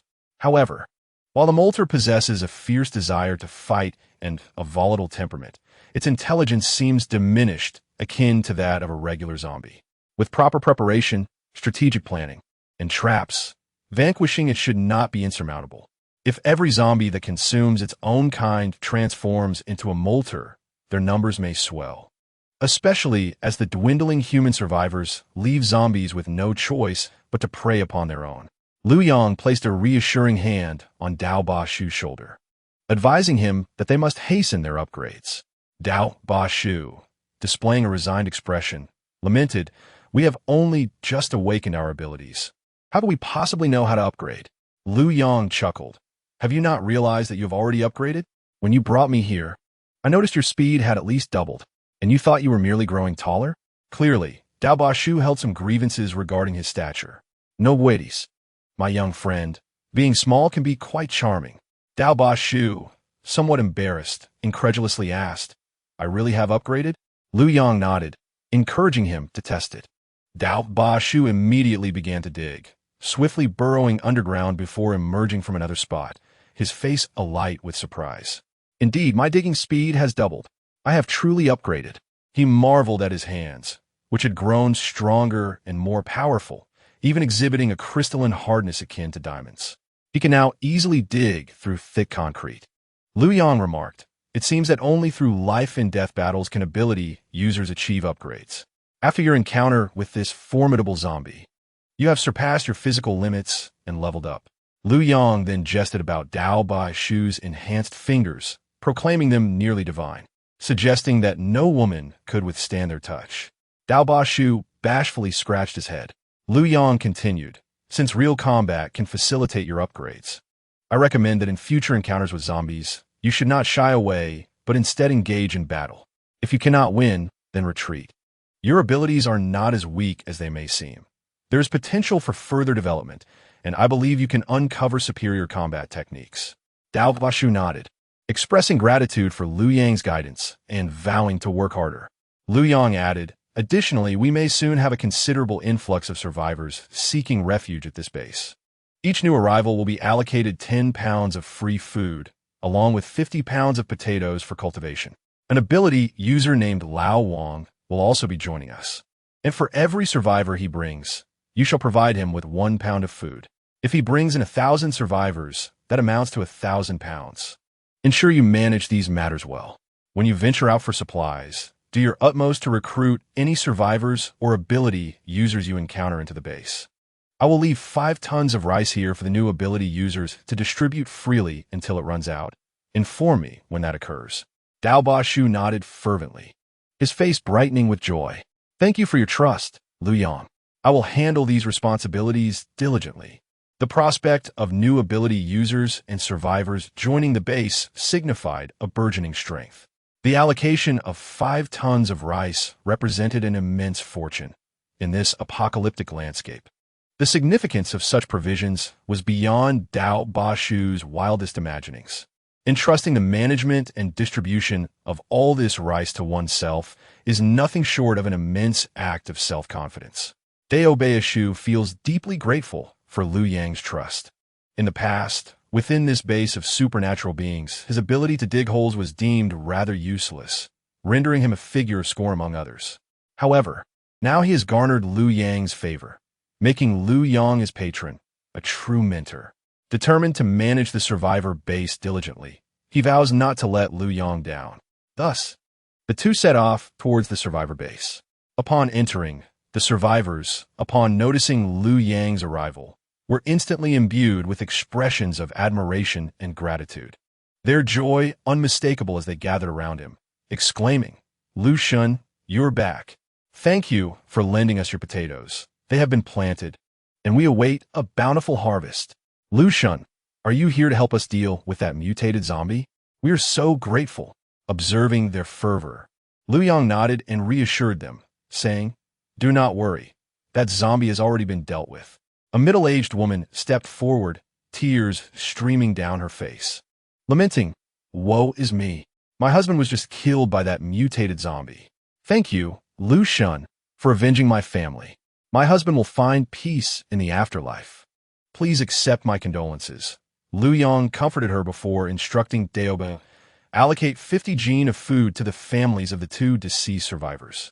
Upon hearing this, the woman collapsed to her knees, her eyes brimming with tears of gratitude as she repeatedly bowed and thanked him. "Thank you, Liu Shun. Thank you." With the loss of the man in the household, the woman had to venture out to seek food, a daunting task. However, the 50 jin of food would sustain them for at least a month, alleviating their immediate crisis. "Understood, boss," Daobishu replied, his face brightening with happiness.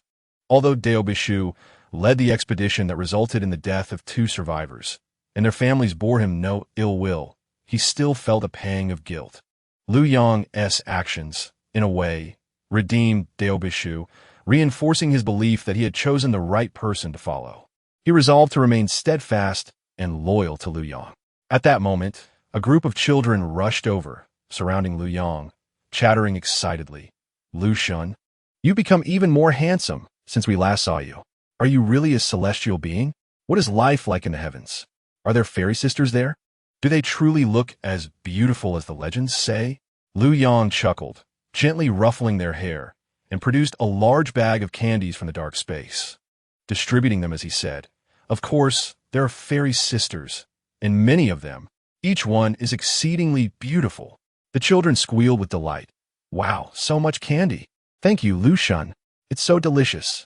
Watching the children skip away joyfully, Liu Yang felt a sense of satisfaction. "Daobo shu remarqued, Liu Yang. Your prestige within the base is exceptionally high. Many believe you to be a deity, and the tales only grow more extravagant. Perhaps in times of despair, people seek faith and solace. When their prayers to the original deity go unanswered, they inevitably search for a new one." Liu Yang nodded, replying, "In the apocalypse, a semblance of faith and spiritual refuge is always beneficial." As they continued their conversation, they reached the base's warehouse, where Liu Yang directly poured 5 tons of rice from the dark space into the storeroom. Having accomplished this, he exchanged a few more words with Daobishu before soaring away from the base, returning to his villa. As Liu Yang ascended, creating a sonic boom in the air, he quickly vanished from sight, leaving everyone in the base wide-eyed and abuzz with chatter. My goodness, Liu Shun's speed is astonishing. He vanished in an instant, faster than a plane. Truly, Liu Shun is remarkable. The children, filled with glee, jumped around exclaiming, "Liu Shun is a celestial being, returning to the heavenly realm. There are fairies up there. I wonder when Liu Shun will descend again. Hopefully, he will bring us more candy." Chapter 71. Has the woman awakened her powers? Upon Liu Yang's return to his villa, he found Yusher and the others just finishing dinner, ready to eat. The moment they saw Liu Yang, their faces lit up with joy, saying, "Liu Yang, you returned just in time. We were about to eat. Wash your hands and join us." "All right, I'm quite hungry myself." Liu Yang nodded, washed his hands, and entered the dining room. As everyone settled in to eat, Chindan proclaimed, "I have good news to share." Instantly intrigued, Yusher leaned in with a mischievous grin. "What good news? Have you discovered that Aunt Flo hasn't visited and you're expecting?" Chindan's face flushed at Yusher's teasing, and she shot her a disapproving glance. "Not at all. I believe I have awakened my powers and become a supernatural being. Having been with Liu Yang for less than half a month, it was too early to discern any signs of pregnancy. Chun Dan understood that He Yushur was merely jesting. He Yushur gasped, her expression one of disbelief. Zhao Lina, Su Xiao, Zhang Jingyu, and Tang Mingting shared similar looks of astonishment as they regarded Chun Dan. Baihu adopted a serious demeanor, scrutinizing Chun Dan before stating, "It seems there may indeed be a change." Perhaps it is true. Upon hearing Baihu, a seasoned supernatural being, the others were even more astonished. "You truly have awakened? My heavens! Chun Dan, you are the first among us. What powers have you awakened? Show us." Eager expressions adorned their faces, especially He Yushur, Tang Mingting, the star Su Xiao, the academic Zhao Lina, and Zhou Qiuping, all of whom were part of the initial group that arrived. Seeing Chun Dan's awakening prompted them to ponder their own potential futures. Ifan Liu Yang exhibited curiosity, asking Chun Dan, "What powers have you awakened? Please demonstrate."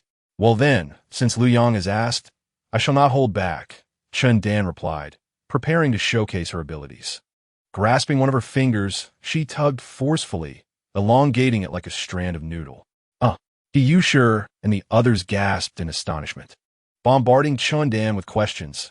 "What kind of power is this? Did your bones disappear? Does it hurt?" "It doesn't hurt. I think I become like a rubber person. My body possesses unimaginable flexibility and elasticity. Moreover, it seems my strength and speed have doubled at the very least," Chun Dan explained as she stretched all 5 of her fingers to great lengths, weaving them into a braid. Liu Yang observed Chun Dan's display with surprise. "Isn't this the power of the rubber fruit? Remarkable. If utilized effectively, this ability could yield considerable combat prowess." "I suppose so," Chun Dan replied, feeling a bit bashful under Liu Yang's praise. He Yushur chimed in, "Your powers are impressive. Not only can it be used in battles outside, but the body can also expand and contract at will, entirely at your discretion." How delightful this must be for Liu Yang. Upon hearing He Yushur's words, Chun Dan gasped, her face reddening like an apple.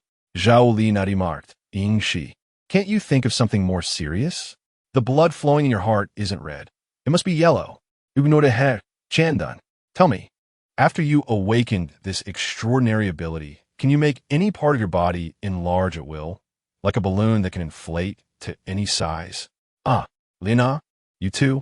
Chun Dan's face grew even redder. Su Xiao, laughing heartily from the side, exclaimed, "Haha, stop it. Look at how shy Chun Dan is. You guys are just too much. Isn't that a bit too lewd? Why does everything have to go in that direction?"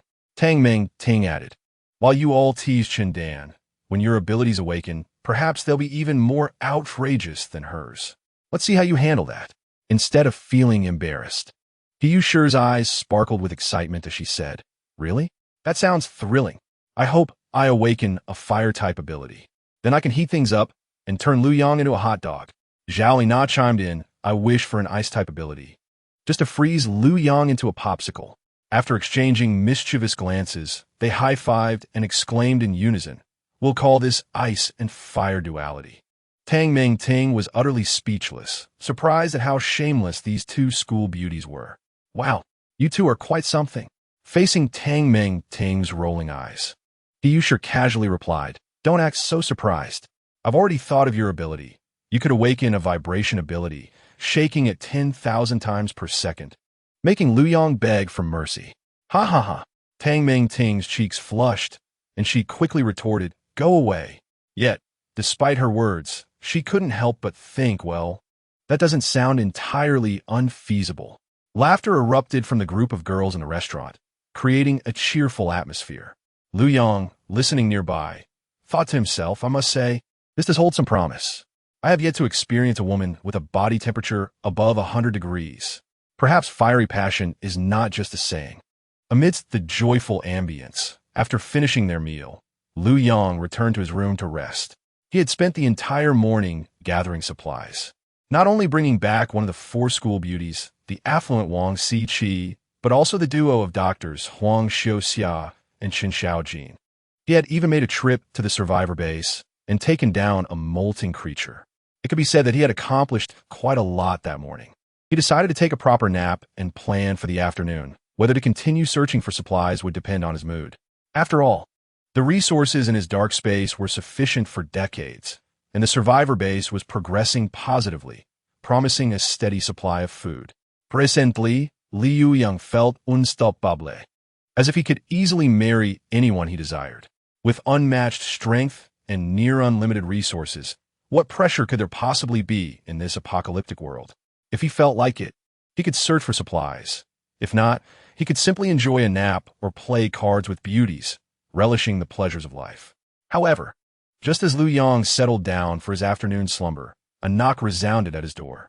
Chapter 72. Truly the wealthiest school beauty, Liu Yang paused, pondering who might be so eager as to knock on his door at this hour. Was it the affluent school beauty Wang Si-chi, the doctor Huang Xiu-xia, or the nurse Chun Xiao-jin? He certainly did not wish to expand his relationships with the doctors and nurses just yet, as he would rely on them to assist with the births of his children in 10 months. If it were Huang Xiu-xia and Chun Xiao-jin, he would need to find a way to dissuade them. The door was cautiously pushed open, revealing Wang Si-chi. Liu Yang breathed a sigh of relief, grateful he would not need to dissuade her. This wealthy school beauty was quite forward. With Liu Yang's enhanced abilities and the unwavering loyalty of the beautiful girls in the villa area, betrayal was out of the question. Even He Yushur and Zhao Lina, with just a few hints, would ensure the newcomers understood the dynamics.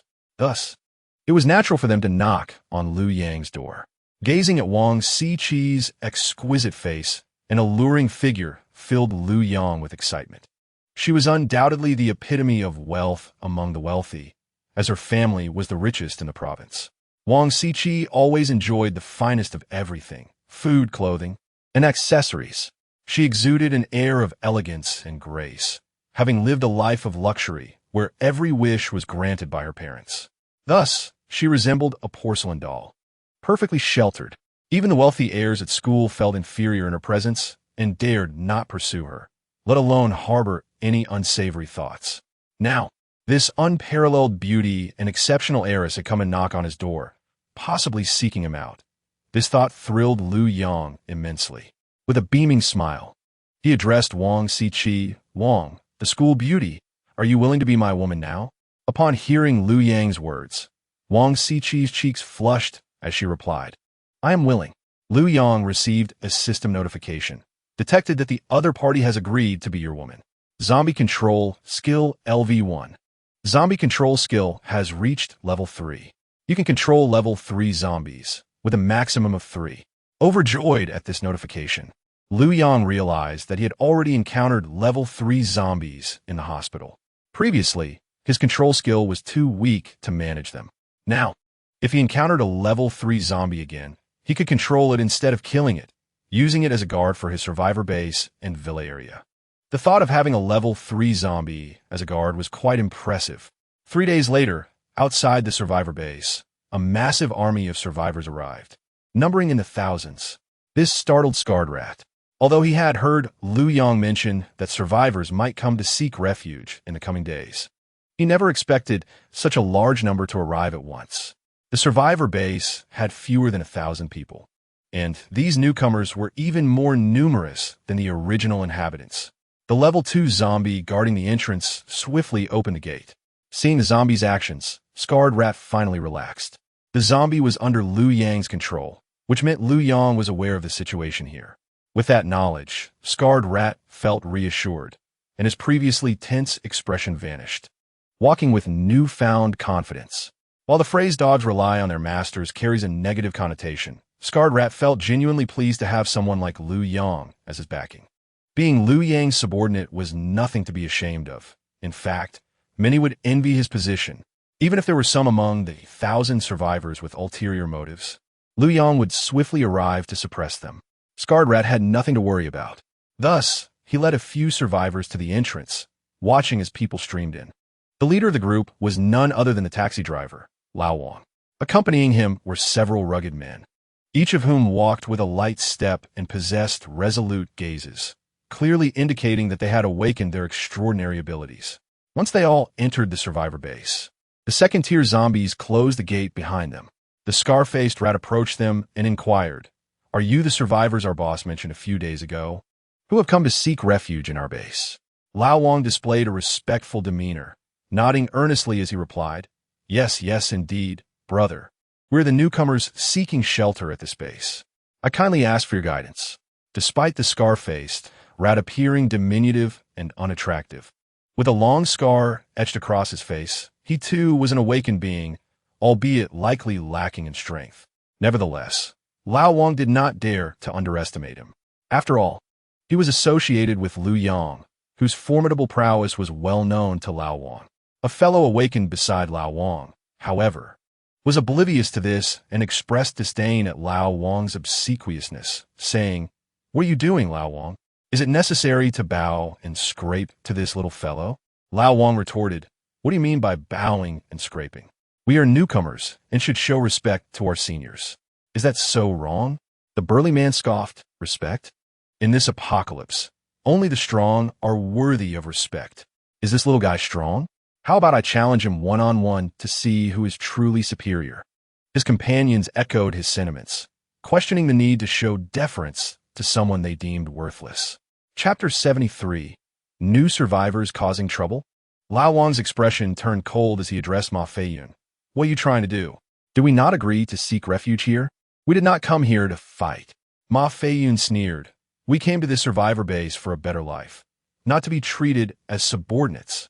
You arrive here ingratiating yourself, which is a disgrace to all of us newcomers." Liu Yang insisted, "Upon arriving here, we must abide by the rules. This is not a place where you can act recklessly." Ma Feiyun coldly replied, "I have no intention of heeding the words of a weakling. I believe there is no one capable of challenging me in this base. I am the strongest, and thus my word is law." In Ma Feiyun's view, strength was paramount in this world. He had initially agreed to join the survivor base because Liu Yang had informed him of its powerful leader and the abundance of food and safety it offered. However, upon arrival, he was greeted by a small, unsightly individual whose strength appeared unimpressive. This led him to feel a surge of arrogance. If the leader's strength was lacking, Ma Feiyun would not hesitate to claim the title of new ruler of the base. Liu Yang turned to the other awakened individuals and asked, "Brothers, we agreed to adhere to the rules of this base upon our arrival. Now that Ma Feiyun is disregarding them, what should we do?" Among the 1,000 or so individuals, 6 were awakened. Ma Feiyun had brought over 100 followers, including 2 awakened, making his group the strongest. The remaining 4 awakened led smaller teams, with several teams lacking any awakened individuals, rendering them the weakest. Liu Yang was familiar with them all, and with Ma Feiyun's defiance, he sought to unite the other 4 awakened to counteract him. Upon hearing Liu Yang's words, the expressions of the other 4 turned uncertain. They hesitated, saying, "While that may be true, how could Brother Ma possibly submit to anyone? Indeed, Brother Ma recently ascended to 2nd-tier status, awakening a formidable combat ability. In terms of strength, he is the strongest among us. His reasoning is not without merit." In this apocalypse, strength was indeed revered. Seeing their agreement, Liu Yang's face darkened with anger. "You fickle-minded individuals, when we agreed to come here, you did not express such sentiments. If you wish to act freely in this base, you must first get past me." Upon hearing this, Ma Feiyun's expression turned icy as he retorted, "Liu Yang, do you truly believe you can speak to me like this based on your meager strength? I have been lenient with you due to our past, but do not take my kindness for weakness." Liu Yang's voice was cold as he shot back, "Oh, do you remember who fed you when you were on the brink of starvation?" Ma Feiyun scoffed, "It was merely half a loaf of bread. Someone, bring me 100 loaves to repay this favor." His lackeys tossed 100 loaves at Liu Yang's feet. Ma Feiyun declared, "Consider this debt settled. If you dare obstruct me again, I will not hold back." Nearby, the scar-faced rat watched the exchange with great interest. Although he could not comprehend the situation, he found the unfolding drama entertaining and felt no concern, for Liu Yang was already aware of the circumstances. If matters escalated beyond control, Liu Yang could arrive within moments. Thus, the rat observed with an air of detachment. Chapter 74. Liu Yang appears.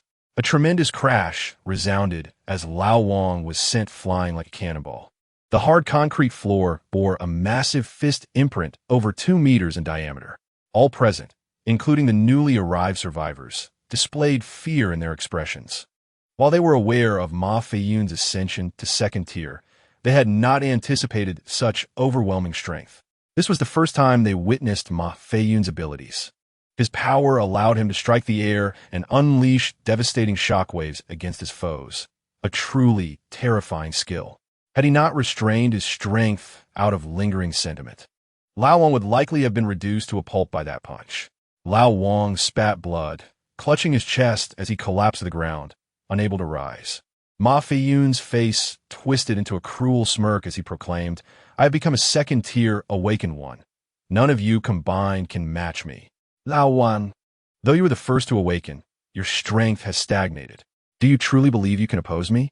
Given your past assistance, I offer you a position within the management of this base, if you submit to me." Lao Wang, filled with indignation, spat defiantly, "I spit on you. You treacherous scoundrel. We agreed to abide by the rules of this base, yet you seek to usurp its leader? You think you are worthy? Do you even know who you're provoking? A second-tier awakened one? Merely an ant." Ma Feiyun's expression darkened further, his anger palpable. "You dare to defy me?" He charged at the fallen Lao Wang. But as he took a few steps, the ground beneath him suddenly gave way, forming a deep pit, and he was pulled into it. Startled, Ma Feiyun felt iron claws grasping his legs, dragging him downward. He swung his fist downward, shouting, "Explosive fist!" A resounding explosion reverberated through the air, propelling him forcefully from the hole. Simultaneously, at the opposite entrance, a fierce rush of air expelled Dao Baoshu like a cannonball, sending him crashing violently against the distant wall. With a splatter of blood, Dao Baoshu struggled to rise. Ma Feiyun gazed at him in disbelief. At that moment, his feet bore 5 gaping wounds, remnants of Dao Baoshu's grasp. Blood continued to flow profusely, exposing flesh down to the bone. Dao Baoshu had ascended to the status of a second-tier supernatural being, capable of burrowing through concrete, his fingers as hard as diamonds. With a full-force grip, he could shatter bones. Ma Feiyun was astonished that this diminutive, unsightly figure possessed such formidable powers, especially the ability to tunnel. The sheer strength of his hands had nearly severed Ma Feiyun's feet. "In disbelief, Ma Feiyun inquired, 'Are you also a second-tier supernatural being?' Dao Baoshu nodded confidently. 'Indeed. I, Lord Mouse, am not to be underestimated.' Previously, during a fierce battle with the Molting One alongside Liu Yang, Dao Baoshu had been informed that his ability was not as trivial as it seemed. If properly harnessed, it could compete with other supernatural powers. At that time, he had been skeptical, but after battling such a formidable second-tier combatant, his confidence surged. Despite awakening to tunneling abilities, he realized they were not entirely worthless. His opponent was also injured, with impaired mobility due to his wounded feet. By continuing his tunneling ambush, it would not be long before he could drag his opponent down. Observing the blood pouring from Ma Feiyun's feet, the survivors in the base began to cheer for Dao Baoshu, shouting encouragements.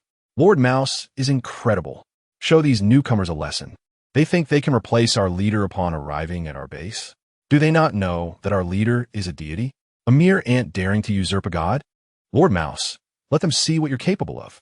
Energized by the crowd's support, Dao Baoshu immediately disappeared underground once more.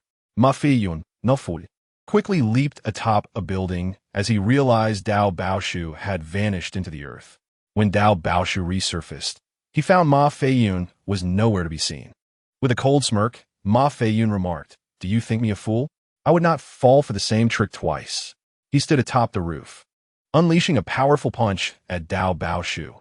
Explosive fist. A tremendous roar echoed, leaving a massive crater over 2 meters in diameter upon impact. Though Dao Baoshu had swiftly burrowed underground, the violent tremors inflicted significant internal damage.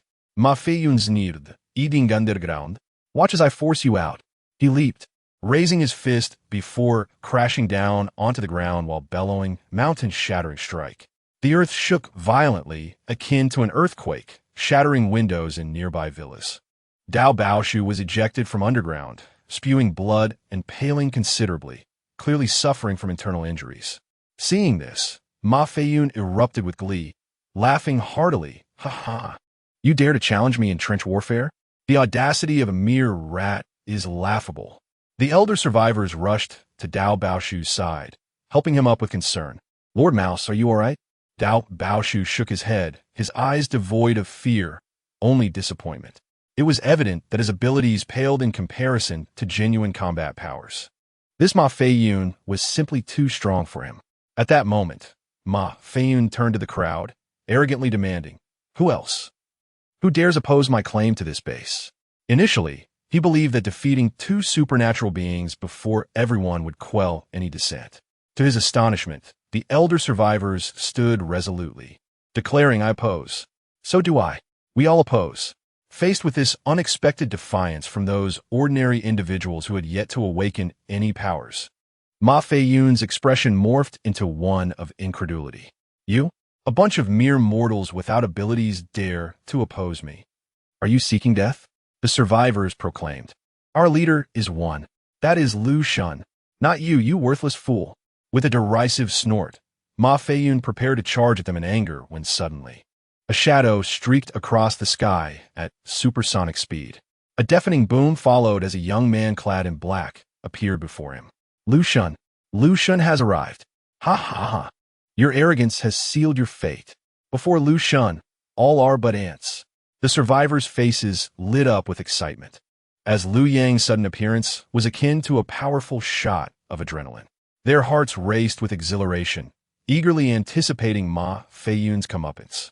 Boss Liu Yang, Dao Baoshu sighed in relief upon Liu Yang's arrival, acknowledging that he was indeed no match for Ma Feiyun, especially not with the latter's devastating mountain-shattering strike.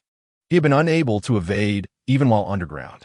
However, with Liu Yang's emergence, the outcome for Ma Feiyun was now all too clear. "Ha, you arrogant fool! Do you even realize whom you have provoked?" Lao Wang lay on the ground, clutching his chest, but a grin of mirth illuminated his face. Ma Feiyun's heart raced with panic as he witnessed the sudden shift in the crowd's demeanor upon the young man's appearance. Why did everyone suddenly appear so electrified and expectant?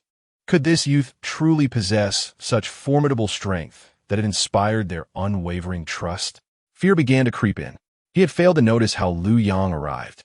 The shadow had merely flickered, and there he stood. Was it possible he had awakened the power of flight? If it were merely flight, such speed could be achieved, but strength would likely be lacking. As he pondered, Liu Yang sprang into action, effortlessly appearing before Ma Feiyun, and before the latter could react. He delivered a swift kick that sent him soaring.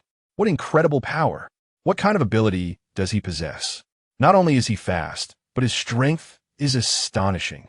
Ma Feiyun spewed a mouthful of blood mid-air, his shock evident as he became utterly speechless.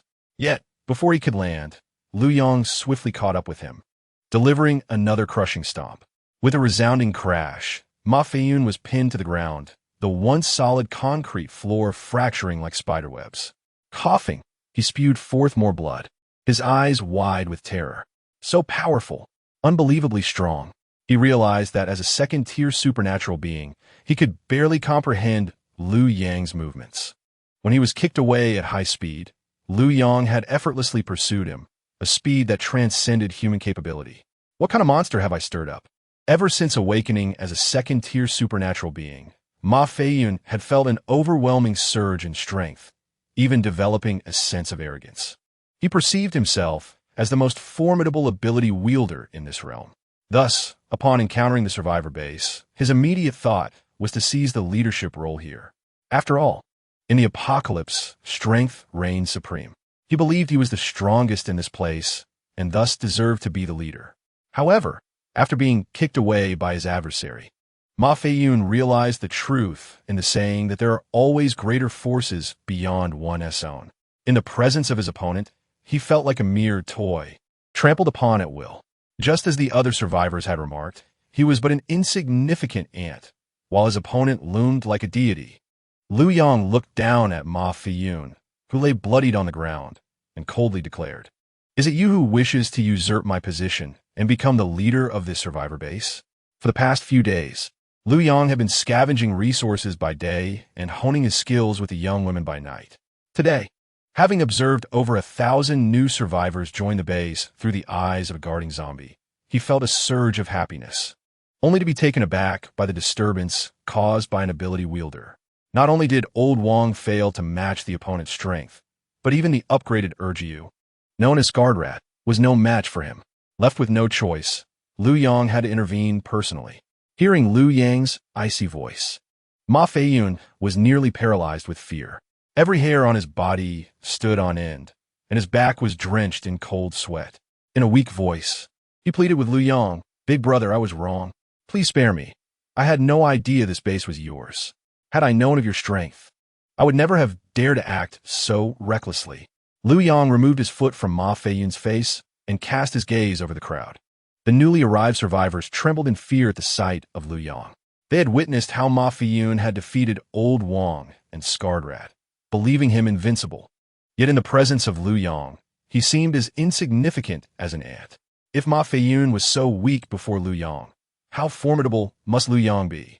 Under Liu Yang's scrutinizing gaze, the survivors felt as though they were being watched by a living incarnation of death, aware that their lives could be extinguished at any moment.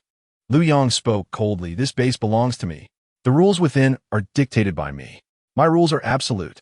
Should anyone dare to defy them, the only fate awaiting them is death. Today marks your first day here. Since you are unaware of the rules, I shall allow you a reprieve.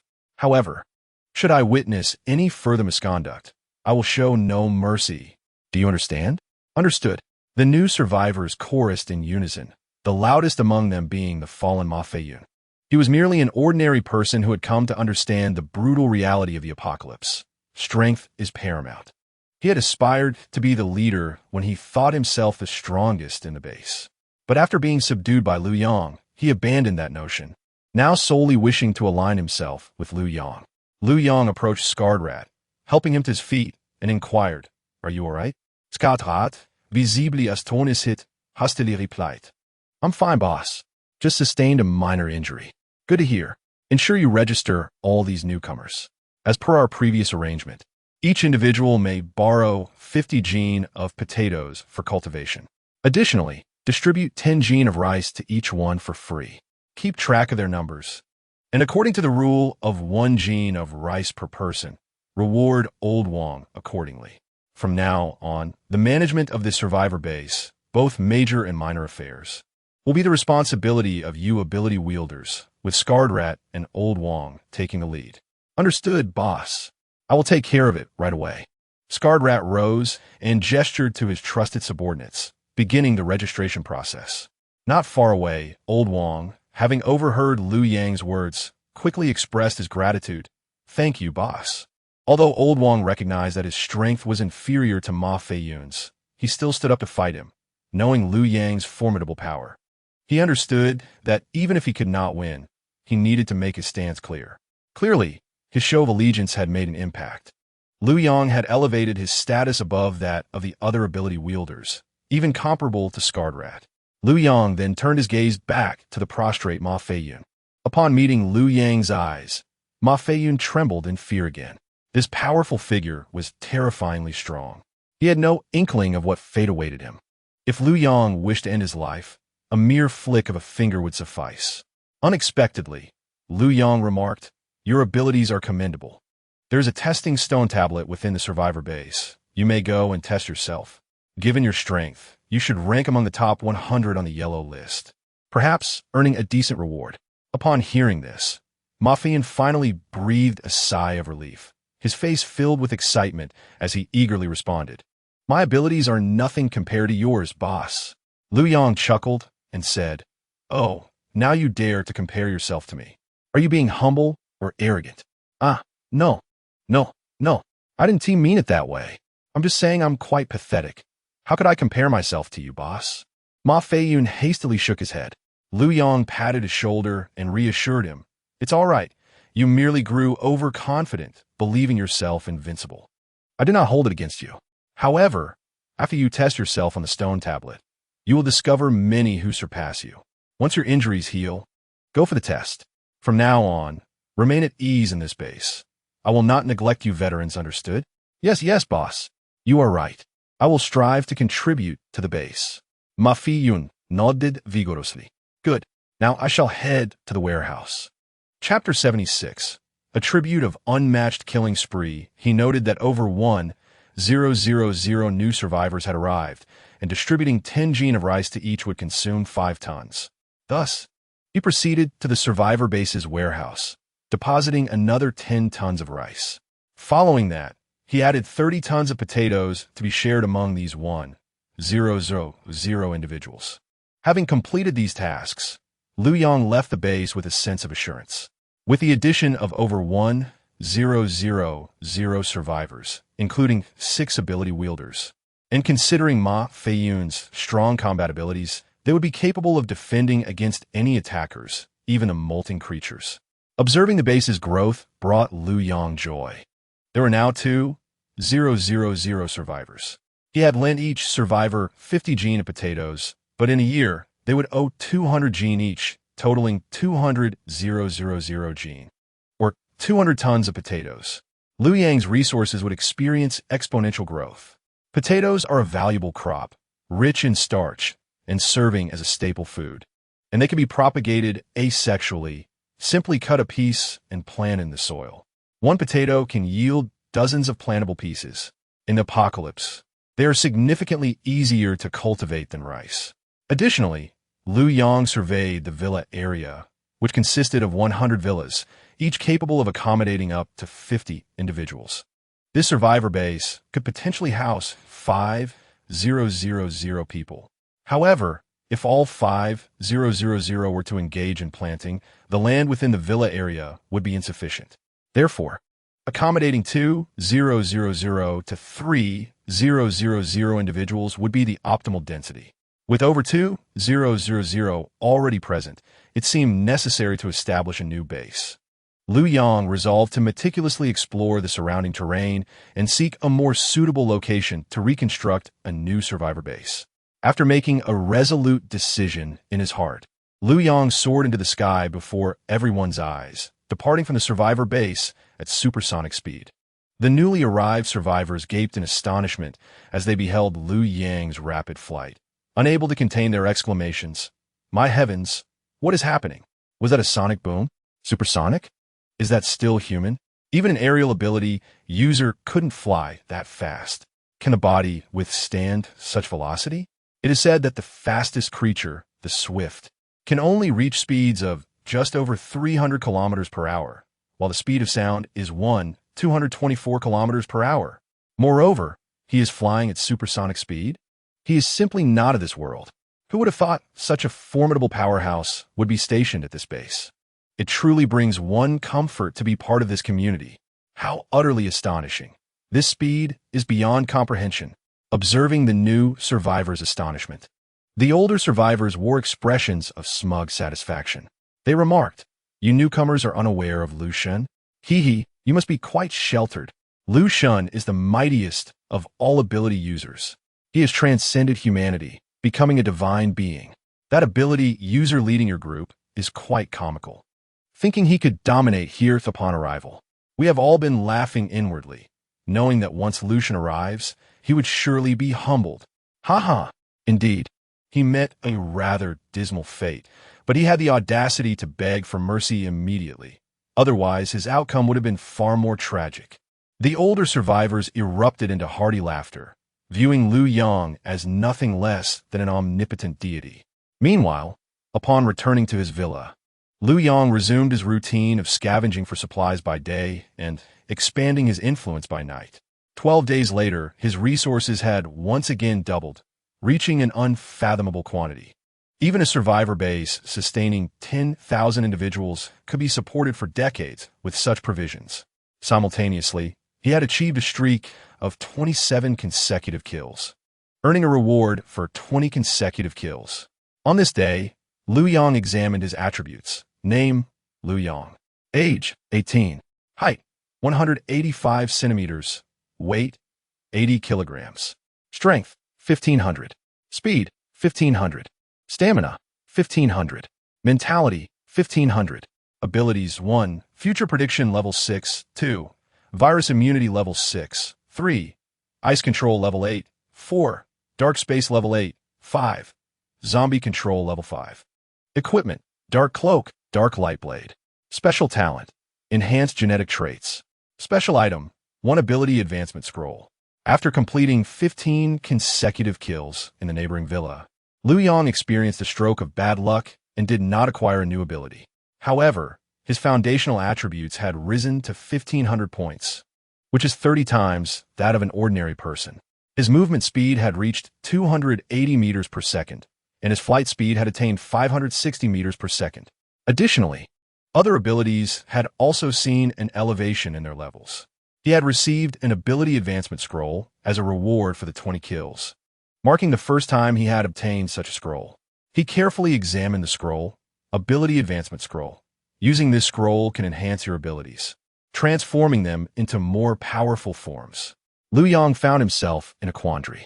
The abilities he currently possessed were already at high levels. Future prediction allowed him to forecast the next 6 hours 10 times a day. With his current strength, he often found little need for this skill. His immunity to the zombie virus could protect against level 6 zombies, which had yet to appear.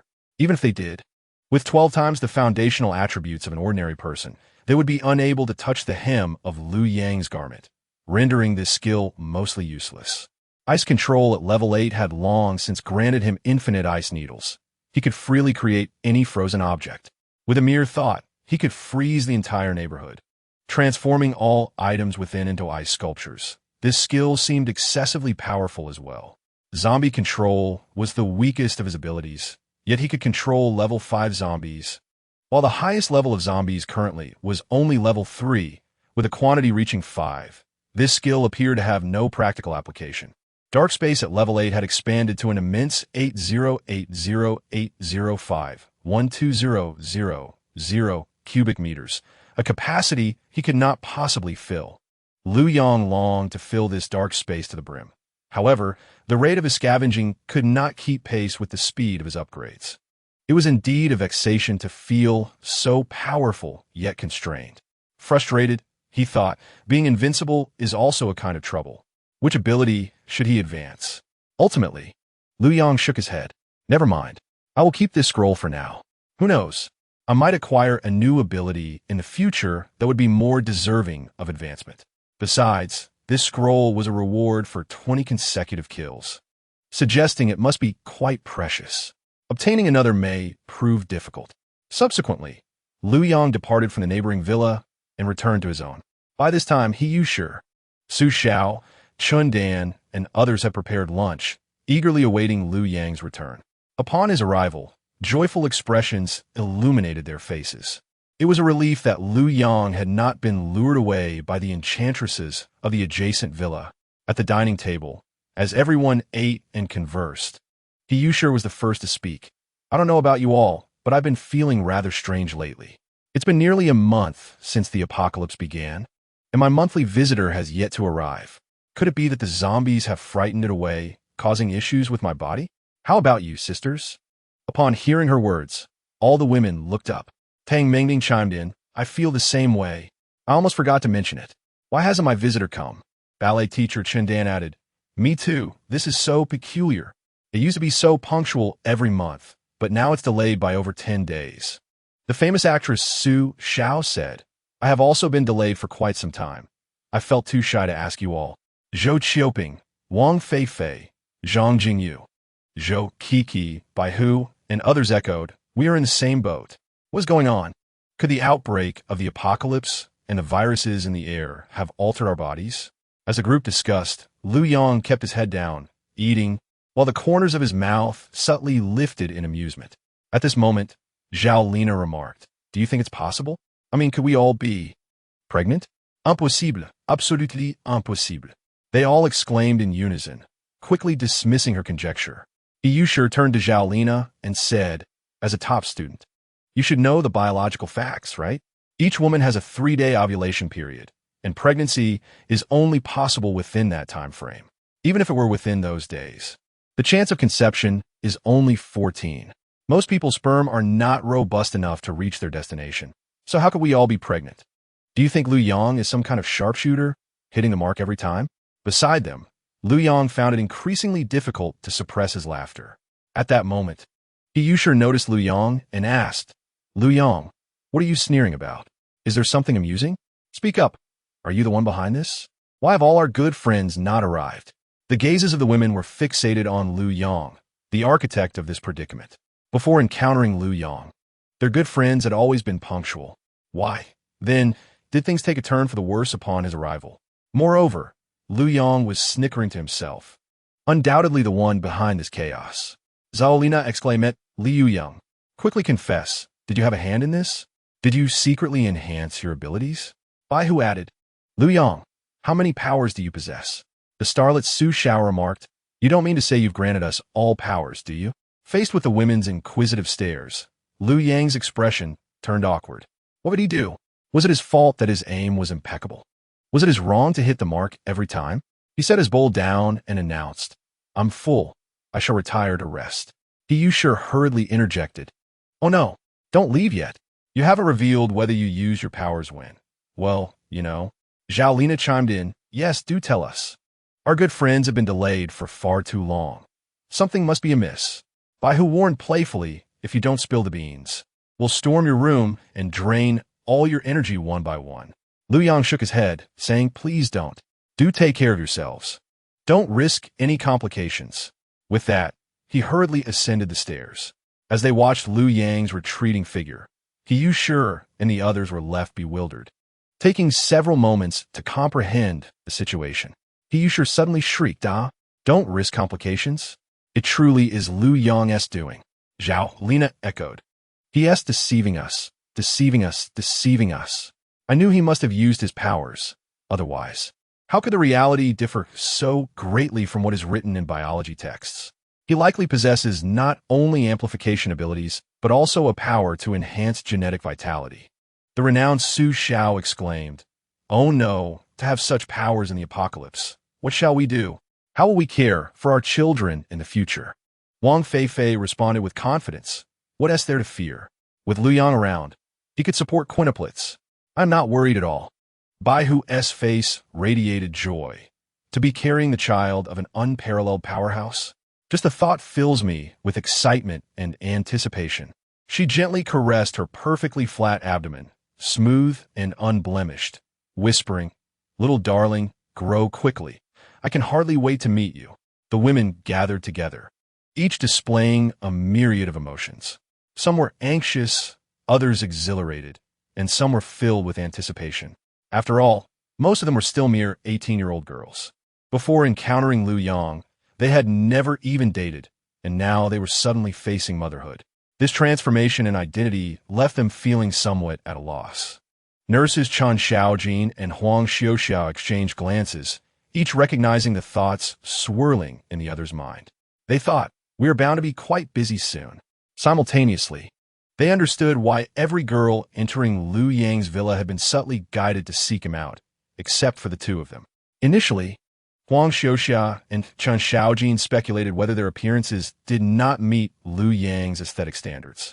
They even stripped in their room to scrutinize their reflections, searching for any imperfections that might have led Liu Yang to overlook them. Yet, after several days of contemplation, they found no answers. Their proportions were adequate, their figures curvaceous, and they possessed all the requisite allure. Where had they faltered? During their time in the villa, they felt increasingly restless. When Liu Yang had rescued them from the hospital, they had mentally prepared themselves, ready to offer themselves to him without significant concern. Yet, over half a month had passed without any hint from Liu Yang directed toward them. As girls, they hesitated to rush into Liu Yang's bed. Now it dawned on them. Liu Yang possessed an extraordinary talent for precision. His deliberate choice not to signal them to his room was likely because he needed them for childbirth and later to provide medical care should the child fall ill. Liu Yang had truly foreseen everything. Who would have thought that he could even apply his powers to childbirth? Chapter 78. Invasion? No one shall escape. The apocalypse had erupted nearly a month ago, and Liu Yang's influence was beginning to take root. However, turmoil was brewing throughout the Shenlong Empire. Once his name ascended to the top of the heavenly rankings, he became a target for many, destined for unrest. During this time, countless ability users from other nations began to infiltrate the Shenlong Empire. Among them, the Little Re Empire, White Eagle Empire, and Barbarian Bear Empire dispatched their most formidable elite. Even experimental special forces were mobilized. 3 days prior, outside a survivor base in Yinqing, Southern Shenlong Empire, a team of ability users had arrived, scrutinizing the area through binoculars. One female ability user, clad in a form-fitting black outfit, with a sensual figure and exquisite features, spoke in the language of the Little Re Empire. This is the 3rd survivor base. Let's hope to uncover some clues regarding Liu Yang. A burly man with sunglasses, wielding a large sword, urged, "Let us charge in and wreak havoc." I can hardly contain my anticipation. Whether Liu Yang is here or not, we'll deal with it later. The beautiful girl frowned, replying, "In no way. I've already informed you that our primary objective is to locate Liu Yang, not to massacre survivors. You left no survivors at the previous 2 bases. This will inevitably attract the attention of the Shenlong Empire's ability users. If we become targets, our search for Liu Yang will become increasingly difficult. If you continue down this reckless path, I will have no choice but to take action against you."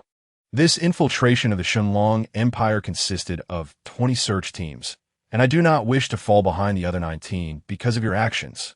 The Little Re Empire had invested heavily in this mission to find Liu Yang, sending a main force team along with 20 search teams.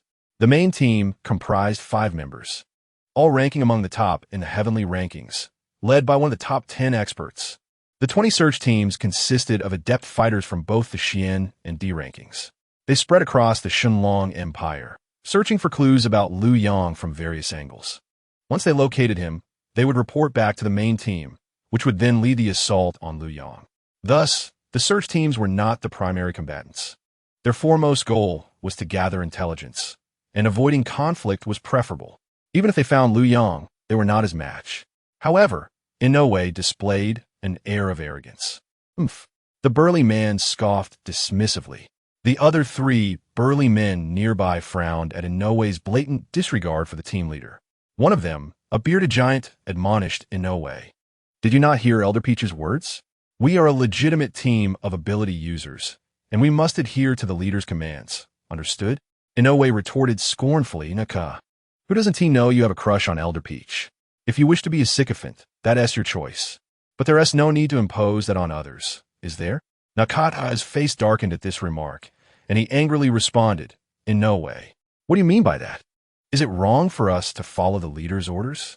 I must inform you that should you continue in this manner, I would not hesitate to deliver a blow." Inoue insisted relentlessly, "Come on, let us see who fears whom. I am eager to witness your prowess. One might think I cannot best you. Do not merely speak. Come strike me." Observing the escalating quarrel, Taozi's countenance turned icy as she interjected, "Enough. Both of you silence. Anyone who dares to express dissent shall face my wrath. Inoue, do not be overly arrogant. As a mere survivor, what significance does it hold if you slaughter 1,000,000? If you're so formidable, challenge Liu Yang directly." Inoue, the imposing figure, wore an even more disdainful expression as he retorted, "Is he merely the first on the celestial rankings? What is so remarkable about that? Had I the time to test myself, I might well have claimed that title long ago. Should I encounter Liu Yang, do not worry. I shall challenge him directly. When I claim his head, none of you are to interfere. After I secure this great achievement and gain promotion, you shall kneel and worship my feet."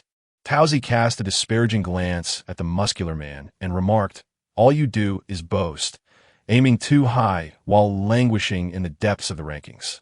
How dare you look down upon the first on the celestial list? Inoue, your disposition will inevitably lead to your downfall in this apocalyptic world. And promotion? I fear you are closer to demise than elevation." With a scoff, the muscular man continued his arrogance. Ignoring him, Taozi began issuing commands. "Everyone, heed my orders. Stealthily infiltrate the survivor's base and capture any ability users within, extracting information regarding Liu Yang. Strive to remain unseen and eliminate anyone who witnesses us." "Understood." Captain Taozi, The three muscular men affirmed with nods. However, Inoue still bore an expression of disdain. The five swiftly transformed into shadows, arriving at the outskirts of the survivors' base, and with a few leaps, they entered the stronghold. The 5-meter-high walls seemed non-existent to them, easily surmountable with a single bound. All five were adept in the earthly rankings, with Taozi being among the top 100 formidable powers. The others, Inoue and Naka, ranked within the top 500, while the remaining two hovered around the 800 mark. These ability users were indeed the elite among elites, each capable of obliterating an ordinary survivor base. After all, most ordinary ability users fail to even make it onto the yellow rankings. The disparities among the yellow, mysterious, earthly, and celestial rankings are immense. A skilled earthly practitioner could contend against 10 yellow-ranked ability users without issue. Moreover, typical bases do not even house 10 yellow-ranked ability users. Within the survivor base, 4 ability users convened in a room, tallying the supplies gathered that day. Suddenly, a shadow flitted past. When they regained their senses, each found a dagger poised against their throats. Shock and fear instantly marred their faces. It was astonishingly swift. These five were far too quick. They were all ability users. The leader of this survivor base was even a second-tier ability user.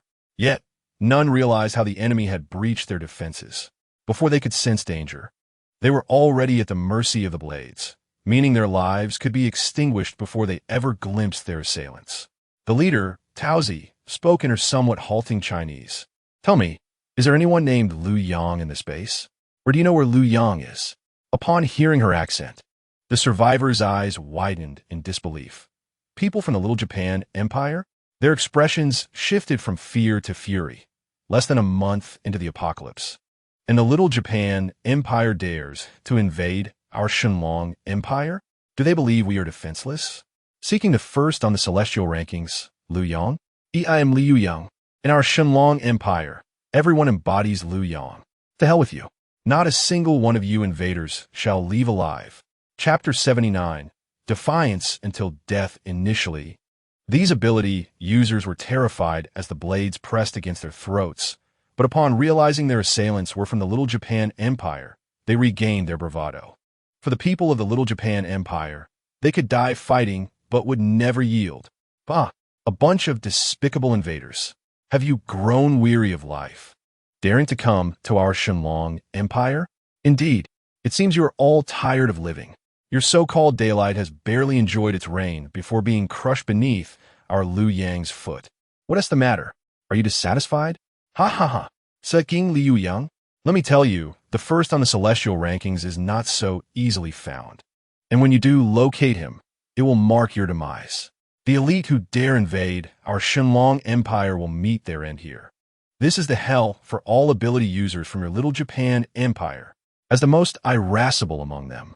Inoue furrowed his brow and pressed his dagger forcefully against the base leader's neck, blood gushing forth, the blade mere millimeters from his artery. Coldly, Inoue demanded, "Quickly reveal Liu Yang's whereabouts, or I shall take your life." The base leader spat defiantly, "Bah! I fear death, but not you little invaders. Kill me if you wish, but you will not extract a single word from my lips."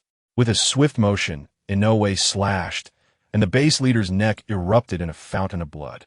Yet, his face retained its expression of fury, never uttering a plea for mercy before succumbing to death.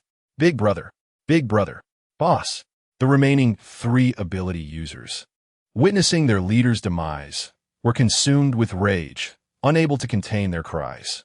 Their eyes blazed with fury, wishing to devour these invaders alive. Inoue, clutching his bloody dagger, sauntered before another ability user. He extended his tongue to grotesquely lick the blood from his blade, stating he chose not to speak, and thus met his end. "Now, I ask you, knowing the consequences, do you know where Liu Yang is?" Furious, the ability user retorted, "I know where your grandfather is. I am here. I should have slapped you dead at birth to prevent your wretched existence." With a swift cut, his throat was open, blood gushing forth. Inoue approached the 3rd ability user. "You refuse to speak as well? Little invader, I am your grandfather." With another swift motion, the 3rd was dispatched. Inoue turned to the final ability user. With the demise of the others, you must understand that I am ruthless. Therefore, I shall ask you one last time, where is Liu Yang? Bah! The ability user spat in Inoue's face, declaring, I say to you, you little invaders, no one from our Shenlong Empire will ever submit. Even in death, we fear not. For once you enter our realm, your descent into hell is imminent. We shall await you there. With a cold slice, the blade traversed the neck, and blood poured forth. The last ability user fell. Though they lacked the strength to resist, they all stood defiantly until their final moments. These ability users were not paragons of virtue. During the onset of the apocalypse, they too had engaged in plunder, coercing, and bullying the weak. However, when foreign invaders threatened the Shenlong Empire, the nature of the conflict had irrevocably transformed.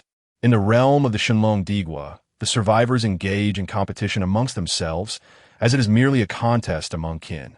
What right does a trivial little Digua have to interfere? Do they even deserve to? Throughout history, the Shenlong Digua has never faltered in its united front against external threats. Anyone daring to betray their own nation to foreign powers would be condemned for millennia. Truly, a despicable lot. They are as foul and unyielding as stones in a cesspit. Even in death, they spit upon me, which is utterly abominable. Jingshang wiped the repugnant saliva from his face and spoke vehemently. Taozi cast an unhappy glance at him and remarked, You have slain all 4 of the supernatural beings. How are we to seek out clues now? That is not my concern. They were the ones who insulted me first. Moreover, I doubt they possessed any useful information. Even if we continue to question them, we would glean no results, Jingshang retorted dismissively.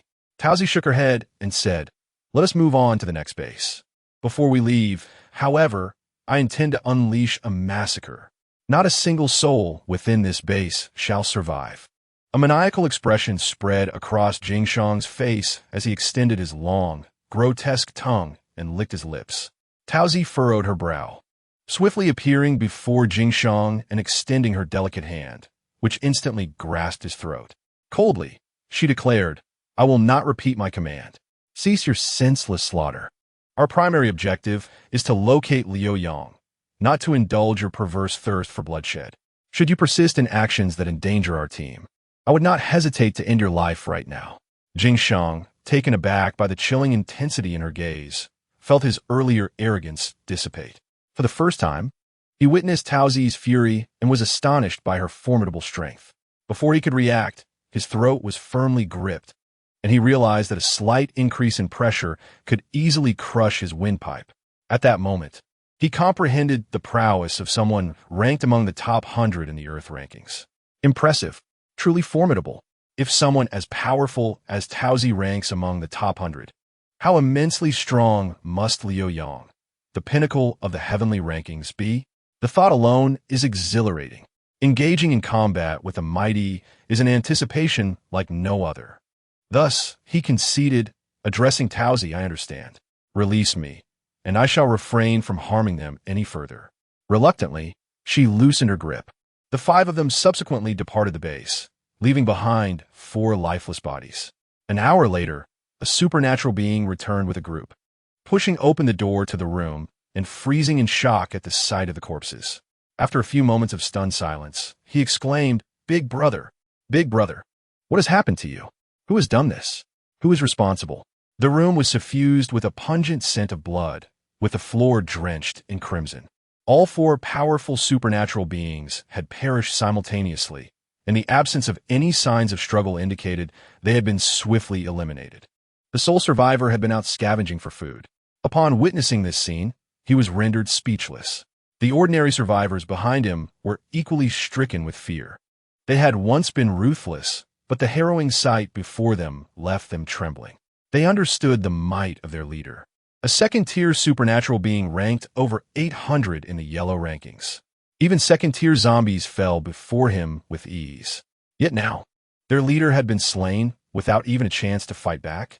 The strength of the enemy was unfathomable. One survivor turned to the supernatural being and asked, Dongji, what should we do? If even our leader was killed in an instant, should we not flee? The fact that the base's resources remained untouched indicated that the assailants had come solely to kill. Had their leader provoked someone he should not have? Lin Dong shook his head, replying, "Do not be foolish. Even if we did provoke a formidable foe, after slaying our leader, he would surely take the food as well. For in this apocalypse, sustenance is vital to any base." The other survivors exchanged puzzled glances, questioning, "Then why did this happen? Could it have been a mutated zombie that took down our leader?" "That is unlikely," another survivor interjected. "Zombies kill humans to consume them. They would not leave the bodies behind, nor refrain from attacking other civilians. Why target only the supernatural beings? What should we do?" "Dong Ye, we do not even know who our enemy is, and with their strength, we cannot possibly defend ourselves. Should we run?" Fear gripped them, for supernatural beings had been slain, and their leader, a second-tier supernatural being, had been exterminated without a fight. The method employed, slitting their throats with a dagger, indicated a level of strength that was overwhelming. The entire base was now in peril, remaining there meant facing an uncertain death. Naturally, they wished to escape. Lin Dong shook his head once more, stating, "If we flee, this base will fall. Even a single second-tier zombie could eradicate all the ordinary civilians. Dong Ji, if we do not run, we may perish here. This is the apocalypse. We must look out for ourselves. Let us leave together. We can always find a new base and start afresh." Lin Dong pondered for a moment.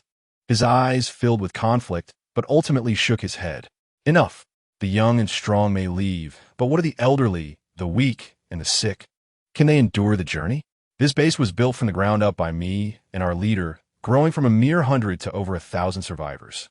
Without the protection of supernatural beings, they stand no chance against second-tier zombies. Help me bury our leader and the others. If you wish to leave, I shall not impede you. Those who wish to stay are welcome." With gritted teeth, several survivors nodded solemnly. With heavy hearts, they buried the 4 fallen supernatural beings. They then began to gather their belongings, preparing to leave and informing everyone in the survivor base of their decision, allowing them to choose whether to stay or depart. Ultimately, 500 chose to leave, while those who remained were mostly the elderly, the weak, and those too fearful to venture far.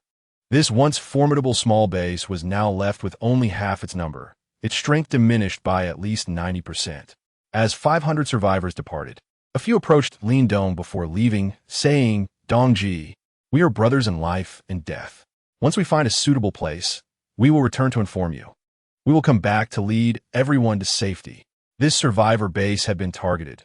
Lingering any longer would only increase their danger. Though they had known each other for less than a month, they had shared countless experiences of life and death while scavenging for food and battling zombies together. Each had formed a bond akin to brotherhood. Seeing Lin Dong remain behind alone stirred their hearts with compassion. Yet, they understood his character well. Lin Dong was a man of his word, unwavering in his convictions. Since he cannot let go of the survivors within this base, he will certainly not depart. As long as he remains alive, he shall protect this base from the encroachment of the undead.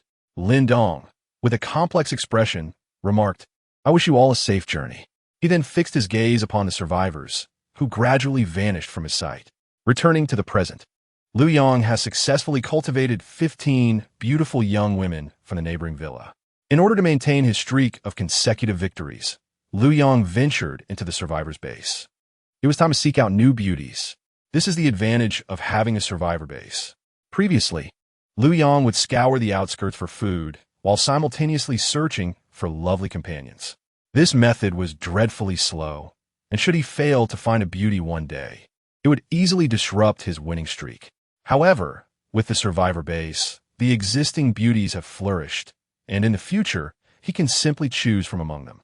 Moreover, as time passes, the girls within the base are maturing rapidly. At 16 years old, they will soon be 18. There are no girls who remain perpetually 18. Yet 18-year-olds will never be in short supply. With the base as his support, Liu Yang's consecutive victories shall never be interrupted again. Within the survivor base, the moment Liu Yang descended from the sky, excitement illuminated the faces of all present. The arrival of Lu Shun had been awaited for nearly half a month. Scarred Rat and Old Wang, among others, rushed forward with beaming expressions. Old Wang exclaimed, "Boss, you're here." Scarred Rat added, "Boss, I thought you had forgotten us after such a long absence. How could I? Liu Yang Jaswali replied. I've been rather busy lately. For the past several days.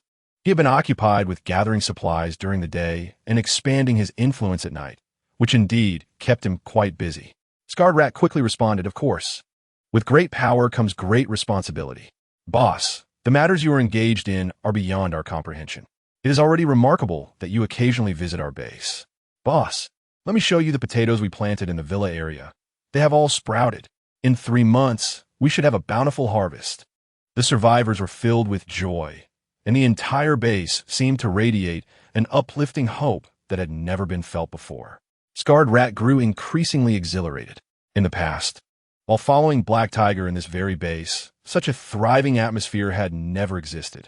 Black Tiger only sought to exploit the common folk, showing no interest in sustainable development. Under his exploitation, the commoners' lives deteriorated day by day, their faces reflecting despair. Now, however, everything had changed. As they observed the growing green shoots of the potatoes, hope and anticipation filled everyone's expressions. Liu Yang nodded and said, good. Let us go take a look. Although Liu Yang's primary purpose for visiting was not to inspect the tender potato sprouts, he understood the importance of presenting himself as a considerate leader. It would not do for his subordinates to believe he only thought of such trivial matters. Others were unaware of his system's enhancements, and his expansion was solely for the purpose of gaining strength. He could not allow them to think of him as merely lecherous. Thus, it was necessary to maintain appearances. Liu Yang followed Scarred Rat to the cultivation area.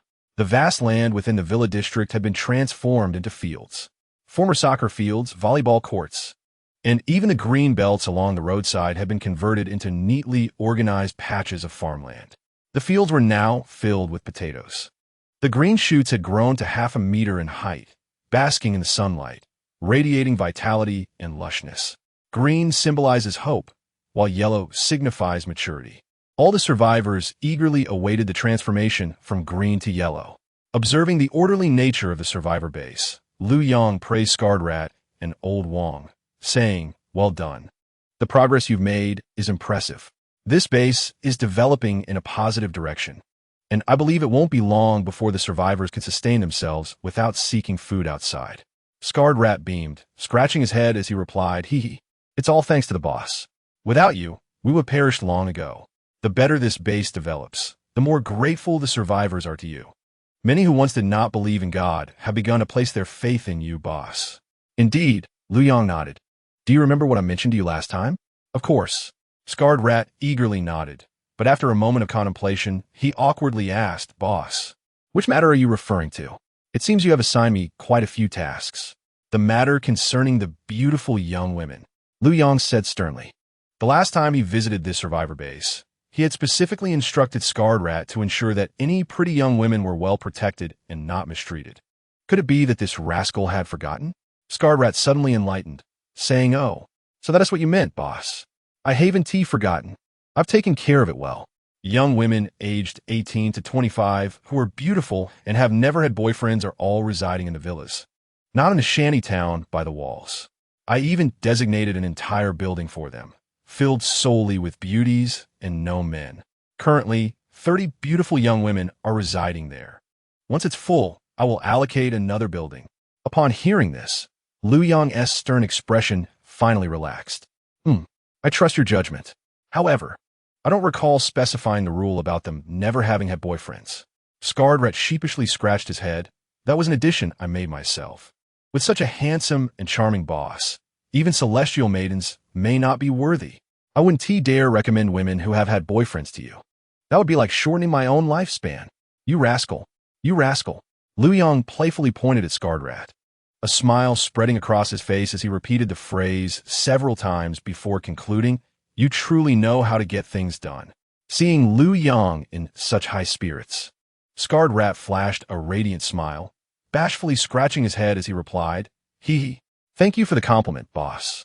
Liu Yang said, come, take me to the villa for the beautiful young women. Scarred Rat quickly agreed, of course. This way, boss, follow me. Under Scarred Rat's guidance, Liu Yang arrived at the villa designated for the beautiful young women, where 30 stunning beauties resided. Each one was indeed a vision of grace, fair-skinned, and alluring. These were the selections made by Scarred Rat from hundreds of applicants among the survivors. Upon learning of the possibility of being chosen by Liu Yang, each young woman eagerly vied for a chance. However, merely the criterion of never having had a boyfriend eliminated 90% of them. The remainder, whose appearances and figures did not meet the standards, were further reduced by half. Ultimately, only these 30 exceptional candidates remained. Liu Yang surveyed the 30 beauties and nodded in satisfaction. Excellent. Excellent. I will take you all back to my villa shortly. You're all willing, correct? Upon hearing this, the young women's faces lit up with excitement and joy.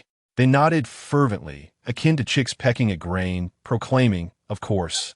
Of course. Being able to stand by Liu Shan's side is a blessing from our past lives.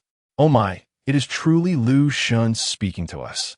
Thank you, Scarred Rat, for not eliminating me. You are my benefactor reborn. Scarred Rat responded, please don't say that. Being chosen by Liu Yang, Big Brother, is a privilege. From now on, you will live a life of ease that even I dare not imagine. I must address you all as sisters. Please refrain from calling me Shu Yi, as I cannot bear that title. The women, upon hearing the words of Dao Ba Shu, gazed at him with gratitude. Dao Ba Shu treated every survivor in the base with fairness and kindness. The mere fact that they were chosen by Dao Ba Shu to enter this villa of beautiful maidens marked the first step in their destinies. Had Dao Ba Shu not selected them, they would never have encountered Liu Yang, nor would they have been taken away by him. One by one, the maidens bowed and expressed their thanks, uttering, thank you, Shu Yi, thank you, Shu Yi, thank you, Shu Yi, witnessing their heartfelt gestures. Dao Ba Shu's eyes momentarily glistened with emotion, a pang of bittersweetness swelling within him. He mused to himself, perhaps this is the very sentiment a father feels when marrying off his daughter. It appeared that he needed to be more diligent in his selections next time, for he wished to aid more maidens in turning the gears of their fate and ascending to the pinnacle of life. As Liu Yang prepared to leave the base with 30 maidens, the other inhabitants of the survivor base looked at them with envious expressions. One girl turned to her middle-aged father and exclaimed, Dad, look, those women are leaving with Liu Shan. You should speak well of me to Shu Yi and offer him a gift, so I could be chosen too. I want to go with Liu Shan. He is so handsome and powerful. The moment I saw him, I was captivated. I must go with him. I shall marry no one else. The middle-aged man furrowed his brow and replied, enough of that. At 5 meters tall and weighing 160 jin from a distance, one might mistake you for a cabbie show.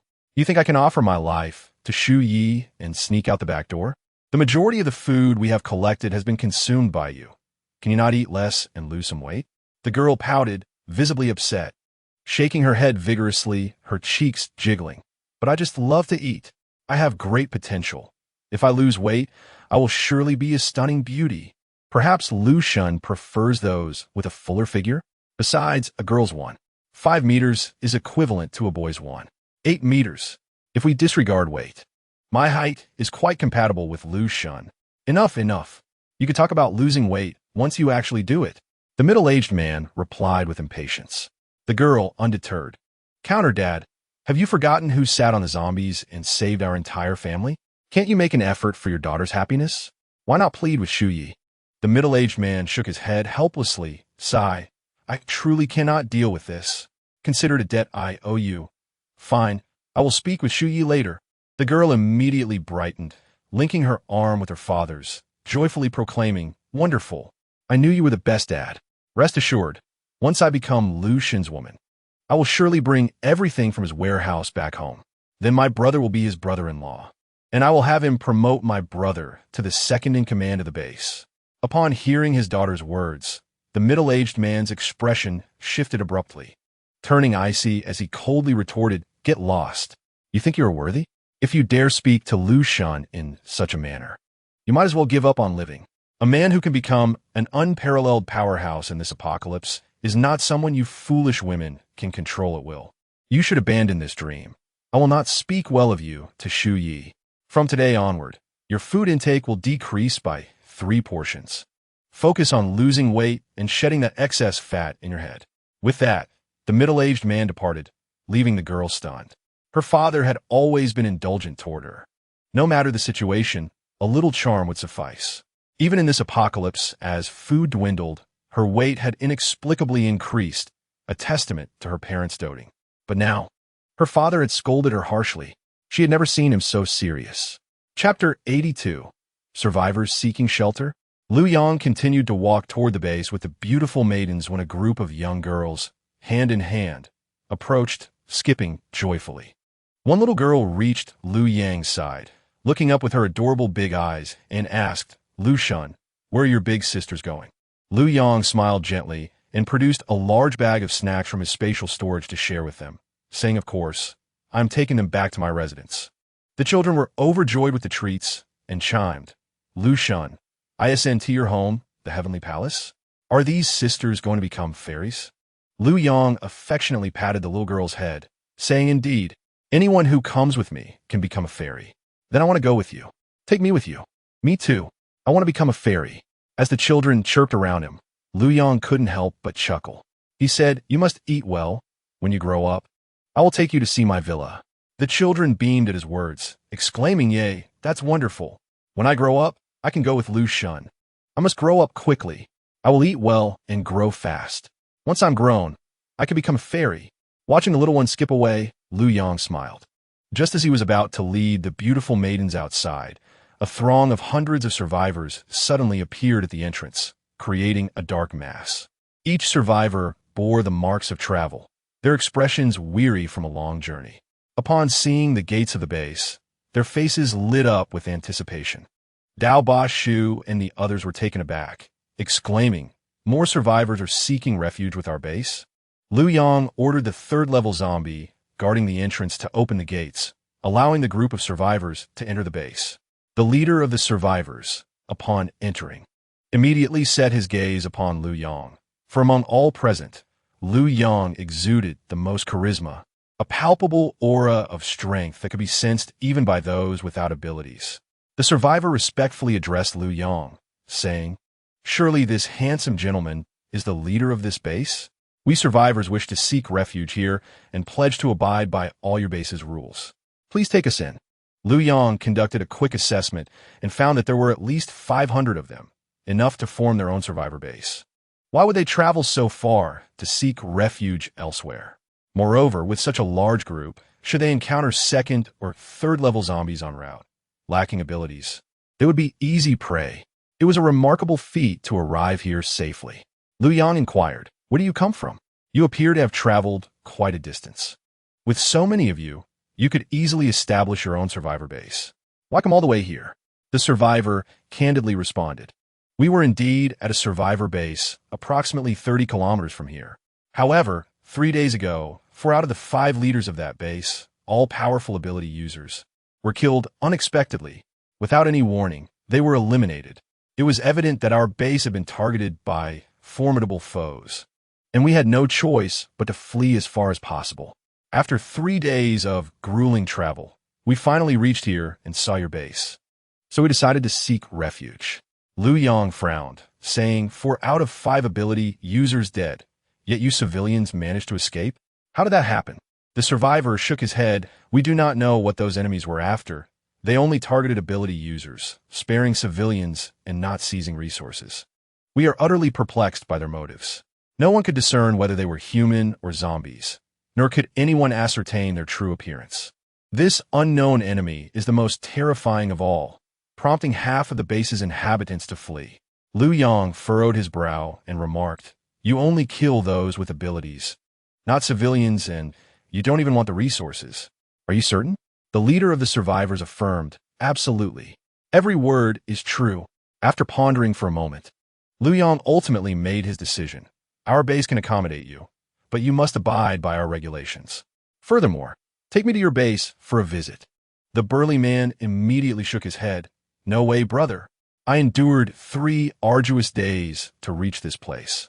I have no desire to return. That base is far too perilous. Once I go back, I may never return." Liu Yang assured him, "Do not panic. I am quite formidable." The burly man continued to shake his head. No, the enemy may be even stronger. I barely escaped from there. I do not wish to walk into a trap." Liu Yang, with a hint of desperation, said, "Take me, and I will give you 100 gene of rice." The man's eyes lit up at once, and he responded earnestly, "All right, I will take you now. The rice is not the main issue. I simply miss my old friends and want to see them again." In a world ravaged by the apocalypse, the value of 100 gene of rice is enough to drive one to desperate measures. "Very well, then lead the way." Liu Yang approached the man, grasping his collar. The burly man, taken aback, exclaimed, "What are you doing?" In the next moment, Liu Yang had lifted him into the air. The 30-something man, with a robust build and a face covered in stubble, emitted a scream akin to that of a woman. The newly arrived 500 survivors were left in stunned disbelief at the spectacle. What is happening? He just flew away. This leader of the survivor base is incredibly handsome and powerful. With such an extraordinary strong man among us, we will surely be safe from now on. Meanwhile, 1 minute later, Liu Yang arrived at the survivor base. At this point, his flight speed reached an astounding 580 meters per second. In just 5 minutes, he could cover a distance of 580, 300, 174,000 meters, equivalent to over 30 kilometers in 1 minute. Liu Yang would adjust his speed for his women, but not for this burly man. The man, overwhelmed by the supersonic velocity, became dizzy upon landing and collapsed to the ground. A former mercenary, he had undergone professional training and could operate tanks and planes, yet he could not withstand such a speed. Liu Yang's arrival also stirred unrest within the survivor base, causing everyone to hide in fear. Shortly thereafter, a robust man emerged, accompanied by several strong survivors. This leading figure was none other than Lin Dong, the sole ability wielder of this survivor base. Chapter 83. Securing base number 2. Lin Dong regarded Liu Yang with keen vigilance, inquiring, "Who are you? And what do you want?" Upon noticing the burly man sprawled on the ground, his expression shifted. "What have you done to Ergo? He is not an ability wielder. You do not harm ordinary people, do you?" Understanding that Lin Dong had mistaken him for a killer of ability users, Liu Yang shook his head and clarified, "I'm not here to harm you. He was merely my guide. The speed of our arrival may have caused him to feel a bit dizzy. It is only natural for an ordinary person to faint at supersonic speeds." Liu Yang continued, "Allow me to introduce myself. I am Liu Yang, the leader of a survivor base, and he came to seek refuge with us. He mentioned that your base's ability wielder was killed, which is why I came to investigate." Lin Dong's expression shifted to one of skepticism, but suddenly, as if struck by a revelation, he exclaimed, "Liu Yang? You are the Liu Yang who ranks first on the heavenly list." Liu Yang nodded. "Indeed, that is me." Liu Yang was somewhat astonished. He had not anticipated his reputation had spread so far. Was it possible that even a random ability wielder knew his name? Lin Dong's eyes widened in disbelief. This was the Liu Yang who had trampled the Shaori Empire. He was the pride of the entire Shunlong Empire. Ergo, still on the ground, began to vomit, gradually regaining his composure after a few moments. Excitedly, he addressed Lin Dong, "Brother Dong, I have returned with reinforcements."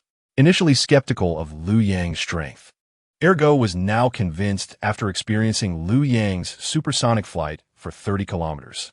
With such speed, one could only imagine what other abilities Liu Yang possessed. Merely capturing an enemy, lifting them into the air, and dropping them would suffice to eliminate them. Any enemy unable to fly would likely not stand a chance against Liu Yang. In that moment, Liu Yang was the savior of the space. Lin Dong, concerned, asked, "Ergo, are you all right?" Ergo patted his chest to calm himself, replying, "I am fine, just a bit dizzy from flying too fast." You should tell this esteemed Liu Yang about what happened. He is an extraordinary powerhouse. Lin Dong's demeanor shifted to one of respect as he regarded Liu Yang, of course. "I recognize him as a formidable force. He is the one who ranks first on the heavenly list. Liu Yang, I am Lin Dong, the only survivor with abilities in this base. Had I not gone out to search for food and failed to return, I would likely be deceased as well." Liu Yang nodded. "Very well. Take me to scene." Guided by Liu Yang and Ergo, they arrived at the room where the ability wielder had been slain. 3 days had passed, and the blood on the floor had dried and darkened. Lin Dong explained to Liu Yang, "Upon entering, we discovered 4 corpses. Our leader was killed at his desk. The 4 did not even have a chance to resist before being murdered. Each was slain by a slit throat, suggesting the enemy may have been an assassination expert. Before our leader could react, he had already been taken down. Liu Yang surveyed the scene, noting the absence of any signs of struggle. Blood was splattered across the chairs, indicating that the ability wielder had been killed while seated, with no opportunity to rise. This was a display of overwhelming power. Liu Yang could not fathom how these ability wielders had provoked such a formidable adversary under such circumstances. Moreover, why would the assailant wait until these ability wielders returned to the survivor base to exact their revenge? After a moment of contemplation, Liu Yang ultimately shook his head, arriving at a conclusion. The murderer must be a powerful ability wielder, and these individuals may have been targeted at random. Your leader likely had no prior acquaintance with the assailant. Additionally, they did not seize any resources, which holds far greater value than human life in this apocalyptic world. The absence of resource acquisition indicates that they had no intention of establishing a foothold nearby or even in the Shenlong Empire. Thus, it is conceivable that these were ability wielders from another empire infiltrating the Shenlong Empire, aiming to reduce the number of ability wielders to weaken the overall strength of the Shenlong Empire.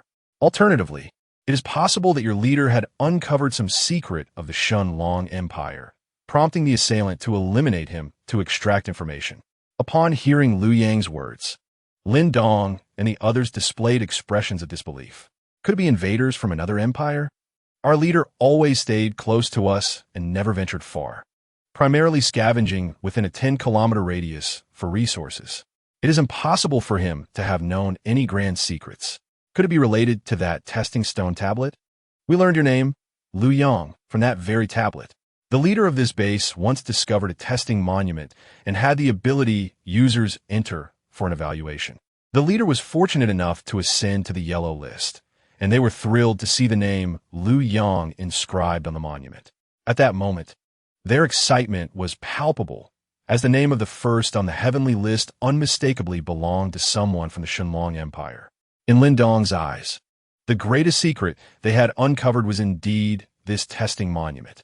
However, Liu Yang shook his head, stating that there were multiple testing monuments scattered across the globe. While they were fascinating, they were not particularly rare artifacts.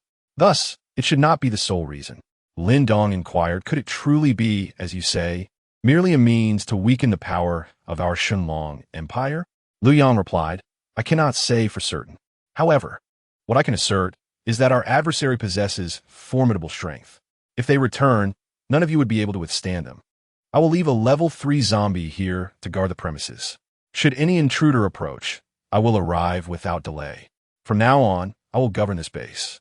Who is in favor and who opposes? I am in favor. Dage was the first to voice his support, having experienced a supersonic flight with Liu Yang.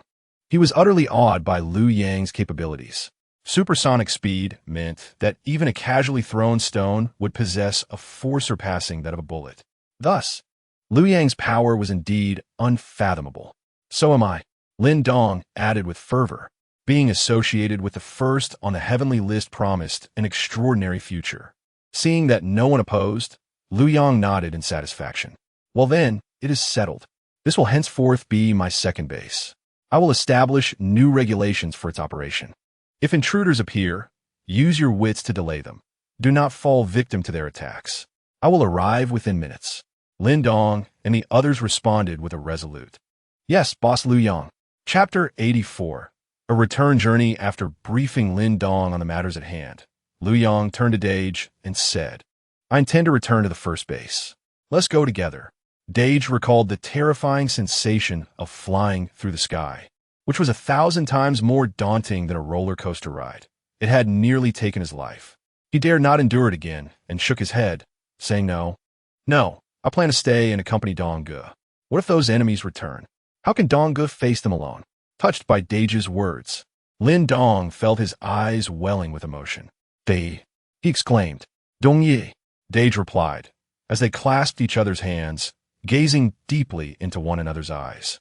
Liu Yang observed this scene with a mixture of amusement and disbelief. Such profound brotherhood was evident between them. He sighed and said, Very well. Since you choose not to accompany me back to the first base, I shall return alone. Be cautious here. If a formidable enemy does appear, avoid direct confrontation and find ways to stall them. I will come as swiftly as I can. Understood, boss. We will be vigilant. Lin Dong and Dage quickly nodded in agreement. Meanwhile, Liu Yang pondered the situation in silence. The ability users at this base had been eliminated, significantly diminishing their strength. Even a mere molting beast or level 3 zombie could wreak havoc here. Initially, Liu Yang had deemed Ma Feiyun's strength satisfactory, thinking he might be useful in the future, which is why he had spared him. Now, it seemed that this decision was indeed wise, as he could be summoned to this base as a fighter. Ordinary level 3 zombies and molting beasts would likely not pose a challenge for Ma Feiyun. This way, Liu Yang would not need to rush here every time a minor issue arose. Having concluded his thoughts, Liu Yang leaped into the sky, producing a resounding boom as he broke the sound barrier, soaring towards the first base. In the heavens, he became a fleeting shadow, over 30 kilometers away. In a small town, a team of ability users from the Zyraitai Empire had just arrived. As Liu Yang raced through the sky, they caught sight of his vanishing silhouette. Peach looked up at the sky and remarked with astonishment, "Did you see what that was? A human or a mutated zombie?" Inoue's jaw dropped in disbelief, nearly hitting the ground. Whether human or zombie, it was astonishingly powerful. That speed exceeded the sound barrier, did it not? Nakata added, "Isn't that the direction of the 4 ability users we eliminated 3 days ago?" Peach tilted her head in contemplation, tapping her delicate chin with her fair finger. Could it be that our actions attracted this powerful individual? Is he an ability user from the official forces of the Shenlong Empire? Supersonic flight abilities are far beyond what ordinary ability users possess. At such speed, even bullets cannot catch up, let alone ordinary attacks. It is improbable for just any ability user from the Shenlong Empire to be this formidable. Even the regular forces would not have such strength. Perhaps that individual is the legendary first on the heavenly list. Upon hearing Peach's words, everyone displayed expressions of shock. Nakata asked, "The first on the heavenly list?" Inoue questioned, "Is he really the first on the heavenly list?" Another ability user remarked, "The Shenlong Empire is vast. Could we truly be so fortunate to have encountered the first on the heavenly list in less than half a month?" They exchanged glances, astonished yet slightly exhilarated. Eventually, they turned to Peach and asked, "So, should we pursue him directly?" Peach shook her head, stating, "No, he possesses supersonic speed. How could we ever catch up?" Nakata suggested, "Survivors with flight capabilities can navigate without hindrance, so they will take the shortest route to their destination. Therefore, he is unlikely to deviate from his path. We merely need to follow the direction he was flying, and we will surely find him." Peach nodded, conceding, "You raise a valid point. But what if he is simply scavenging for resources, moving from one location to another? We do not know how many sites he has visited, nor do we know where his base of operations lies." Inoue, unfazed, remarked, "Then what do you propose we do? You are the captain. Make a decision swiftly. He is flying at such speed that every moment we hesitate, he could have covered hundreds of meters." Peach's expression darkened, and she resolutely declared, "Return. Let's go back to the survivor base we invaded last time. Perhaps we can extract some information this time. Inoue, I warn you, do not kill indiscriminately again. Last time, your actions led to us slaughtering everyone before we could extract any information." Upon hearing this, Inoue's face displayed a look of incredulity as he mockingly addressed Peach. "Return? My heavens, has your mind been invaded by a virus? We just spent 3 days traveling from there, and you want us to go back? Moreover, it is in the opposite direction of that powerful ability user." Peach's expression turned icy as she retorted, "Inoue, if you continue to babble, I will cut out your tongue." Feeling a chill run down his spine at Peach's fierce countenance, Inoue conceded, all right, you are the captain. Your word is law. However, this is our first opportunity to be so close to someone who might be the first on the heavenly list. If we lose this chance due to your decision, wait until I return to tell Colonel about it." Peach shot back, "I foresee you returning only to weep before your father. Do not presume that your father's rank as a colonel grants you the audacity to act in such a brazen manner. If you continue in this vein, You might soon find yourself disregarding even General Ri Shangshan, wouldn't you? Umph, in no way disdainfully remarked. Subsequently, Taozi, accompanied by the four extraordinary individuals, pressed on towards the location of Liu Yang's base number 2. Their journey from the base to this small town spanned 3 days, primarily due to their search for new survivor bases and clues regarding Liu Yang. However, the return journey was far more familiar, allowing them to reach their destination in less than a day. Meanwhile, Liu Yang had returned to base number 1, finally able to escort 30 beautiful young women back to his villa. This time, however, he opted not to walk, as the girls were merely ordinary individuals whose pace was far too slow. Covering 20 kilometers would take them nearly an entire day. Liu Yang could not afford to waste such time on foot. Ever since acquiring the dark cloak, he had not exceeded a mere 1,000 steps in his movements. Upon exiting base number 1, Liu Yang instructed the beautiful young women to board a bus abandoned on the roadside. He then placed his hand on the bus and soared back to the villa area. Through several flying experiences, Liu Yang had already discerned the secret of the dark cloak.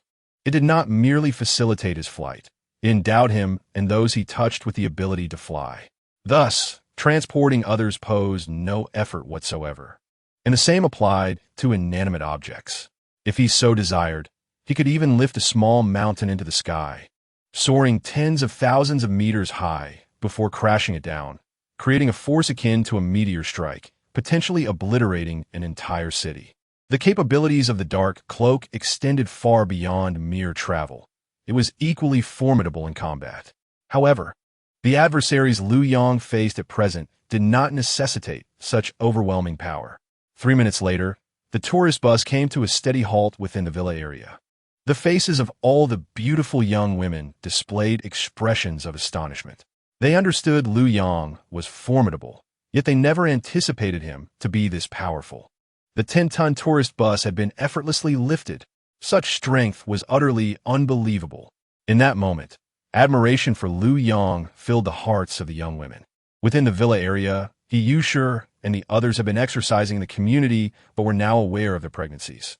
Engaging in strenuous activities such as basketball or running was no longer feasible for them. Thus, the group of over 10 women spread out yoga mats, basking in the sun while practicing yoga. Upon witnessing the arrival of the bus, everyone stood up, their faces reflecting surprise. Yusher could not help but exclaim, "What on earth is Liu Yang doing? How did he manage to bring back a bus?" In this apocalypse, the roads had long been blocked by fleeing vehicles, rendering travel impossible. Zhao Lina echoed, "Indeed, what is Liu Yang up to?"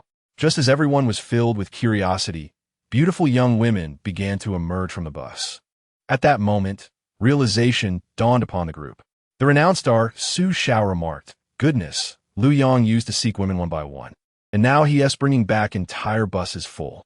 Truly impressive." The goddess of the police academy, Zhang Jingyu, also expressed her astonishment. "He flew back with a whole bus of people.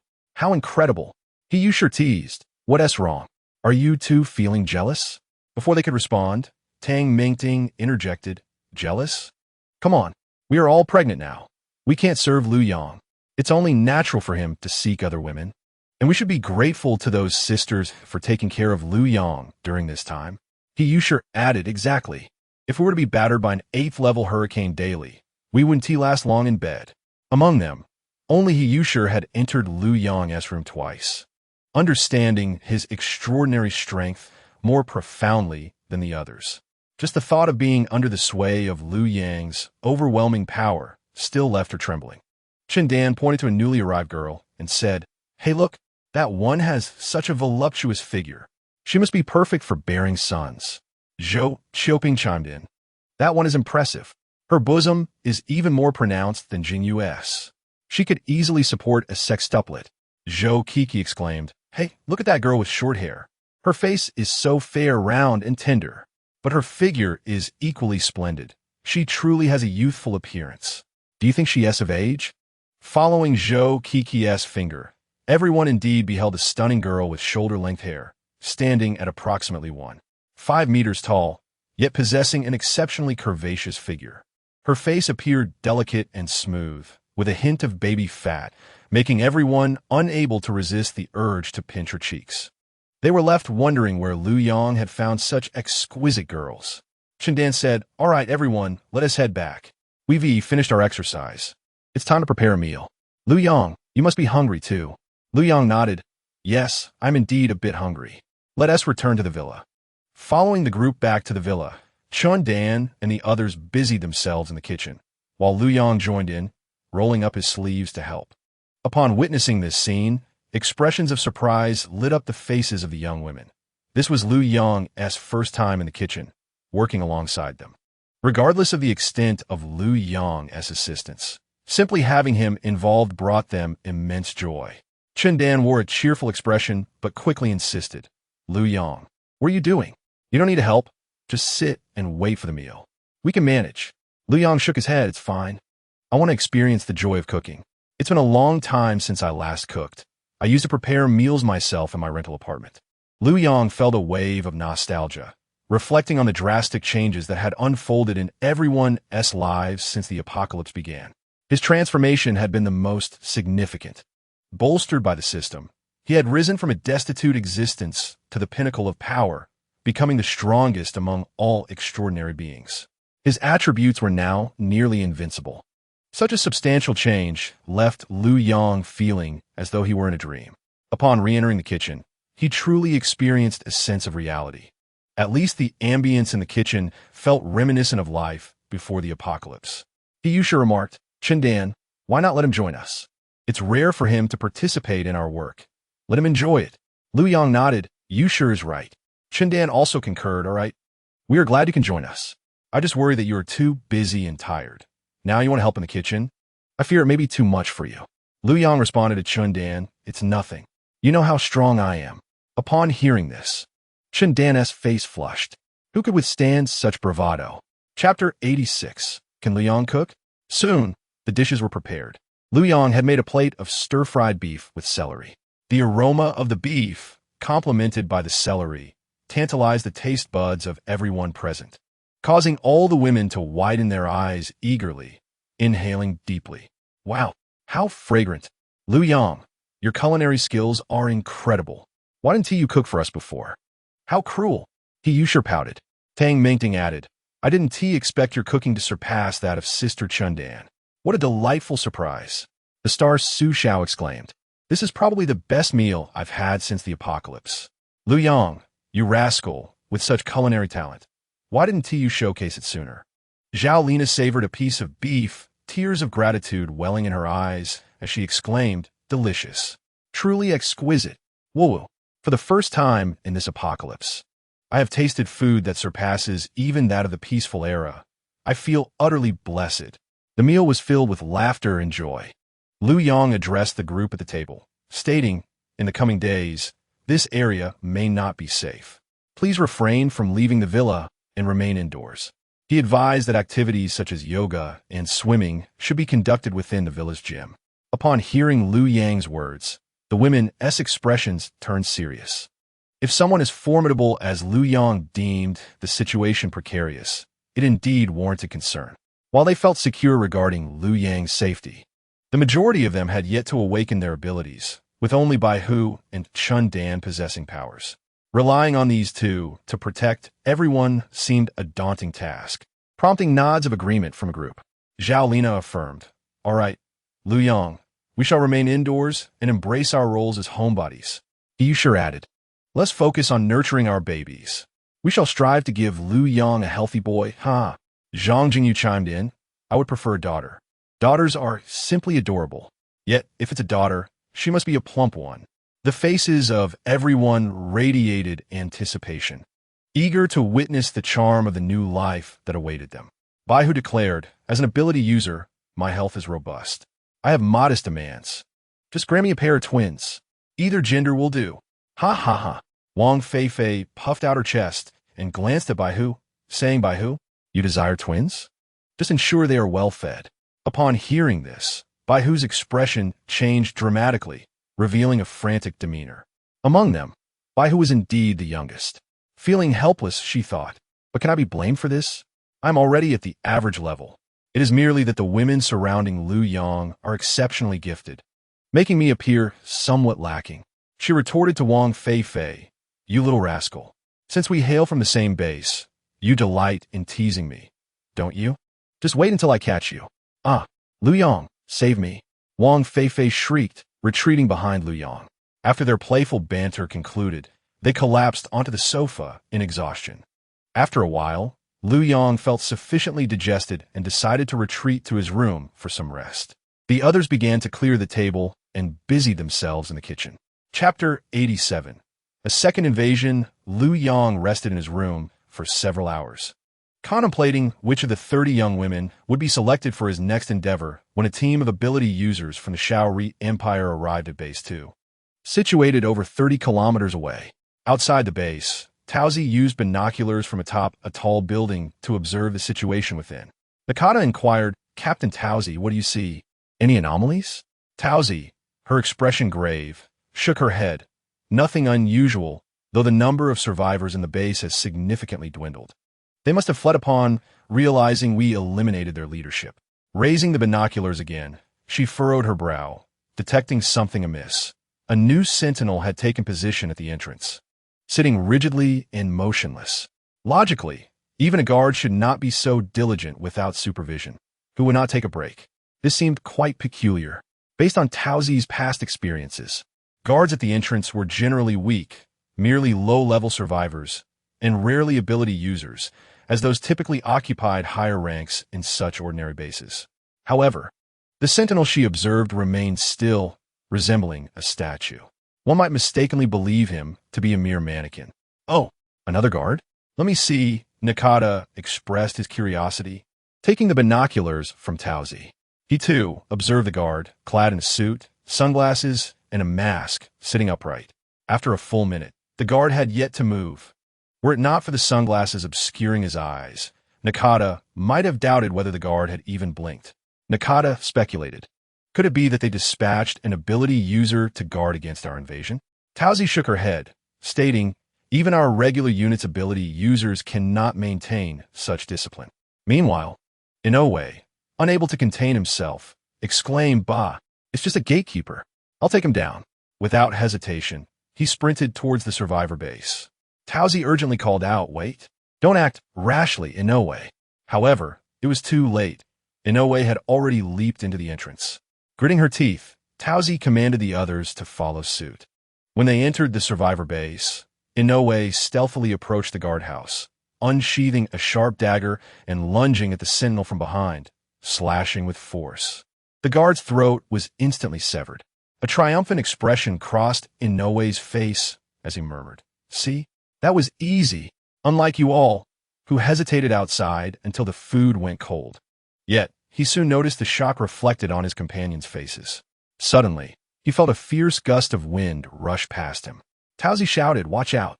Inoue experienced an unprecedented sense of danger, instinctively dodging. Yet, it was too late. The sentinel, clad in a suit, mask, and sunglasses, lunged at him with a swift grasp. The sound of tearing flesh echoed as Inoue's arm was raked with 5 deep gashes, even tearing through his specially designed black tactical gear. Clutching his arm in disbelief, he gasped, "I just slashed his throat. How is he not dead?" Taozi quickly discerned the truth. That's a zombie. The speed of that attack indicates at least a level 3 zombie. Your arm has been infected with the level 3 zombie virus.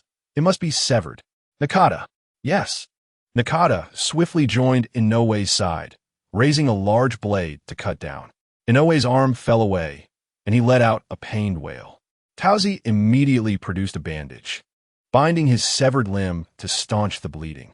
Simultaneously, Nakata and the other 2 ability users charged towards the level 3 zombie. All 3 were top-tier fighters, ranked within the top 1,000 and were level 2 ability users. Together, they swiftly dispatched the level 3 zombie. Meanwhile, Liu Yang, far away in the villa area, sensed the commotion. He furrowed his brow, stating, "These fellows have truly turned back?" Moreover, they dispatched a level 3 zombie so effortlessly. Their strength is formidable. It is time to confront them. With that, Liu Yang dashed toward Base 2 at supersonic speed. The sounds of battle within the villa drew the attention of the survivors inside. The only ability user, Lin Dong, led a group of strong survivors outside. Upon seeing Taozi and her team, along with the slain level 3 zombie. An expression of shock crossed his face, quickly morphing into anger as he pointed at them, demanding, "You people are the ones who killed our 4 ability users." Upon seeing Lin Dong, Taozi's expression turned icy. She replied, "Is this level 3 zombie under your control? You are Liu Yang? You dare speak to me like that? I am your father." Lin Dong cursed and then turned to flee.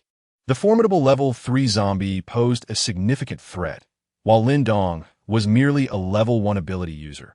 He was no match for such a powerful foe. However, the fact that these individuals were able to swiftly eliminate the strong level 3 zombie underscored their own formidable prowess. Engaging them would undoubtedly result in a fate far worse than that of the level 3 zombie. Recalling Liu Yang's advice to evade strong opponents and buy time, Lin Dong made his escape. Seeing Lin Dong run, Taozi and the others frowned. If the adversary indeed possessed the ability to manipulate level 3 warriors, their own strength must be considerable. The fact that he turned to flee raised suspicions. Was it a deliberate ploy to lure them in? Nakata urged Captain Taozi, "Chase after him. He is getting away." Taozi nodded and cautioned, "Pursue, but remain vigilant. There may be an ambush ahead." Their entry into the survivor base had not been as smooth as their first attempt. To their astonishment, the Guardian turned out to be a level 3 zombie, resulting in Inoue losing an arm and having their combat capabilities. It was indeed an unfortunate start, suffering a heavy loss right from the outset. Consequently, Taozi and her team immediately pursued Lin Dong in the direction he had fled, yet they were cautious not to rush, wary of potential traps and maintaining constant vigilance. Nevertheless, the speed of the top-tier ability users far surpassed Lin Dong's ability to escape. Soon, the 5 members of the small Japanese empire cornered Lin Dong in a house. Inside the dwelling, as Lin Dong found himself with no avenue for retreat, Inoue, clutching his severed arm, displayed a sinister smile. He licked his pale lips and, suppressing the pain, taunted, "Looks like you have nowhere left to run, huh? My carelessness has cost me an arm to a mere level 3 zombie. This is all you're doing. Now, I shall take my time torturing you to death. You shall learn just how dearly you will pay for making me lose an arm." However, he was taken aback when Lin Dong's response was not one of fear, but rather a triumphant laugh. Lin Dong threw back his head and exclaimed, "Ha! A bunch of little Japanese. Even with death looming, you still act so arrogant. You truly amuse me. Come at me, and see how you meet your end." Though Inoue had a quick temper and acted impulsively, losing an arm had made him more cautious. Now, when Lin Dong challenged him to approach, he hesitated, revealing uncertainty on his face. They had observed Lin Dong's speed and confirmed he was merely a level 1 ability user, with his companions being ordinary individuals who had not even awakened their abilities. How could a lone level 1 ability user, accompanied by a few ordinary subordinates, exude such confidence against 5 level 2 ability users ranked among the top 1,000? Something was amiss. Nervousness crept in as Inoue, wary of his impulsive nature leading to further loss, refrained from recklessness that could jeopardize his life. Beside Lin Dong, Ergo shouted, "Come on. Why are you afraid to move? We're right here waiting for you. If you dare, come over." He defiantly gestured at Inoue and the others. An ordinary person like Ergo was brazen enough to act so provocatively. Either the people of this base had lost their minds, or there was a trick lying in wait ahead. Inoue and Nakata exchanged glances, each recognizing the hesitation mirrored in the other's eyes. Seeing their indecision only emboldened Lin Dong and Ergo, who continued to insult them, cursing their ancestors roundly. Ironically, the more they insulted, the more paralyzed their adversaries became. Lin Dong remarked, "Hasn't it been about a minute? The boss should be arriving soon. Liu Yang is truly remarkable. Just a single level 3 zombie he left behind has made them hesitant to act. Here I am, a level 1 ability user, able to insult level 2 ability users to their faces. It feels fantastic."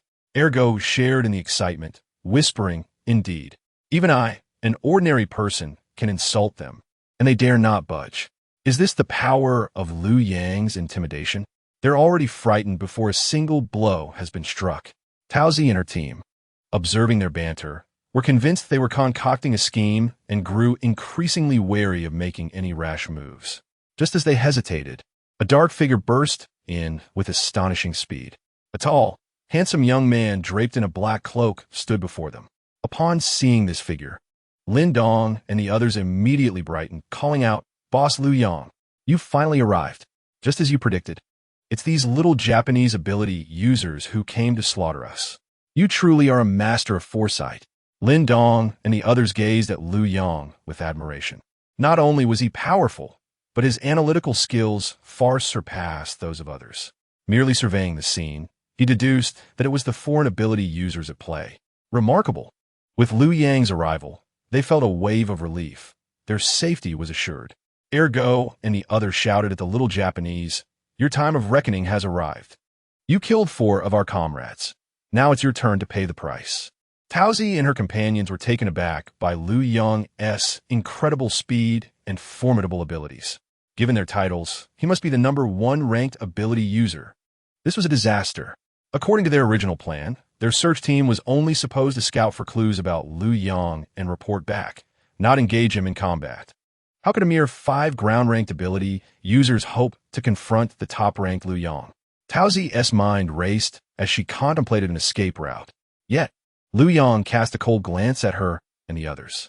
That single look sent shivers down their spines, as if the surrounding air had dropped several degrees, causing their hearts to tremble. It felt as though they were trapped in a frozen cavern. Their breaths quickened involuntarily, and cold sweat began to soak their backs. Liu Yang spoke, "You have come to this base to commit murder?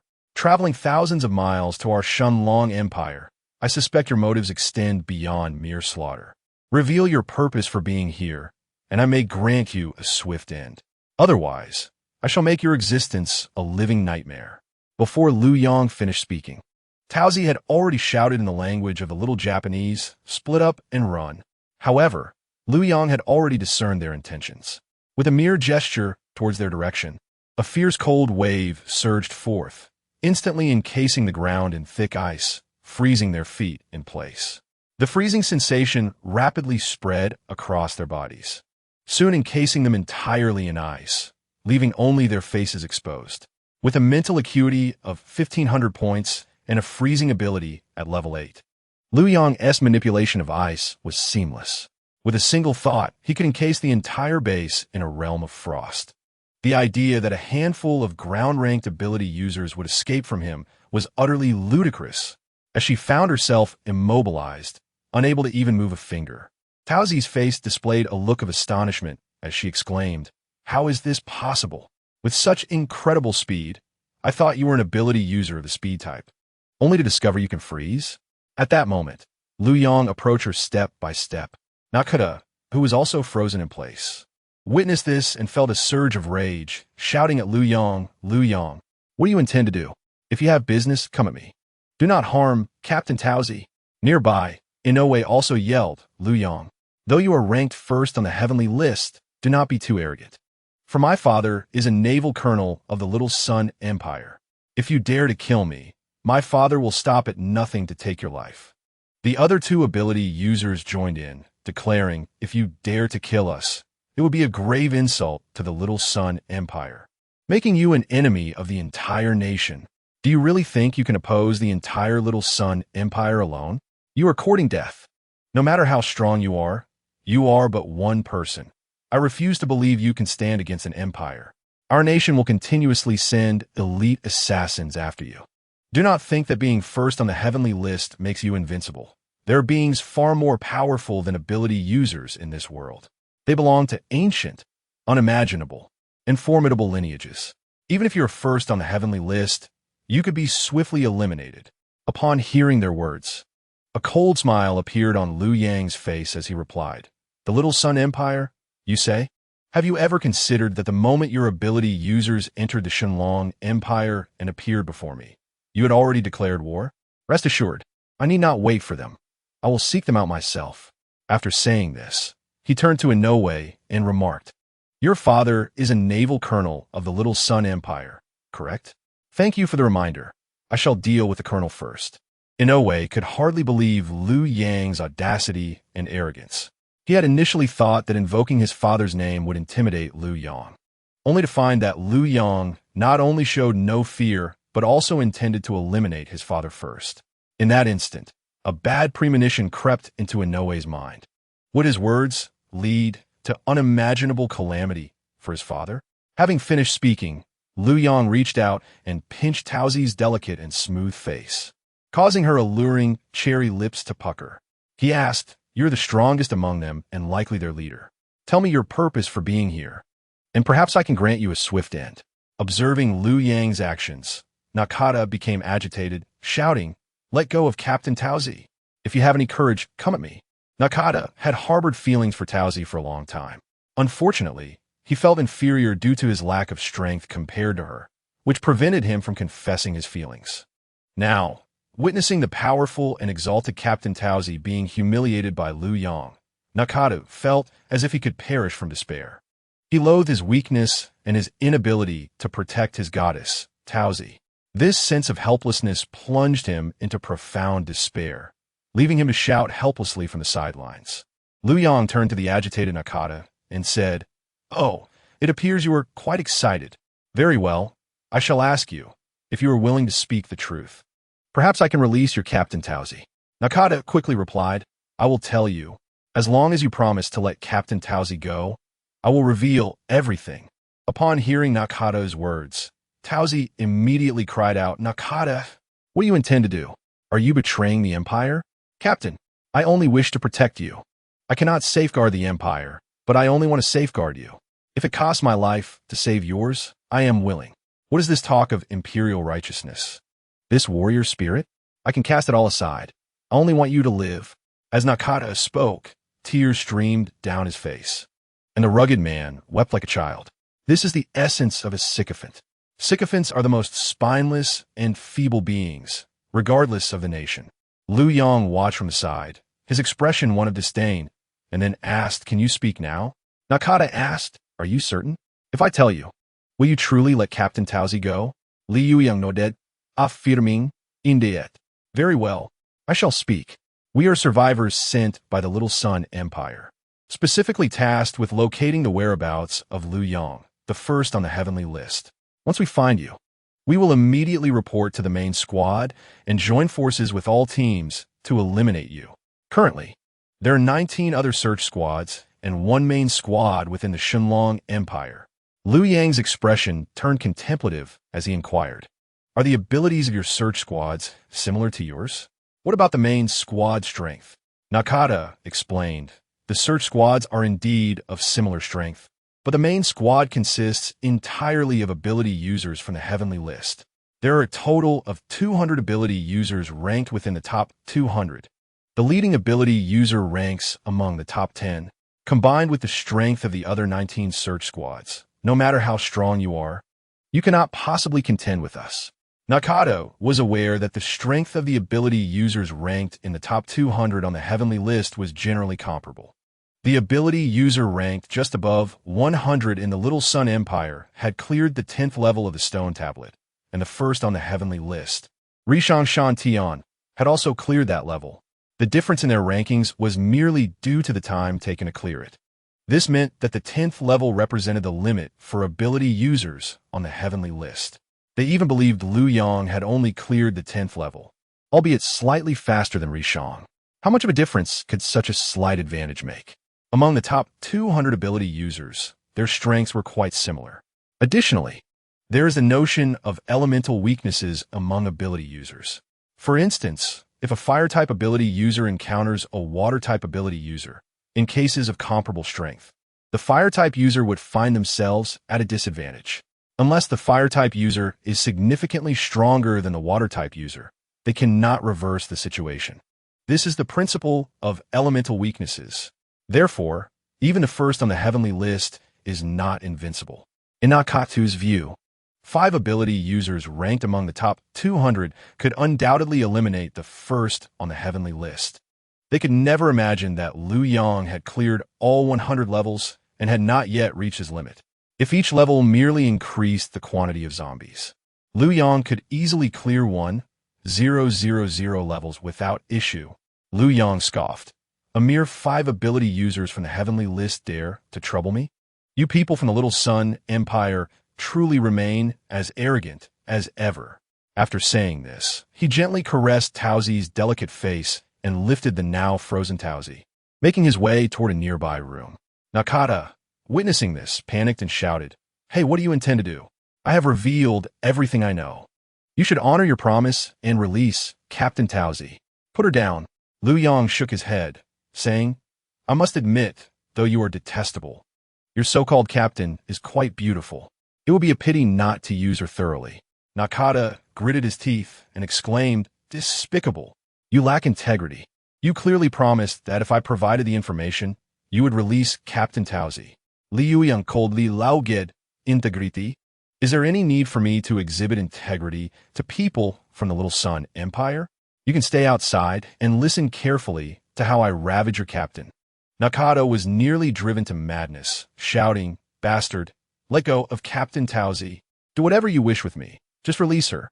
Liu Yang replied, "Who would concern themselves with integrity among you people from the Little Sun Empire?" The despairing cries of Nakata echoed from behind. Chapter 90. Death awaits in a room. Liu Yang casually tossed the peach onto the bed. One must admit, the women from this small Japanese empire possess remarkable beauty. She embodies a gentle and endearing appearance, her face adorned with a hint of rosy baby fat that evokes a desire to pinch her cheeks. Standing at less than 1.6 meters, she appears almost like a child before the towering Liu Yang, who is 1.85 meters tall. He could easily lift her with a single hand. This starkly contrasts with the tall and voluptuous women he is accustomed to seeing in his base.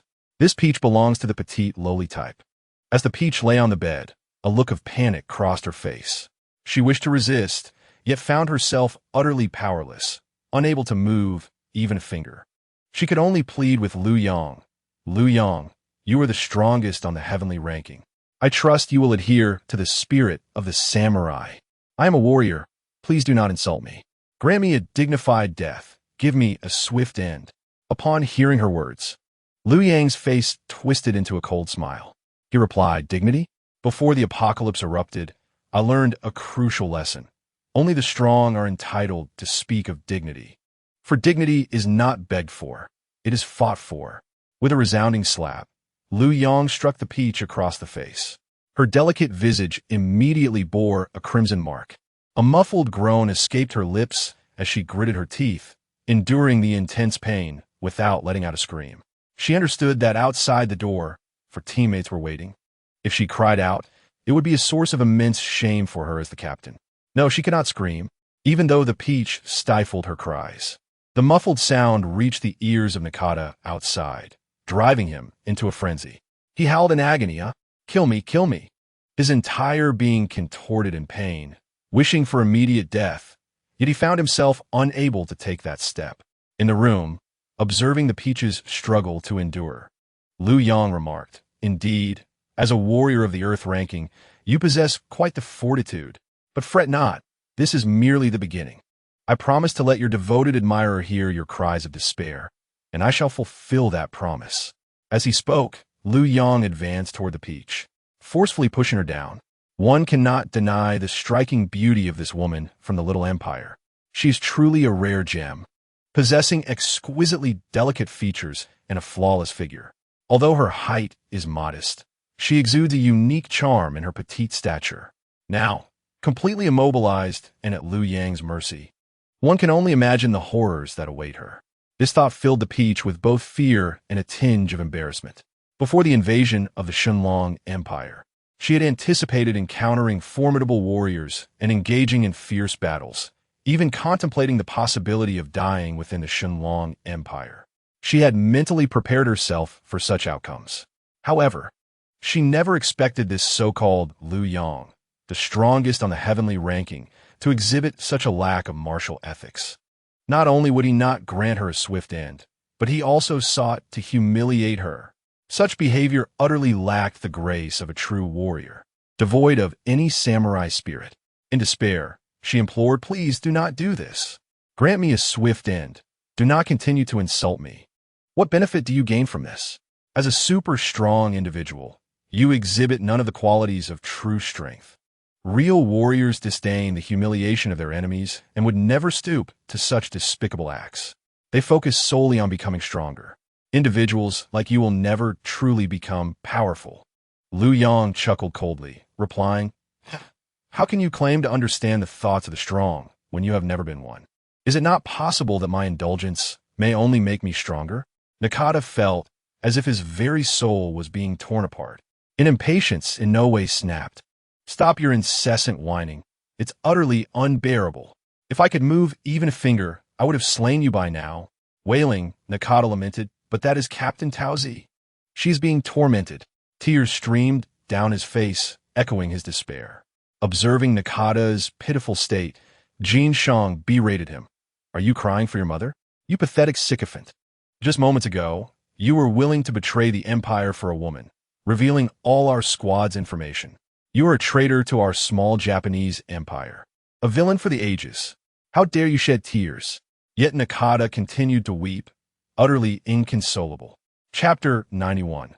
Gaining new powers, especially Nakata, whose teeth ground together in agony as he howled, his face awash with tears and snot, calling out, "Ah, Captain Taozi, my Captain Taozi! Liu Yang, release Captain Taozi. She is my goddess." Under Liu Yang's threat, the Peach willingly agreed to become his girlfriend.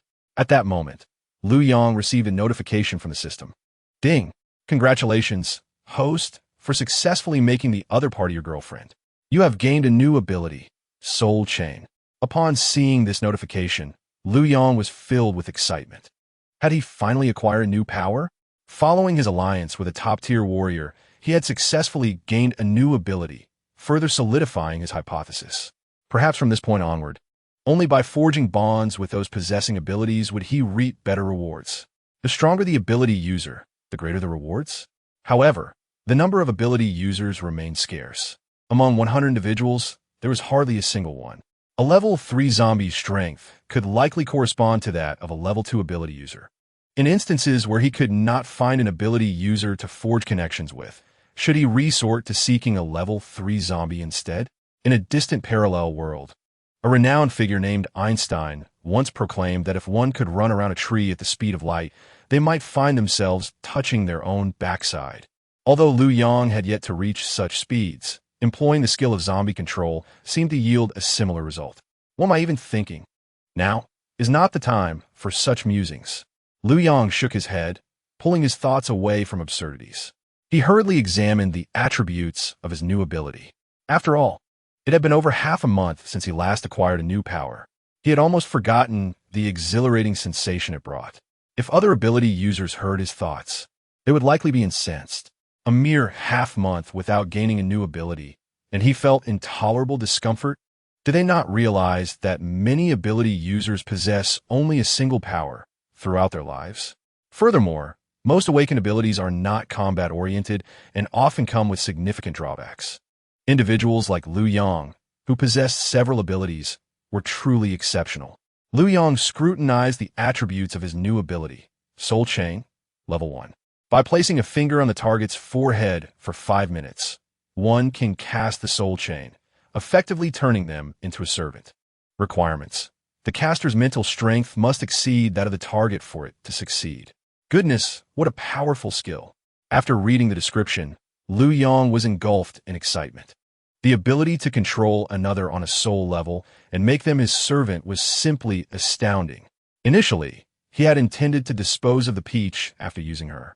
But with this newfound power, there was no need for such drastic measures.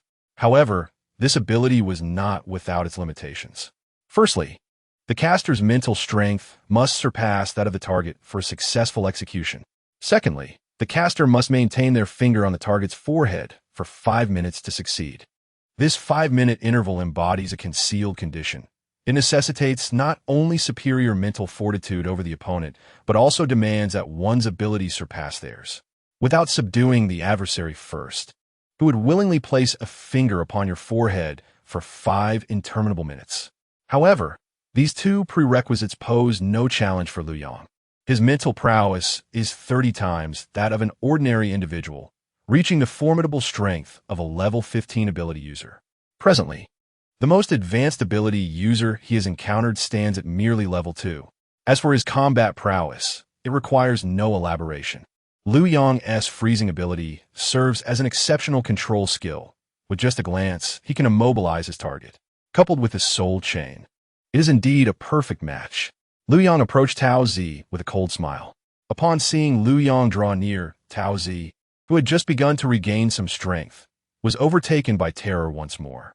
She pleaded, "Do not come any closer."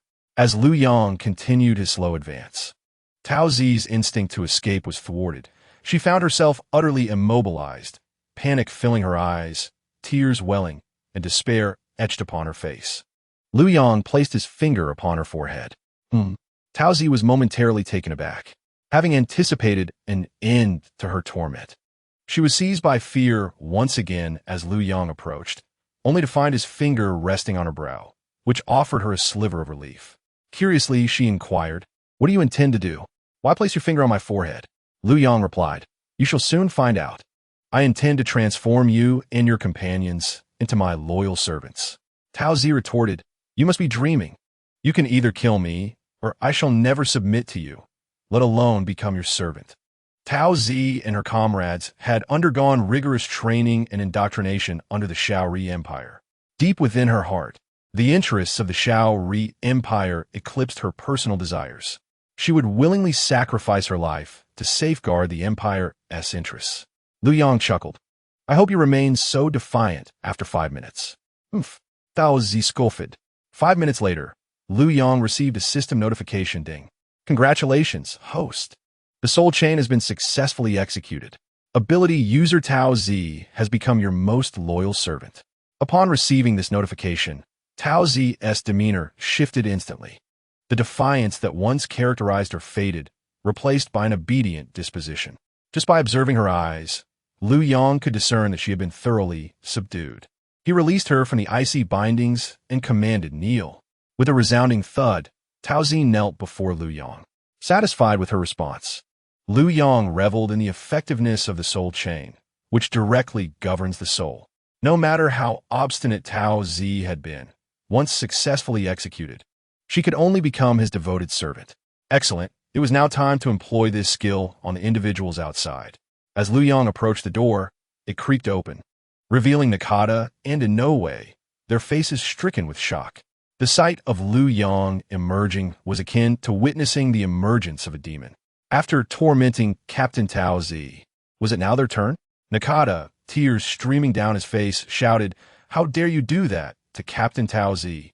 I shall haunt you as a ghost." Just then, Tao Zi stepped out of the room, her expression entirely submissive. The sight of her transformation ignited Nakata's fury. "Captain? Tao Zi, what has happened? Has that vile creature broken your legs?" Hearing Nakata's words, Tao Zi's gaze turned icy, and she disdainfully replied, "Silence, you worthless fool. How dare you insult Master Liu Yang?" "What?" Nakata was taken aback, his mouth agape in disbelief. Captain Tao Zi had just called him a fool and referred to Liu Yang as master. Had he misheard? Captain Tao Zi, renowned as a top-tier powerhouse, hailed from the elite ranks of the Shaori Empire. Her loyalty and devotion to the Empire were genuine. Yet, mere hours after entering the room with Liu Yang, she was now addressing him as master. This revelation shattered the perceptions of Nakata and the others. What kind of power did this Liu Yang possess to so thoroughly capture Captain Tao Zi's allegiance? They could scarcely fathom it, feeling as though something within them had shattered. Especially Nakata, witnessing his idol transformed into Liu Yang's servant, felt rage and despair swell within him, rendering him speechless. Observing the astonished and furious expressions on their faces, Liu Yang wore a cold smile, declaring, "This is the fate that befalls those who invade our Shunlong Empire. Now, it is your turn." As Nakata shouted, "Damn it, Liu Yang, what have you done to Captain Tao Zi? She would never betray us or the Empire. You must have used an illusion on her." Before Liu Yang could respond, Tao Zi, still on the ground, interjected, "Silence. You worthless fool. I will not permit you to speak ill of my master." Captain Tao Zi, you. Nakata, who had been brimming with anger, was silenced by her rebuke, speechless with disbelief. How could Captain Tao Zi defend that individual? The humiliation and fury of being insulted by his idol surged within Nakata, threatening to overwhelm him. The pain was excruciating. He felt as though his life had lost all meaning, wishing fervently for death. Liu Yang, basking in his triumph, remarked, "You see, it cannot be said that I forced her, can it? Perhaps you should follow your captain's example and submit to me as well." Inoue spat, "Bah, my father is a naval major. If you do not release me, you will eventually meet your demise. Is that so?" Liu Yang's expression grew cold. He tightened his grip, causing the ice enveloping Inoue to constrict, crushing his body as if to obliterate it. "Ah!" Inoue screamed in agony. Every cell in his being feeling as though it were being shattered, enveloped in unbearable pain. Bones began to crack and splinter, piercing through muscle and skin, stark against the transparent ice. Yet, as Liu Yang continued to tighten his grip, even the hardened bones began to fracture. The searing pain drove Inoue to scream, "Ah! It hurts so much. I can't bear it. Help! Father! I was wrong. Please spare me. I will do anything you ask." Yet Liu Yang showed no signs of relenting. His grip intensified. "Ah!" Inoue felt as if his body were being crushed into a pulp. A sharp crack echoed through the air. The ice cube instantaneously compressed into a mass, and within it, Jingshang was tragically reduced to a pool of blood. His bones, muscles, hair, and skin all amalgamated into one, vanishing entirely without leaving even a single cell intact. Liu Yang remarked coolly, "How noisy. I detest those who scream incessantly." The three remaining ability users stood in stunned silence. Nakata, who had previously sought death, fell silent as well. They were indeed fearless of death, yet they had not anticipated the gruesome demise of Jingshang. Witnessing one's own body being crushed into a puddle of blood, with every cell flattened, was far more horrifying than lying before a steamroller. They certainly did not wish to meet such a fate. "Oh, now you understand the value of silence? Excellent. Then it is your turn." Liu Yang strode deliberately towards the trio of survivors. Fear immediately washed over their faces as they stammered, "What do you want? Please, don't come any closer." However, Liu Yang had already placed his finger against one of their foreheads. Soon, he ensnared all three in his soul chains. Ultimately, they knelt before Liu Yang, respectfully addressing him as master. "Please give your orders." Observing these four ability users from the Shaori Di Gua now transformed into his subservience brought Liu Yang immense satisfaction. The peaches could bear fruit, and the other three male ability users would serve their purpose as well. This spectacle left Lin Dong and the others nearby utterly astounded. Liu Yang, with a mere gesture, had managed to subdue these ability users, who now knelt and called him master. This was astonishing. It was common knowledge that the Shaori Di Gua excelled in brainwashing, their troops being the most fanatic and deranged, even boasting a notorious death squad. Under the Empire's indoctrination, they would not hesitate to sacrifice their lives for the Empire's interests. If even ordinary citizens possessed such resolve, one could only imagine how much stronger the will of ability users would be. Yet, here they were, submitting to Liu Yang, becoming his obedient hounds. How utterly unbelievable. At this moment, Liu Yang addressed Lin Dong. "Gather everyone in the base. I have something to say." "Yes, Boss Liu Yang." Lin Dong nodded immediately. After witnessing Liu Yang's display of power, subduing the formidable ability users from the Shaori Di Gua, Lin Dong and the others' admiration for Liu Yang had reached its zenith. Truly, he was the king of kings, the pride of the Shun Long Empire. His strength was unparalleled. Within a single day, he had avenged the fallen brothers of the base. Following such a leader brought a profound sense of security. Half an hour later, Lin Dong returned, reporting to Liu Yang. "Boss, everyone has been gathered. You may speak now." Liu Yang nodded and instructed the four Shaori Di Gua ability users to follow him, crawling behind. Outside, more than 500 survivors had assembled in the base's open space. Although most were women, children, and the elderly, they had heard from Lin Dong that a super-strong individual had come to eliminate the invaders, and excitement radiated from each of their faces. When Liu Yang emerged, the crowd erupted in fervent cheers. He raised his hand, signaling for silence. The cheers abruptly ceased, and an absolute hush fell over the base. As if a pin could be heard dropping, Liu Yang ten proclaimed, "I am Liu Yang. The individuals on the ground behind me are the ability users from the Shao Ridigua who invaded our Shunlong Empire. It was they who slaughtered the leadership of this base. Now, I have killed the mastermind and tamed his companions, turning them into my servants. Long live Master Liu Yang! Long live Master Liu Yang! Liu Yang! Liu Yang! Liu Yang! Upon hearing Liu Yang's declaration, the crowd erupted as if ignited by an explosion, their cheers deafening. They had long been aware that the high-ranking officials of the base had been slain, causing widespread panic among the populace, with many even fleeing the base in search of new sanctuaries. Now, witnessing someone eliminate the invaders on their behalf filled them with exhilaration. Liu Yang raised his hand once more, and the crowd fell silent again. Thus, starting today, I am the chief of this base. I shall establish new rules, which I hope everyone will adhere to. Otherwise, those who disobey will face two choices: leave the base or die. Liu Yang continued. We welcome you, Master Liu Yang. We shall certainly abide by the rules. Anyone who disobeys will be the first to face our wrath. The crowd cheered again. Who would not desire a super strong individual to lead the base? With such a powerful figure in charge, who would dare invade again? Originally, they had lost 4 ability users, leaving the base in a state of unprecedented weakness, with many strong men departing. Now, with the arrival of a formidable ally, their future appeared far more secure. Hence, no dissent arose. Every individual welcomed Liu Yang with unbridled enthusiasm. Chapter 94. Returning to the Villa District, having accomplished all this, Liu Yang exchanged a few words with Lin Dong and left a considerable quantity of potatoes in the base for him to distribute, instructing that 50 pounds be allocated to each survivor for planting. After all, only through cultivating food could sustainable development be achieved, providing these survivors with greater hope. At the onset of the apocalypse, food could still be gathered from the outside, but as time passed, it would become scarcer and more difficult to collect, while the zombies grew ever stronger, posing tremendous dangers outside the base.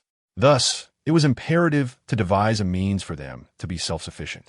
As they gazed at the mountains of potatoes piled in the warehouse, Lin Dong and Ergo stood in astonishment. He could hardly believe Liu Yang possessed such an abundance of resources. Boss Liu Yang, you truly intend to entrust me with the distribution of all these potatoes? Since the outbreak of the apocalypse, he had never witnessed such a wealth of resources, the value of which could be equated to thousands of lives. Countless individuals would likely go mad over these resources. Yet, Liu Yang entrusted them entirely to him, a clear testament to Liu Yang's absolute trust in Lin Dong. Such trust left Lin Dong somewhat taken aback. Liu Yang replied, "Of course, once entrusted to you, this base will be entirely under your purview. You will handle all matters, large and small, while I will only occasionally return a check-in. However, everyone must adhere to the rules I set. Those who do not will be expelled from the base. Understood? Understood, understood. We will certainly follow the rules set by Boss Liu Yang." Lin Dong nodded vigorously. Liu Yang then inquired, "Additionally, if any survivors seek refuge in this base, they shall all be accepted, and potato seeds will be distributed to them as well. As long as they obey the rules, they can integrate into this community." "No problem," Lin Dong replied earnestly. This had always been their practice. New survivors were welcomed into the base. As the more people they had, the stronger they would become. Liu Yang added, "In the case of beautiful female survivors, ensure they are assigned a common living space." Though Lin Dong was puzzled, he nodded in agreement. "Understood, boss."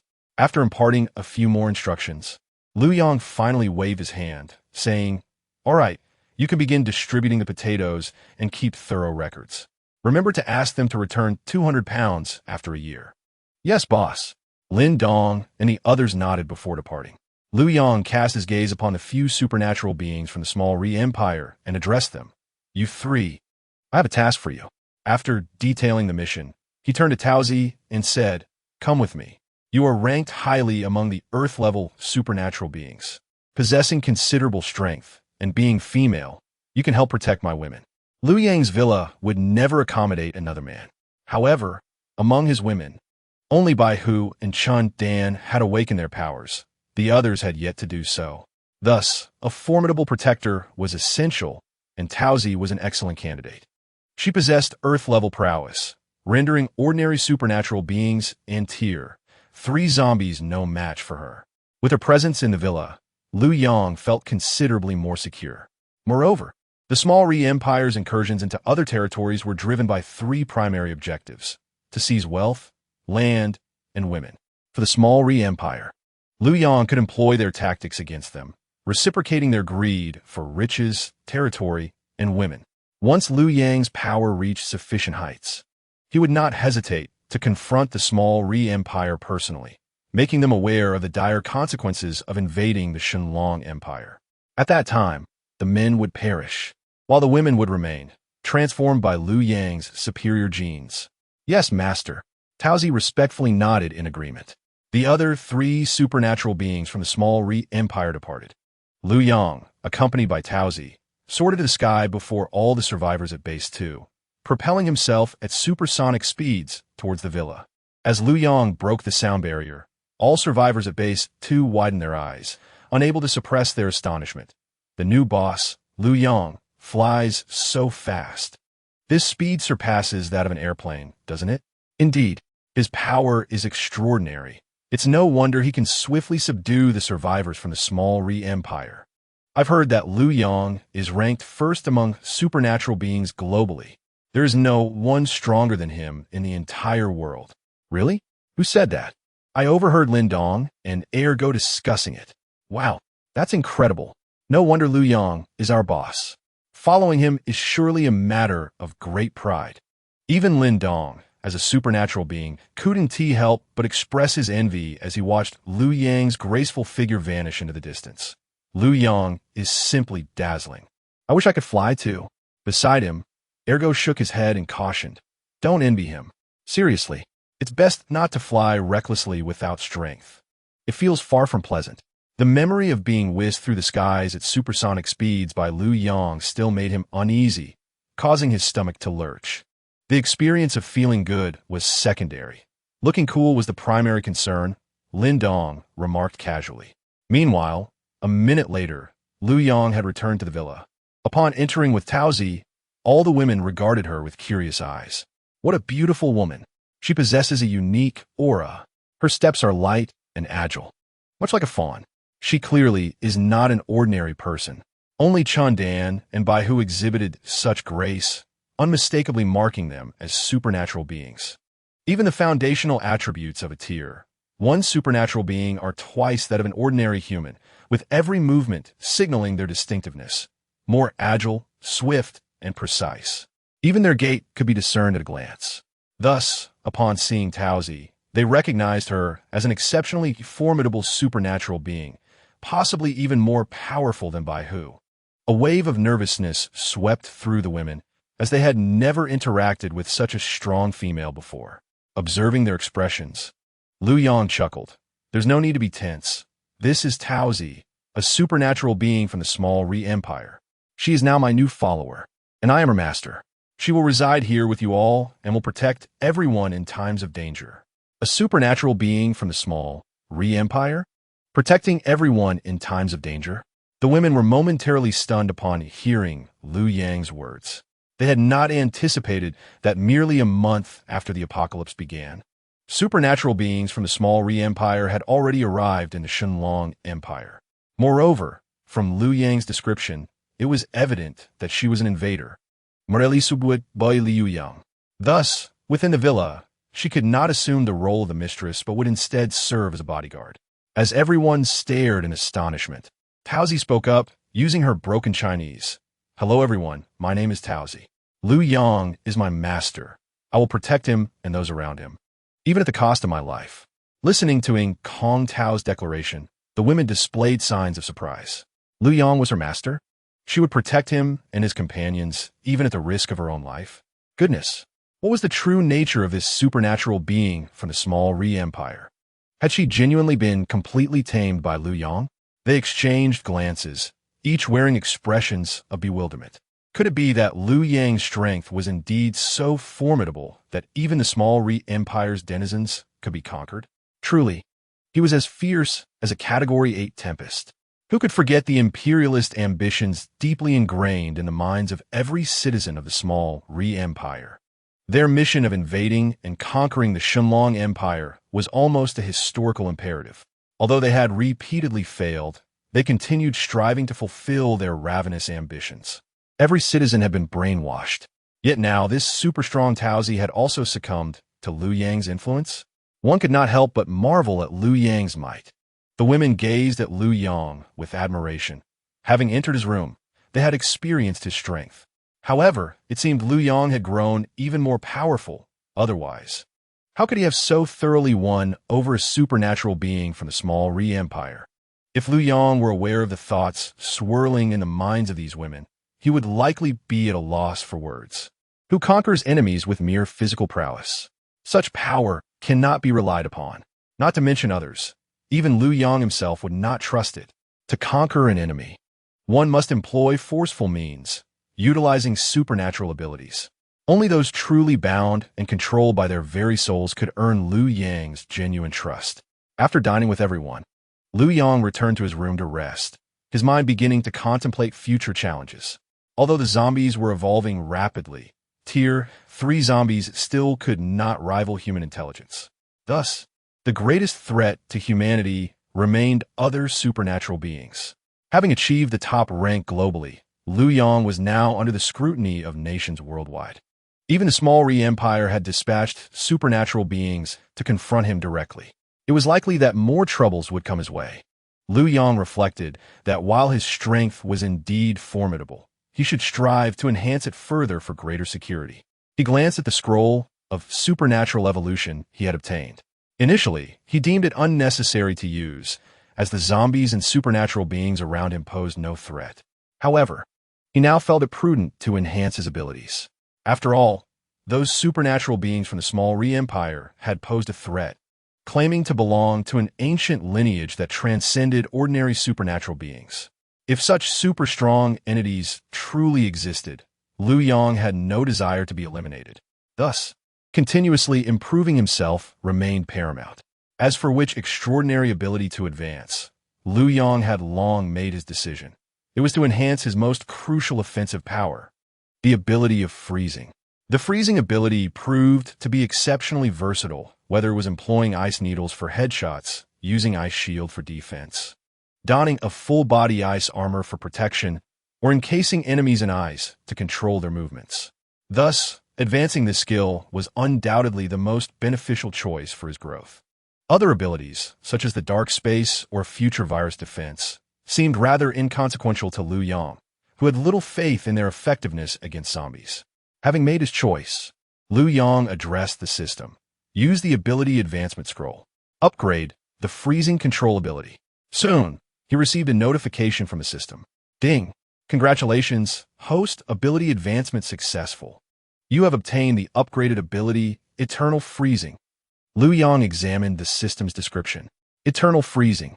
Level 8. The host's freezing ability becomes swifter, broader in range, and the ice becomes more resilient. Moreover, the ice you create will become eternally frozen, never to melt unless you choose to thaw it. Taken aback by this notification, Liu Yang pondered the implications. Had his freezing skill truly evolved into eternal freezing? Faster, farther, harder, and it would never melt? The literal meaning seemed rather unimpressive at first glance. Liu Yang decided to test it out. With a mere thought, an ice dagger materialized in his hand. When he flicked it with his finger, it emitted a metallic chime. The vibrations he felt confirmed that this ice was indeed different. The ice produced by eternal freezing was significantly harder than what he had previously conjured. Previously, when he used ice needles to attack zombies, the ice would shatter into countless crystals upon piercing a zombie's skull. However, with eternal freezing, the ice needle would likely penetrate a zombie's head without any damage, allowing him to control it and pierce through numerous zombies effortlessly. Moreover, when creating ice armor and shields, he would no longer need to expend mental energy to maintain the freezing state, as it would never melt. This would undoubtedly conserve a considerable amount of his mental energy. Yet, he still felt a lingering sense of dissatisfaction. Holding the ice dagger, Liu Yang aimed to test its power against a glass cup on the table. With a swift motion, The ice dagger sliced through the glass cup effortlessly, splitting it in two as if it had not even registered the impact. Witnessing this, Liu Yang's eyes widened in astonishment. What was happening? This ice dagger felt comparable to the black light blade. To further test its capabilities, he plunged the dagger into a concrete wall.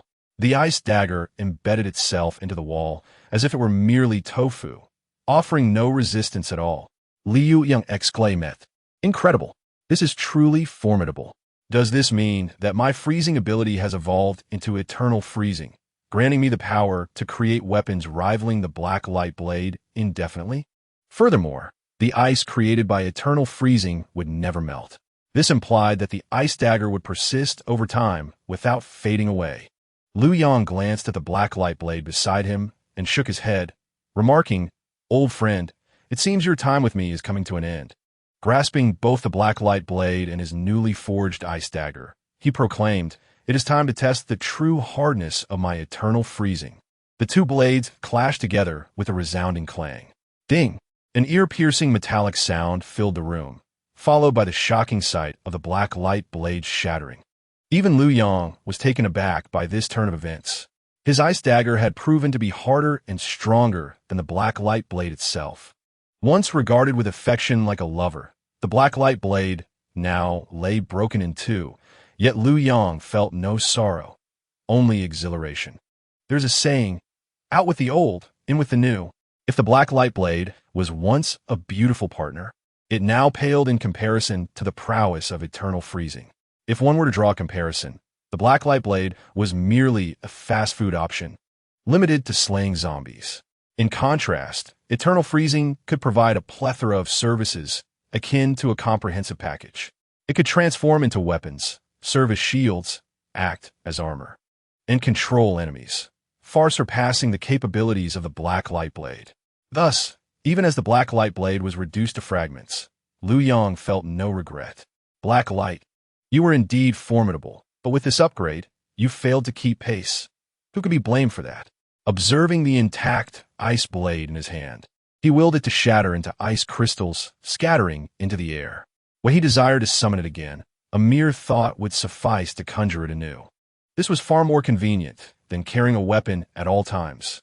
Reflecting on the capabilities of eternal freezing, Liu Yang mused, "This power is indeed remarkable.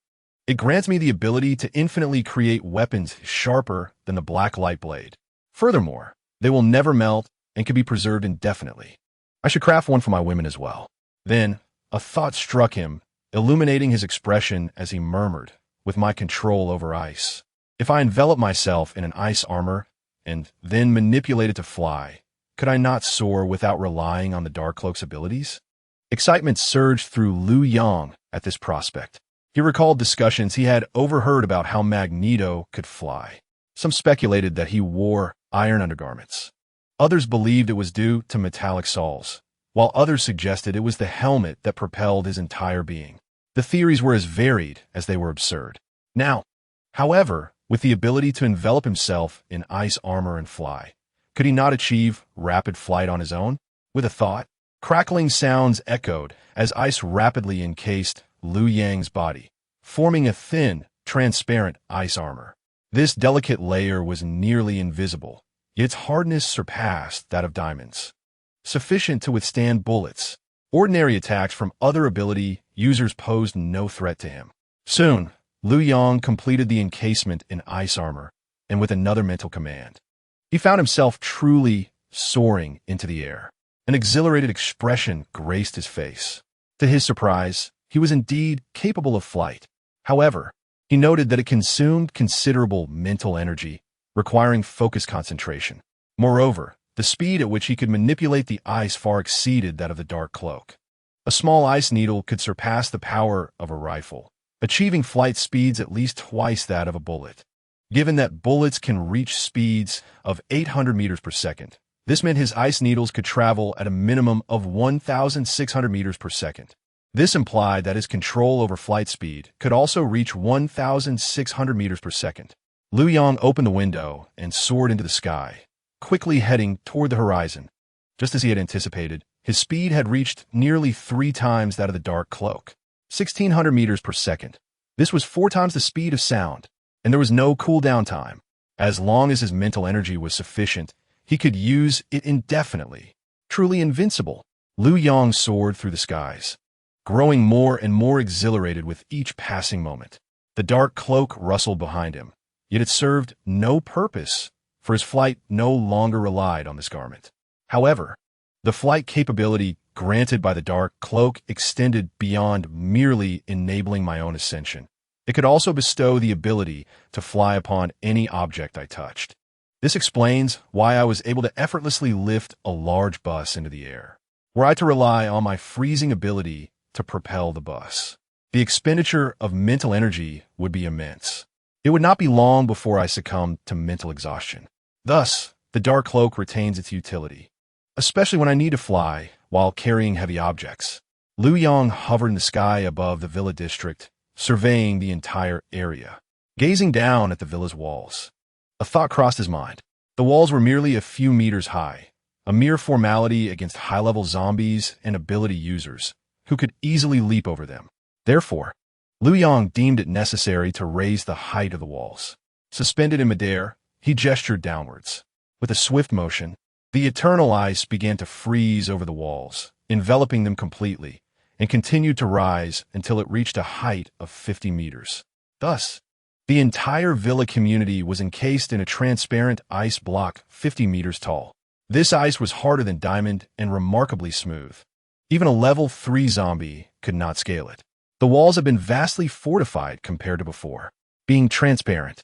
They also did not obstruct the natural light within the villas, appearing crystal clear and exceedingly elegant. With this robust and transparent ice barrier in place, Liu Yang's villa district was finally safeguarded against zombie invasions. After completing this task, he returned to his room. Lying on his bed, a broad smile adorned his face.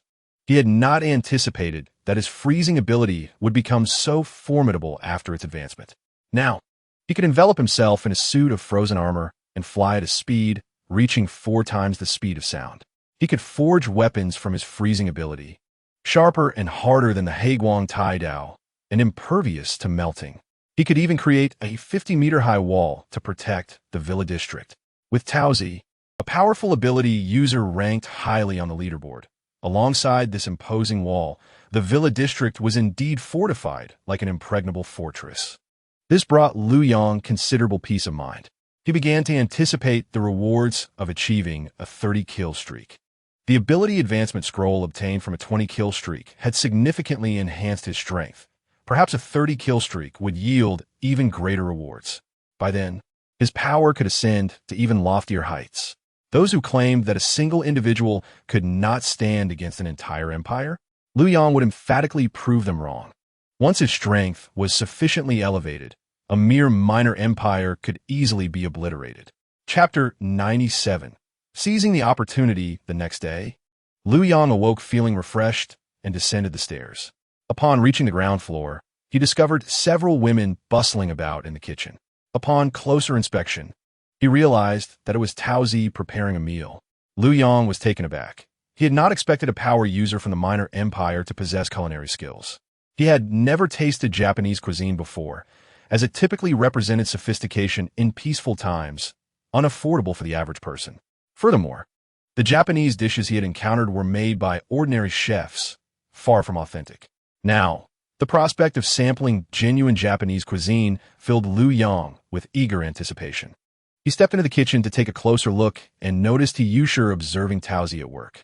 Clearly, they were all curious about how Japanese dishes were prepared. This made Taozi a bit shy. Her cheeks flushed as she said, "Everyone, please don't stare at me like that. I'm getting nervous and unsure of what to do next." Yusher reassured her, "It's all right. We're just here to learn. You don't need to be anxious." Zhao Lina chimed in, "Yes, we merely wish to learn your cooking techniques." Su Xiao added, "Are you worried we might steal your skills? Don't be so stingy." Taozi quickly shook her head, No, I'm just making simple sushi. If you want to learn, I can teach you. It's just that with so many of you surrounding me, I feel a bit uneasy. Having just joined this villa, she was not yet familiar with Yusher and the others, making her feel somewhat out of place being surrounded by so many. Her early morning foray into the kitchen was solely to prepare breakfast for Liu Yang before he awoke. as she was now his maid and naturally wished to attend to his needs. The purpose of the soul chain was that once successfully enacted, the other party would wholeheartedly consider their master. This thought emerged from the depths of the soul, naturally and without Liu Yang's prompting, leading Taozi to strive for Liu Yang's utmost satisfaction in all aspects. Soon, Taozi had finished preparing the sushi and placed it on the long table. The others quickly gathered around, filled with curiosity about this fresh Japanese cuisine. Hiyushir was the first to take a piece, and her face instantly lit up with delight. Chewing the food, she exclaimed in a muffled voice, "Delicious. Truly exquisite. I never expected to enjoy such delightful food in the apocalypse. This is amazing." Tang Mingting also sampled a piece, saying, "Indeed, it's absolutely delicious. I want to learn. Taozi, you must teach me." "No problem," Taozi replied, a bit shyly. Faced with their praise, her cheeks reddened. Chen Dan and Su Xiao also indulged, each singing praises. They were astonished that Taozi was not only beautiful, but also a powerful ability user with exceptional culinary skills. What kind of extraordinary women was Liu Yang attracting? It certainly instilled a sense of urgency in them. At that moment, Liu Yang picked up a piece of sushi and took a bite, revealing a look of pleasant surprise on his face. "It's indeed quite tasty. Everyone should eat more. You all need to replenish your energy." With that, a mischievous smile crossed his face. The women blushed and lowered their heads. Amidst the laughter, once everyone had finished their meal, Liu Yang called out to Taozi, "Taozi, please come to my room. I have something to discuss with you." Oh. Taozi nodded eagerly and obediently followed Liu Yang into the room. Observing Taozi being summoned into Liu Yang's room, the other women exchanged astonished glances and began to whisper among themselves. Hiyushir remarked, "Wow, they just finished eating, and now they're moving on to that." Su Xiao added, "Liu Yang, doesn't he even wait for the food to digest before engaging in other activities? He should be cautious about indigestion." Tang Mingting chimed in, "Exactly. Isn't he being a bit too eager?" Chen Dan interjected, "Taozi just prepared food for us and worked in the kitchen for so long without a moment's rest." Hearing Chen Dan's words, Zhao Lina commented, "Taozi is probably Liu Yang's captive, so he wanted to be gentle with her. After all, she is an enemy from the minor empire that invaded our Shenlong Empire. Even if Liu Yang has subdued her, she could never attain our status." Zhang Jingyu nodded in agreement. "Lina makes a valid point. Moreover, she is a powerful ability user. Liu Yang might unleash unimaginable strength upon her. We must listen closely to see just how formidable Liu Yang has become. After all, we cannot bear the consequences." Shu Kiki remarked, "Only a powerful ability user could withstand the current Liu Yang, right? He must have upgraded to level 16, a great tempest, just like that Sun Wukong. Do not speak of taking it. That piece of iron, with a slight tug, one could perish. With a mere knock, one could be lost. A scrape here could break the skin, a rub there could injure the sinews." Wang Feifei remarked, "Then we can perk up our ears and listen intently to how Liu Yang deals with this little woman." Wang Siki added, "I suspect Liu Yang will strike against the white bone demon 3 times tonight. At the very least, he should strip the white bone demon of a layer of skin." Zhou Qiuping nodded in agreement, saying, "I estimate that by tomorrow, this little woman will be unable to rise." Bai Hu interjected, "It's not that exaggerated. Those with special abilities recover swiftly. I once fought Liu Yang in a second round." Upon hearing this, the group cast admiring and envious glances at Bai Hu, exclaiming, "You truly deserve your reputation, Bai Hu." Nearby, Zhao Yuding listened to their discussions about Liu Yang's might and the ferocity of his tempestuous nature. Instead of fear, her heart brimmed with longing, and as she listened, her breaths began to quicken. Each woman here had entered Liu Yang's room, experiencing his formidable power, while she alone had not yet been graced by it. Every time they spoke of Liu Yang, Zhao Yuding felt a surge of curiosity and desire. Though they all claimed Liu Yang was fearsome and powerful, asserting that her petite frame could not possibly endure, women often speak contrary to their true feelings. While they professed terror, their faces betrayed a look of satisfaction and reminiscence. Observing their expressions, it was hard to imagine they had endured something so dreadful. They were clearly yearning for it. This only deepened Zhao Yuding's curiosity about the extraordinary sensations she might experience upon entering Liu Yang's room.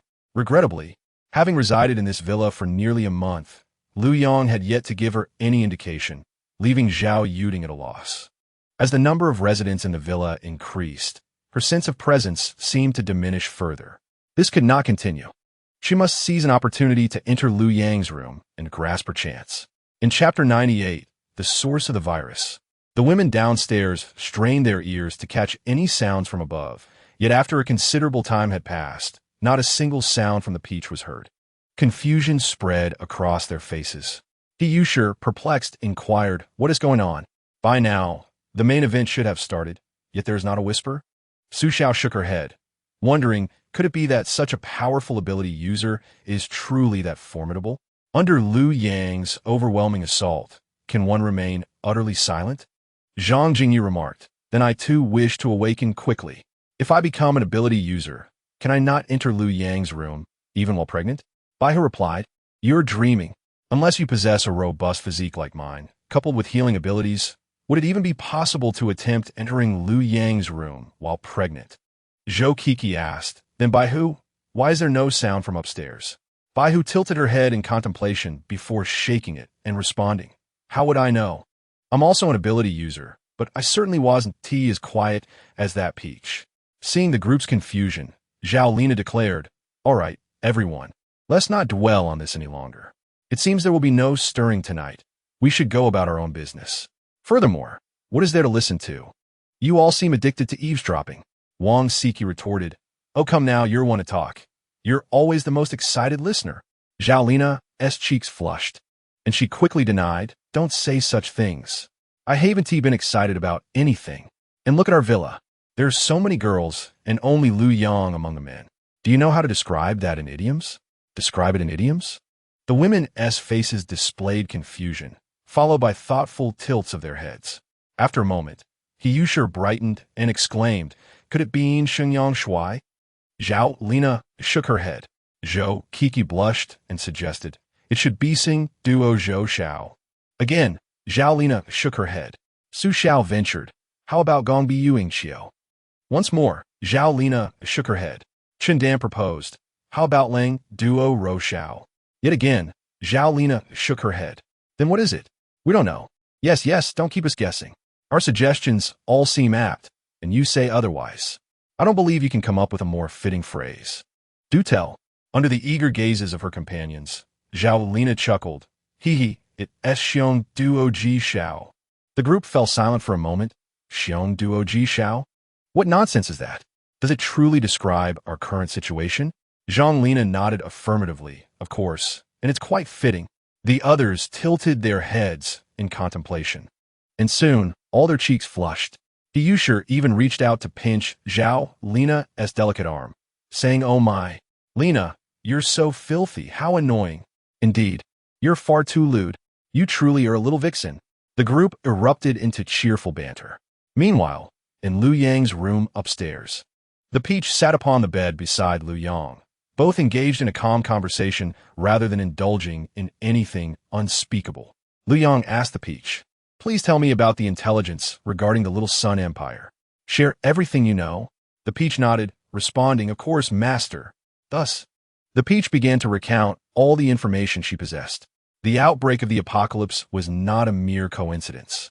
It stemmed from 6 months prior, when the nefarious Little Sun Empire developed a gene drug that made people significantly stronger.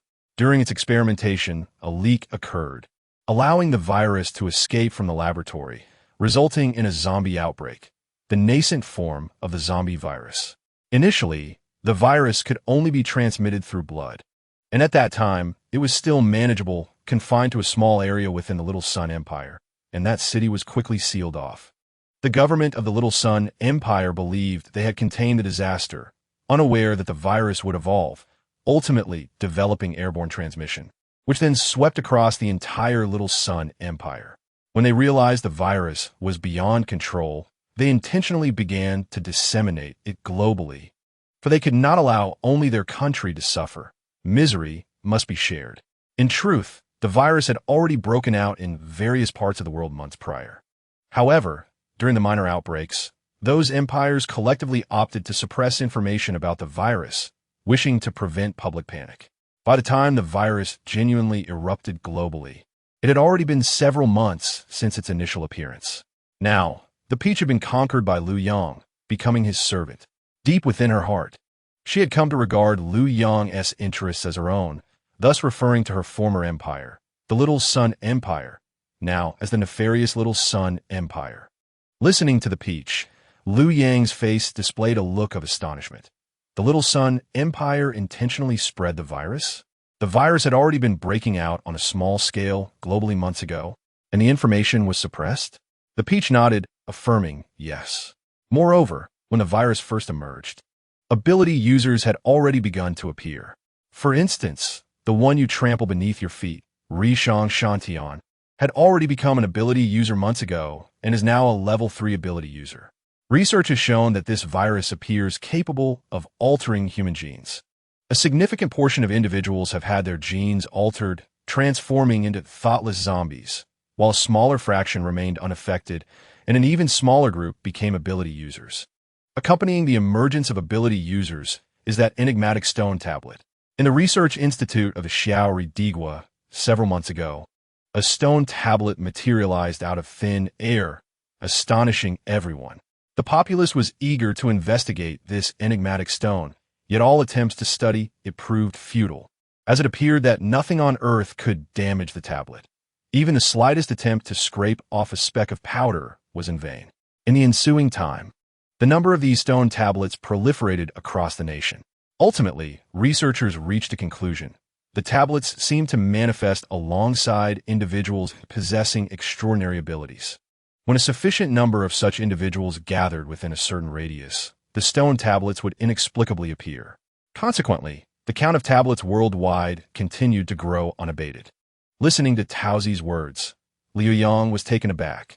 Had the tablets already appeared before the apocalypse rather than after? In that moment, Liu Yang comprehended the terrifying nature of the information cocoon surrounding the lower classes. What one sees and hears is filtered through numerous layers. The truth of events remains entirely inaccessible to them. Anything intended to be concealed from them will forever remain unknown. This encapsulates the tragic plight of those living at the bottom of society. They were entirely unaware that the zombie virus had emerged months prior and did not even grasp the nature of death itself. Chapter 99. The Ninja Clan? Liu Yang remarked, "So, the outbreak of the apocalypse and the zombie virus were orchestrated by the Xiaori Digua?" Taozi nodded in affirmation. Indeed, it is a backlash from the genetic research of the Xiaori Digua. It is uncertain where their scientists discovered this ancient virus capable of altering the genes of species. They believed they could harness this ancient virus. Yet ultimately, it resulted in failure, transforming over 70% of humanity into zombies. However, for the Xiaori Digua, they still hold an advantage, as they were the first to uncover and exploit this virus, thereby awakening their extraordinary individuals earlier than those from other nations. Rishang Shantian's ascension to the pinnacle of the rankings is not solely due to his strength. Rather, he was among the first successful test subjects months ago and the first to reach the 3rd level of ability. Yet this also underscores your formidable prowess, my lord. Although Rishang Shantian became an extraordinary individual months before you and was the first to enter the stone tablet tests, his lead was short-lived, as you swiftly surpassed him. The disparity between individuals is indeed vast. Your innate talent eclipses that of Rishang Shantian by countless degrees.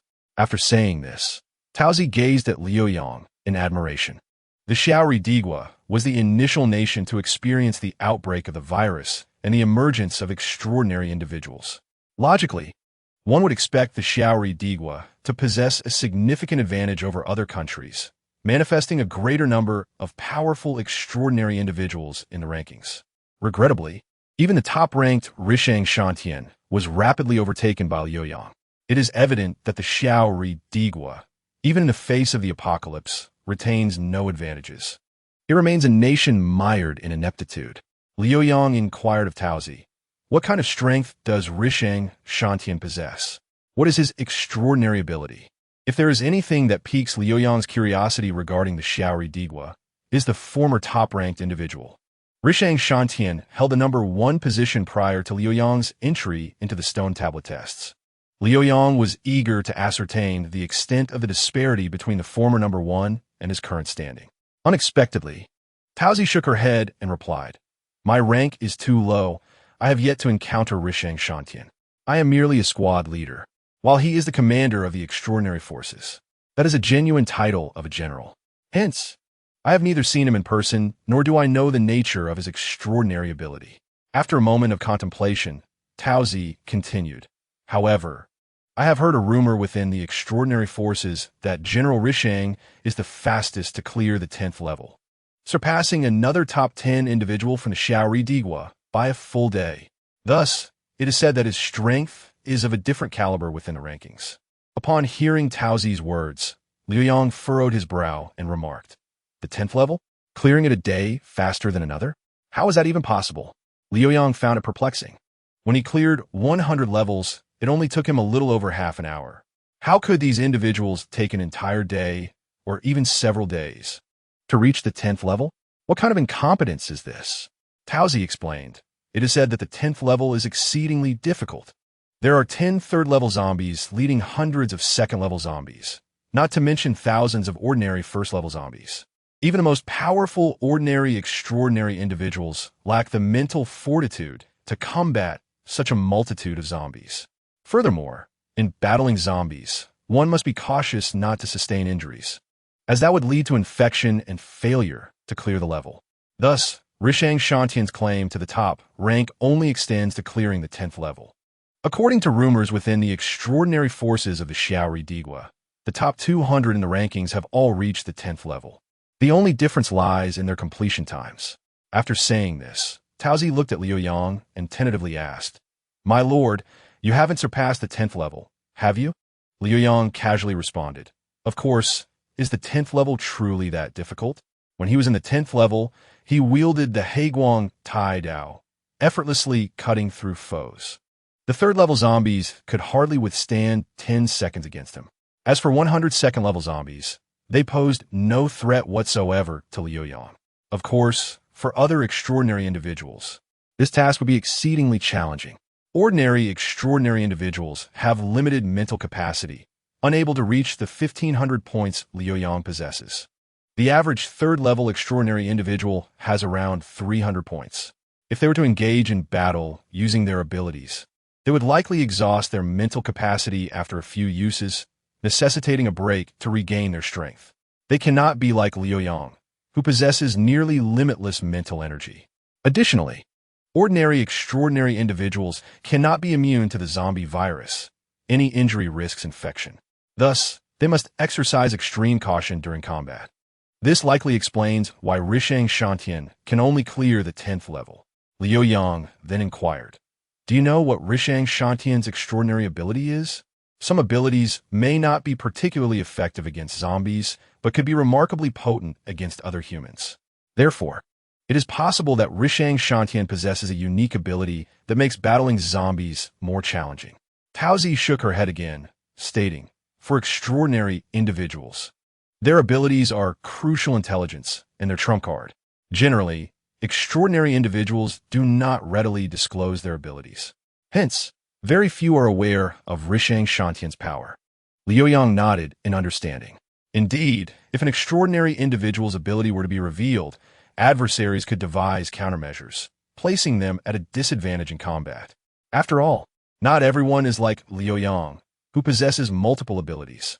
However, it is impossible to keep secrets in front of Liu Yang, as he has the ability of future prediction. The first time he encounters an opponent, he can predict their abilities and engage them in battle during the prediction, thereby discerning their capabilities and combat strength. In this manner, even against formidable foes, Liu Yang can devise methods to defeat them. By the way, that fellow in no way mentioned before his demise that your Xiaori Digua has some ancient race that is incredibly powerful. What is that? Liu Yang queried. Tauzi replied, "It is the ninjas. They differ from extraordinary individuals.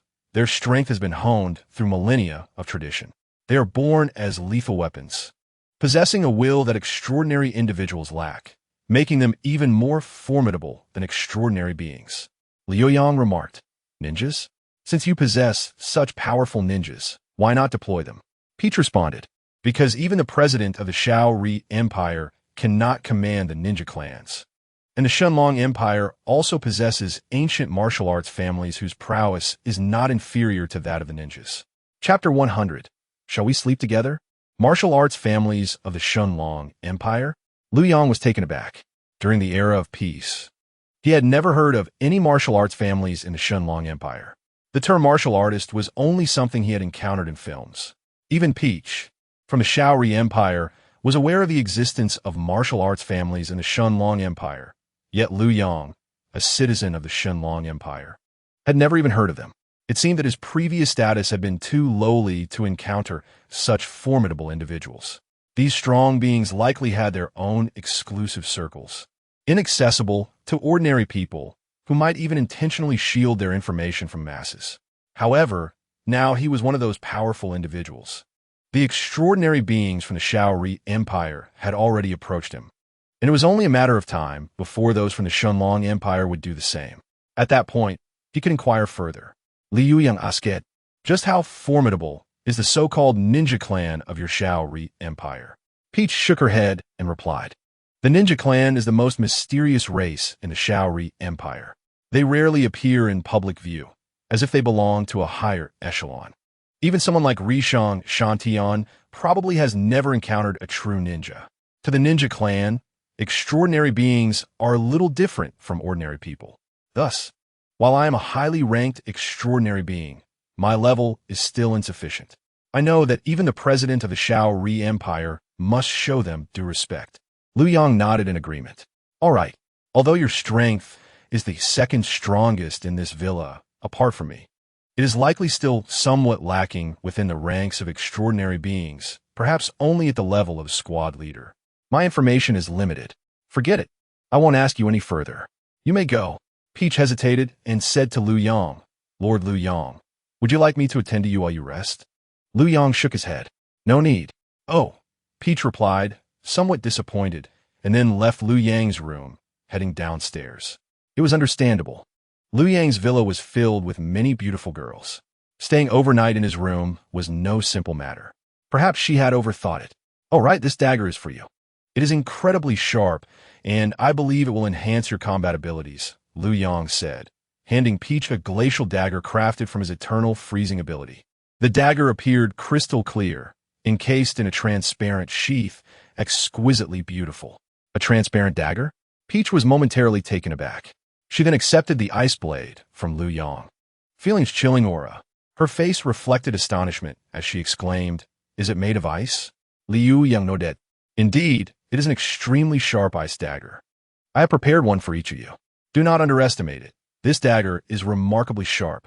Peach, somewhat skeptical, held the dagger and tested it against another weapon she possessed. Clang! The two weapons clashed, and the ice dagger effortlessly sliced her weapon in half. Astonished, Peach exclaimed, it truly is sharp. This weapon was crafted by a renowned master of the Shaori Empire for me. I never expected it to be severed so easily by the ice dagger. As a highly ranked, extraordinary being, Peach possessed formidable strength. It was merely her encounter with Liu Yang that had led to her defeat without any display of her true prowess. Against ordinary extraordinary beings like Ma Fiyun and Skardrat, Peach would be a veritable goddess of war, capable of dispatching foes without injury. Now, armed with this sharp ice dagger, her abilities would ascend to new heights. Moreover, women are naturally drawn to aesthetically pleasing items, and this ice dagger, with its crystalline beauty, perfectly aligned with feminine tastes. Yet Peach had one lingering question. She asked Liu Yang, Lord Liu Yang, this weapon won't melt on its own, will it? Do I need to store it in a refrigerator when not in use? Liu Yang burst into laughter. Rest assured, you can use it just like any ordinary weapon. All right, I understand now. Thank you, Lord Liu Yang, for this wonderful weapon, Peach said, her smile tinged with embarrassment. Think nothing of it. Liu Yang waved his hand dismissively. After Peach left the room, a contemplative expression crossed Liu Yang's face. It appeared that this world was far more complex than he had initially imagined. Extraordinary beings did not emerge solely after the outbreak of the apocalyptic war. Previously, Liu Yang had been an ordinary citizen, and thus his information was significantly outdated. Extraordinary beings were essentially a product of the Shao Empire's research into genetic viruses. Success led to becoming extraordinary beings, while failure resulted in becoming zombies. Some individuals were immune to airborne transmission, but no one was immune to bloodborne transmission. As zombies evolved, becoming increasingly intelligent and resembling humans, it was difficult to determine whether they were not a new form of humanity. Perhaps the differences between zombies and extraordinary beings were not as pronounced as one might think. It was merely a divergence in their mutation processes. In the end, could they converge on the same path? Zombies and extraordinary beings, were they both new breeds of humanity? Liu Yang shook his head, deciding to set aside those distant thoughts for now. His primary objective was to ascertain the true strength of the Shao Empire. There was no need to worry about extraordinary beings, as the former top-ranked individual, Rishang Shantian, had only cleared the 10th level of the stone tablet. His strength was thus predictable, merely a trivial matter. The only aspect that genuinely concerned Liu Yang was the ninja clan. He had initially thought the ninjas of the Shao Empire were mere legends, only to discover they were indeed real. Did this mean that the ninjas of the Shao Empire were truly as formidable as depicted in animations? In those animations, ninjas could summon meteors, pilot giant mechs, and even construct moons. If that were the case, confronting them head-on with his current strength would likely be insufficient, and he would need to continue developing cautiously. Moreover, the Shenlong Empire also had martial artists. He was uncertain how strong they truly were. However, with his future foresight ability, he could simulate encounters with formidable opponents. Even if the ninjas were as powerful as portrayed in the animations, Liu Yang felt no anxiety. As his strength grew, he had used the future foresight ability less frequently, initially considering it a trivial skill, but it now seemed he had underestimated its value. When faced with unknown powerful adversaries, future foresight would serve as his trump card. His life-saving ability. Chapter 101. Is Zhao Yuding here? Downstairs, the other women saw Peach descending from Liu Yang's room, their faces reflecting surprise. Was it truly that quick? It had yet to be half an hour. Moreover, there had been no sounds from upstairs during that time, leaving them all quite disappointed. Simultaneously, they were filled with curiosity. Was this newly arrived female extraordinary being truly that powerful, capable of perfectly withstanding Liu Yang's might? And how could she have concluded matters so swiftly? He directly inquired. Peach, how did you come down so quickly? What method did you employ to make Liu Yang finish so soon? Peach, upon hearing Yusher's question, was momentarily taken aback. Her expression one of utter confusion as she asked, "Is it really that quick?" She was genuinely puzzled, wondering why a simple conversation would require more time. Zhao, Lina remarked. That seems exceedingly fast. When we enter Liu Yang's room, we should at least take 1 or 2 hours to emerge, right? How could you be back in under half an hour? Su Xiao echoed. Indeed, how could you be so swift? Did you perhaps employ some special ability? Peach was once again stunned, exclaiming, no. What on earth? Is a casual chat something that requires special powers? The words of her companions left Peach utterly bewildered. Zhang Jingyu lamented, I wish I could become an ability user too. My brother has already awakened his powers, so why haven Ti? Woe is me. If I were an ability user, I wouldn't have to fear entering Liu Yang's room. I would visit him every day. Bai Hu interjected, not so fast. Ordinary ability users cannot simply visit Liu Yang daily. Only someone of Peach's caliber could manage that. Observing the lively discussion, Peach questioned, what is this about? I thought we were merely chatting in Liu Yang's room. Is it only ability users who can go in for a chat? Yusher was taken aback, replying, Huh? It's just a chat? We thought it was something more. Zhao Lina sighed in relief. You scared me. I thought something was amiss with Liu Yang. Transitioning from several hours of combat prowess to merely half an hour. Turns out it was just chatting. Wang Feifei added, so that is how it is. It seems ability users aren't significantly stronger in that regard. Shindan agreed, exactly. You frightened us. We thought the top-tier users were truly formidable. A sense of relief washed over the group, realizing that the gap between them and the top-tier user, Peach, wasn't insurmountable. Zhao Yuding's face brightened with excitement. Since Peach had only spent half an hour chatting with Liu Yang, did that not imply that she too had a chance tonight? It seemed imperative for her to seize this opportunity and swiftly enter Liu Yang's room. Who knew when another chance might arise? With such a perfect opportunity before her, she had to act or risk losing what could be a once-in-a-lifetime chance. After all, Liu Yang had a knack for attracting women, frequently bringing new ones back to the villa. This was a rare opening. The others soon returned to their activities, but Zhao Yuding, almost unconsciously, made her way up the stairs. Initially unnoticed, He Yusher caught sight of her and called out, "Hey, Yuding, where are you going?" Startled, Zhao Yuding halted, having intended to sneak upstairs unnoticed, only to be caught by the perceptive He Yusher. Her cheeks flushed red as she found herself in an awkward situation, stammering. "I was just thinking of going upstairs just to, take a look." He Yusher teased. "You're not trying to sneak into Liu Yang's room, are you?" At this, all eyes turned back to Zhao Yuding.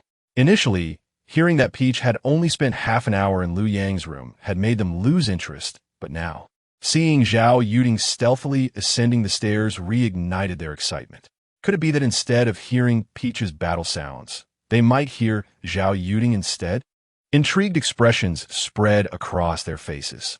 Zhao Yuding, now the center of attention, felt even more bashful, struggling to find her voice. Finally, with determination, she confessed, Yes. I intended to go to Liu Yang's room to chat with him." With that, she hurriedly ascended the stairs. Zhao Lina exclaimed, "Wow, I can't believe it took her so long." But Yuding finally mustered the courage. The starlet Su Xiao chimed in, "Indeed. I thought Liu Yang and Zhao Yuding only shared a platonic friendship. Who knew Yuding couldn't resist any longer?" Chindan added, "But it's understandable. Who wouldn't be attracted to an exceptional man like Liu Yang?" The others readily agreed, affirming her statement. Meanwhile, Liu Yang had been preparing to rest in his room when a sudden knock on his door interrupted him. Surprised, he wondered who it could be, as Peach had just left not long ago. Could it be that the women were drawn to the exquisite weapon Peach had wielded, seeking his assistance in crafting their own? That would not be a problem. Liu Yang had intended to create weapons for everyone. Though most women in the villa had yet to awaken their abilities, even an ordinary person wielding a sharp weapon could easily dispatch zombies, particularly the weaker ones. "Come in," Liu Yang called out. The door swung open, revealing an unexpected visitor rather than a horde of women clamoring for weapons. Seeing Zhao Yuding standing before him, Liu Yang's expression shifted to one of surprise as he inquired, "Yuding, what brings you here?" Zhao Yuding was among the first to enter the villa. Yet Liu Yang had not insisted she visit his room to receive anything. One reason for this was her protective stance during their encounters, and another was that Liu Yang had never lacked female company in the villa. Thus, he had not thought of Zhao Yuding until now, and her unannounced arrival caught him off guard. Chapter 102, a direct confession as Zhao Yuding stepped into Liu Yang's room. He Yusher and the others downstairs widened their eyes in shock. Chindan remarked, "Who knows? Perhaps she really just came to chat with Liu Yang." The others collectively scoffed, as if we believe that. Inside the room, Zhao Yuding's cheeks flushed as she stood before Liu Yang, feeling somewhat anxious and shy. Liu Yang noted her demeanor with curiosity, wondering why she had come to him, appearing so bashful as though he had coerced her. "Yuding, you don't need to feel pressure to come find me. I treat all of you equally, even if we don't share a close bond. I regard you just like He Yusher and Lina." Zhao Yuding bit her lip, her face aflame as she retorted, "That's not true. You don't treat me equally at all." Liu Yang was taken aback. Had he truly treated her differently? He pondered his interactions with Zhao Yuding, unable to pinpoint any perceived slight. "What have I done wrong?" he mused, tilting his head in thought. "I haven't targeted you, have I? My attitude towards you in the villa hasn't differed from that of the other girls, has it?" Zhao Yuding insisted. It has. Liu Yang, now thoroughly perplexed, directly asked, "Then tell me, where have I targeted you?" With a blush, Zhao Yuding replied, "You invite the other girls to be your partners, yet you've never asked me." This revelation left Liu Yang speechless. "Just because I never inquired about her, does that mean I have targeted her?" It was merely because Zhao Yuding had once assisted me during a critical moment that Liu Yang refrained from imposing upon her. Little did he realize that such kindness was perceived by her as a form of targeting. Liu Yang remarked, "Yuding, you possess exquisite beauty, and your figure is remarkable. Even your long legs are the most enchanting among all the girls. Thus, it is not due to your appearance that I hesitate. I simply do not wish to impose upon you. You are just like the other girls, and you need not feel pressured by their opinions." Upon hearing Liu Yang's words, Zhao Yuding wore an expression of frustration mixed with disbelief. How infuriating! How could he fail to understand? After all that was said, how could he still not grasp my meaning? Ultimately, Zhao Yuding could no longer contain herself and exclaimed, "What do you mean by imposing? Do you think you are punishing them by forcing them? In truth, you are rewarding them. But what about me? I am left with no conversation, no opportunity to engage. You have never even asked if I would be your woman." Hearing Zhao Yuding's impassioned outburst, Liu Yang was rendered speechless. He had never anticipated that these women viewed him in such a light. Initially, Liu Yang believed they were not there by choice, but rather compelled by the need for sustenance and the safety of the villa. Yet, could it be that their true feelings were so different? Not coercion, but reward? Zhao Yuding nodded emphatically. "Exactly. You are so handsome and strong. Which girl wouldn't be drawn to you? If that isn't a reward, then what is? I like you. I want to be your woman." Faced with Zhao Yuding's sudden confession, Liu Yang was even more bewildered. In his memory, Zhao Yuding was an introverted woman, perhaps even suffering from social anxiety. She had always been quiet in the villa, rarely interjecting. Now it appeared that she had been holding back for far too long. And for her to express such ardent feelings was indeed a rare occurrence. Moreover, her silence was merely due to a lack of common interest with the other girls. It seemed he had overlooked this aspect. The complexities of a woman's heart are truly enigmatic. Liu Yang had thought that refraining from hinting at his intentions was a sign of respect and consideration. Little did he know that his actions led her to feel isolated. It appeared that Yuding had been troubled for quite some time. Given this, now that Zhao Yuding had boldly professed her feelings, he could not decline any longer. Liu Yang stated, "Very well, from now on you shall be my woman." Chen Xiaojin and Huang Xiaoxiao exchanged glances, remaining silent. One was a doctor, the other a nurse. And due to their roles, they understood that Liu Yang would not pursue them at this time. Sometimes, they pondered how much better it would be if they were not bound by their professions. Alas, it remained uncertain how long they would have to wait. The next day, Liu Yang awoke failing in figuratet. After freshening up, he descended the stairs alongside Zhao Yuding. Chen Dan, Su Xiao, Tao Zi, and others were bustling in the kitchen, preparing breakfast. As Liu Yang took his seat at the dining table, breakfast was promptly served. While enjoying their meal, Liu Yang remarked, "Yesterday, I crafted an ice dagger for Tao Zi. It is exceptionally effective. If any of you desire a weapon, I can create one for you. Weapons forged from ice are remarkably sharp and durable, and they will never melt, making them ideal for self-defense." Upon hearing this, the women exhibited expressions of delight. He Yusher inquired, "A powerful weapon? How powerful is it?" Liu Yang responded, "More formidable than my previous black blade." "Really? That sounds incredible." Wang Siki exclaimed, her face lighting up with excitement. In the past, she had sheltered in a safe house constructed from thick steel, yet Liu Yang's black blade had effortlessly pierced through its defenses. This demonstrated the immense power of that weapon. Now, Liu Yang claimed he could forge an even stronger one, and each of them would receive one. This was astonishing. He Yusher, brimming with enthusiasm, exclaimed, "Is it truly that impressive? Hurry, give it to me. I can't wait. Can I have more than one?" Liu Yang chuckled. "Do you wish for multiple?" He Yusher blushed and mischievously replied, "How about a few? That wouldn't be too much, would it?" Zhao Lina burst into laughter, saying, "Ha, Yusher, you are quite the cheeky one. You're already with child. You shouldn't be so playful." Su Xiao chimed in, "Exactly. Everyone else is asking for one. And you want several? Can you even handle that many?" Zhou Kiki remarked, "Yusher is certainly the cheekiest among us." Observing the laughter of the women, Liu Yang found himself perplexed. What was so amusing about wanting a few weapons? After all, he could manufacture them indefinitely. Even if each woman requested 10, it would be inconsequential. However, ice weapons were remarkably sturdy and typically did not require multiple. One would suffice. Liu Yang turned to He Yusher and asked, "Do you truly want several? If you insist, I shall create them for you." He Yusher, blushing, replied, "Oh, I was just joking. One is enough, truly." Liu Yang nodded. "All right, what type do you desire?" A dagger, short sword, long sword, or great sword. The choice is yours. However, since you girls have yet to awaken your powers and may lack strength, I recommend a dagger or short sword. Be aware that these weapons are exceedingly sharp. Even a small dagger can cleave through a zombie's head. Liu Yang's ice weapons were remarkably sharp, capable of cutting through hair with ease. So he felt it necessary to warn the women. Otherwise, they might inadvertently harm themselves.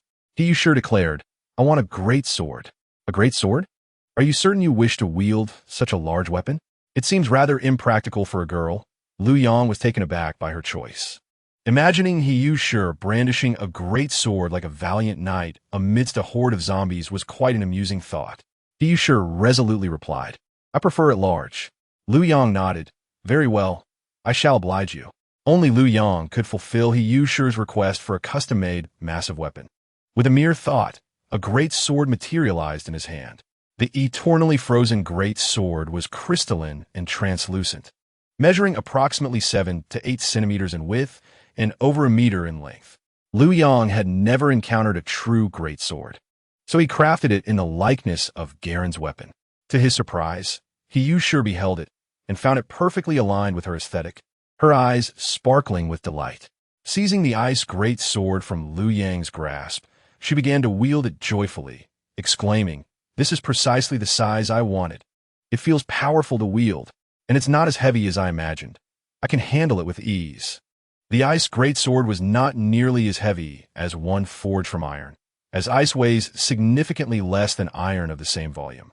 Observing He sure's elation, Liu Yang mused, "I never anticipated she would have such a preference for the grand. How fortunate I possess such extraordinary abilities. I might have struggled to meet her desires." Even Zhao Lina remarked, "You have a penchant for the grandiose. Do you not realize that not everything is better when it is larger? I do not desire a great sword. A short blade would suffice." After all, the opportunities to fight alongside Liu Yang are likely scarce. This weapon will merely serve as a means of defense, and more often than not, as an ornament. Just make it exquisite and beautiful. Absolutely. Liu Yang nodded, and with a mere thought, a short sword materialized in his hand. Upon seeing the weapon Liu Yang held, Zhao Lina beamed with delight and added, "It is truly beautiful. Could you fashion the pommel into the shape of a little bear? I adore bears." "Certainly." Liu Yang focused his mind again, and the pommel transformed into an adorable little bear. "Wow, it is too cute. I adore you, Liu Yang." Zhao Lina joyfully planted a kiss on Liu Yang's cheek, then cradled the short sword in her hands, examining it with an expression of sheer affection. "Is it possible to have such customizations?" He sure exclaimed, astonished at the sight. In stark contrast, her great sword appeared quite unrefined next to Zhao Lina's delicately crafted short blade. "Had I known, I would not have chosen the great sword." Su Xiao chimed in. "I too desire a short sword." Chindan added, "I want a dagger." Wang Siki echoed, "I too want a dagger." Soon, every woman possessed her own personalized, exquisite weapon. Among a dozen individuals, only He sure opted for the great sword, while the others wielded elegant daggers or short swords. Zhao Lina teased He sure, "You sure. Your great sword is rather outdated and unsightly." He sure scoffed, "You know nothing. The combined size of all your weapons pales in comparison to mine. So you all prefer the petite, do you? Small can be quite charming as well. However, in terms of practicality, my large and lengthy sword is undoubtedly superior." Chapter 104. Encountering female abilities users after distributing weapons to the women and finishing breakfast, Liu Yang resolved to continue his search for supplies. Although the emergence of the Xiangyang Kingdom's abilities users had introduced minor interruptions to his life, Liu Yang's plans remained steadfast. His objective was to persistently scavenge for resources while developing the survivor base, enabling its inhabitants to cultivate crops for sustainable growth. Moreover, the perimeter walls of the villa area had been elevated to a formidable 50 meters of icy barriers, rendering even third-tier zombies incapable of scaling them. Furthermore, the guards included a third-tier zombie, allowing Liu Yang to monitor the situation from miles away. With the powerful abilities user, Taozi, stationed there, alongside by Hu and Chun Dan, the villa area had surpassed many survivor bases in strength. After all, Taozi alone possessed the capability to obliterate several small bases. Thus, with Taozi safeguarding the premises, Liu Yang could venture out to seek resources with peace of mind. Now endowed with the capability to fly at 4 times the speed of sound, Liu Yang could scour for food and return in mere minutes. He believed that even if there were challenges that Taozi could not address, a powerful individual could buy a few minutes of time. Nonetheless, within a 50-kilometer radius, supermarkets, convenience stores, and large shopping malls had been completely exhausted. To continue his search, he would need to expand his range to 100 kilometers. For ordinary survivors, 100 kilometers might take several days to traverse, as they would have to be wary of zombies along the way. However, Liu Yang could traverse this distance in under a minute. Unfortunately, Liu Yang had never ventured to such distant locales before, and thus he was unaware of where to find shopping centers or supermarkets. He could only conduct an aerial reconnaissance. After several minutes of searching, Liu Yang finally located a supermarket over 60 kilometers from the villa area. Without hesitation, he descended and entered the establishment. In the past, he might have deliberated extensively, but at this moment, his power was incomparable. Even a level 10 zombie posed little threat to him, so he walked right in. Inside the supermarket, numerous zombies had transformed into shed-skin creatures, led by a third-tier zombie, lying in wait for survivors to seek nourishment, ready to turn them into food. However, this time, they were not faced with ordinary survivors, but with Liu Yang, the harbinger of death. As several shed-skin zombies charged at Liu Yang, leaping towards him like cannonballs from a distance, he merely cast a glance, and an ice needle shot forth at lightning speed, piercing through the heads of one shed-skin zombie after another, causing them to plummet from the air before redirecting towards the distant zombies. Moments later, every shed-skin zombie within his sight had been eliminated, while the third-tier zombie, along with several second-tier zombies, turned to flee. Liu Yang set his gaze upon them, and ice needles pursued. Bang, bang, bang. Several second-tier zombies collapsed instantly. The third-tier zombie, faster, managed to cover more ground. But how could it outrun the 4-fold speed of sound of the ice needles? Bang! With a muffled thud, the third-tier zombie also met its demise. The configuration of these zombies would have spelled disaster for an ordinary county base. Yet, Liu Yang dispatched them in less than a minute. Such was the chasm between Liu Yang and regular survivors. Now, his freezing abilities had evolved into eternal freeze, with a mere thought or a single ice needle. He could eliminate all foes within his line of sight in an instant. As he walked through the desolate, empty supermarket, Liu Yang entered his favorite phase of rummaging. Unfortunately, nearly a month had passed since the disaster erupted, and most fresh vegetables and fruits had completely rotted. Even easily preserved items like potatoes and sweet potatoes had gone bad. The rice displayed had begun to gather dust. With the increasing intelligence of zombies, they had even begun to forage in the supermarket's freezer, where frozen meats had long since been consumed. Even vacuum-sealed chicken legs had been extracted by these zombies. Liu Yang shook his head, realizing that any meat was now fair game for the zombies. They no longer acted solely on primal instincts of slaughter. Now zombies actively sought food, competing with survivors for resources. The supermarket was left with only rice, soybeans, flour, and canned goods. Nevertheless, Liu Yang did not waste any of these items, collecting everything into his dark space.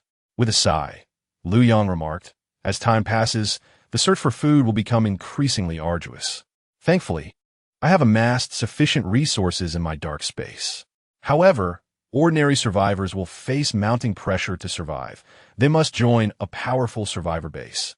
Otherwise, as time goes on, those small clusters of survivors will be devoured by hunger and the evolved zombies."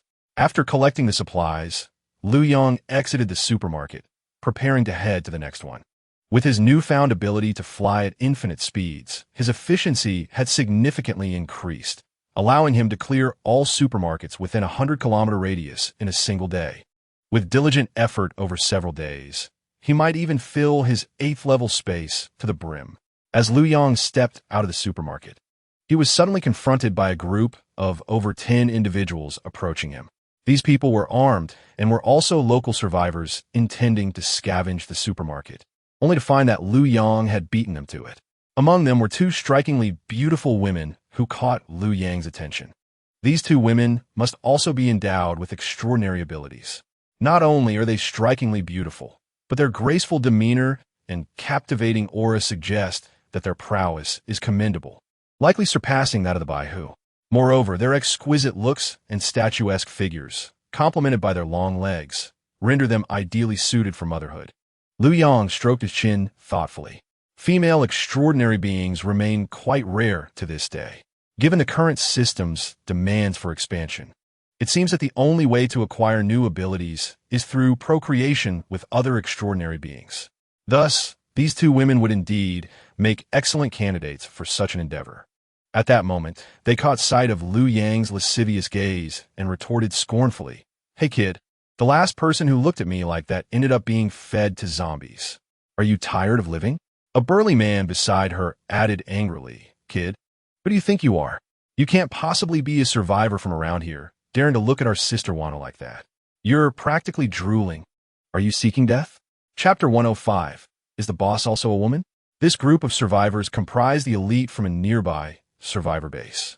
They had long set their sights on the supermarket, yet due to its occupation by zombies, including third-tier ones, they had refrained from venturing inside to search for supplies. However, as time passed, resources in the vicinity dwindled, forcing them to consider this supermarket as a potential risk worth taking. Third-tier zombies are not insurmountable foes. This time, they had dispatched a full complement of 6 extraordinary beings, led by the formidable Lin Wanner, the second in command of their base. They planned a decisive assault to clear out the zombies and seize the entire supermarket. Securing the supermarket would provide them with ample food to sustain them for an extended period. However, upon reaching the entrance, they were taken aback to see someone emerging from within, leading to the earlier confrontation. Naturally, they were incensed by Liu Yang's sudden appearance. Yet, as fellow extraordinary beings, they could discern a unique aura of strength emanating from Liu Yang. Thus, he must also be an extraordinary being. Otherwise, he would never dare to enter the supermarket alone. But even if he were an extraordinary being, what of it? They had 6 extraordinary beings and around 10 elite survivors, comprising nearly half the strength of their base. They were unconvinced that Liu Yang could possibly contend with their numbers. Moreover, how could they tolerate someone so brazenly ogling their goddess, Sister Wanner? She was not only stunningly beautiful, but also immensely powerful, inspiring admiration from all. Now, this unknown interloper had the audacity to leer at her. They felt compelled to teach him a lesson. Surprisingly, upon hearing their threats, Liu Yang displayed no signs of fear. Instead, he merely smirked. Subsequently, his cold gaze swept over the group, causing those battle-hardened extraordinary beings to involuntarily shudder, as if the very air around them had dropped several degrees. The previously brash, burly man fell silent, instinctively retreating a step. Terrifying, that glance felt like the Grim Reaper's scrutiny, in comparison to Liu Yang's current frigid demeanor. They found themselves yearning for his earlier lascivious gaze. "Brother, why not continue admiring the beauty? We have no objections." Seeing the fear etched on their faces, Liu Yang felt a wave of satisfaction and casually remarked, "I'll be keeping those 2 extraordinary women. The rest of you can leave." Upon hearing this, the group's expressions shifted dramatically. Was he really attempting to abduct women outright? This audacious fellow clearly held himself in high regard, no matter how formidable he was. Such arrogance was unwarranted. Moreover, Sister Wanner was the object of secret affection for all of them. The burly man mustered his courage and retorted, "Kid, we are survivors from the Xiantai base, and Sister Wanner is the second in command there. Which base do you hail from to speak to her in such a manner?"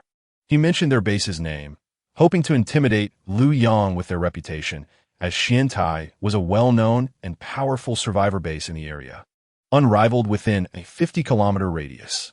Upon hearing their affiliation with Xiantai, Liu Yang's interest was piqued, and he inquired, "Does your base have many beautiful women?"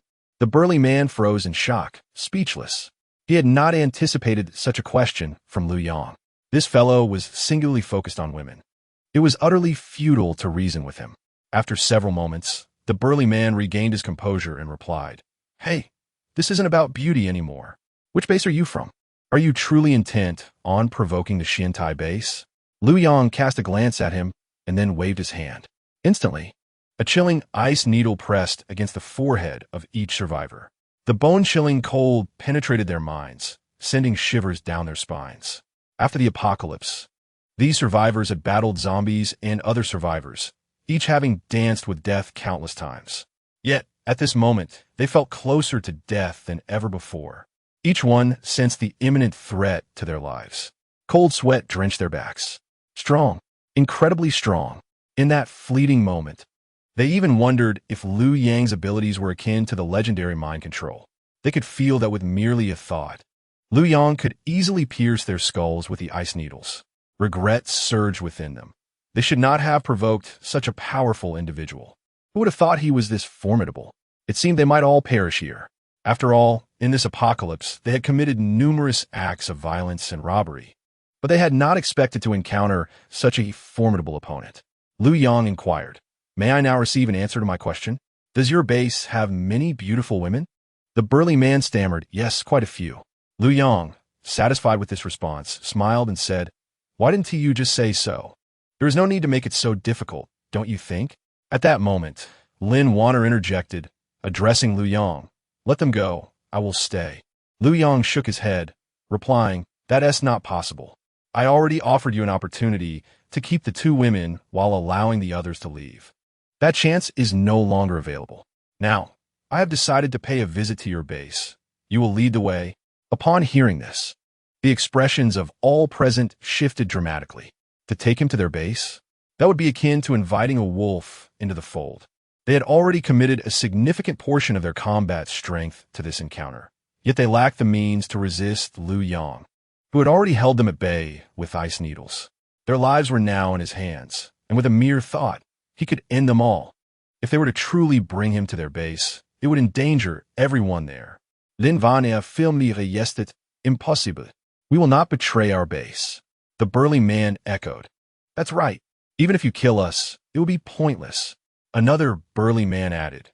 And do you really believe you could defeat all the extraordinary beings in our base? Our leader is incredibly strong.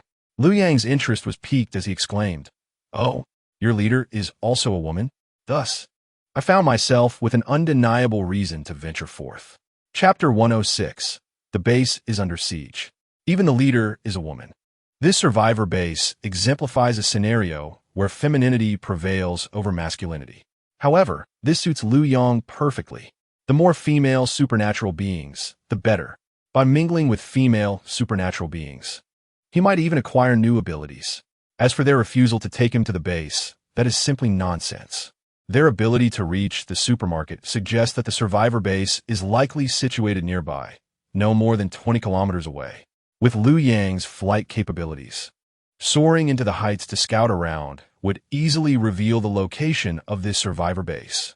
Moreover, should intimidation prove ineffective, Liu Yang would not hesitate to utilize the soul chain to transform them into his subordinates in a mere 5 minutes, compelling them to willingly divulge the base's coordinates. Liu Yang indeed possesses an abundance of trump cards. When it comes to dealing with these ordinary supernatural beings, he has a myriad of methods to ensure their submission. Furthermore, Liu Yang detected a peculiar glint in the eyes of the burly man directed towards Lin Wanner. Consequently, he addressed the man, "Quickly reveal the location of your base, or I assure you, I will execute your goddess before your very eyes." Upon uttering these words, Liu Yang approached Lin Wanner, extending his hand to caress her delicate face. The burly man's eyes widened in fury as he shouted, "What are you doing? Stop! Don't touch Sister Wanner." Liu Yang smiled, placing his hand on the slender waist of the female supernatural being, gently gripping her waist and stating, "Do you think I will cease just because you asked me to? If you do not reveal the location of your base soon, my hand will venture beneath her clothing." Witnessing this scene, the burly man nearly burst into tears. "No, let Sister Wanner go. Direct your attention to me. I will tell you everything you wish to know." Hearing this, Liu Yang reluctantly withdrew his hand from Wanner's waist. Indeed, love-struck individuals are the easiest to manipulate.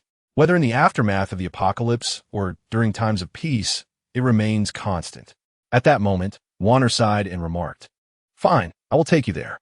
Just spare us your antics. With your abilities, locating a survivor base in this vicinity should be a simple task for you.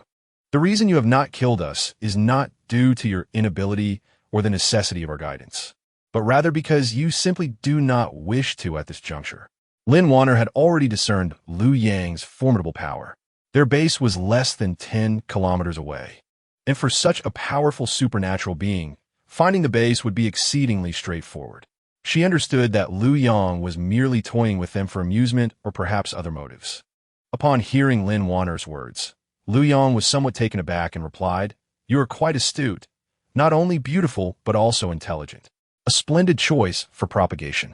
Liu Yang recognized that the woman referred to as Sister Wanner was deliberately saying this to alleviate the burly man's feelings of guilt. She understood that the burly man had already capitulated, even if she did not agree to lead Liu Yang. The burly man would choose to betray the base for her sake. This woman simply wished to spare him from disgrace. Truly, she was the second in command of the base. Such responsibility and consideration for her subordinates earned her their respect. At this juncture, Lin Wanner smiled and said, "You are rather handsome, and your strength is considerable. Were you not an enemy, I would not mind engaging in something with you." Liu Yang replied, "Whether I am your enemy depends on your actions. Enough of this chatter. I am now quite curious about what your leader looks like. Take me to your base. Let us proceed." Lin Wanner nodded in agreement, taking the lead. Soon, they arrived outside the Xiantai base. However, from afar, they noticed something amiss. At that moment, Xiantai base was besieged by thousands of zombies. The undead were relentlessly assaulting the base. Liu Yang watched in astonishment. He had not anticipated that the Xiantai base would surpass his base 1 and base 2 in fortification. Their walls had been raised and constructed with concrete, towering over 10 meters high and over a meter thick. Merely erecting such walls must have demanded tremendous effort. It appeared that this survivor base was indeed larger and more developed than his own. Inside, the survivors were engaged in a fierce defense atop the walls, wielding weapons against the onslaught of zombies.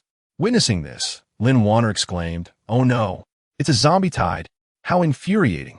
While we were out searching for resources, they dared to invade our home? This is due to the escape of those 2 level 3 zombies last time. It seems they have returned to exact revenge while we are away, intent on annihilating our base in one fell swoop. Damn it, where did those 2 level 3 zombies find so many shed skin zombies? There must be over 100, and dozens of level 2 zombies, with thousands of level 1 zombies. The base cannot withstand this for long. We must assist." Lin Wanner turned to Liu Yang and implored, "Our base is surrounded by zombies. Now is not the time for internal strife. If the base falls, everyone inside will perish. I cannot demand your assistance, but please, let us go and eliminate the zombies first. What do you say?" As they approached the vicinity of the base, the ice needles hovering above them followed closely. Everyone understood that with a mere thought from Liu Yang, their heads would burst. Therefore, even in the face of danger, they could only act with Liu Yang's consent. "No problem." Liu Yang nodded, then waved his hand, causing the ice needles on their foreheads to vanish.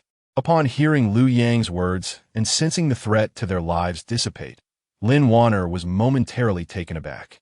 She had not anticipated Liu Yang's swift acquiescence. She asked, "Aren't you afraid we will flee?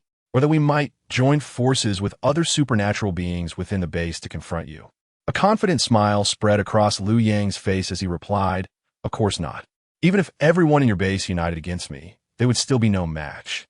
Lin Wanner remarked, "You are quite self-assured." Yet his confidence was undeniably charming. Lin Wanner had never encountered such a powerful and handsome man. Liu Yang Chuklet, what can I say? Strength dictates confidence. It would be unreasonable to feel otherwise. "Thank you." Lin Wanner sincerely expressed her gratitude to Liu Yang, then turned to the others. "Brothers, let us go. Follow me and eliminate those zombies to defend our base." Inspired by their goddess Lin Wanner, the survivors rallied with fervor, shouting, "Let us follow Sister Wanner and eradicate the zombies. Show them the might of Xiantai base. Those 2 level 3 zombies must perish. They cannot escape this time. Charge! Brothers, let us kill." Chapter 107, Return to Assist. At this moment, several survivors charged fearlessly towards the distant zombies, their eyes ablaze with battle intent. It was evident that they had harbored a long-standing grudge against those two level 3 zombies. At this moment, it was a case of enemies meeting and glaring fiercely at one another. The two level 3 zombies, demonstrating their cunning intelligence, had seized the opportunity to attack the base while the primary combatants were away, seeking to launch a surprise assault on their stronghold and steal their home. Unexpectedly, the supermarket has been thoroughly emptied by Liu Yang, who returned with these survivors ahead of time. This serendipitous occurrence has alleviated the immediate crisis of the base. However, even with their return, the combat capability of the base is unlikely to contend with the hordes of zombies. The third-tier zombies can already engage in battle with ordinary third-tier ability users, while second-tier ability users may not stand a chance against third-tier zombies, unless they are exceptionally powerful. Moreover, there are over 100 metamorphs, each possessing the combat prowess of a typical second-tier ability user. For instance, even those who have ascended to the second tier, such as Scarred Rat and Old Wong, might not be able to overpower a metamorph. Even if one were fortunate enough to slay a metamorph, there is no guarantee of remaining unscathed. Any injury could lead to viral infection, culminating in a mutually destructive outcome. While ability users are immensely valuable to humanity, metamorphs are as ubiquitous as weeds among zombies. In the event of mutual destruction, it is the ability users who suffer the greater loss. Therefore, Liu Yang harbors little hope that Xiantai base can triumph over this wave of zombies. This is Liu Yang's first encounter with a zombie tide, and he is curious about how such a tide assaults an ability user base, especially one that is significantly stronger than his own base number 1 and base number 2. Originally, base number 1 had a considerable number of ability users, but after Liu Yang eliminated a black tiger and by who took out the remaining users, the base's vitality was severely diminished, leaving only Scarred Rat to fend for himself. With the addition of Old Wong, Ma Feiyun, and others, the situation has improved slightly. As for base number 2, it fared even worse. The small Japanese Empire ability users led by Taozi decimated their main fighting force, leaving only Lin Dong. Not only could Lin Dong not handle a zombie tide, but he would likely struggle against a single metamorph. Both bases have been weakened for various reasons, rendering them incomparable to the normally developing survivor bases. Xiantai base is the first genuinely thriving base Liu Yang has encountered. Thus, he is eager to witness the ultimate outcome. Can a properly developed survivor base indeed overcome the zombie horde? Liu Yang leaped onto the rooftop of a tall building, surveying the battlefield from above and observing every detail. The two third-tier zombies are remarkably intelligent, keeping their distance and refraining from entering the fray thus far. The metamorphs, on the other hand, are the least intelligent yet the most ferocious, charging headlong towards the base's walls. The walls, towering at over 10 meters, can be scaled by a metamorph with just 3 or 4 leaps. The survivors atop the walls begin to utilize weapons to thwart the metamorph's ascent, attempting to push them down as they climb. Simultaneously, many survivors arm themselves with weapons and even throw stones down, reminiscent of ancient sieges and defenses. Below, countless ordinary zombies relentlessly assault the base's gates, striving to breach the steel doors, while the survivors on the other side continuously retaliate against the zombies. Observing this battleground, Liu Yang concludes that within the safety of the survivor base's walls, even ordinary survivors possess the capability to combat regular zombies, and with a stroke of luck, might even eliminate second-tier zombies. However, when faced with metamorphs, they wield no combat effectiveness, for the metamorph's muscular physique grants them far superior strength, speed, and defense compared to second-tier zombies. Ordinary individuals armed with standard weapons cannot breach their defenses. Liu Yang witnessed a common person shoot an arrow at a metamorph's head, yet the arrow merely lodged itself in the skull without penetrating the brain, resulting in the metamorph easily dispatching the shooter with a single punch. Subsequently, the metamorph rampaged through the ordinary survivors, slaughtering a dozen before being subdued with great effort by 2 second-tier ability users. Liu Yang shook his head, remarking that once a metamorph breaches the walls, it is akin to a wolf among sheep. The only recourse for the base is to rely on the towering walls to contain the metamorphs. Should the walls be breached, all within the base would perish. Given that the base has only about 10 ability users, they are utterly incapable of withstanding such a multitude of metamorphs. And it is merely a matter of time before they are invaded. Upon reaching this conclusion, Liu Yang shook his head. Is it true that in the evolutionary struggle between humanity and zombies, the latter consistently holds the upper hand? A mere pair of third-tier zombies leading a horde can already breach a survivor base. If this continues, humanity's future appears bleak. On the other side of the battlefield, the survivors atop the walls, witnessing the onslaught of countless zombies against the base, are struggling to maintain their resolve, their faces etched with despair. Yet soon, they spot Lin Wanner leading a contingent of survivors into the fray. Hope ignites in their expressions. Is that Sister Wanna? It is indeed Sister Wanner and the others. They have returned. The supermarket is 10 kilometers distant, teeming with zombies, including third-tier ones. It should not have been possible to gather resources so swiftly. Could it be that Sister Wanner received news and summoned reinforcements? Regardless, Sister Wanner is back, and our chances have increased significantly. The zombies launched their attack while Sister Wanner and her team were away, attempting to raid the base, but they never anticipated her early return. They must be flabbergasted. Thanks to Sister Wanner, her foresight is remarkable. Indeed, there's hope now.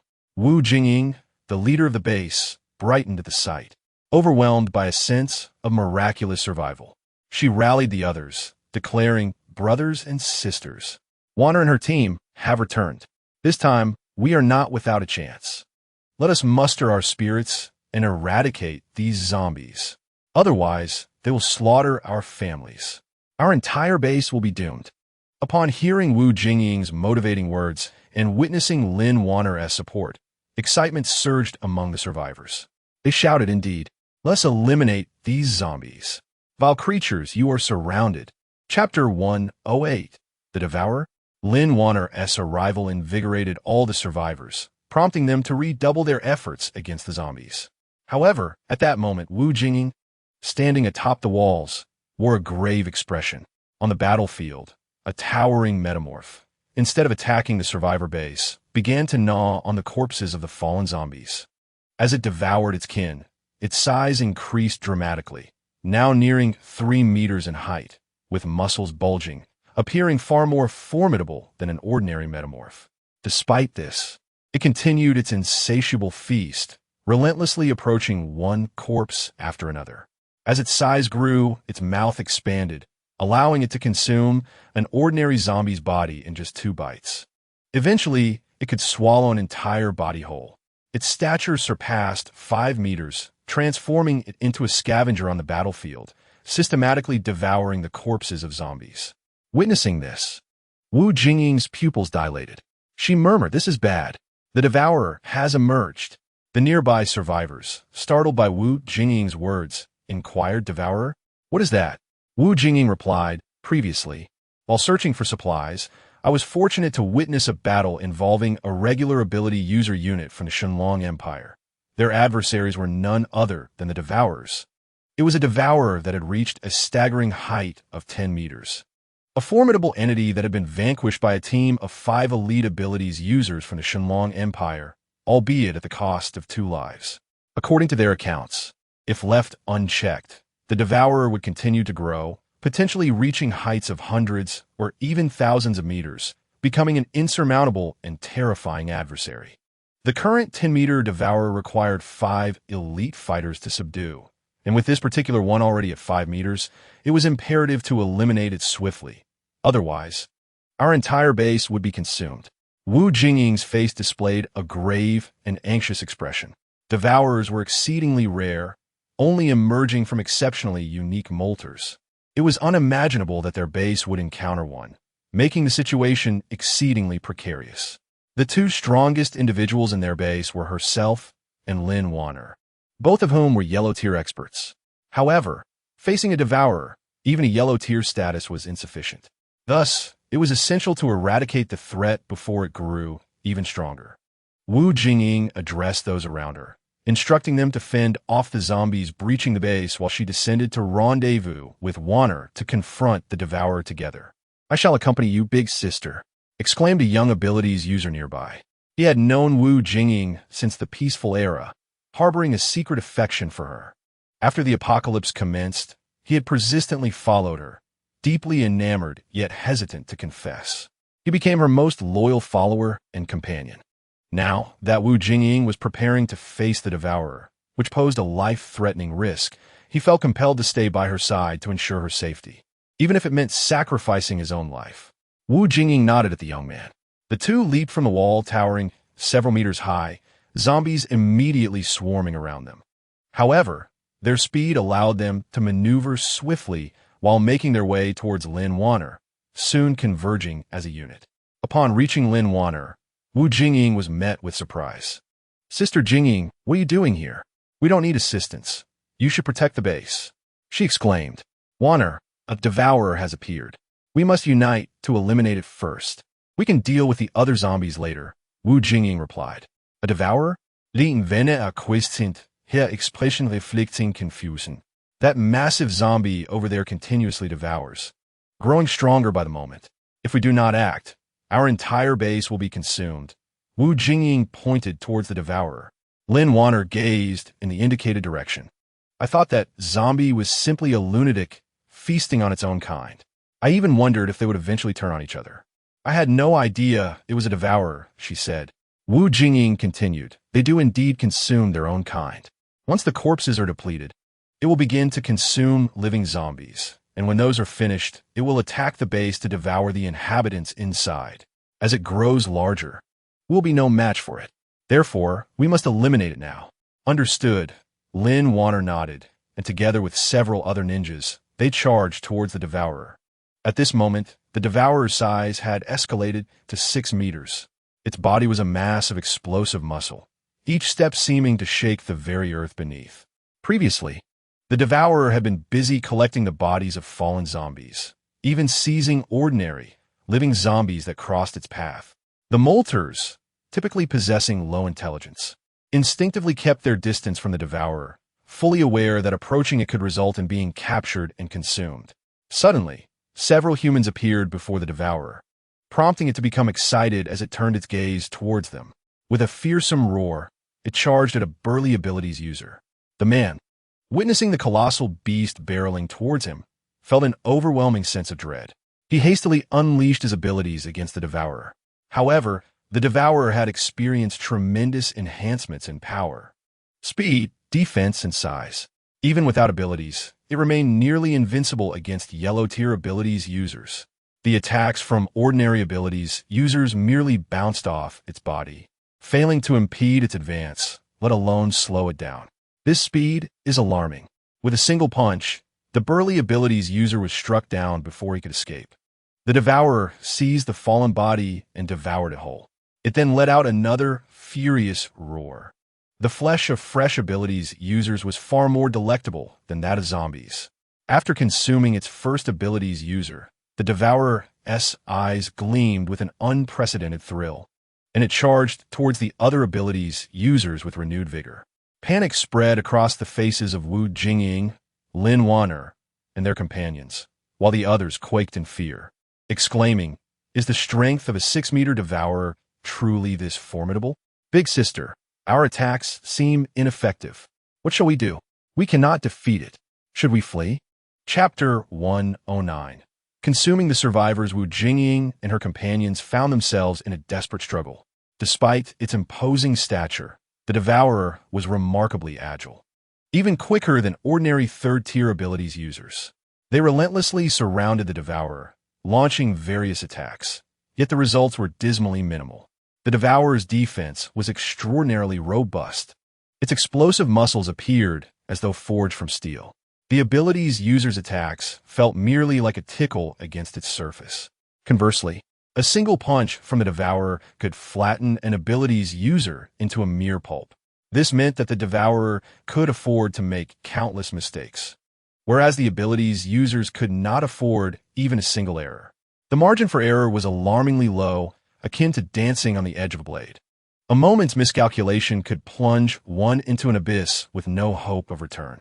Even attempting to employ a strategy of sheer numbers to wear down the opponent might prove futile, as their own ranks could be decimated before the devourer was even weakened.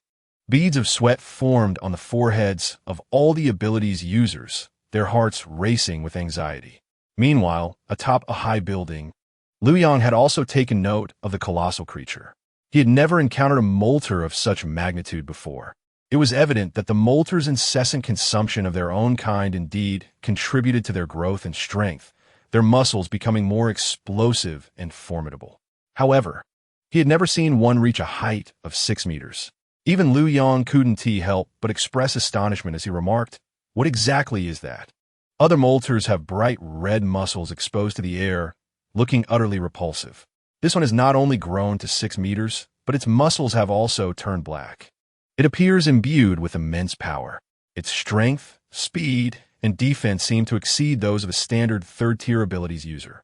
With its size, its defense must have multiplied several times. I even suspect that bullets could not penetrate its skin. Ultimately, Liu Yang shook his head and stated, "These abilities users cannot contend with it." Sure enough, no sooner had Liu Yang spoken than a figure was sent flying by a single punch from the devourer. Lin Wanner cried out, "Lao San." The one hurled through the air was indeed Lin Wanner's loyal follower, Lao San, the very individual previously threatened by Liu Yang. The devourer's speed and strength overshadowed theirs by a significant margin, even if they could momentarily evade its grasp using their abilities. It was only a matter of time before they were caught. The elder brother succumbed to exhaustion, his spirit depleted and body weakened, ultimately being overtaken and struck by the devourer.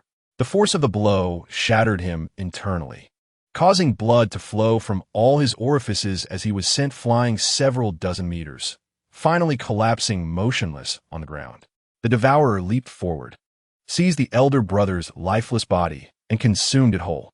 With the ingestion of yet another ability user, the devourer's strength seemed replenished, exuding an air of heightened exhilaration. Witnessing the elder brother not only perish but also be devoured, Wanner was filled with unrestrained fury, repeatedly shouting, "Elder brother, cursed zombies! I shall slay you all, every last one." Although she bore no profound emotional attachment to the elder brother, they were comrades forged in the fires of battle. The sight of a companion being consumed in such a manner was unbearable for anyone. Upon hearing Wanner's cries, the devourer diverted its attention toward her, swiftly propelling its massive form in her direction. In response to this alarming turn of events, Wu Jingying shouted, "Wanner, be careful.